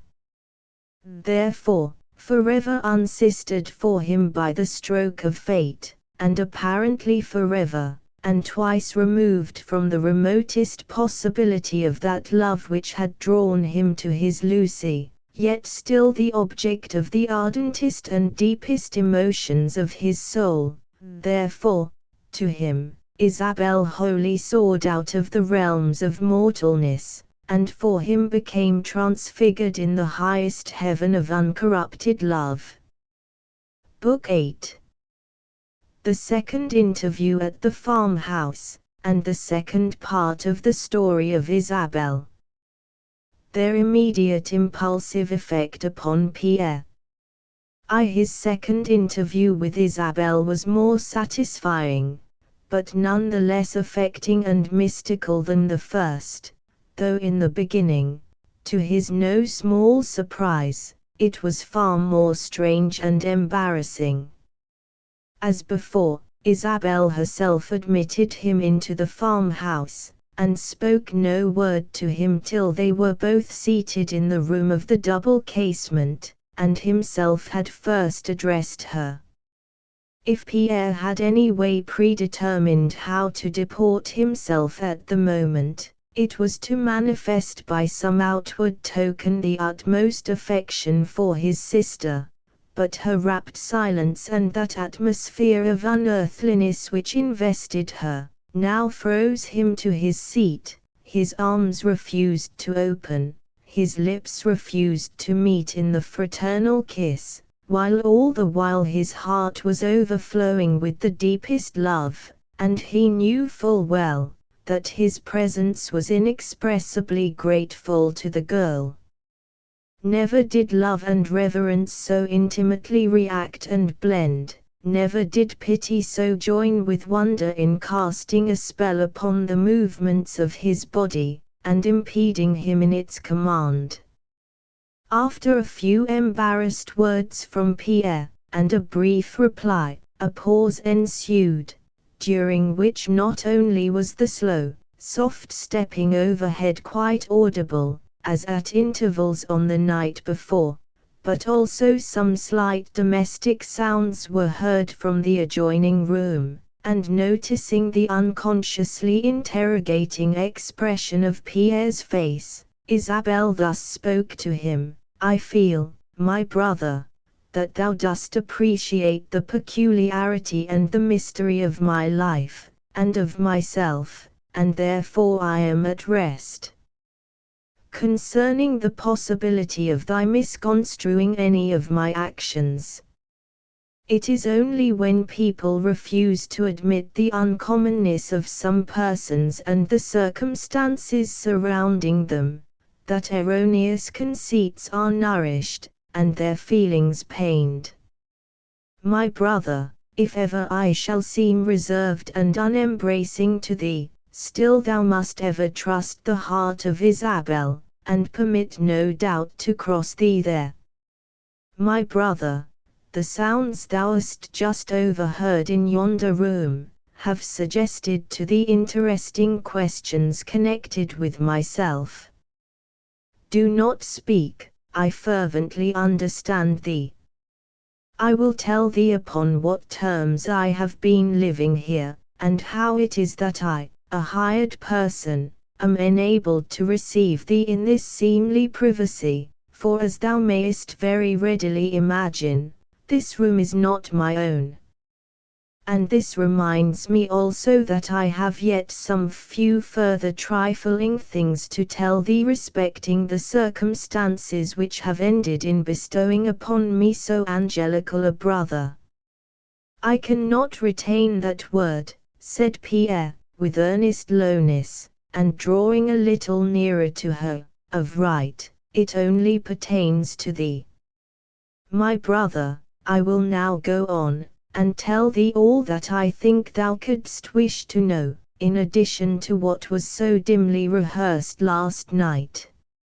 Some 3 months ago, the people of the distant farmhouse, where I was then staying, broke up their household and departed for some western country.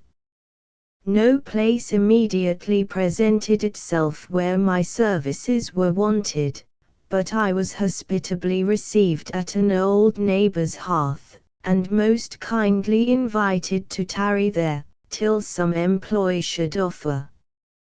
But I did not wait for chance to help me. My inquiries resulted in ascertaining the sad story of Deli Alva, and that through the fate which had overtaken her, her aged parents were not only plunged into the most poignant grief, but were deprived of the domestic help of an only daughter, a circumstance whose deep discomfort cannot be easily realized by persons who have always been ministered to by servants.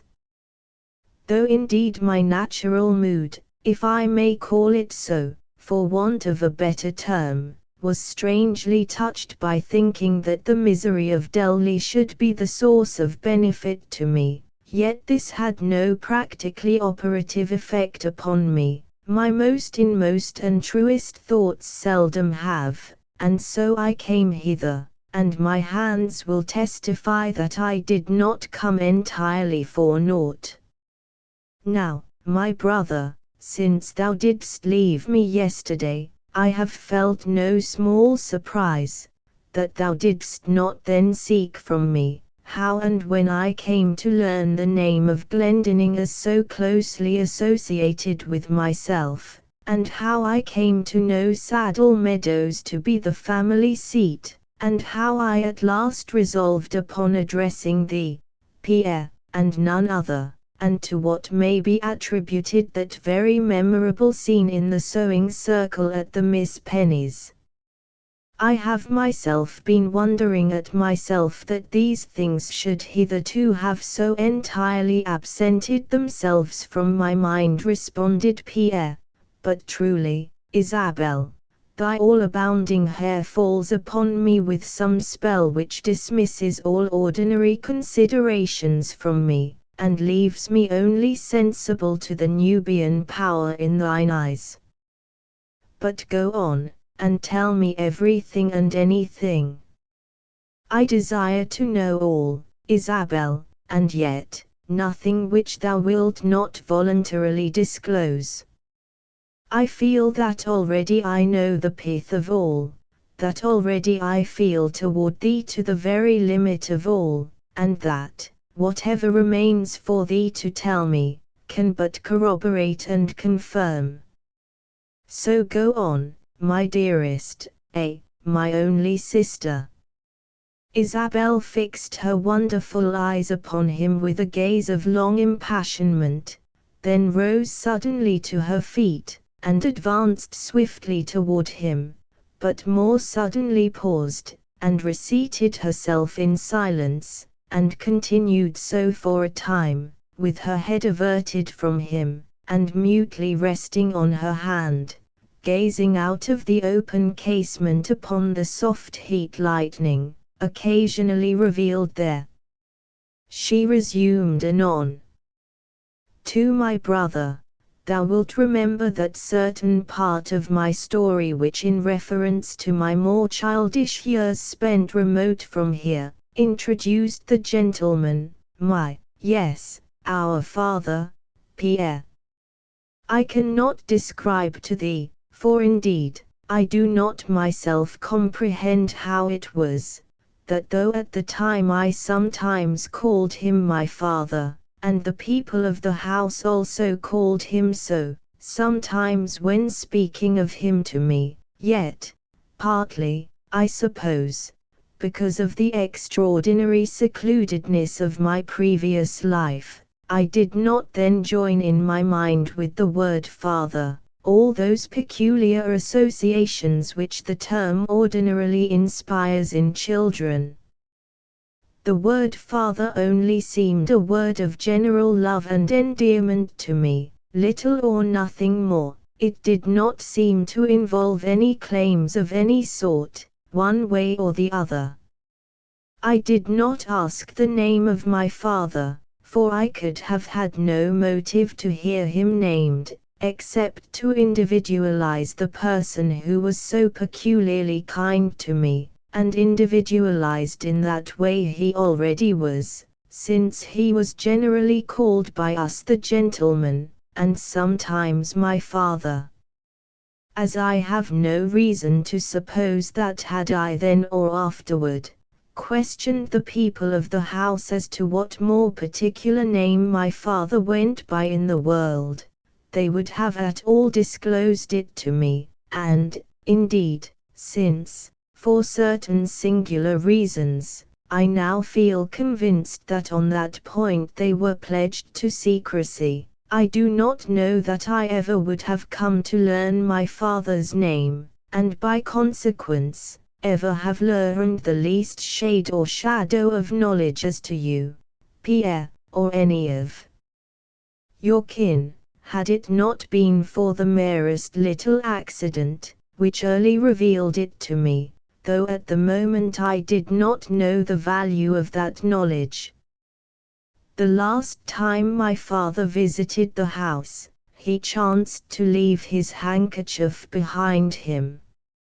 It was the farmer's wife who first discovered it. She picked it up, and fumbling at it a moment, as if rapidly examining the corners, tossed it to me, saying, "Here, Isabel, here is the good gentleman's handkerchief, keep it for him now, till he comes to see little Belle again." Gladly I caught the handkerchief, and put it into my bosom. It was a white one, and upon closely scanning it, I found a small line of fine faded yellowish writing in the middle of it.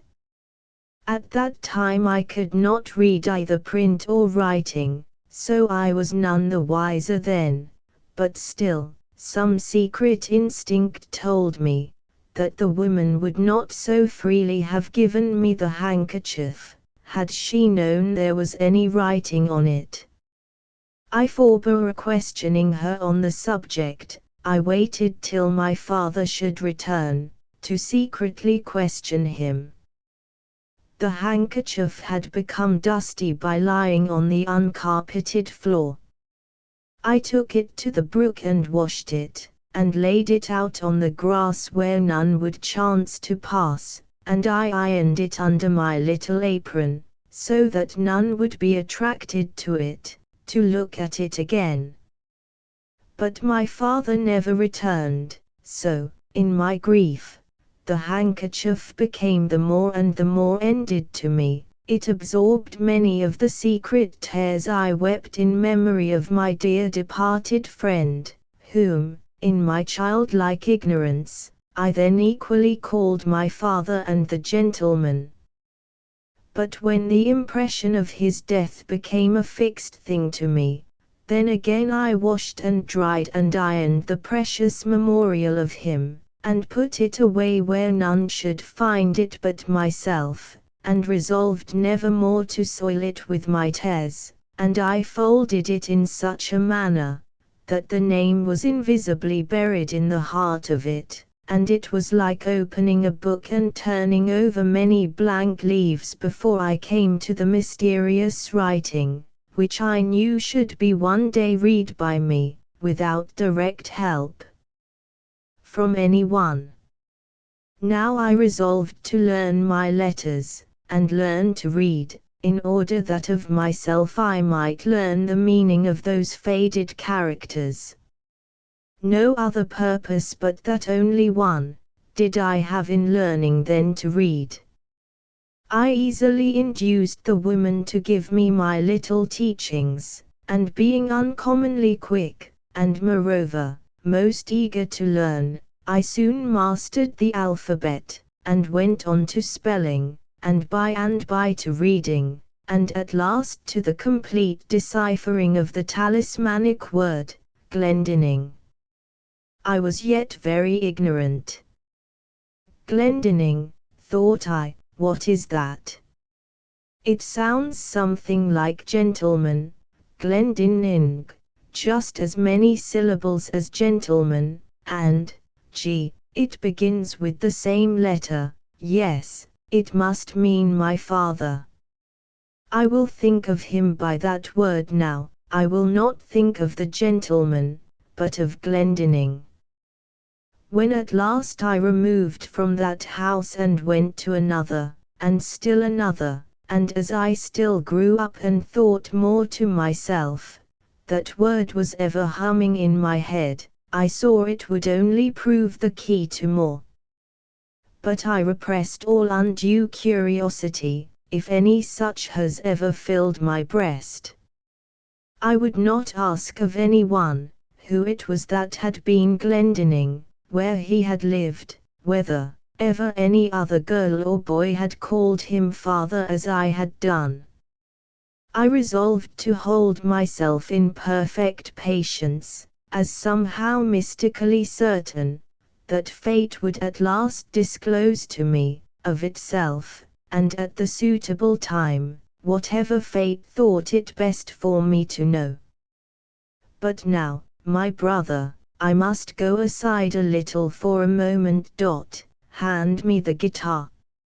Surprised and rejoiced thus far at the unanticipated newness, and the sweet lucidness and simplicity of Isabel's narrating, as compared with the obscure and marvelous revelations of the night before, and all eager for her to continue her story in the same limpid manner, but remembering into what a wholly tumultuous and unearthly frame of mind the melodies of her guitar had formerly thrown him, Pierre now, in handing the instrument to Isabel, could not entirely restrain something like a look of half regret, accompanied rather strangely with a half smile of gentle humor. It did not pass unnoticed by his sister, who, receiving the guitar, looked up into his face with an expression which would almost have been arch and playful, were it not for the ever-abiding shadows cast from her infinite hair into her unfathomed eyes, and redoubledly shot back again from them. "Do not be alarmed, my brother, and do not smile at me. I am not going to play the mystery of Isabel to thee tonight. Draw nearer to me now. Hold the light near to me." So saying, she loosened some ivory screws of the guitar, so as to open a peep lengthwise through its interior. "Now hold it thus, my brother, thus, and see what thou wilt see. But wait one instant till I hold the lamp." So saying, as Pierre held the instrument before him as directed, Isabel held the lamp so as to cast its light through the round-sounding hole into the heart of the guitar. "Now, Pierre, now." Eagerly Pierre did as he was bid, but somehow felt disappointed, and yet surprised at what he saw. He saw the word Isabel, quite legibly but still fadedly gilded upon a part of one side of the interior, where it made a projecting curve. "A very curious place thou hast chosen, Isabel, wherein to have the ownership of the guitar engraved. How did ever any person get in there to do it, I should like to know?" The girl looked surprisedly at him a moment, then took the instrument from him, and looked into it herself. She put it down, and continued, "I see, my brother, thou dost not comprehend. When one knows everything about any object, one is too apt to suppose that the slightest hint will suffice to throw it quite as open to any other person. I did not have the name gilded there, my brother." "How?" cried Pierre. "The name was gilded there when I first got the guitar, though then I did not know it. The guitar must have been expressly made for someone by the name of Isabel, because the lettering could only have been put there before the guitar was put together." "Go on, Harry," said Pierre. "Yes, one day, after I had owned it a long time, a strange whim came into me. Thou knowest that it is not at all uncommon for children to break their dearest playthings in order to gratify a half-crazy curiosity to find out what is in the hidden heart of them. So it is with children, sometimes. And, Pierre, I have always been, and feel that I must always continue to be a child, though I should grow to 80 years and 10. Seized with this sudden whim, I unscrewed the part I showed thee, and peeped in, and saw Isabel. Now I have not yet told thee, that from as early a time as I can remember, I have nearly always gone by the name of Belle. And at the particular time I now speak of, my knowledge of general and trivial matters was sufficiently advanced to make it quite a familiar thing to me, that Belle was often a diminutive for Isabella, or Isabel.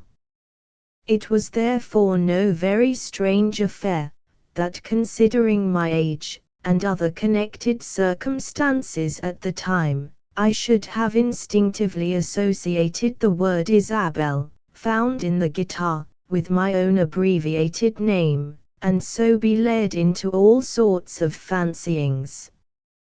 They return upon me now. Do not speak to me." She leaned away from him, toward the occasionally illuminated casement, in the same manner as on the previous night, and for a few moments seemed struggling with some wild bewilderment, but now she suddenly turned, and fully confronted Pierre with all the wonderfulness of her most surprising face. "I am called woman, and thou, man, Pierre, but there is neither man nor woman about it. Why should I not speak out to thee? There is no sex in our immaculateness. Pierre, the secret name in the guitar even now thrills me through and through. Pierre, think. Think. Oh, canst thou not comprehend? See it, what I mean, Pierre. The secret name in the guitar thrills me, whirls me, so secret, wholly hidden, yet constantly carried about in it, unseen, unsuspected, always vibrating to the hidden heartstrings, broken heartstrings. Oh, my mother, my mother, my mother." As the wild plaints of Isabelle pierced into his bosom's core, they carried with them the first inkling of the extraordinary conceit, so vaguely and shrinkingly hinted at in her till now entirely unintelligible words. She lifted her dry burning eyes of long-fringed fire to him. "Pierre, I have no slightest proof, but the guitar was hers, I know, I feel it was. Say, did I not last night tell thee, how it first sung to me upon the bed, and answered me, without my once touching it? And how it always sung to me and answered me, and soothed and loved me? Hark now, thou shalt hear my mother's spirit." She carefully scanned the strings, and tuned them carefully, then placed the guitar in the casement bench, and knelt before it, and in low, sweet, and changefully modulated notes, so barely audible, that Pierre bent over to catch them, breathed the word mother, mother, mother.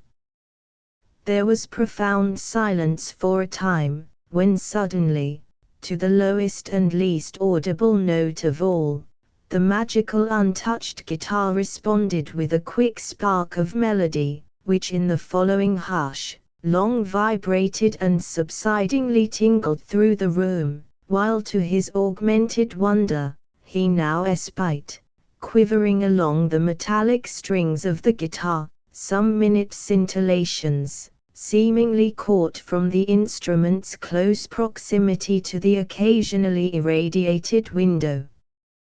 The girl still kept kneeling, but an altogether unwanted expression suddenly overcast her whole countenance.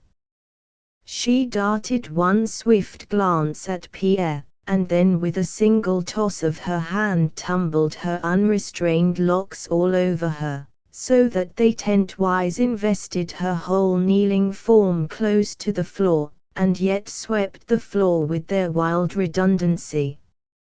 Never sire of Lymian girl, at dim mass in St. Dominic's Cathedral, so completely muffled the human figure.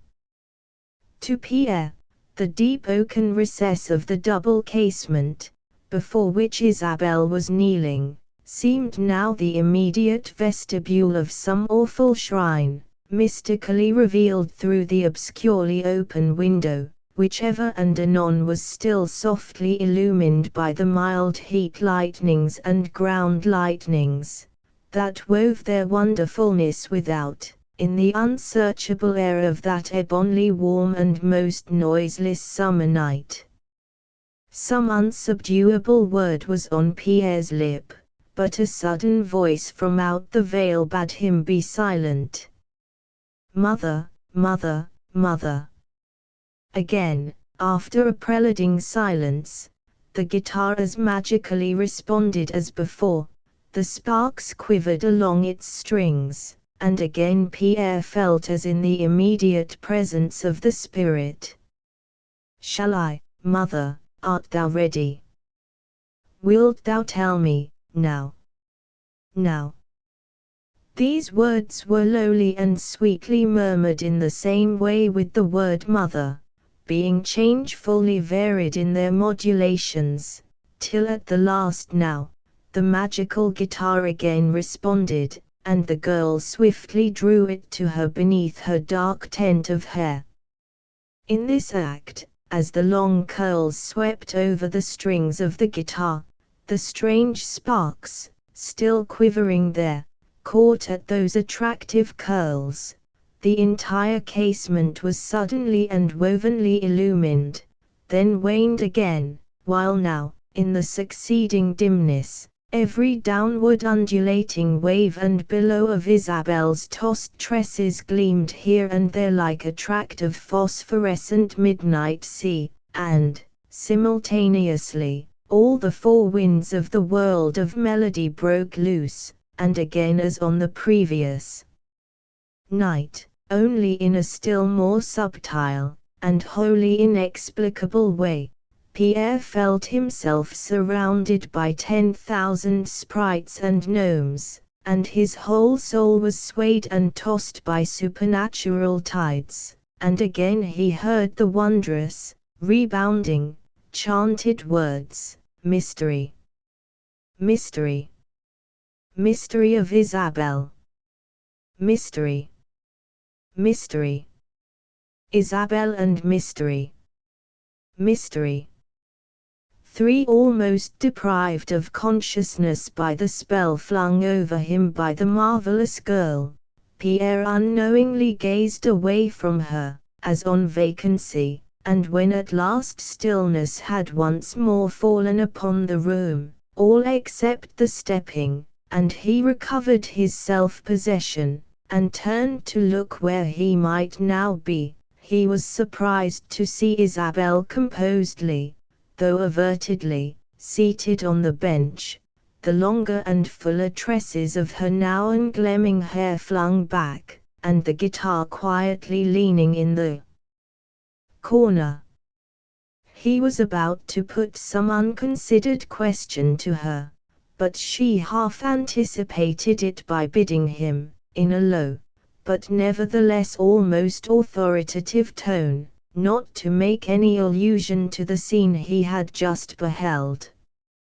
He paused, profoundly thinking to himself, and now felt certain that the entire scene, from the first musical invocation of the guitar, must have unpremeditatedly proceeded from a sudden impulse in the girl, inspired by the peculiar mood into which the preceding conversation, and especially the handling of the guitar under such circumstances, had irresistibly thrown her.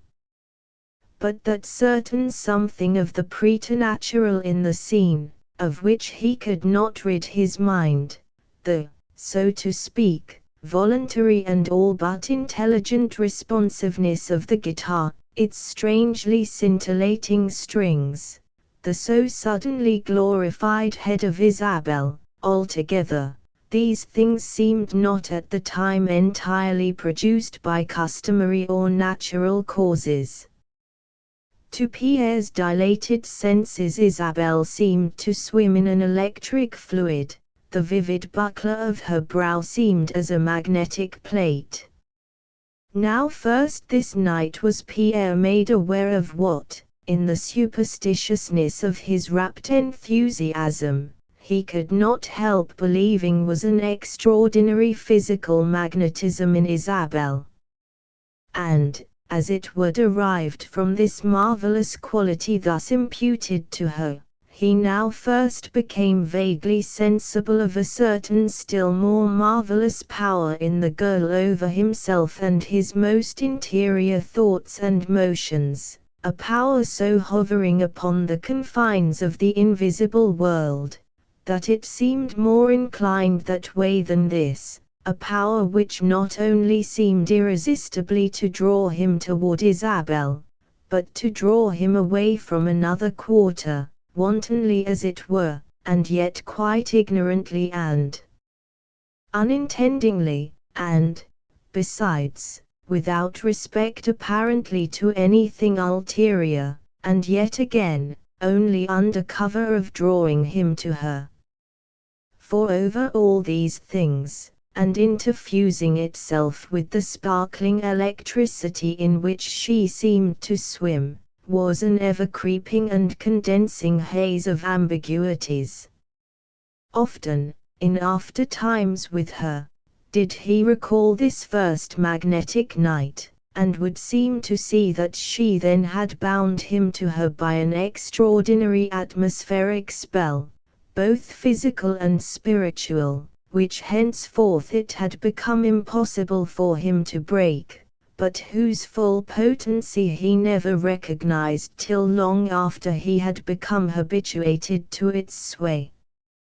This spell seemed one with that pantheistic master spell, which eternally locks in mystery and in muteness the universal subject world, and the physical electricalness of Isabel seemed reciprocal with the heat lightnings and the ground lightnings nigh to which it had first become revealed to Pierre. She seemed molded from fire and air, and vivified at some voltaic pile of august thunderclouds heaped against the sunset. The occasional sweet simplicity, and innocence, and humbleness of her story, her often serene and open aspect, her deep-seated, but mostly quiet, unobtrusive sadness, and that touchingness of her less unwonted tone and air, these only the more signalized and contrastingly emphasized the profounder, subtler, and more mystic part of her. Especially did Pierre feel this, when after another silent interval, she now proceeded with her story in a manner so gently confiding, so entirely artless, so almost peasant-like in its simplicity, and dealing in some details so little sublimated in themselves, that it seemed well nigh impossible that this unassuming maid should be the same dark, regal being who had but just now bade Pierre be silent in so imperious a tone, and around whose wondrous temples the strange electric glory had been playing. Yet not very long did she now thus innocently proceed, ere, at times, some fainter flashes of her electricalness came from her, but only to be followed by such melting, human, and most feminine traits as brought all his soft, enthusiast tears into the sympathetic but still unshedding eyes of Pierre. For thou rememberest, my brother, my telling thee last night, how thou knowest what I mean, that, there, avertedly pointing to the guitar, thou rememberest how it came into my possession. But perhaps I did not tell thee, that the peddler said he had got it in barter from the servants of a great house some distance from the place where I was then residing. Pierre signed his acquiescence, and Isabel proceeded, now, at long though stated intervals, that man passed the farmhouse in his trading route between the small towns and villages. When I discovered the gilding in the guitar, I kept watch for him, for though I truly felt persuaded that fate had the dispensing of her own secrets in her own good time, yet I also felt persuaded that in some cases fate drops us one little hint, leaving our own minds to follow it up, so that we of ourselves may come to the grand secret in reserve. So I kept diligent watch for him, and the next time he stopped, without permitting him at all to guess my motives, I contrived to steal out of him what great house it was from which the guitar had come. And, my brother, it was the mansion of Saddle Meadows. Pierre started, and the girl went on, "Yes, my brother, Saddle Meadows, old General Glendinning's place," he said, "but the old hero's long dead and gone now, and, the more's the pity, so is the young general, his son, dead and gone, but then there is a still younger grandson general left. That family always keep the title and the name going, yes, even to the surname, Pierre." Pierre Glendinning was the white-haired old general's name, who fought in the old French and Indian wars, and Pierre Glendinning is his young great-grandson's name. "Thou mayest well look at me so, my brother." Yes, he meant thee, my brother. "But the guitar, the guitar!" cried Pierre. "How came the guitar openly at Saddle Meadows, and how came it to be bartered away by servants? Tell me that, Isabel. Do not put such impetuous questions to me, Pierre, else thou mayst recall the old, maybe, it is the evil spell upon me. I cannot precisely and knowingly answer thee. I could surmise, but what are surmises worth? Oh, Pierre, better, a million times, and far sweeter are mysteries than surmises. Though the mystery be unfathomable, it is still the unfathomableness of fullness, but the surmise, that is but shallow and unmeaning emptiness. But this is the most inexplicable point of all. Tell me, Isabel, surely thou must have thought something about this thing. Much, Pierre, very much, but only about the mystery of it, nothing more. Could I would not now be fully told, how the guitar came to be at Saddle Meadows, and came to be bartered away by the servants of Saddle Meadows. Enough, that it found me out, and came to me, and spoke and sung to me, and soothed me, and has been everything to me."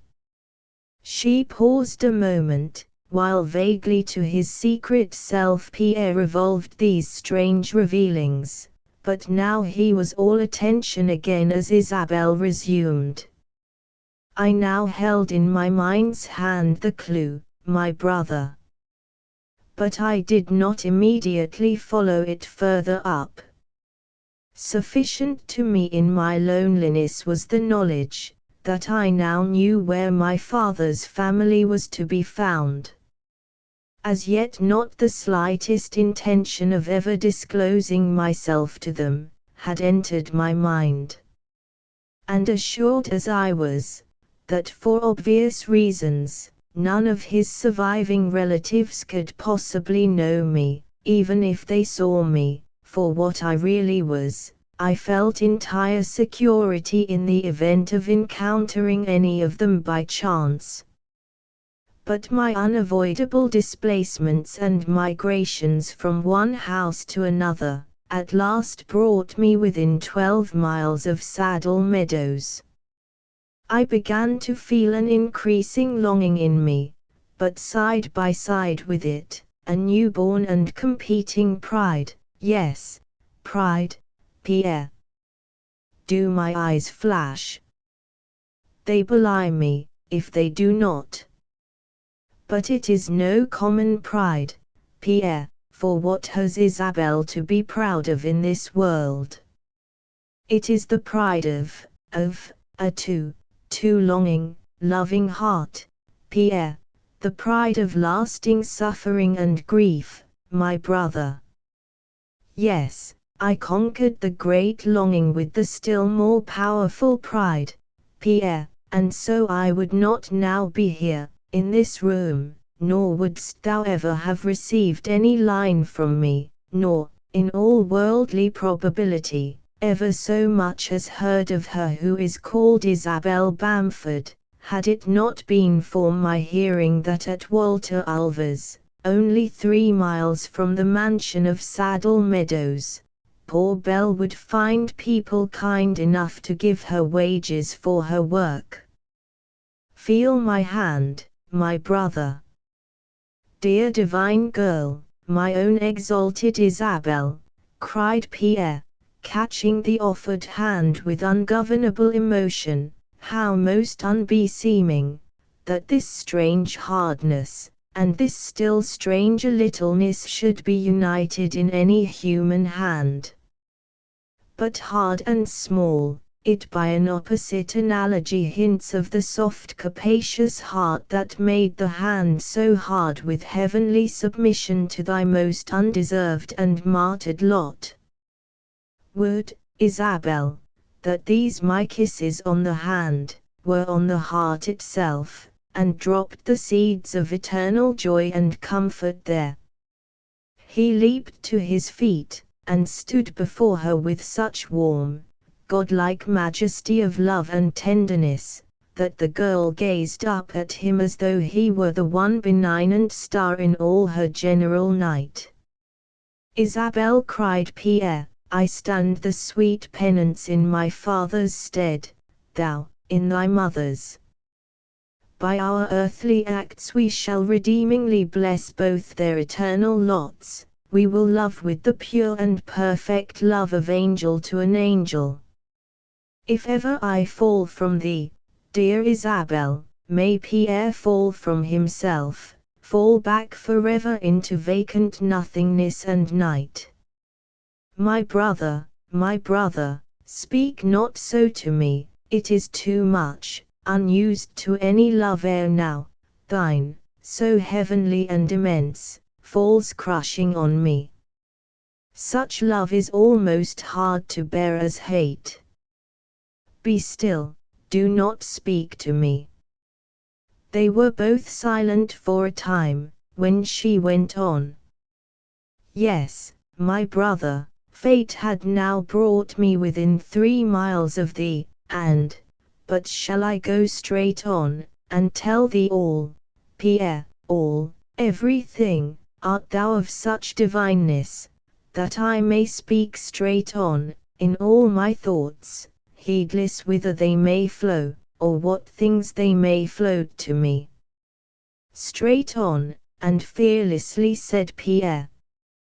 By chance I saw thy mother, Pierre, and under such circumstances that I knew her to be thy mother, but shall I go on?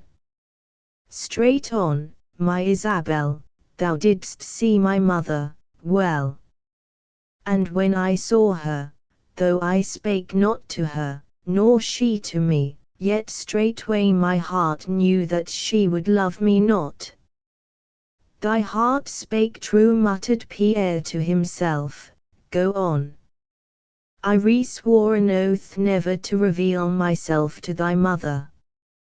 Oath well sworn, again he muttered, go on. But I saw thee, Pierre, and, more than ever filled my mother toward thy father, Pierre, then upheaved in me. Straightway I knew that if ever I should come to be made known to thee, then thy own generous love would open itself to me. Again thy heart spake true, he murmured, go on, and didst thou re-swear again? No, Pierre, but yes, I did. I swore that thou wert my brother, with love and pride I swore, that young and noble Pierre Glendinning was my brother. And only that. Nothing more, Pierre, not to thee even, did I ever think to reveal myself. How then, thou art revealed to me. Yes, but the great God did it, Pierre, not poor Belle. Listen. I felt very dreary here, poor, dear Delly, thou must have heard something of her story, a most sorrowful house, Pierre. Hark! That is her seldom pausing pacing, thou hearest from the floor above. So she keeps ever pacing, pacing, pacing, in her track, all threadbare, Pierre, is her chamber rug. Her father will not look upon her, her mother, she hath cursed her to her face. Out of yon chamber, Pierre, Delly hath not slept, for now 4 weeks and more, nor ever hath she once laid upon her bed. It was last made up 5 weeks ago, but paces, paces, paces, all through the night, till after 12, and then sits vacant in her chair. Often I would go to her to comfort her, but she says, nay, nay, nay to me through the door, says nay, nay, nay and only nay to me, through the bolted door, bolted 3 weeks ago, when I by cunning arts stole her dead baby from her, and with these fingers, alone, by night, scooped out a hollow, and, seconding heaven's own charitable stroke, buried that sweet, wee symbol of her not unpardonable shame far from the ruthless foot of man. Yes, bolted 3 weeks ago, not once unbolted since. Her food I must thrust through the little window in her closet. Pierre, hardly these 2 handfuls has she eaten in a week. Curses, wasp-like, cahere on that villain, Ned, and sting him to his death, cried Pierre, smit by this most piteous tale. What can be done for her, sweet Isabel? Can Pierre do aught? If thou or I do not, then the ever-hospitable grave will prove her quick refuge, Pierre. Father and mother both are worse than dead and gone to her. They would have turned her forth, I think, but for my own poor petitionings, unceasing in her behalf. Pierre's deep concern now gave place to a momentary look of benevolent intelligence. Isabel, a thought of benefit to Delly has just entered me, but I am still uncertain how best it may be acted on. Resolved I am though to succor her. Do thou still hold her here yet a while, by thy sweet petitionings, till my further plans are more matured. Now run on with thy story, and so divert me from the pacing, her every step steps in my soul. Thy noble heart hath many chambers, Pierre, the records of thy wealth, I see, are not bound up in the one poor book of Isabel, my brother. Thou art a visible token, Pierre, of the invisible angelhoods, which in our darker hours we do sometimes distrust. The gospel of thy acts goes very far, my brother. Were all men like to thee, then were there no men at all, mankind extinct in seraphim. Praises are for the base, my sister, cunningly to entice them to fair virtue by our ignorings of the ill in them, and our imputings of the good not theirs. So make not my head to hang, sweet Isabel. Praise me not. Go on now with thy tale. I have said to thee, my brother, how most dreary I found it here, and from the first. Won't it all my life to sadness, if it be such? Still, this house hath such acuteness in its general grief, such hopelessness and despair of any slightest remedy, that even poor Belle could scarce abide it always, without some little going forth into contrasting scenes. So I went forth into the places of delight, only that I might return more braced to minister in the haunts of woe. For continual unchanging residence therein, doth but bring on woe's stupor, and make us as dead. So I went forth betimes, visiting the neighboring cottages, where there were chattering children, and no one place vacant at the cheerful board.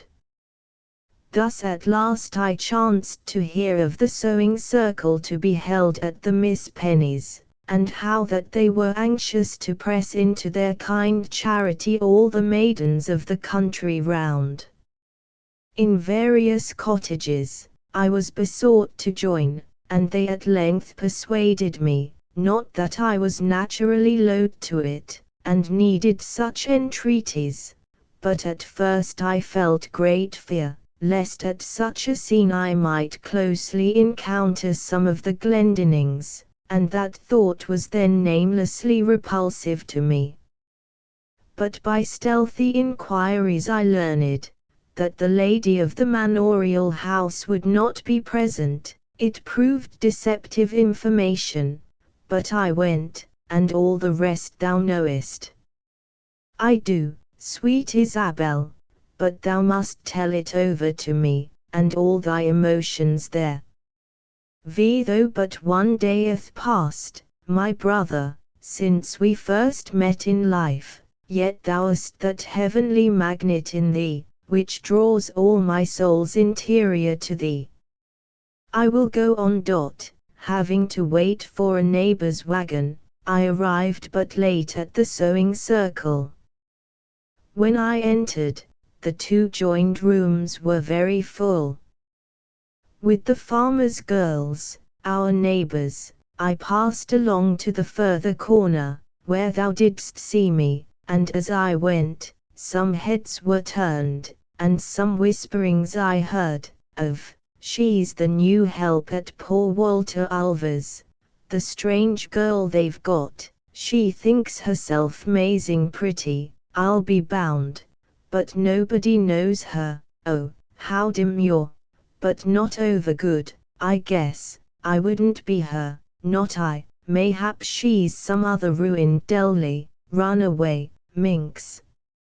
It was the first time poor Belle had ever mixed in such a general crowded company, and knowing little or nothing of such things, I had thought, that the meeting being for charity's sweet sake, uncharity could find no harbor there, but no doubt it was mere thoughtlessness, not malice in them. Still, it made my heart ache in me sadly, for then I very keenly felt the dread suspiciousness, in which a strange and lonely grief invests itself to common eyes, as if grief itself were not enough, nor innocence any armor to us, but despite must also come, and I see infamy.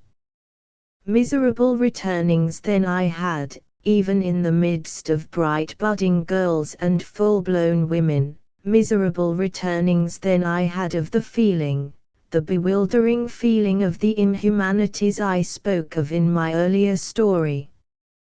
But Pierre, blessed Pierre, do not look so sadly and half-reproachfully upon me. Lone and lost though I have been, I love my kind, and charitably and intelligently pity them, who uncharitably and unintelligently do me despite. And thou, blessed brother, hast glorified many sombre places in my soul, and taught me once for all to know, that my kind are capable of things which would be glorious in angels. So look away from me, dear Pierre, till thou hast taught thine eyes more wonted glances. They are vile falsifying telegraphs of me, then, sweet Isabel. What my look was I cannot tell, but my heart was only dark with ill-restrained upbraidings against heaven that could unrelentingly see such innocence as thine so suffer. Go on with thy too touching tale. Quietly I sat there sewing, not brave enough to look up at all, and thanking my good star, that had led me to so concealed a nook behind the rest. Quietly I sat there, sewing on a flannel shirt, and with each stitch praying God, that whatever heart it might be folded over, the flannel might hold it truly warm, and keep out the wide world coldness which I felt myself, and which no flannel, or thickest fur, or any fire then could keep off from me. Quietly I sat there sewing, when I heard the announcing words, "Oh, how deep and ineffaceably engraved they are! Ah, dames, dames, Madam Glendinning, Master Pierre Glendinning." Instantly, my sharp needle went through my side and stitched my heart. The flannel dropped from my hand. Thou heardest my shriek. But the good people bore me still nearer to the casement close at hand, and threw it open wide, and God's own breath breathed on me, and I rallied, and said it was some merest passing fit. 'Twas quite over now, I was used to it.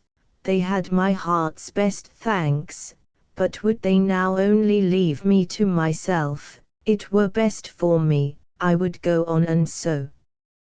And thus it came and passed away, and again I sat sewing on the flannel, hoping either that the unanticipated persons would soon depart, or else that some spirit would catch me away from there. I sat sewing on, till Pierre, without looking up, for that I dared not do at any time that evening, only once, without looking up, or knowing aught but the flannel on my knee, and the needle in my heart, I felt, Pierre felt, a glance of magnetic meaning on me.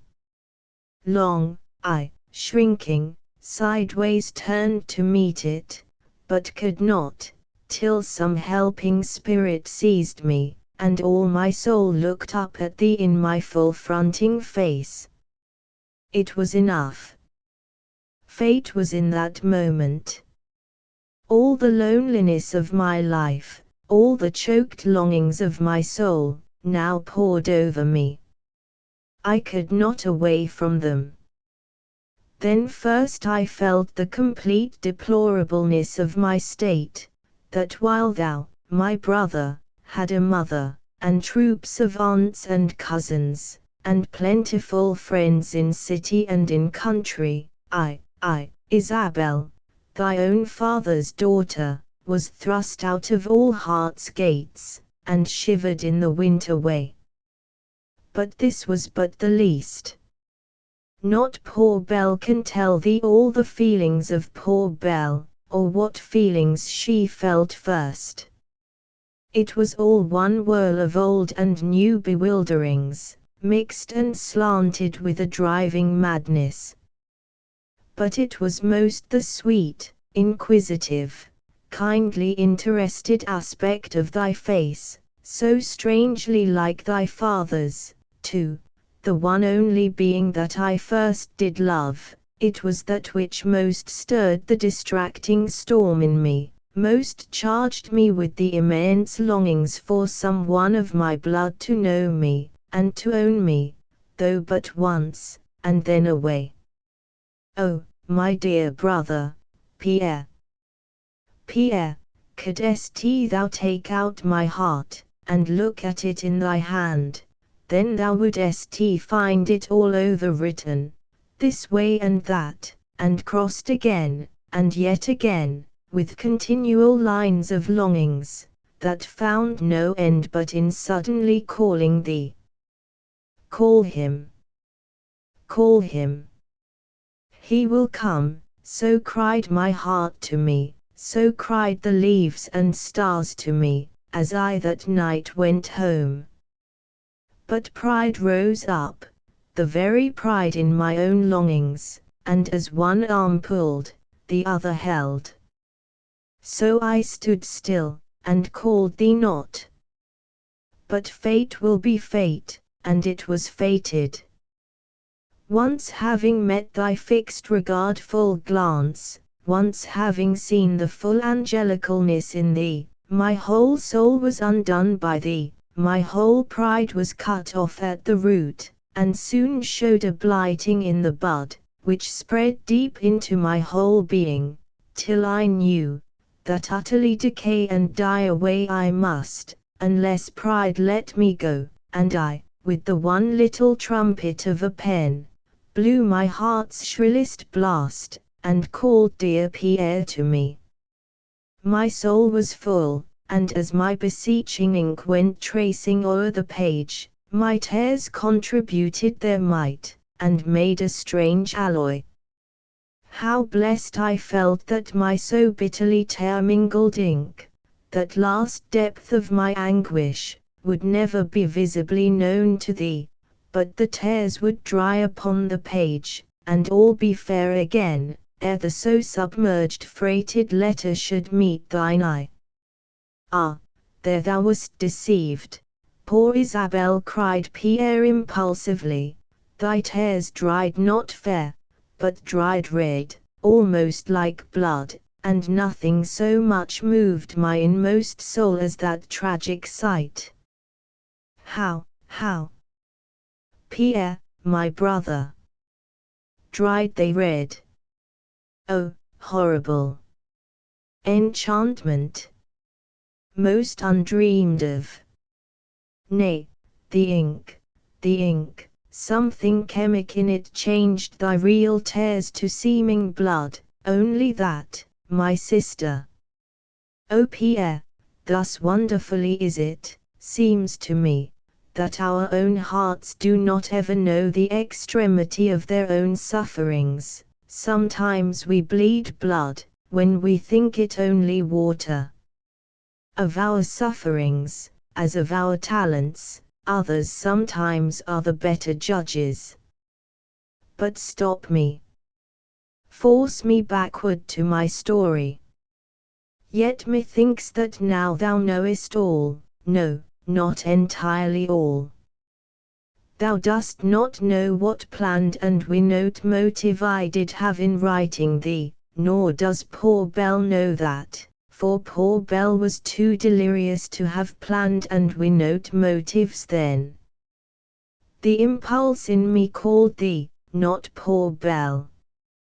God called thee, Pierre, not poor Belle. Even now, when I have passed one night after seeing thee, and hearkening to all thy full love and graciousness, even now, I stand as one amazed, and feel not what may be coming to me, or what will now befall me, from having so rashly claimed thee for mine. Pierre, now, this instant a vague anguish fills me.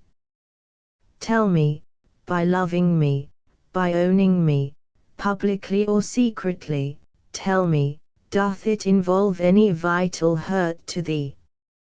Speak without reserve, speak honestly, as I do to thee.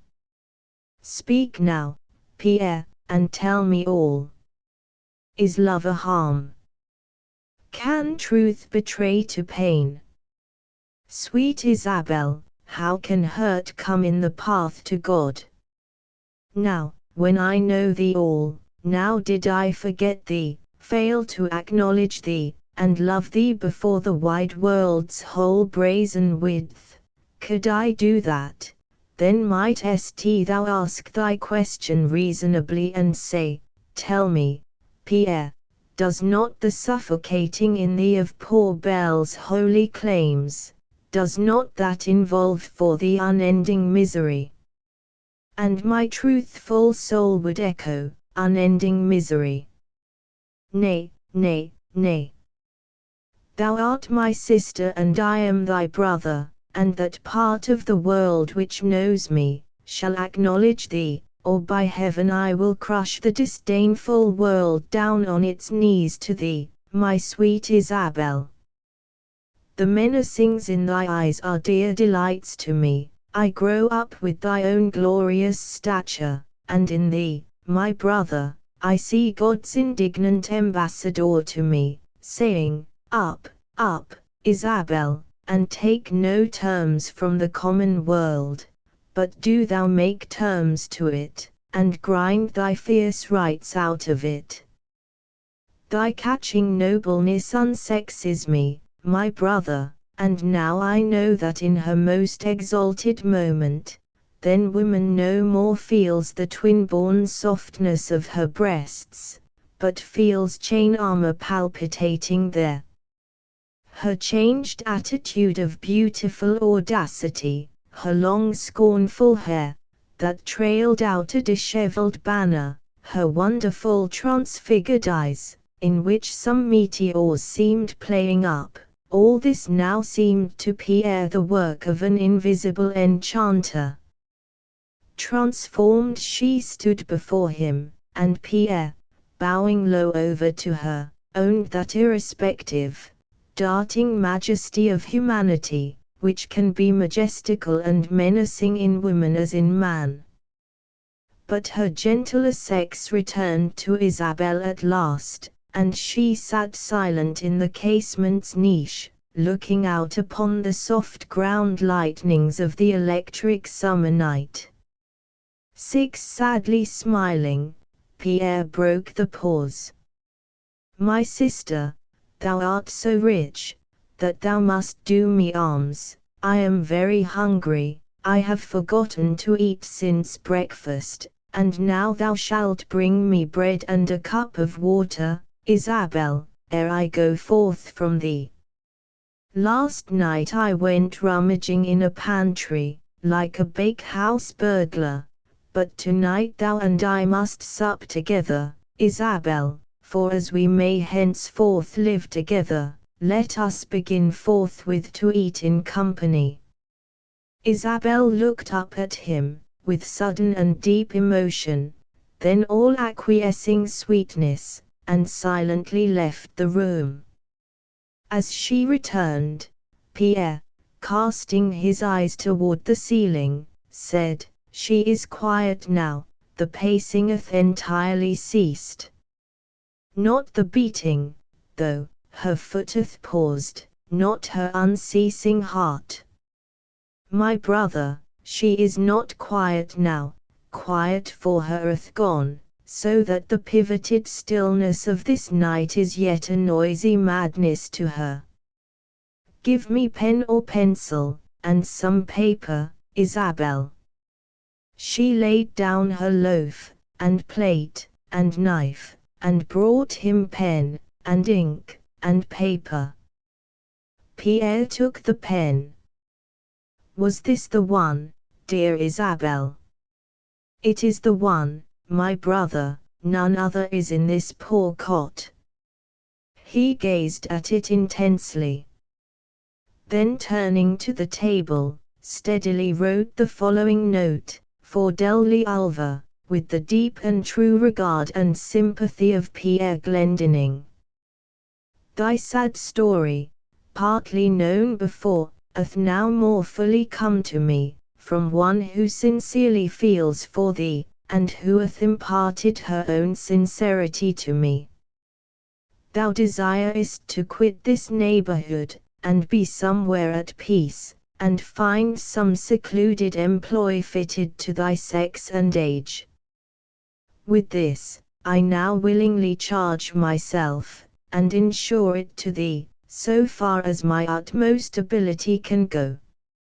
Therefore, if consolation be not wholly spurned by thy great grief, which too often happens, though it be but grief's great folly so to feel, therefore, two true friends of thine do here beseech thee to take some little heart to thee, and bethink thee, that all thy life is not yet lived, that time hath surest healing in his continuous balm.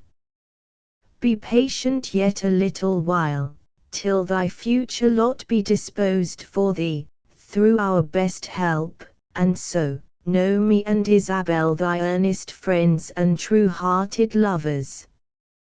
He handed the note to Isabel. She read it silently, and put it down, and spread her two hands over him, and with one motion lifted her eyes toward Delly and toward God.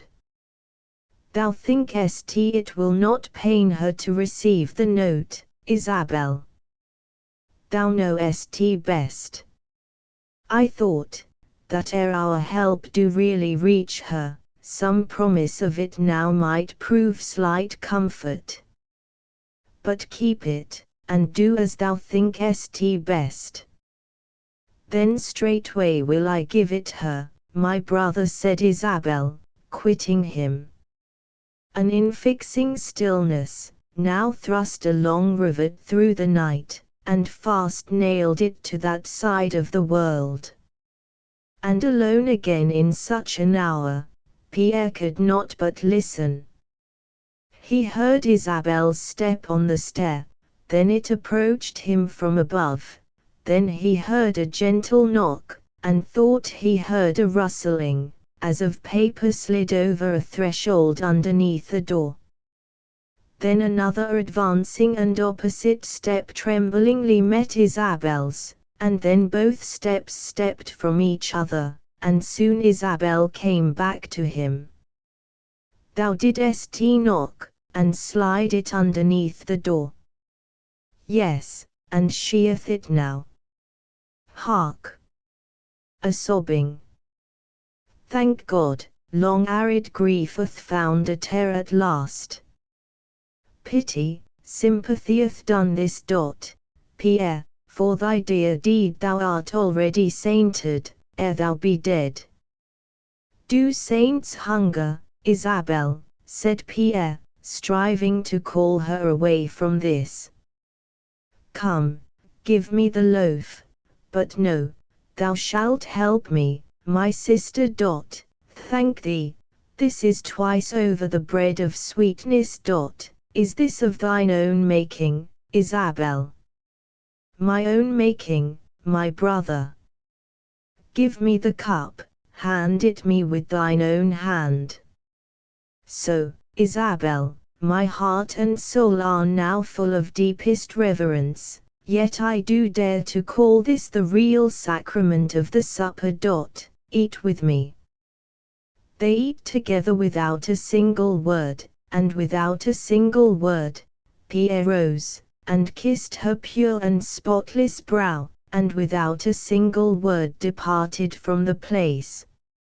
7. We know not Pierre Glendinning's thoughts as he gained the village and passed on beneath its often shrouding trees, and saw no light from man, and heard no sound from man, but only, by intervals, saw at his feet the soft ground lightnings, snake-like, playing in and out among the blades of grass, and between the trees, caught the far dim light from heaven, and heard the far wide general hum of the sleeping but still breathing earth.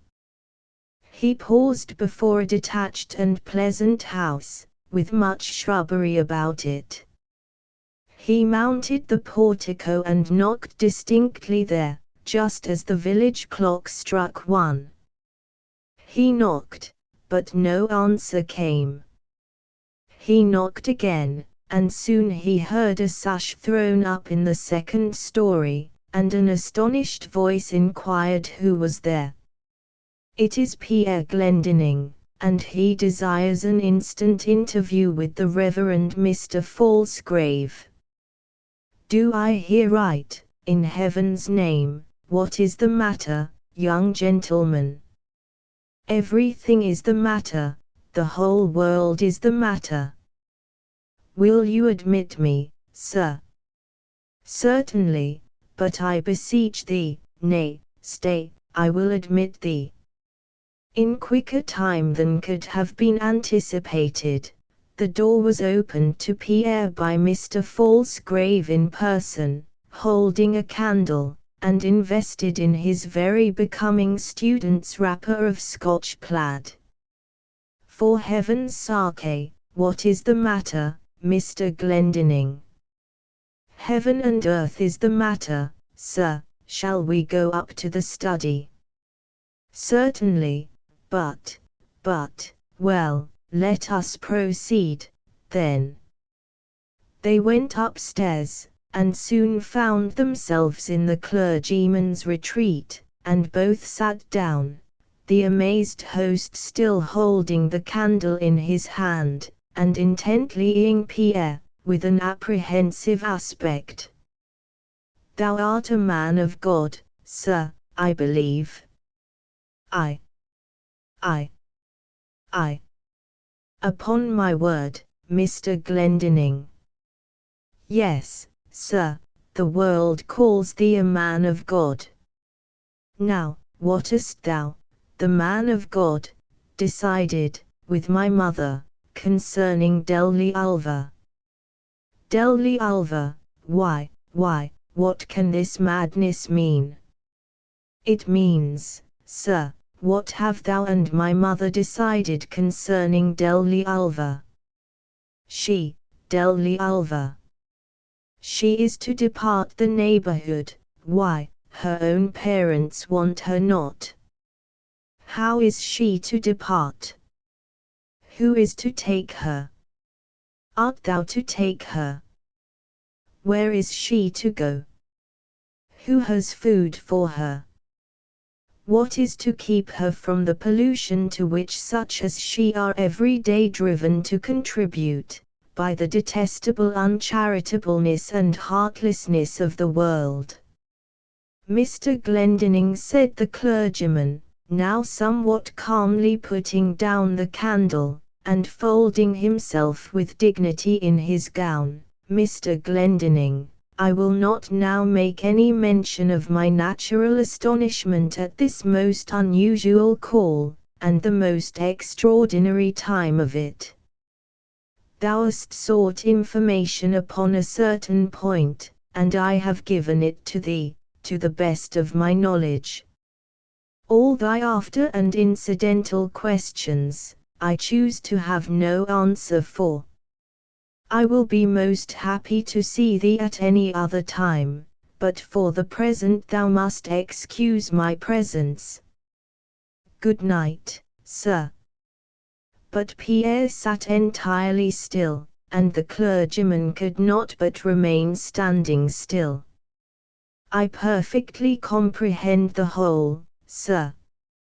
Delli Ulva, then, is to be driven out to starve or rot, and this, too, by the acquiescence of a man of God.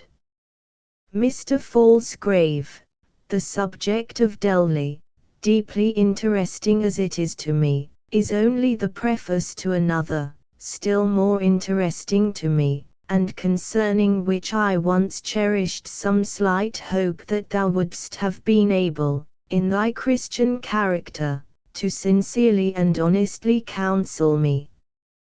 But a hint from heaven assures me now, that thou hast no earnest and world-disdaining counsel for me.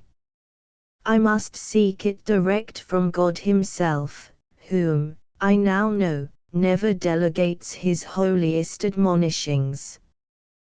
But I do not blame thee. I think I begin to see how thy profession is unavoidably entangled by all fleshly alliances, and cannot move with godly freedom in a world of benefices. I am more sorry than indignant. Pardon me for my most uncivil call, and know me as not thy enemy. Good night, sir. Book 9.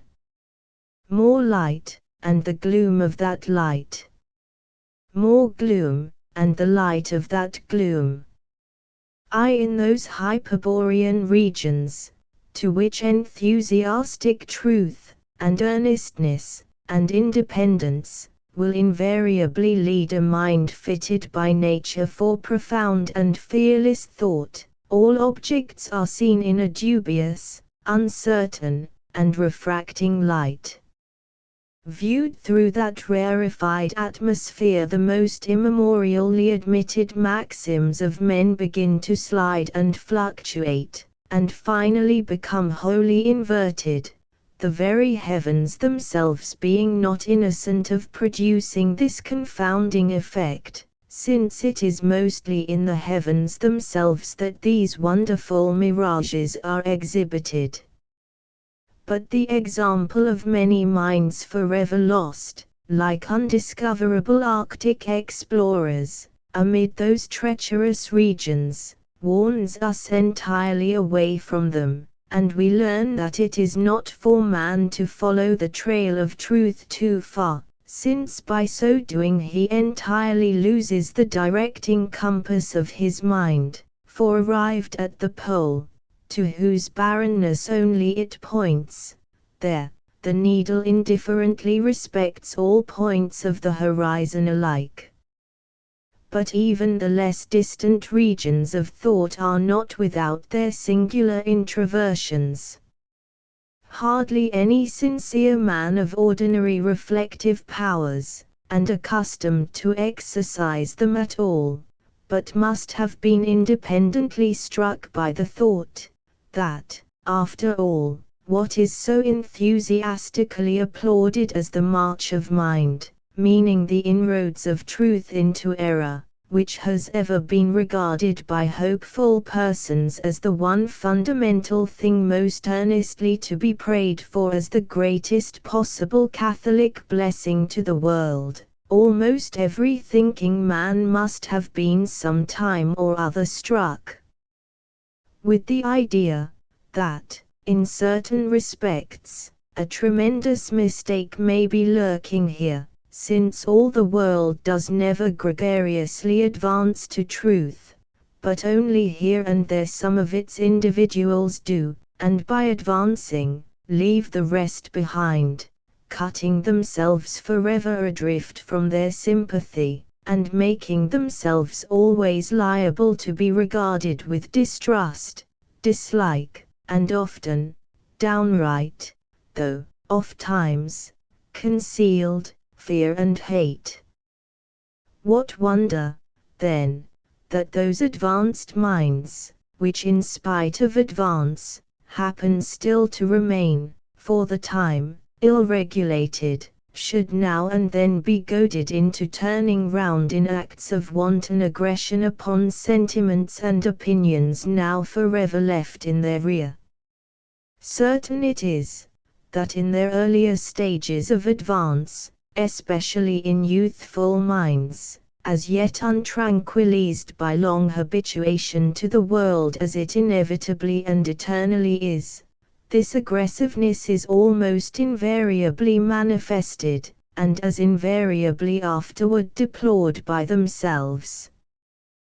That amazing shock of practical truth, which in the compass of a very few days and hours had not so much advanced, as magically transplanted the youthful mind of Pierre far beyond all common discernments, it had not been entirely unattended by the lamentable rearward aggressiveness we have endeavored to portray above.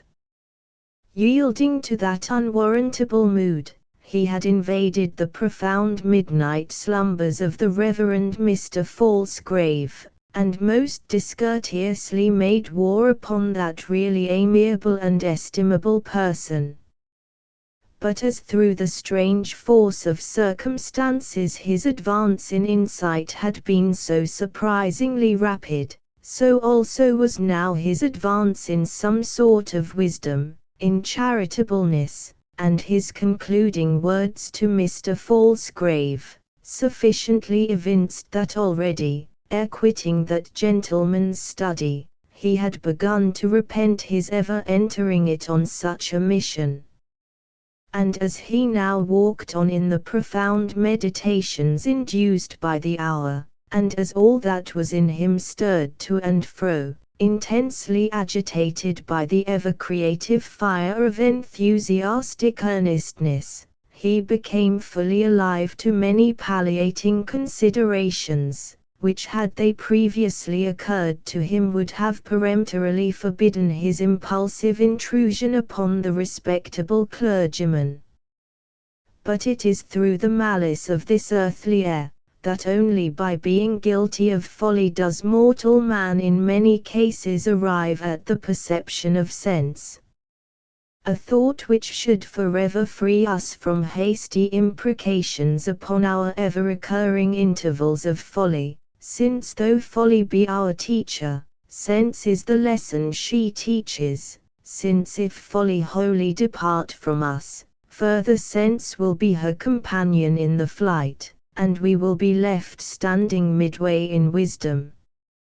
For it is only the miraculous vanity of man which ever persuades him, that even for the most richly gifted mind, there ever arrives an earthly period, where it can truly say to itself, I have come to the ultimate of human speculative knowledge, hereafter, at this present point I will abide.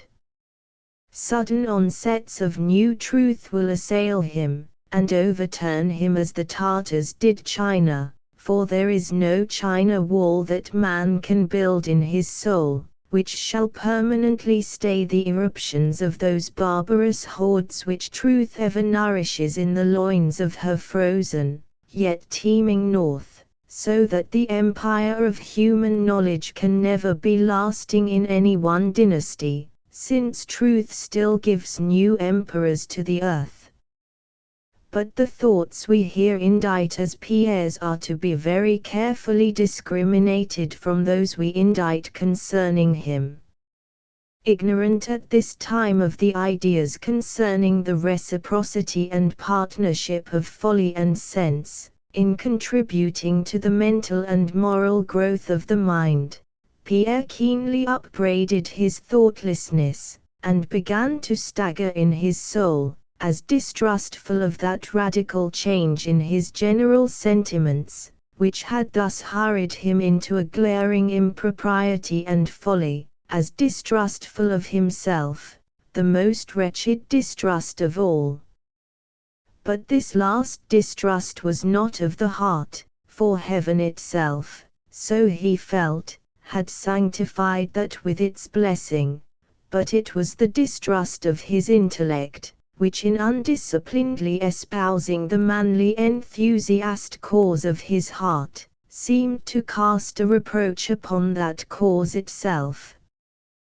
But though evermore of the earnest heart an eventual balm for the most deplorable error of the head, yet in the interval small alleviation is to be had, and the whole man droops into nameless melancholy.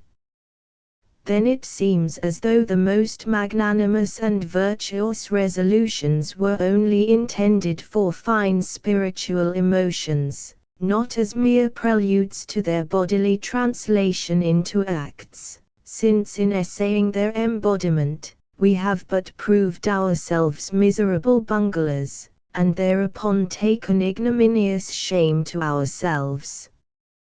Then, too, the never entirely repulsed hosts of commonness, and conventionalness, and worldly prudent-mindedness return to the charge, press hard on the faltering soul, and with inhuman hootings deride all its nobleness as mere eccentricity, which further wisdom and experience shall assuredly cure. The man is as seized by arms and legs, and convulsively pulled either way by his own indecisions and doubts. Blackness advances her banner over this cruel altercation, and he droops and swoons beneath its folds. It was precisely in this mood of mind that, at about 2 in the morning, Pierre, with a hanging head, now crossed the private threshold of the mansion of Saddle Meadows. 2 in the profoundly silent heart of a house full of sleeping serving men and maids, Pierre now sat in his chamber before his accustomed round table, still tossed with the books and the papers which, 3 days before, he had abruptly left, for a sudden and more absorbing object. Uppermost and most conspicuous among the books were the Inferno of Dante, and the Hamlet of Shakespeare. His mind was wandering and vague, his arm wandered and was vague. Soon he found the open Inferno in his hand, and his eye met the following lines, allegorically overscribed within the arch of the outgoings of the womb of human life. Through me you pass into the city of woe, through me you pass into eternal pain, through me, among the people lost for aye. Asterisk all hope abandon, ye who enter here.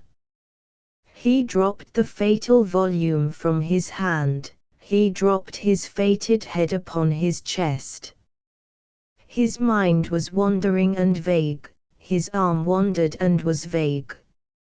Some moments passed, and he found the open Hamlet in his hand, and his eyes met the following lines: "The time is out of joint, O cursed spite, that ever I was born to set it right." He dropped the too true volume from his hand, his petrifying heart dropped hollowly within him, as a pebble down Carisbrooke well. 3. The man Dante Alighieri received unforgivable affronts and insults from the world, and the poet Dante Alighieri bequeathed his immortal curse to it, in the sublime malediction of the Inferno. The fiery tongue whose political forkings lost him the solacements of this world, found its malicious counterpart in that muse of fire, which would forever bar the vast bulk of mankind from all solacement in the worlds to come. Fortunately for the felicity of the dilettante in literature, the horrible allegorical meanings of the Inferno lie not on the surface, but unfortunately for the earnest and youthful piercers into truth and reality, those horrible meanings, when first discovered, infuse their poison into a spot previously unprovided with that sovereign antidote of a sense of uncapitulatable security, which is only the possession of the furthest advanced and profoundest souls. Judge ye, then, ye judicious, the mood of Pierre, so far as the passage in Dante touched him.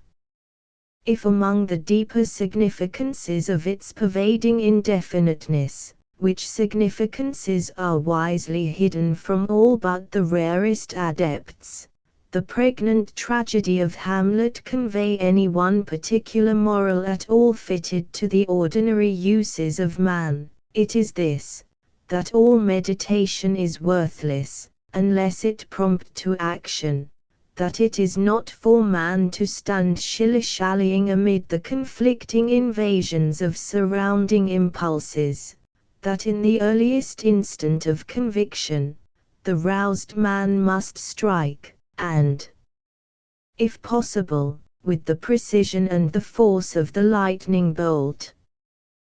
Pierre had always been an admiring reader of Hamlet, but neither his age nor his mental experience thus far had qualified him either to catch initiating glimpses into the hopeless gloom of its interior meaning, or to draw from the general story those superficial and purely incidental lessons, wherein the painstaking moralist so complacently expatiates.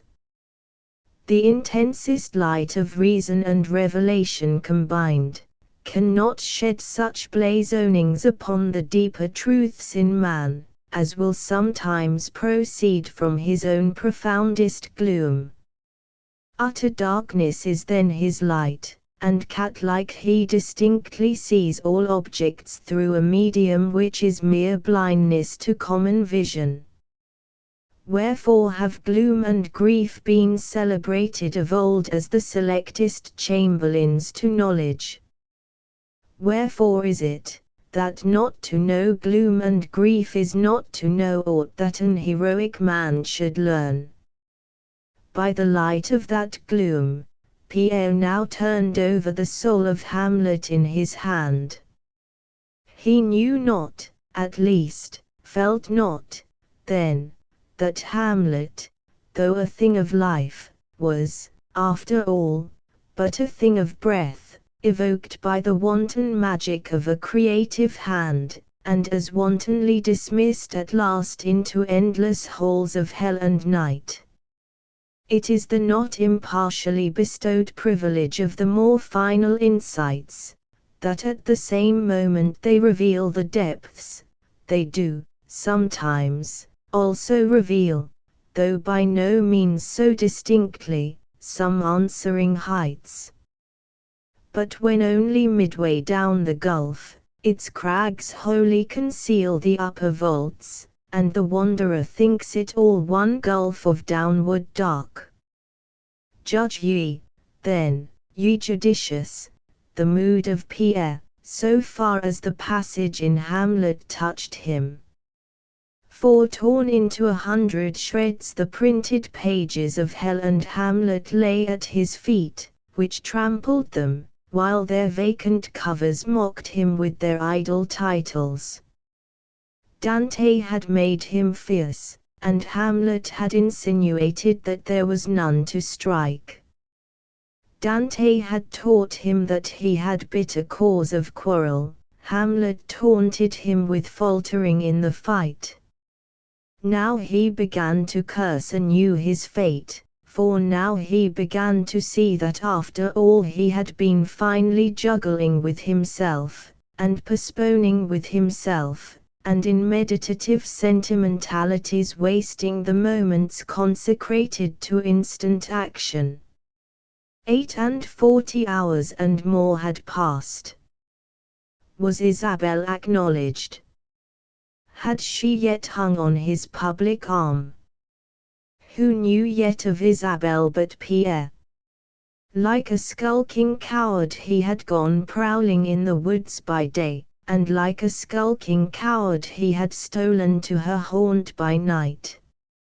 Like a thief he had sat and stammered and turned pale before his mother, and in the cause of holy right, permitted a woman to grow tall and hector over him. Ah! Easy for man to think like a hero, but hard for man to act like one. All imaginable audacities readily enter into the soul, few come boldly forth from it. Did he, or did he not vitally mean to do this thing? Was the immense stuff to do it his, or was it not his? Why defer? Why put off? What was there to be gained by deferring and putting off? His resolution had been taken, why was it not executed? What more was there to learn? What more which was essential to the public acknowledgment of Isabel, had remained to be learned, after his first glance at her first letter? Had doubts of her identity come over him to stay him? None at all. Against the wall of the thick darkness of the mystery of Isabel, recorded as by some phosphoric finger was the burning fact, that Isabel was his sister. Why then? How then? Whence then this utter nothing of his acts? Did he stagger at the thought, that at the first announcement to his mother concerning Isabel, and his resolution to own her boldly and lovingly, his proud mother, spurning the reflection on his father, would likewise spurn Pierre and Isabel, and denounce both him and her, and hate them both alike, as unnatural accomplices against the good name of the purest of husbands and parents? Not at all. Such a thought was not in him. For had he not already resolved, that his mother should know nothing of the fact of Isabel, but how now? What then? How was Isabel to be acknowledged to the world, if his mother was to know nothing of that acknowledgment? Short-sighted, miserable palterer and huckster, thou hast been playing a most fond and foolish game with thyself. Fool and coward. Coward and fool. Tear thyself open, and read there the confounding story of thy blind dotishness. Thy two grand resolutions, the public acknowledgment of Isabel, and the charitable withholding of her existence from thy own mother, these are impossible adjuncts. Likewise, thy so magnanimous purpose to screen thy father's honorable memory from reproach, and thy other intention, the open vindication of thy fraternalness to Isabel, these also are impossible adjuncts. And the having individually entertained 4 such resolves, without perceiving that once brought together, they all mutually expire, this ineffable folly, Pierre, brands thee in the forehead for an unaccountable infatuate. Well mayst thou distrust thyself, and curse thyself, and tear thy Hamlet and thy hell. Oh! Fool, blind fool, and 1,000,000 times an ass. Go, go, thou poor and feeble one. High deeds are not for such blind grubs as thou. Quit Isabel, and go to Lucy. Beg humble pardon of thy mother, and hereafter be a more obedient and good boy to her. Pierre, Pierre, Pierre, infatuate. Impossible would it be now to tell all the confusion and confoundings in the soul of Pierre, so soon as the above absurdities in his mind presented themselves first to his combining consciousness. He would fain have disowned the very memory and the mind which produced to him such an immense scandal upon his common sanity. Now indeed did all the fiery floods in the Inferno, and all the rolling gloom in Hamlet suffocate him at once in flame and smoke. The cheeks of his soul collapsed in him, he dashed himself in blind fury and swift madness against the wall, and fell dabbling in the vomit of his loathed identity. Book X. The unprecedented final resolution of Pierre. I glorified be his gracious memory who first said, the deepest gloom precedes the day. We care not whether the saying will prove true to the utmost bounds of things, sufficient that it sometimes does hold true within the bounds of earthly finitude. Next morning Pierre rose from the floor of his chamber, haggard and tattered in body from his past night's utter misery, but stoically serene and symmetrical in soul, with the foretaste of what then seemed to him a planned and perfect future. Now he thinks he knows that the wholly unanticipated storm which had so terribly burst upon him, had yet burst upon him for his good, for the place, which in its undetected incipiency, the storm had obscurely occupied in his soul, seemed now clear sky to him, and all his horizon seemed distinctly commanded by him. His resolution was a strange and extraordinary one, but therefore it only the better met a strange and extraordinary emergency. But it was not only strange and extraordinary in its novelty of mere aspect, but it was wonderful in its unequaled renunciation of himself. From the first, determined at all hazards to hold his father's fair fame inviolate from anything he should do in reference to protecting Isabel, and extending to her a brother's utmost devotedness and love, and equally determined not to shake his mother's lasting peace by any useless exposure of unwelcome facts, and yet vowed in his deepest soul some way to embrace Isabel before the world, and yield to her his constant consolation and companionship, and finding no possible mode of unitedly compassing all these ends, without a most singular act of pious imposture, which he thought all heaven would justify in him, since he himself was to be the grand self-renouncing victim. Therefore, this was his settled and immovable purpose now, namely, to assume before the world, that by secret rites, Pierre Glendinning was already become the husband of Isabel Bamford, an assumption which would entirely warrant his dwelling in her continual company, and upon equal terms, taking her wherever the world admitted him, and at the same time foreclose all sinister inquisitions bearing upon his deceased parents' memory, or any way affecting his mother's lasting peace, as indissolubly linked with that. True, he in embryo, Falk knew, that the extraordinary thing he had resolved, would, in another way, indirectly though inevitably, dart a most keen pang into his mother's heart, but this then seemed to him part of the unavoidable vast price of his enthusiastic virtue, and, thus minded, rather would he privately pain his living mother with a wound that might be curable, than cast worldwide and irremediable dishonor, so it seemed to him, upon his departed father. Probably no other being than Isabel could have produced upon Pierre impressions powerful enough to eventuate in a final resolution so unparalleled as the above.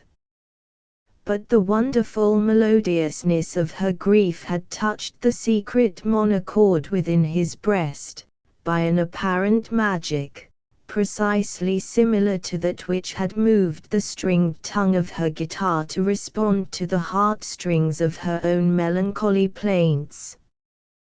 The deep voice of the being of Isabel called to him from out the immense distances of sky and air, and there seemed no veto of the earth that could forbid her heavenly claim. During the 3 days that he had personally known her, and so been brought into magnetic contact with her, other persuasions and potencies than those direct ones, involved in her bewildering eyes and marvelous story, had unconsciously left their ineffaceable impressions on him, and perhaps without his privity, had mainly contributed to his resolve. She had impressed him as the glorious child of pride and grief, in whose countenance were traceable the divinest lineaments of both her parents. Pride gave to her her nameless nobleness, grief touched that nobleness with an angelical softness, and again that softness was steeped in a most charitable humility, which was the foundation of her loftiest excellence of all. Neither by word or letter had Isabel betrayed any spark of those more common emotions and desires which might not unreasonably be ascribed to an ordinary person placed in circumstances like hers. Though almost penniless, she had not invoked the pecuniary bounty of Pierre, and though she was altogether silent on that subject, yet Pierre could not but be strangely sensible of something in her which disdained to voluntarily hang upon the mere bounty even of a brother. Nor, though she by various nameless ways, manifested her consciousness of being surrounded by uncongenial and inferior beings, while yet descended from a generous stock, and personally meriting the most refined companionships which the wide world could yield, nevertheless, she had not demanded of Pierre that he should array her in brocade, and lead her forth among the rare and opulent ladies of the land.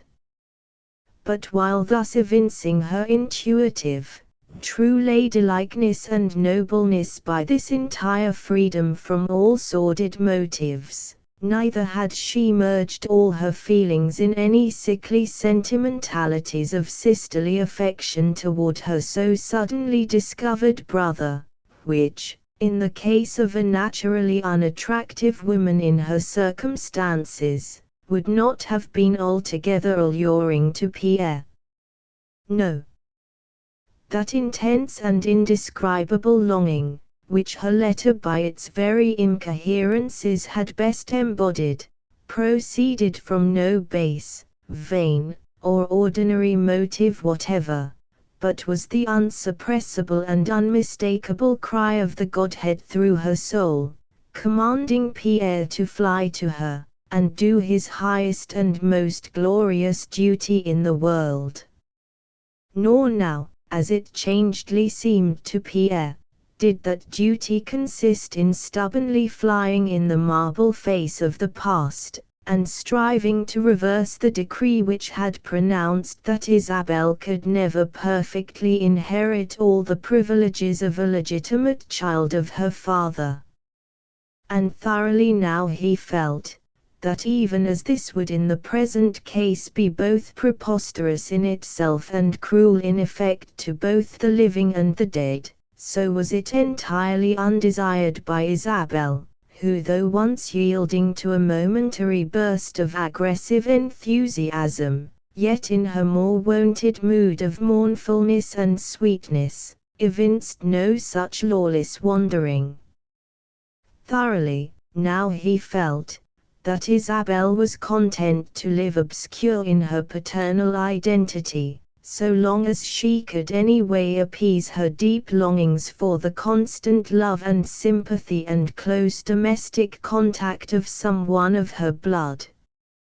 So that Pierre had no slightest misgiving that upon learning the character of his scheme, she would deem it to come short of her natural expectations, while so far as its apparent strangeness was concerned, a strangeness, perhaps invincible to squeamish and humdrum women, here Pierre anticipated no obstacle in Isabel, for her whole past was strange, and strangeness seemed best befitting to her future. But had Pierre now reread the opening paragraph of her letter to him, he might have very quickly derived a powerful anticipative objection from his sister, which his own complete disinterestedness concealed from him. Though Pierre had every reason to believe that, owing to her secluded and humble life, Isabel was in entire ignorance of the fact of his precise relation to Lucy Tartan, an ignorance, whose first indirect and unconscious manifestation in Isabel, had been unspeakably welcome to him, and though, of course, he had both wisely and benevolently abstained from enlightening her on that point, still, notwithstanding this, was it possible that any true-hearted noble girl like Isabel, would, to benefit herself, willingly become a participator in an act, which would prospectively and forever bar the blessed boon of marriageable love from one so young and generous as Pierre, and eternally entangle him in a fictitious alliance, which, though in reality but a web of air, yet in effect would prove a wall of iron, for the same powerful motive which induced the thought of forming such an alliance, would always thereafter forbid that tacit exposure of its fictitiousness, which would be consequent upon its public discontinuance, and the real nuptials of Pierre with any other being during the lifetime of Isabel. But according to what view you take of it, it is either the gracious or the malicious gift of the great gods to man, that on the threshold of any wholly new and momentous devoted enterprise, the thousand ulterior intricacies and imperilings to which it must conduct, these, at the outset, are mostly withheld from sight, and so, through her ever-primeval wilderness fortune's night rides on, alike ignorant of the palaces or the pitfalls in its heart. Surprising, and past all ordinary belief, are those strange oversights and inconsistencies, into which the enthusiastic meditation upon unique or extreme resolves will sometimes beget in young and over-ardent souls. That all-comprehending oneness, that calm representativeness, by which a steady philosophic mind reaches forth and draws to itself, in their collective entirety, the objects of its contemplations, that pertains not to the young enthusiast. By his eagerness, all objects are deceptively foreshortened. By his intensity each object is viewed as detached, so that essentially and relatively everything is misseen by him. Already have we exposed that passing preposterousness in Pierre, which by reason of the above-named cause which we have endeavored to portray, induced him to cherish for a time four unitedly impossible designs. And now we behold this hapless youth all eager to involve himself in such an inextricable twist of fate, that the three dexterous maids themselves could hardly disentangle him, if once he tie the complicating knots about him and Isabel. Ah, the rash boy! Are there no couriers in the air to warn thee away from these imperilings, and point thee to those cretin labyrinths, to which thy life's cord is leading thee? Where now are the high beneficences? Whither fled the sweet angels that are alleged guardians to man? Not that the impulsive Pierre wholly overlooked all that was menacing to him in his future, if now he acted out his most rare resolve, but eagerly foreshortened by him, they assumed not their full magnitude of menacing, nor, indeed, so riveted now his purpose, were they pushed up to his face, would he for that renounce his self-renunciation, while concerning all things more immediately contingent upon his central resolution, these were, doubtless, in a measure, foreseen and understood by him. Perfectly, at least, he seemed to foresee and understand, that the present hope of Lucy Tartan must be banished from his being, that this would carry a terrible pang to her, which in the natural recoil would but redouble his own, that to the world all his heroicness, standing equally unexplained and unsuspected, therefore the world would denounce him as infamously false to his betrothed, reckless of the most binding human vows, a secret wooer and wedder of an unknown and enigmatic girl, a spurner of all a loving mother's wisest counsellings, a bringer down of lasting reproach upon an honourable name, a besotted self-exile from a most prosperous house and bounteous fortune, and lastly, that now his whole life would, in the eyes of the wide humanity, be covered with an all-pervading haze of incurable sinisterness, possibly not to be removed even in the concluding hour of death. Such, O thou Son of Man, are the perils and the miseries thou callest down on thee, when, even in a virtuous cause, thou steppest aside from those arbitrary lines of conduct, by which the common world, however base and dastardly, surrounds thee for thy worldly good. Ofttimes it is very wonderful to trace the rarest and profoundest things, and find their probable origin in something extremely trite or trivial.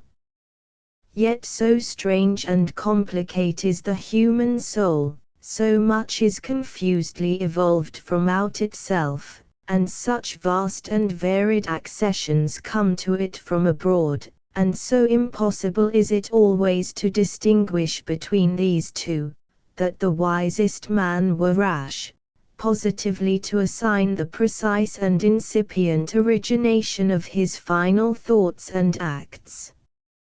Far as we blind moles can see, man's life seems but an acting upon mysterious hints. It is somehow hinted to us, to do thus or thus.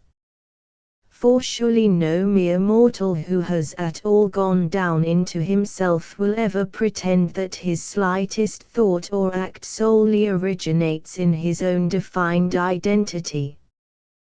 This preamble seems not entirely unnecessary as usher of the strange conceit, that possibly the latent germ of Pierre's proposed extraordinary mode of executing his proposed extraordinary resolve, namely, the nominal conversion of a sister into a wife, might have been found in the previous conversational conversion of a mother into a sister, for hereby he had habituated his voice and manner to a certain fictitiousness in one of the closest domestic relations of life, and since man's moral texture is very porous, and things assumed upon the surface, at last strike in, hence, this outward habituation to the above-named fictitiousness had insensibly disposed his mind to it as it were, but only innocently and pleasantly as yet.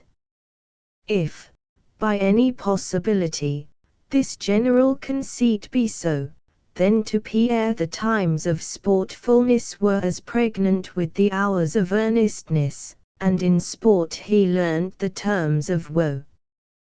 2. If next to that resolve concerning his lasting fraternal succor to Isabel, there was at this present time any determination in Pierre absolutely inflexible, and partaking at once of the sacredness and the indissolubleness of the most solemn oath, it was the enthusiastic, and apparently wholly supererogatory resolution to hold his father's memory untouched, nor to one single being in the world reveal the paternity of Isabel.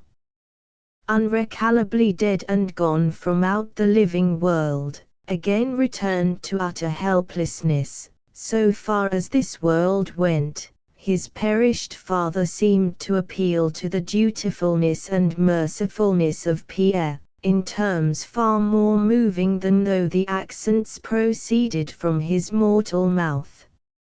And what though not through the sin of Pierre, but through his father's sin, that father's fair fame now lay at the mercy of the son, and could only be kept inviolate by the son's free sacrifice of all earthly felicity? What if this were so? It but struck a still loftier chord in the bosom of the son, and filled him with infinite magnanimities. Never had the generous Pierre cherished the heathenish conceit, that even in the general world, sin is a fair object to be stretched on the cruelest racks by self-complacent virtue, that self-complacent virtue may feed her lividness on the pallor of sin's anguish. For perfect virtue does not more loudly claim our approbation, than repented sin in its concludedness does demand our utmost tenderness and concern. And as the more immense the virtue, so should be the more immense our approbation, likewise the more immense the sin, the more infinite our pity. In some sort, sin hath its sacredness, not less than holiness. And great sin calls forth more magnanimity than small virtue. What man, who is a man, does not feel livelier and more generous emotions toward the great god of sin, Satan, than toward yonder haberdasher, who only is a sinner in the small and entirely honorable way of trade?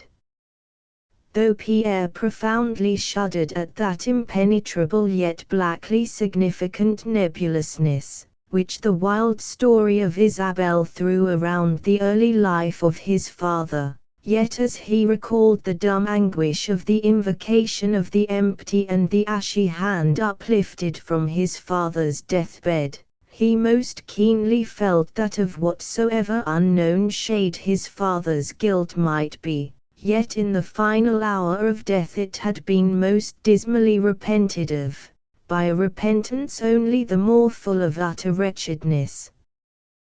that it was a consuming secret in him. Mince the matter how his family would, had not his father died a raver. Whence that raving, following so prosperous a life? Whence, but from the cruelest compunctions? Touched thus, and strung in all his sinews and his nerves to the holding of his father's memory intact, Pierre turned his confronting and unfrightened face toward Lucy Tartan, and stillly vowed that not even she should know the whole, no, not know the least. There is an inevitable keen cruelty in the loftier heroism. It is not heroism only to stand unflinched ourselves in the hour of suffering, but it is heroism to stand unflinched both at our own and at some loved one's united suffering, a united suffering, which we could put an instant period to, if we would but renounce the glorious cause for which ourselves do bleed, and see our most loved one bleed. If he would not reveal his father's shame to the common world, whose favorable opinion for himself Pierre now despised, how then reveal it to the woman he adored? To her, above all others, would he now uncover his father's tomb, and bid her behold from what vile attaintings he himself had sprung. So Pierre turned round and tied Lucy to the same stake which must hold himself, for he too plainly saw that it could not be, but that both their hearts must burn. Yes, his resolve concerning his father's memory involved the necessity of assuming even to Lucy his marriage with Isabel. Here he could not explain himself, even to her. This would aggravate the sharp pang of parting, by self-suggested, though wholly groundless surmising in Lucy's mind, in the most miserable degree contaminating to her idea of him. But on this point, he still fondly trusted that without at all marring his filial bond, he would be enabled by some significant intimations to arrest in Lucy's mind those darker imaginings which might find entrance there, and if he could not set her wholly right, yet prevent her from going wildly wrong.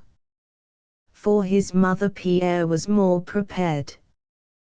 He considered that by an inscrutable decree, which it was but foolishness to try to evade, or shun, or deny existence to, since he felt it so profoundly pressing on his inmost soul, the family of the Glendinnings was imperiously called upon to offer up a victim to the gods of woe, one grand victim at the least, and that grand victim must be his mother, or himself.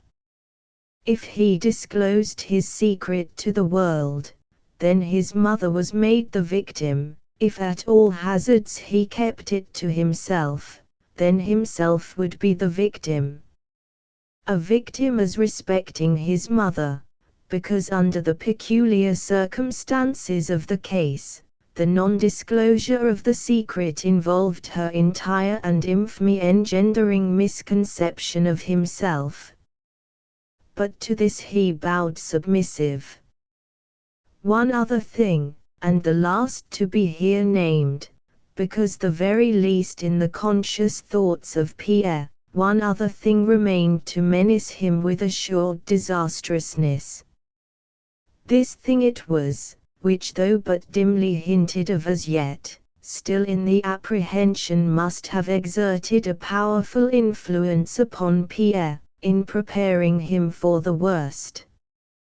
His father's last and fatal sickness had seized him suddenly.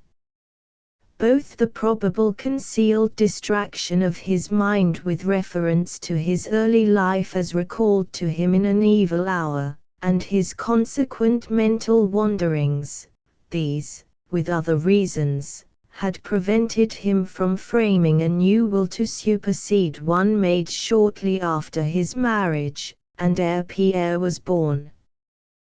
By that will which as yet had never been dragged into the courts of law, and which, in the fancied security of her own and her son's congenial and loving future, Mrs. Glendinning had never but once, and then inconclusively, offered to discuss, with a view to a better and more appropriate ordering of things to meet circumstances non-existent at the period the testament was framed.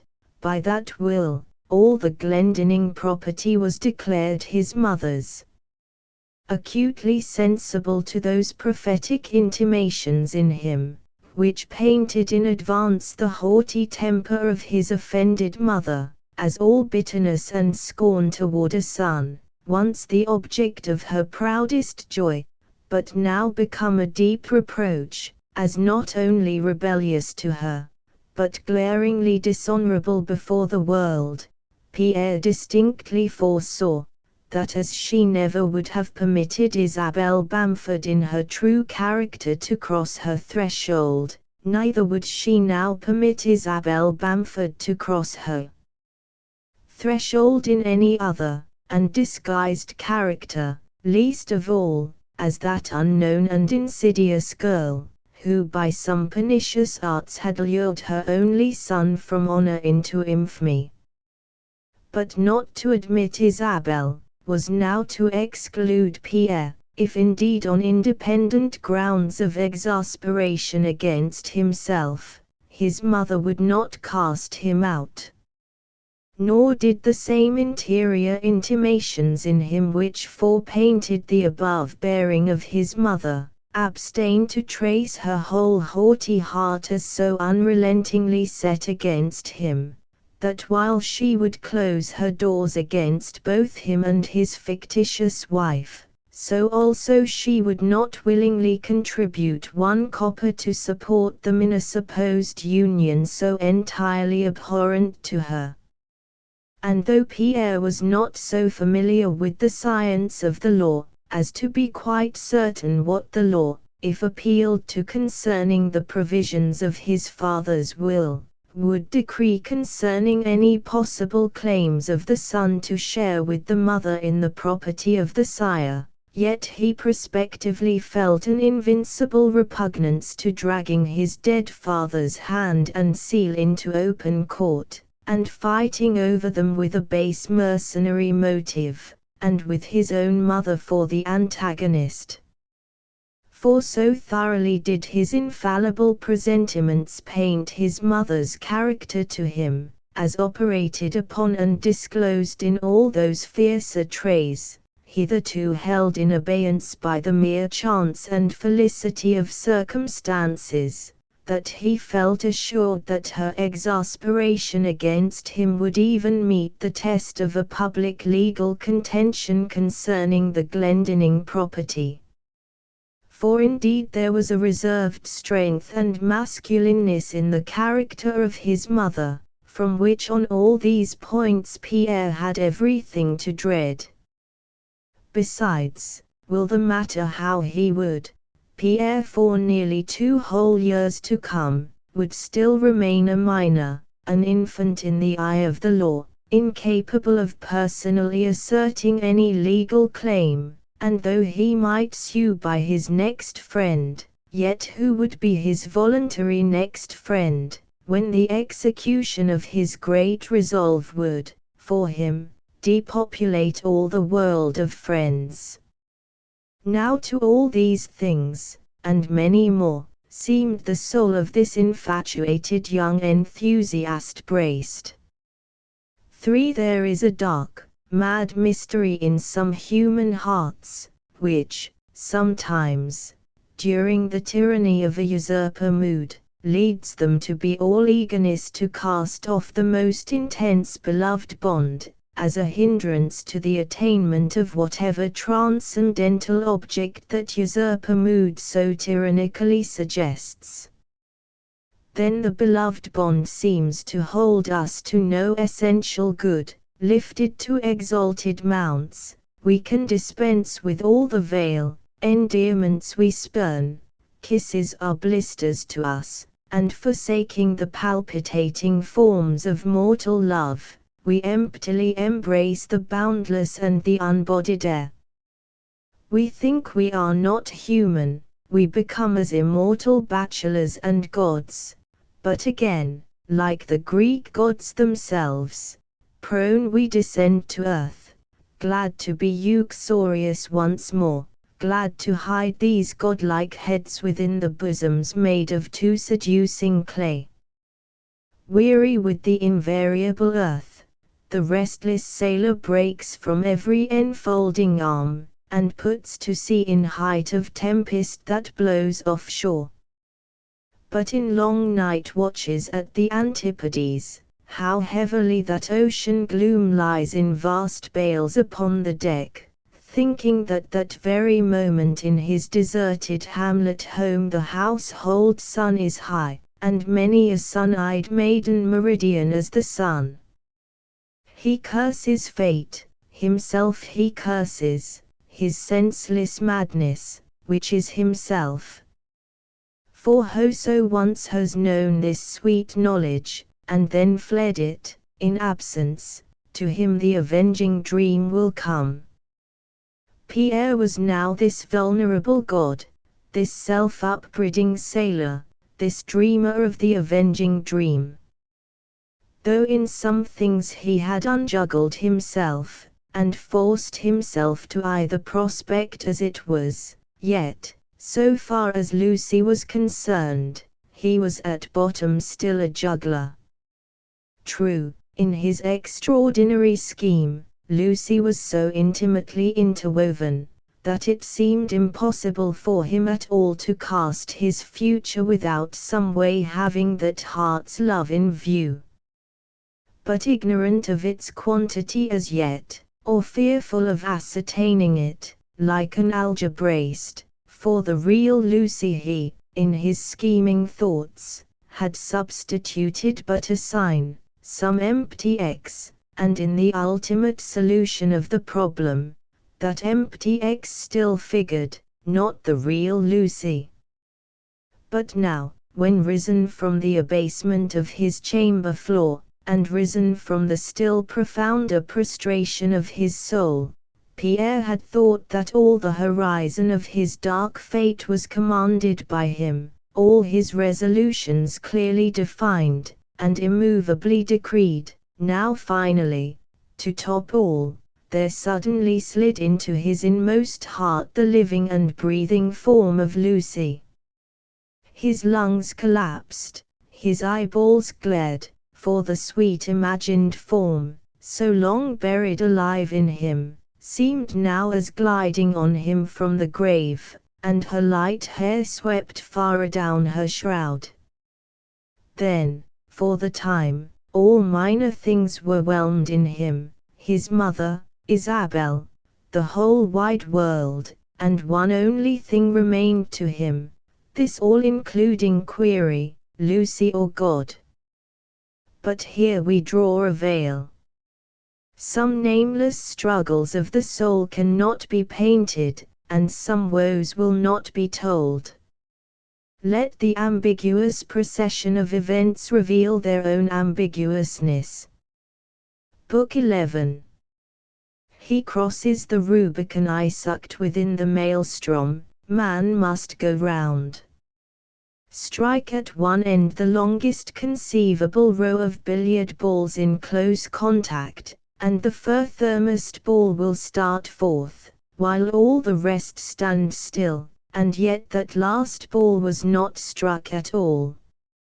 So, through long previous generations, whether of births or thoughts, fate strikes the present man.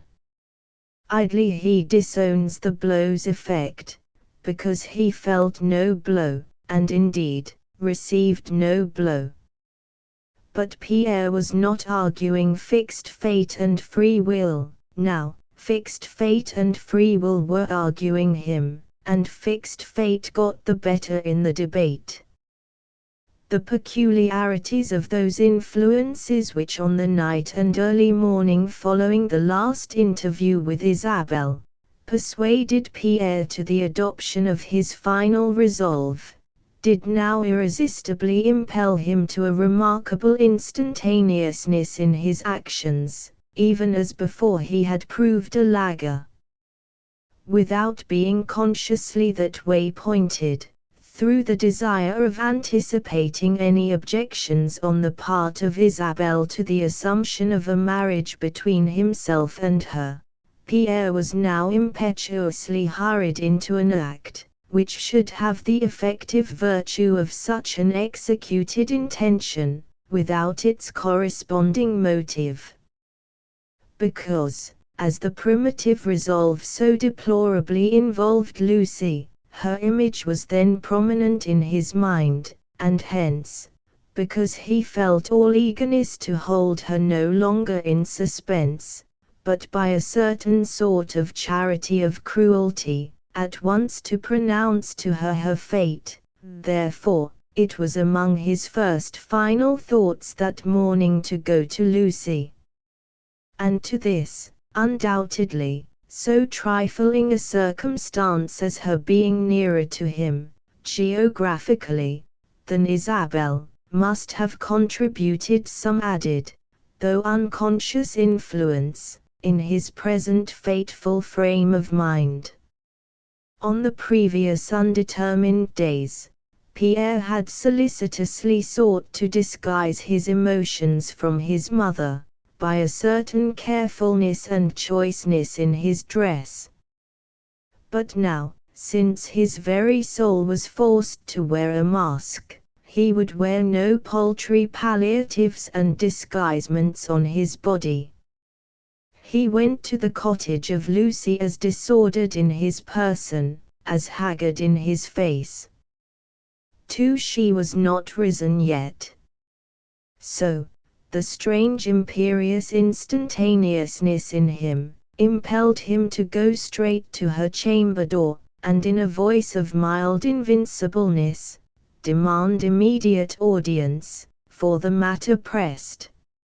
Already namelessly concerned and alarmed for her lover, now 48 hours absent on some mysterious and undisclosable affair, Lucy, at this surprising summons was overwhelmed with sudden terror, and in oblivion of all ordinary proprieties, responded to Pierre's call, by an immediate assent. Opening the door, he advanced slowly and deliberately toward her, and as Lucy caught his pale determined figure, she gave a cry of groping misery, which knew not the pang that caused it, and lifted herself trembling in her bed, but without uttering one word. Pierre sat down on the bedside, and his set eyes met her terrified and virgin aspect.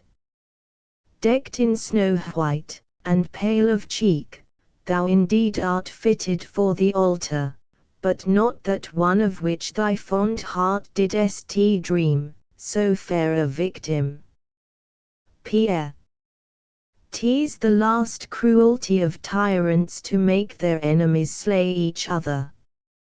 My heart, my heart. Nay, Lucy, I am married. The girl was no more pale, but white as any leper. The bedclothes trembled to the concealed shudderings of all her limbs. One moment she sat looking vacantly into the blank eyes of Pierre, and then fell over toward him in a swoon.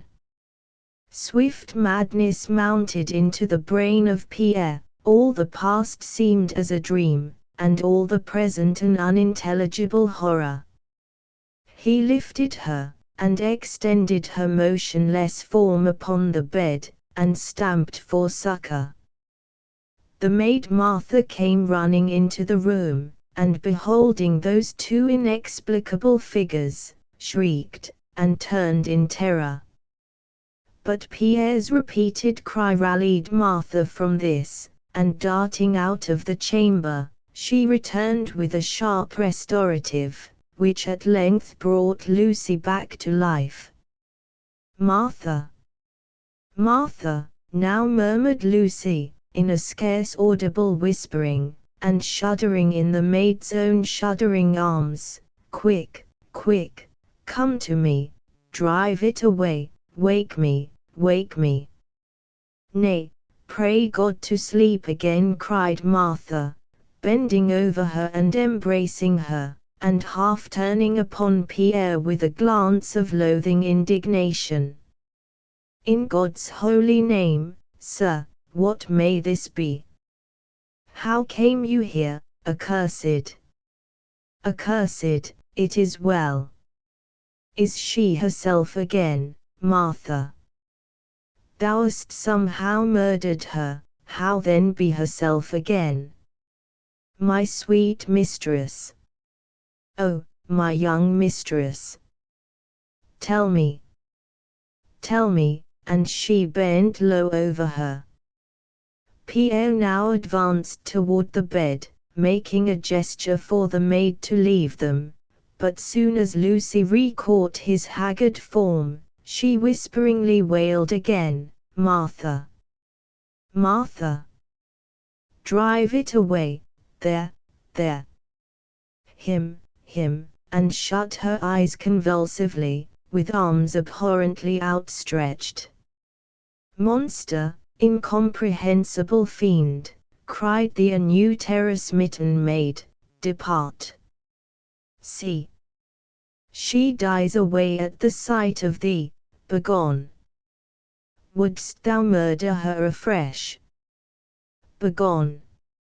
Starched and frozen by his own emotion, Pierre silently turned and quitted the chamber, and heavily descending the stairs, tramped heavily, as a man slowly bearing a great burden, through a long narrow passage leading to a wing in the rear of the cottage, and knocking at Miss Lanoline's door, summoned her to Lucy, who, he briefly said, had fainted. Then, without waiting for any response, left the house, and went directly to the mansion. "Is my mother up yet?" said he to Dates, whom he met in the hall. "Not yet, sir." "Heavens, sir, are you sick to death? Let me pass." Ascending toward his mother's chamber, he heard a coming step, and met her on the great middle landing of the stairs, where in an ample niche, a marble group of the temple-polluting Laocoon and his two innocent children, caught in inextricable snarls of snakes, writhed in eternal torments. "Mother, go back with me to thy chamber." She eyed his sudden presence with a dark but repressed foreboding, drew herself up haughtily and repellingly, and with a quivering lip, said, "Pierre, thou thyself hast denied me thy confidence, and thou shalt not force me back to it so easily. Speak. What is that now between thee and me?" "I am married, mother." "Great God! To whom?" "Not to Lucy Tartan, mother." "That thou merely sayest 'tis not Lucy, without saying who indeed it is, this is good proof she is something vile. Does Lucy know thy marriage?" "I am but just from Lucy's." Thus far Mrs. Glendinning's rigidity had been slowly relaxing. Now she clutched the baluster, bent over, and trembled, for a moment.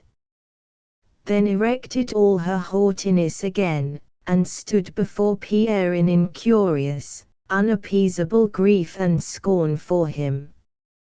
My dark soul prophesied something dark. If already thou hast not found other logment, and other table than this house supplies, then seek it straight. Beneath my roof, and at my table, he who was once Pierre Glendinning no more puts himself. She turned from him, and with a tottering step climbed the winding stairs, and disappeared from him, while in the baluster he held, Pierre seemed to feel the sudden thrill running down to him from his mother's convulsive grasp. He stared about him with an idiot eye, staggered to the floor below, to dumbly quit the house, but as he crossed its threshold, his foot tripped upon its raised ledge, he pitched forward upon the stone portico, and fell. He seemed as jeeringly hurled from beneath his own ancestral roof. For passing through the broad courtyard's postern, Pierre closed it after him, and then turned and leaned upon it, his eyes fixed upon the great central chimney of the mansion, from which a light blue smoke was wreathing gently into the morning air. The hearthstone from which thou risest, never more, I inly feel, will these feet press. O God, what callest thou that which has thus made Pierre a vagabond?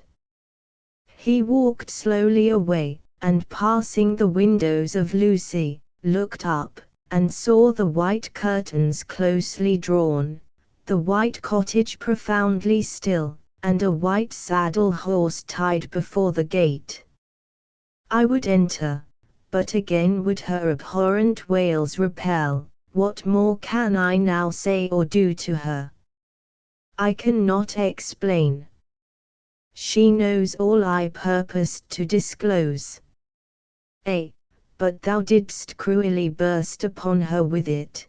Thy impetuousness, thy instantaneousness hath killed her, Pierre. Nay, nay, nay, cruel tidings who can gently break? If to stab be inevitable, then instant be the dagger. Those curtains are close drawn upon her, so let me upon her sweet image draw the curtains of my soul. Sleep, sleep, sleep, sleep, thou angel, wake no more to Pierre, nor to thyself, my Lucy.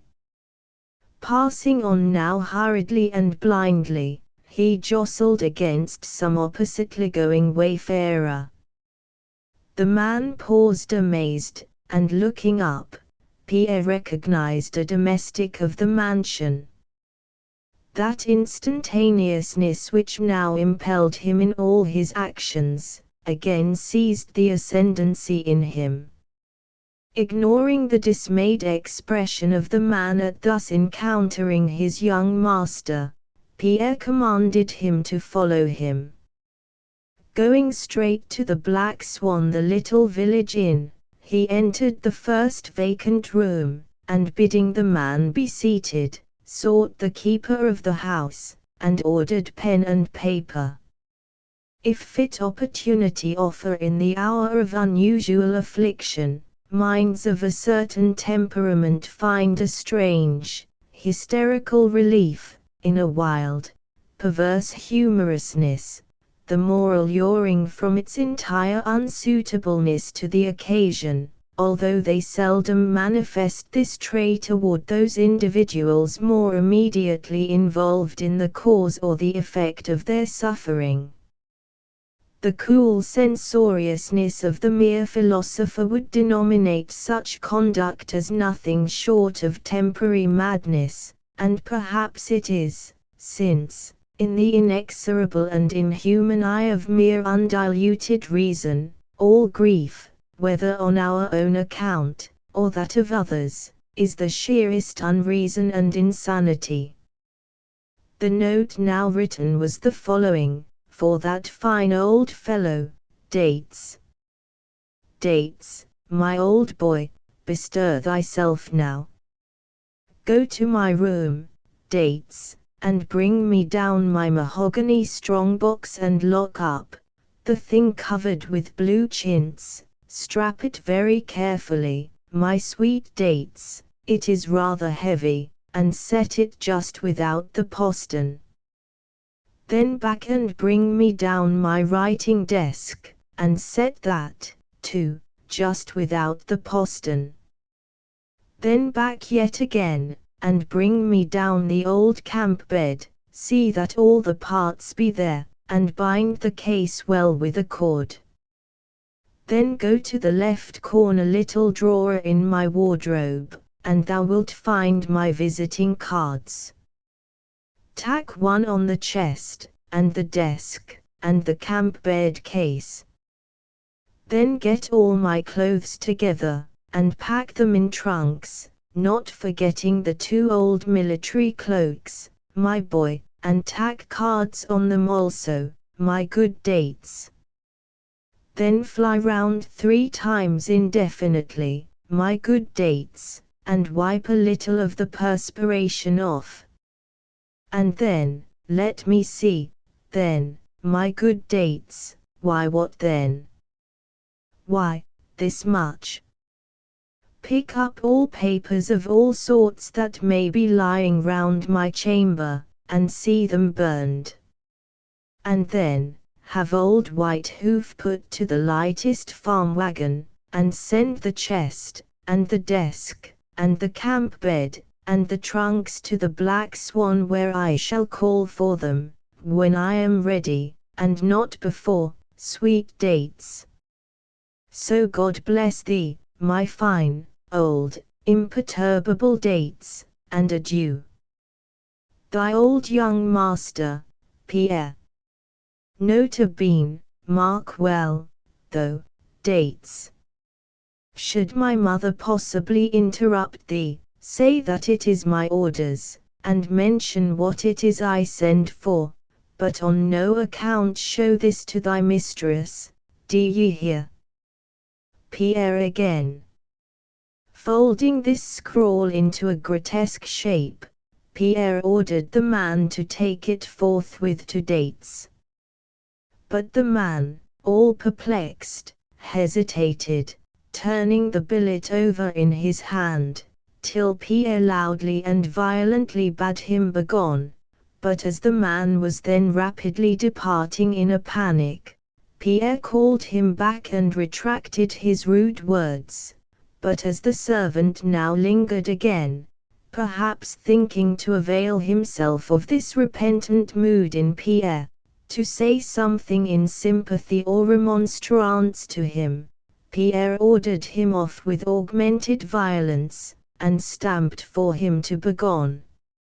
Apprising the equally perplexed old landlord that certain things would in the course of that forenoon be left for him, Pierre, at the inn, and also desiring him to prepare a chamber for himself and wife that night, some chamber with a commodious connecting room, which might answer for a dressing room, and likewise still another chamber for a servant, Pierre departed the place, leaving the old landlord staring vacantly at him, and dumbly marveling what horrible thing had happened to turn the brain of his fine young favorite and old shooting comrade, Master Pierre.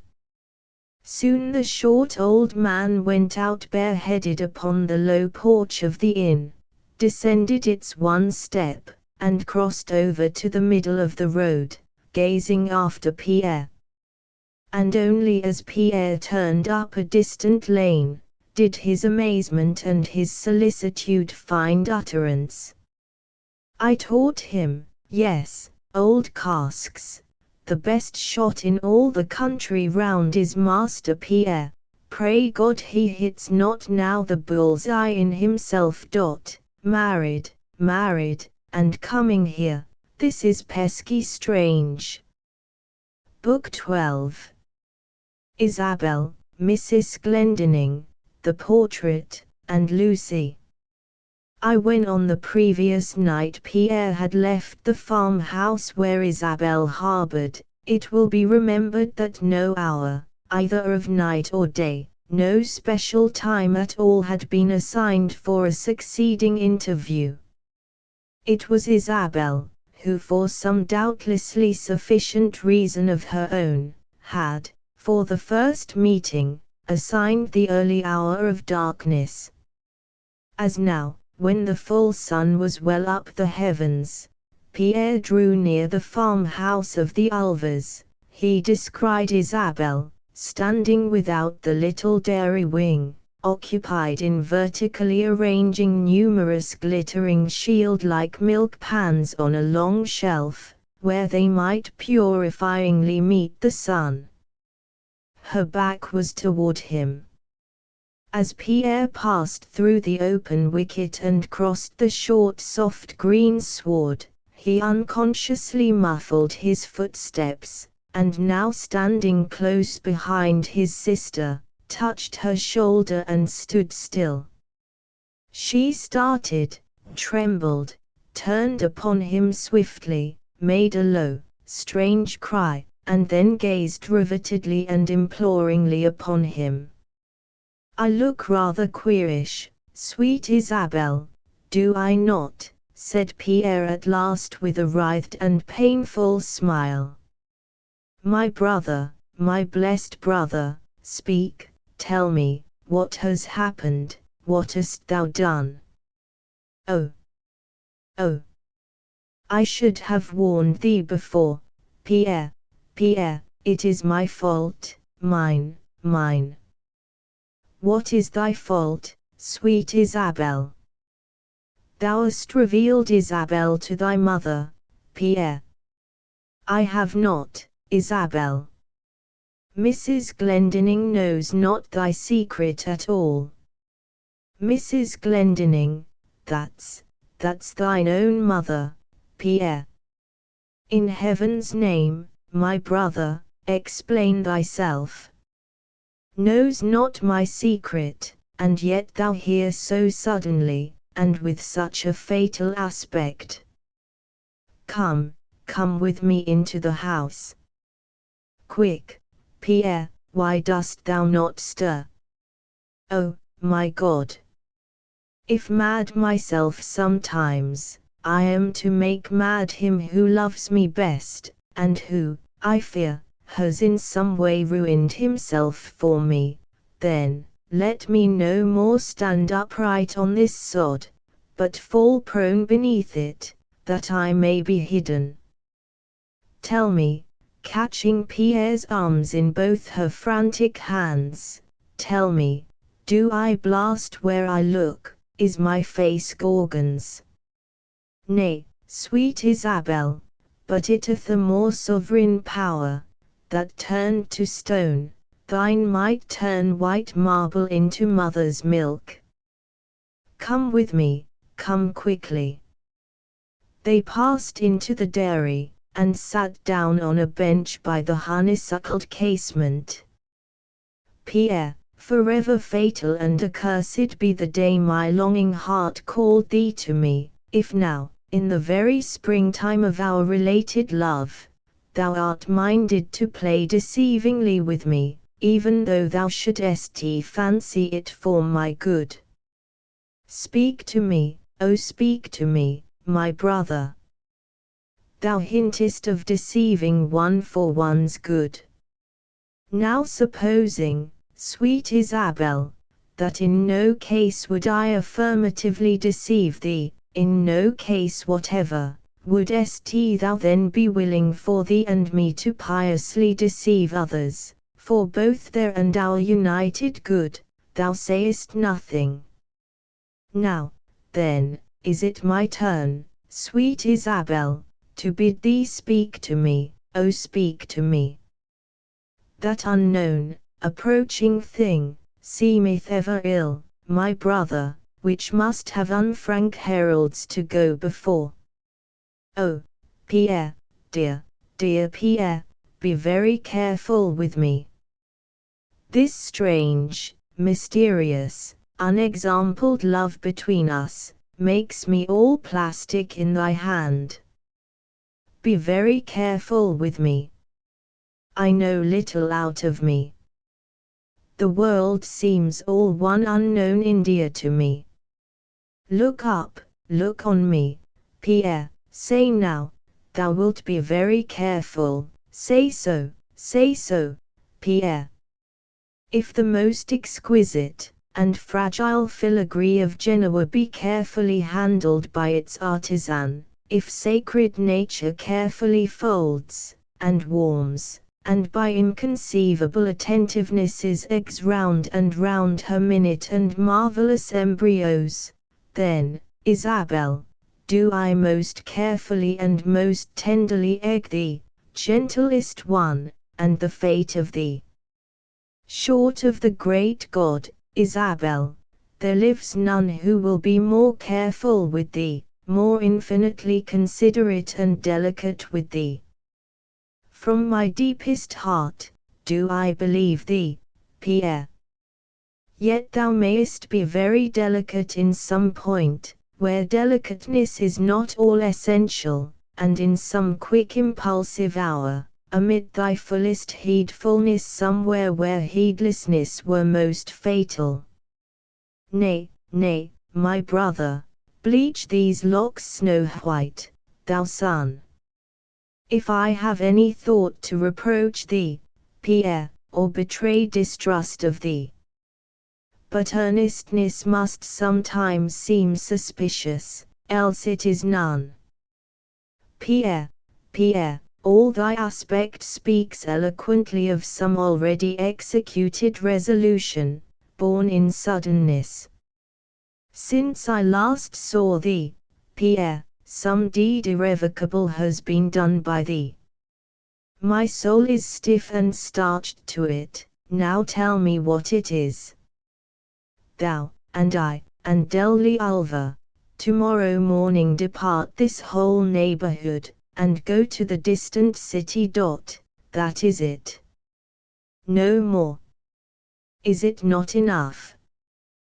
There is something more, Pierre. Thou hast not yet answered a question I put to thee but just now. Bethink thee, Isabel. The deceiving of others by thee and me, in a thing wholly pertaining to ourselves, for their and our united good. Wouldst thou? I would do anything that does not tend to the marring of thy best lasting fortunes, Pierre. What is it thou wouldst have thee and me to do together? I wait, I wait. Let us go into the room of the double casement, my sister, said Pierre, rising. Nay, then, if it cannot be said here, then can I not do it anywhere, my brother, for it would harm thee. Girl, cried Pierre, sternly, if for thee I have lost, but he checked himself. Lost, for me. Now does the very worst blacken on me. Pierre. Pierre. I was foolish, and sought but to frighten thee, my sister. It was very foolish. Do thou now go on with thine innocent work here, and I will come again a few hours hence. Let me go now.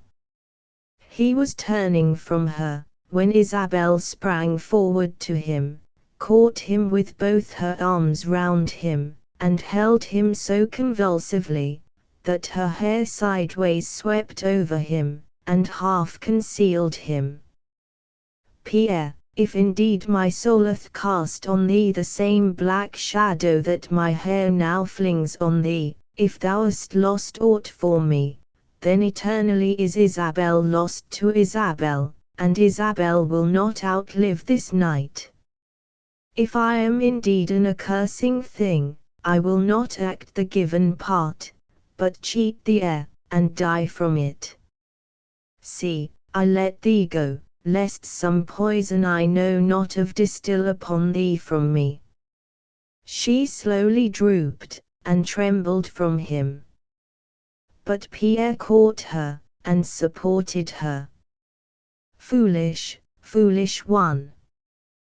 Behold, in the very bodily act of loosing hold of me, thou dost reel and fall, unanswerable emblem of the indispensable heart-stay, I am to thee, my sweet, sweet Isabel.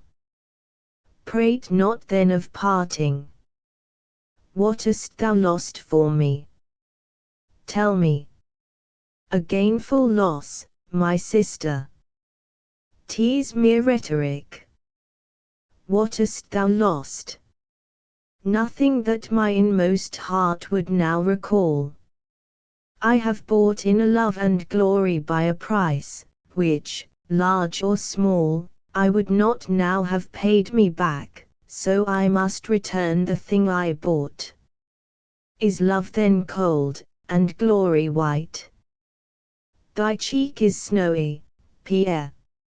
It should be, for I believe to God that I am pure, let the world think how it may. What hast thou lost? Not thee, nor the pride and glory of ever loving thee, and being a continual brother to thee, my best sister. Nay, why dost thou now turn thy face from me? With fine words he wheedles me, and coaxes me, not to know some secret thing. Go, go, Pierre, come to me when thou wilt. I am steeled now to the worst, and to the last. Again I tell thee, I will do anything, yes, anything that Pierre commands, for, though outer ill do lower upon us, still, deep within, thou wilt be careful, very careful with me, Pierre. Thou art made of that fine, unshared stuff of which God makes his seraphim. But thy divine devotedness to me, is met by mine to thee. Well mayest thou trust me, Isabel, and whatever strangest thing I may yet propose to thee, thy confidence, will it not bear me out? Surely thou wilt not hesitate to plunge, when I plunge first, already have I plunged. Now thou canst not stay upon the bank. Hearken, hearken to me. I seek not now to gain thy prior assent to a thing as yet undone, but I call to thee now, Isabel, from the depth of a foregone act, to ratify it, backward, by thy consent. Look not so hard upon me. Listen. I will tell all.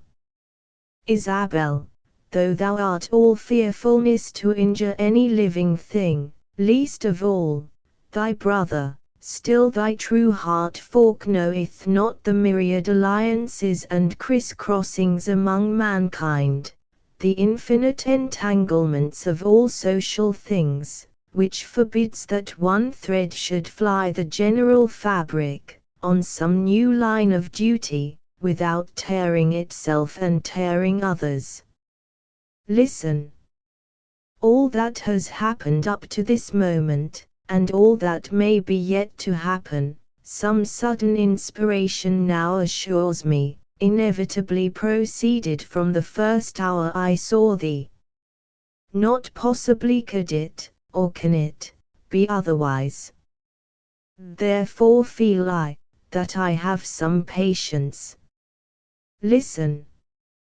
Whatever outer things might possibly be mine, whatever seeming brightest blessings, yet now to live uncomforting and unloving to thee, Isabel, now to dwell domestically away from thee, so that only by stealth, and base connivances of the night, I could come to thee as thy related brother, this would be, and is, unutterably impossible. In my bosom a secret adder of self-reproach and self-infamy would never leave off its sting. Listen. But without gratuitous dishonor to a memory which, for right cause or wrong, is ever sacred and inviolate to me, I cannot be an open brother to thee, Isabel. But thou wantest not the openness, for thou dost not pine for empty nominalness, but for vital realness. What thou wantest, is not the occasional openness of my brotherly love, but its continual domestic confidence. Do I not speak thine own hidden heart to thee? Say, Isabel. Well, then, still listen to me. One only way presents to this, a most strange way, Isabel, to the world, that never throbbed for thee in love, a most deceitful way, but to all a harmless way, so harmless in its essence, Isabel, that, seems to me, Pierre hath consulted heaven itself upon it, and heaven itself did not say nay. Still, listen to me, mark me. As thou knowest that thou wouldst now droop and die without me, so would I without thee. We are equal there, mark that, too, Isabel. I do not stoop to thee, nor thou to me, but we both reach up alike to a glorious ideal. Now the continualness, the secretness, yet the always present domesticness of our love, how may we best compass that, without jeopardizing the ever-sacred memory I hinted of? One way, only one. A strange way, but most pure. Listen. Brace thyself, here, let me hold thee now, and then whisper it to thee, Isabel. Come, I holding thee, thou canst not fall. He held her tremblingly, she bent over toward him, his mouth wet her ear, he whispered it. The girl moved not, was done with all her tremblings, leaned closer to him, with an inexpressible strangeness of an intense love, new and inexplicable. Over the face of Pierre there shot a terrible self-revelation. He imprinted repeated burning kisses upon her, pressed hard her hand, would not let go her sweet and awful passiveness. Then they changed, they coiled together, and entangledly stood mute. To Mrs. Glendinning walked her chamber, her dress loosened. That such accursed vileness should proceed from me. Now will the tongued world say, see the vile boy of Mary Glendinning, deceitful, thick with guilt, where I thought it was all guilelessness and gentlest docility to me. It has not happened. It is not day. Were this thing so, I should go mad, and be shut up, and not walk here where every door is open to me. My own only son married to an unknown thing.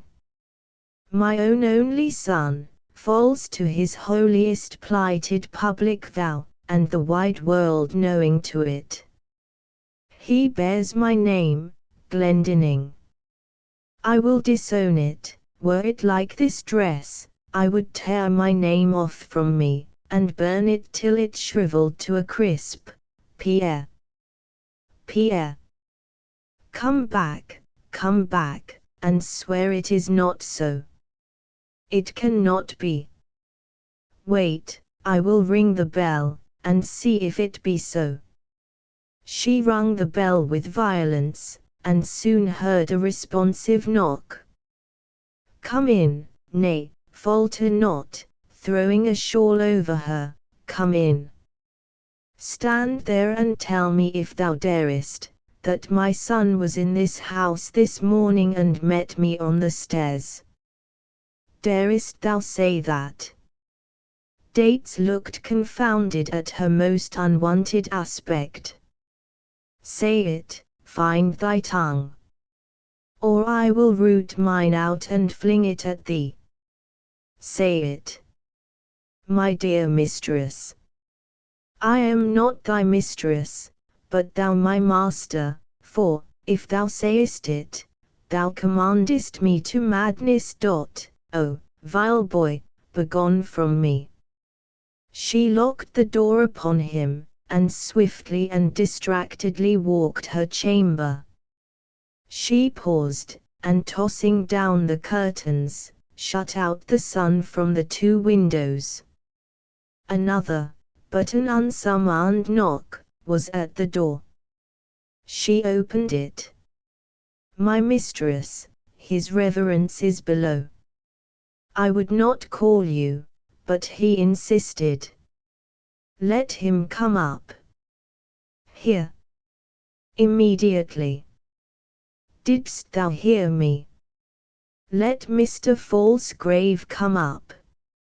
As if suddenly and admonishingly made aware, by Dates, of the ungovernable mood of Mrs. Glendinning, the clergyman entered the open door of her chamber with a most deprecating but honest reluctance, and apprehensiveness of he knew not what. "Be seated, sir." "Stay, shut the door and lock it." "Madam." "I will do it." "Be seated." "Hast thou seen him?" "Whom, madam?" "Master Pierre." "Him, quick." "It was to speak of him I came, madam. He made a most extraordinary call upon me last night, midnight." "And thou marriedst him, damn thee." "Nay, nay, nay, madam, there is something here I know not of. I came to tell thee news, but thou hast some overwhelming tidings to reveal to me." "I beg no pardons, but I may be sorry."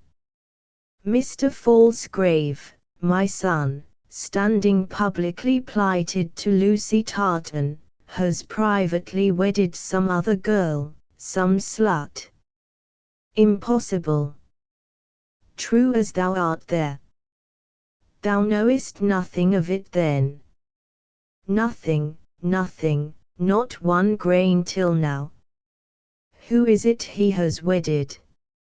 "Some slut, I tell thee. I am no lady now, but something deeper, a woman, an outraged and pride-poisoned woman." She turned from him swiftly, and again paced the room, as frantic and entirely regardless of any presence. Waiting for her to pause, but in vain, Mr. Falsgrave advanced toward her cautiously, and with the profoundest deference, which was almost a cringing, spoke. "It is the hour of woe to thee, and I confess my clotheth no consolation for thee yet a while. Permit me to withdraw from thee, leaving my best prayers for thee, that thou mayst know some peace, ere this now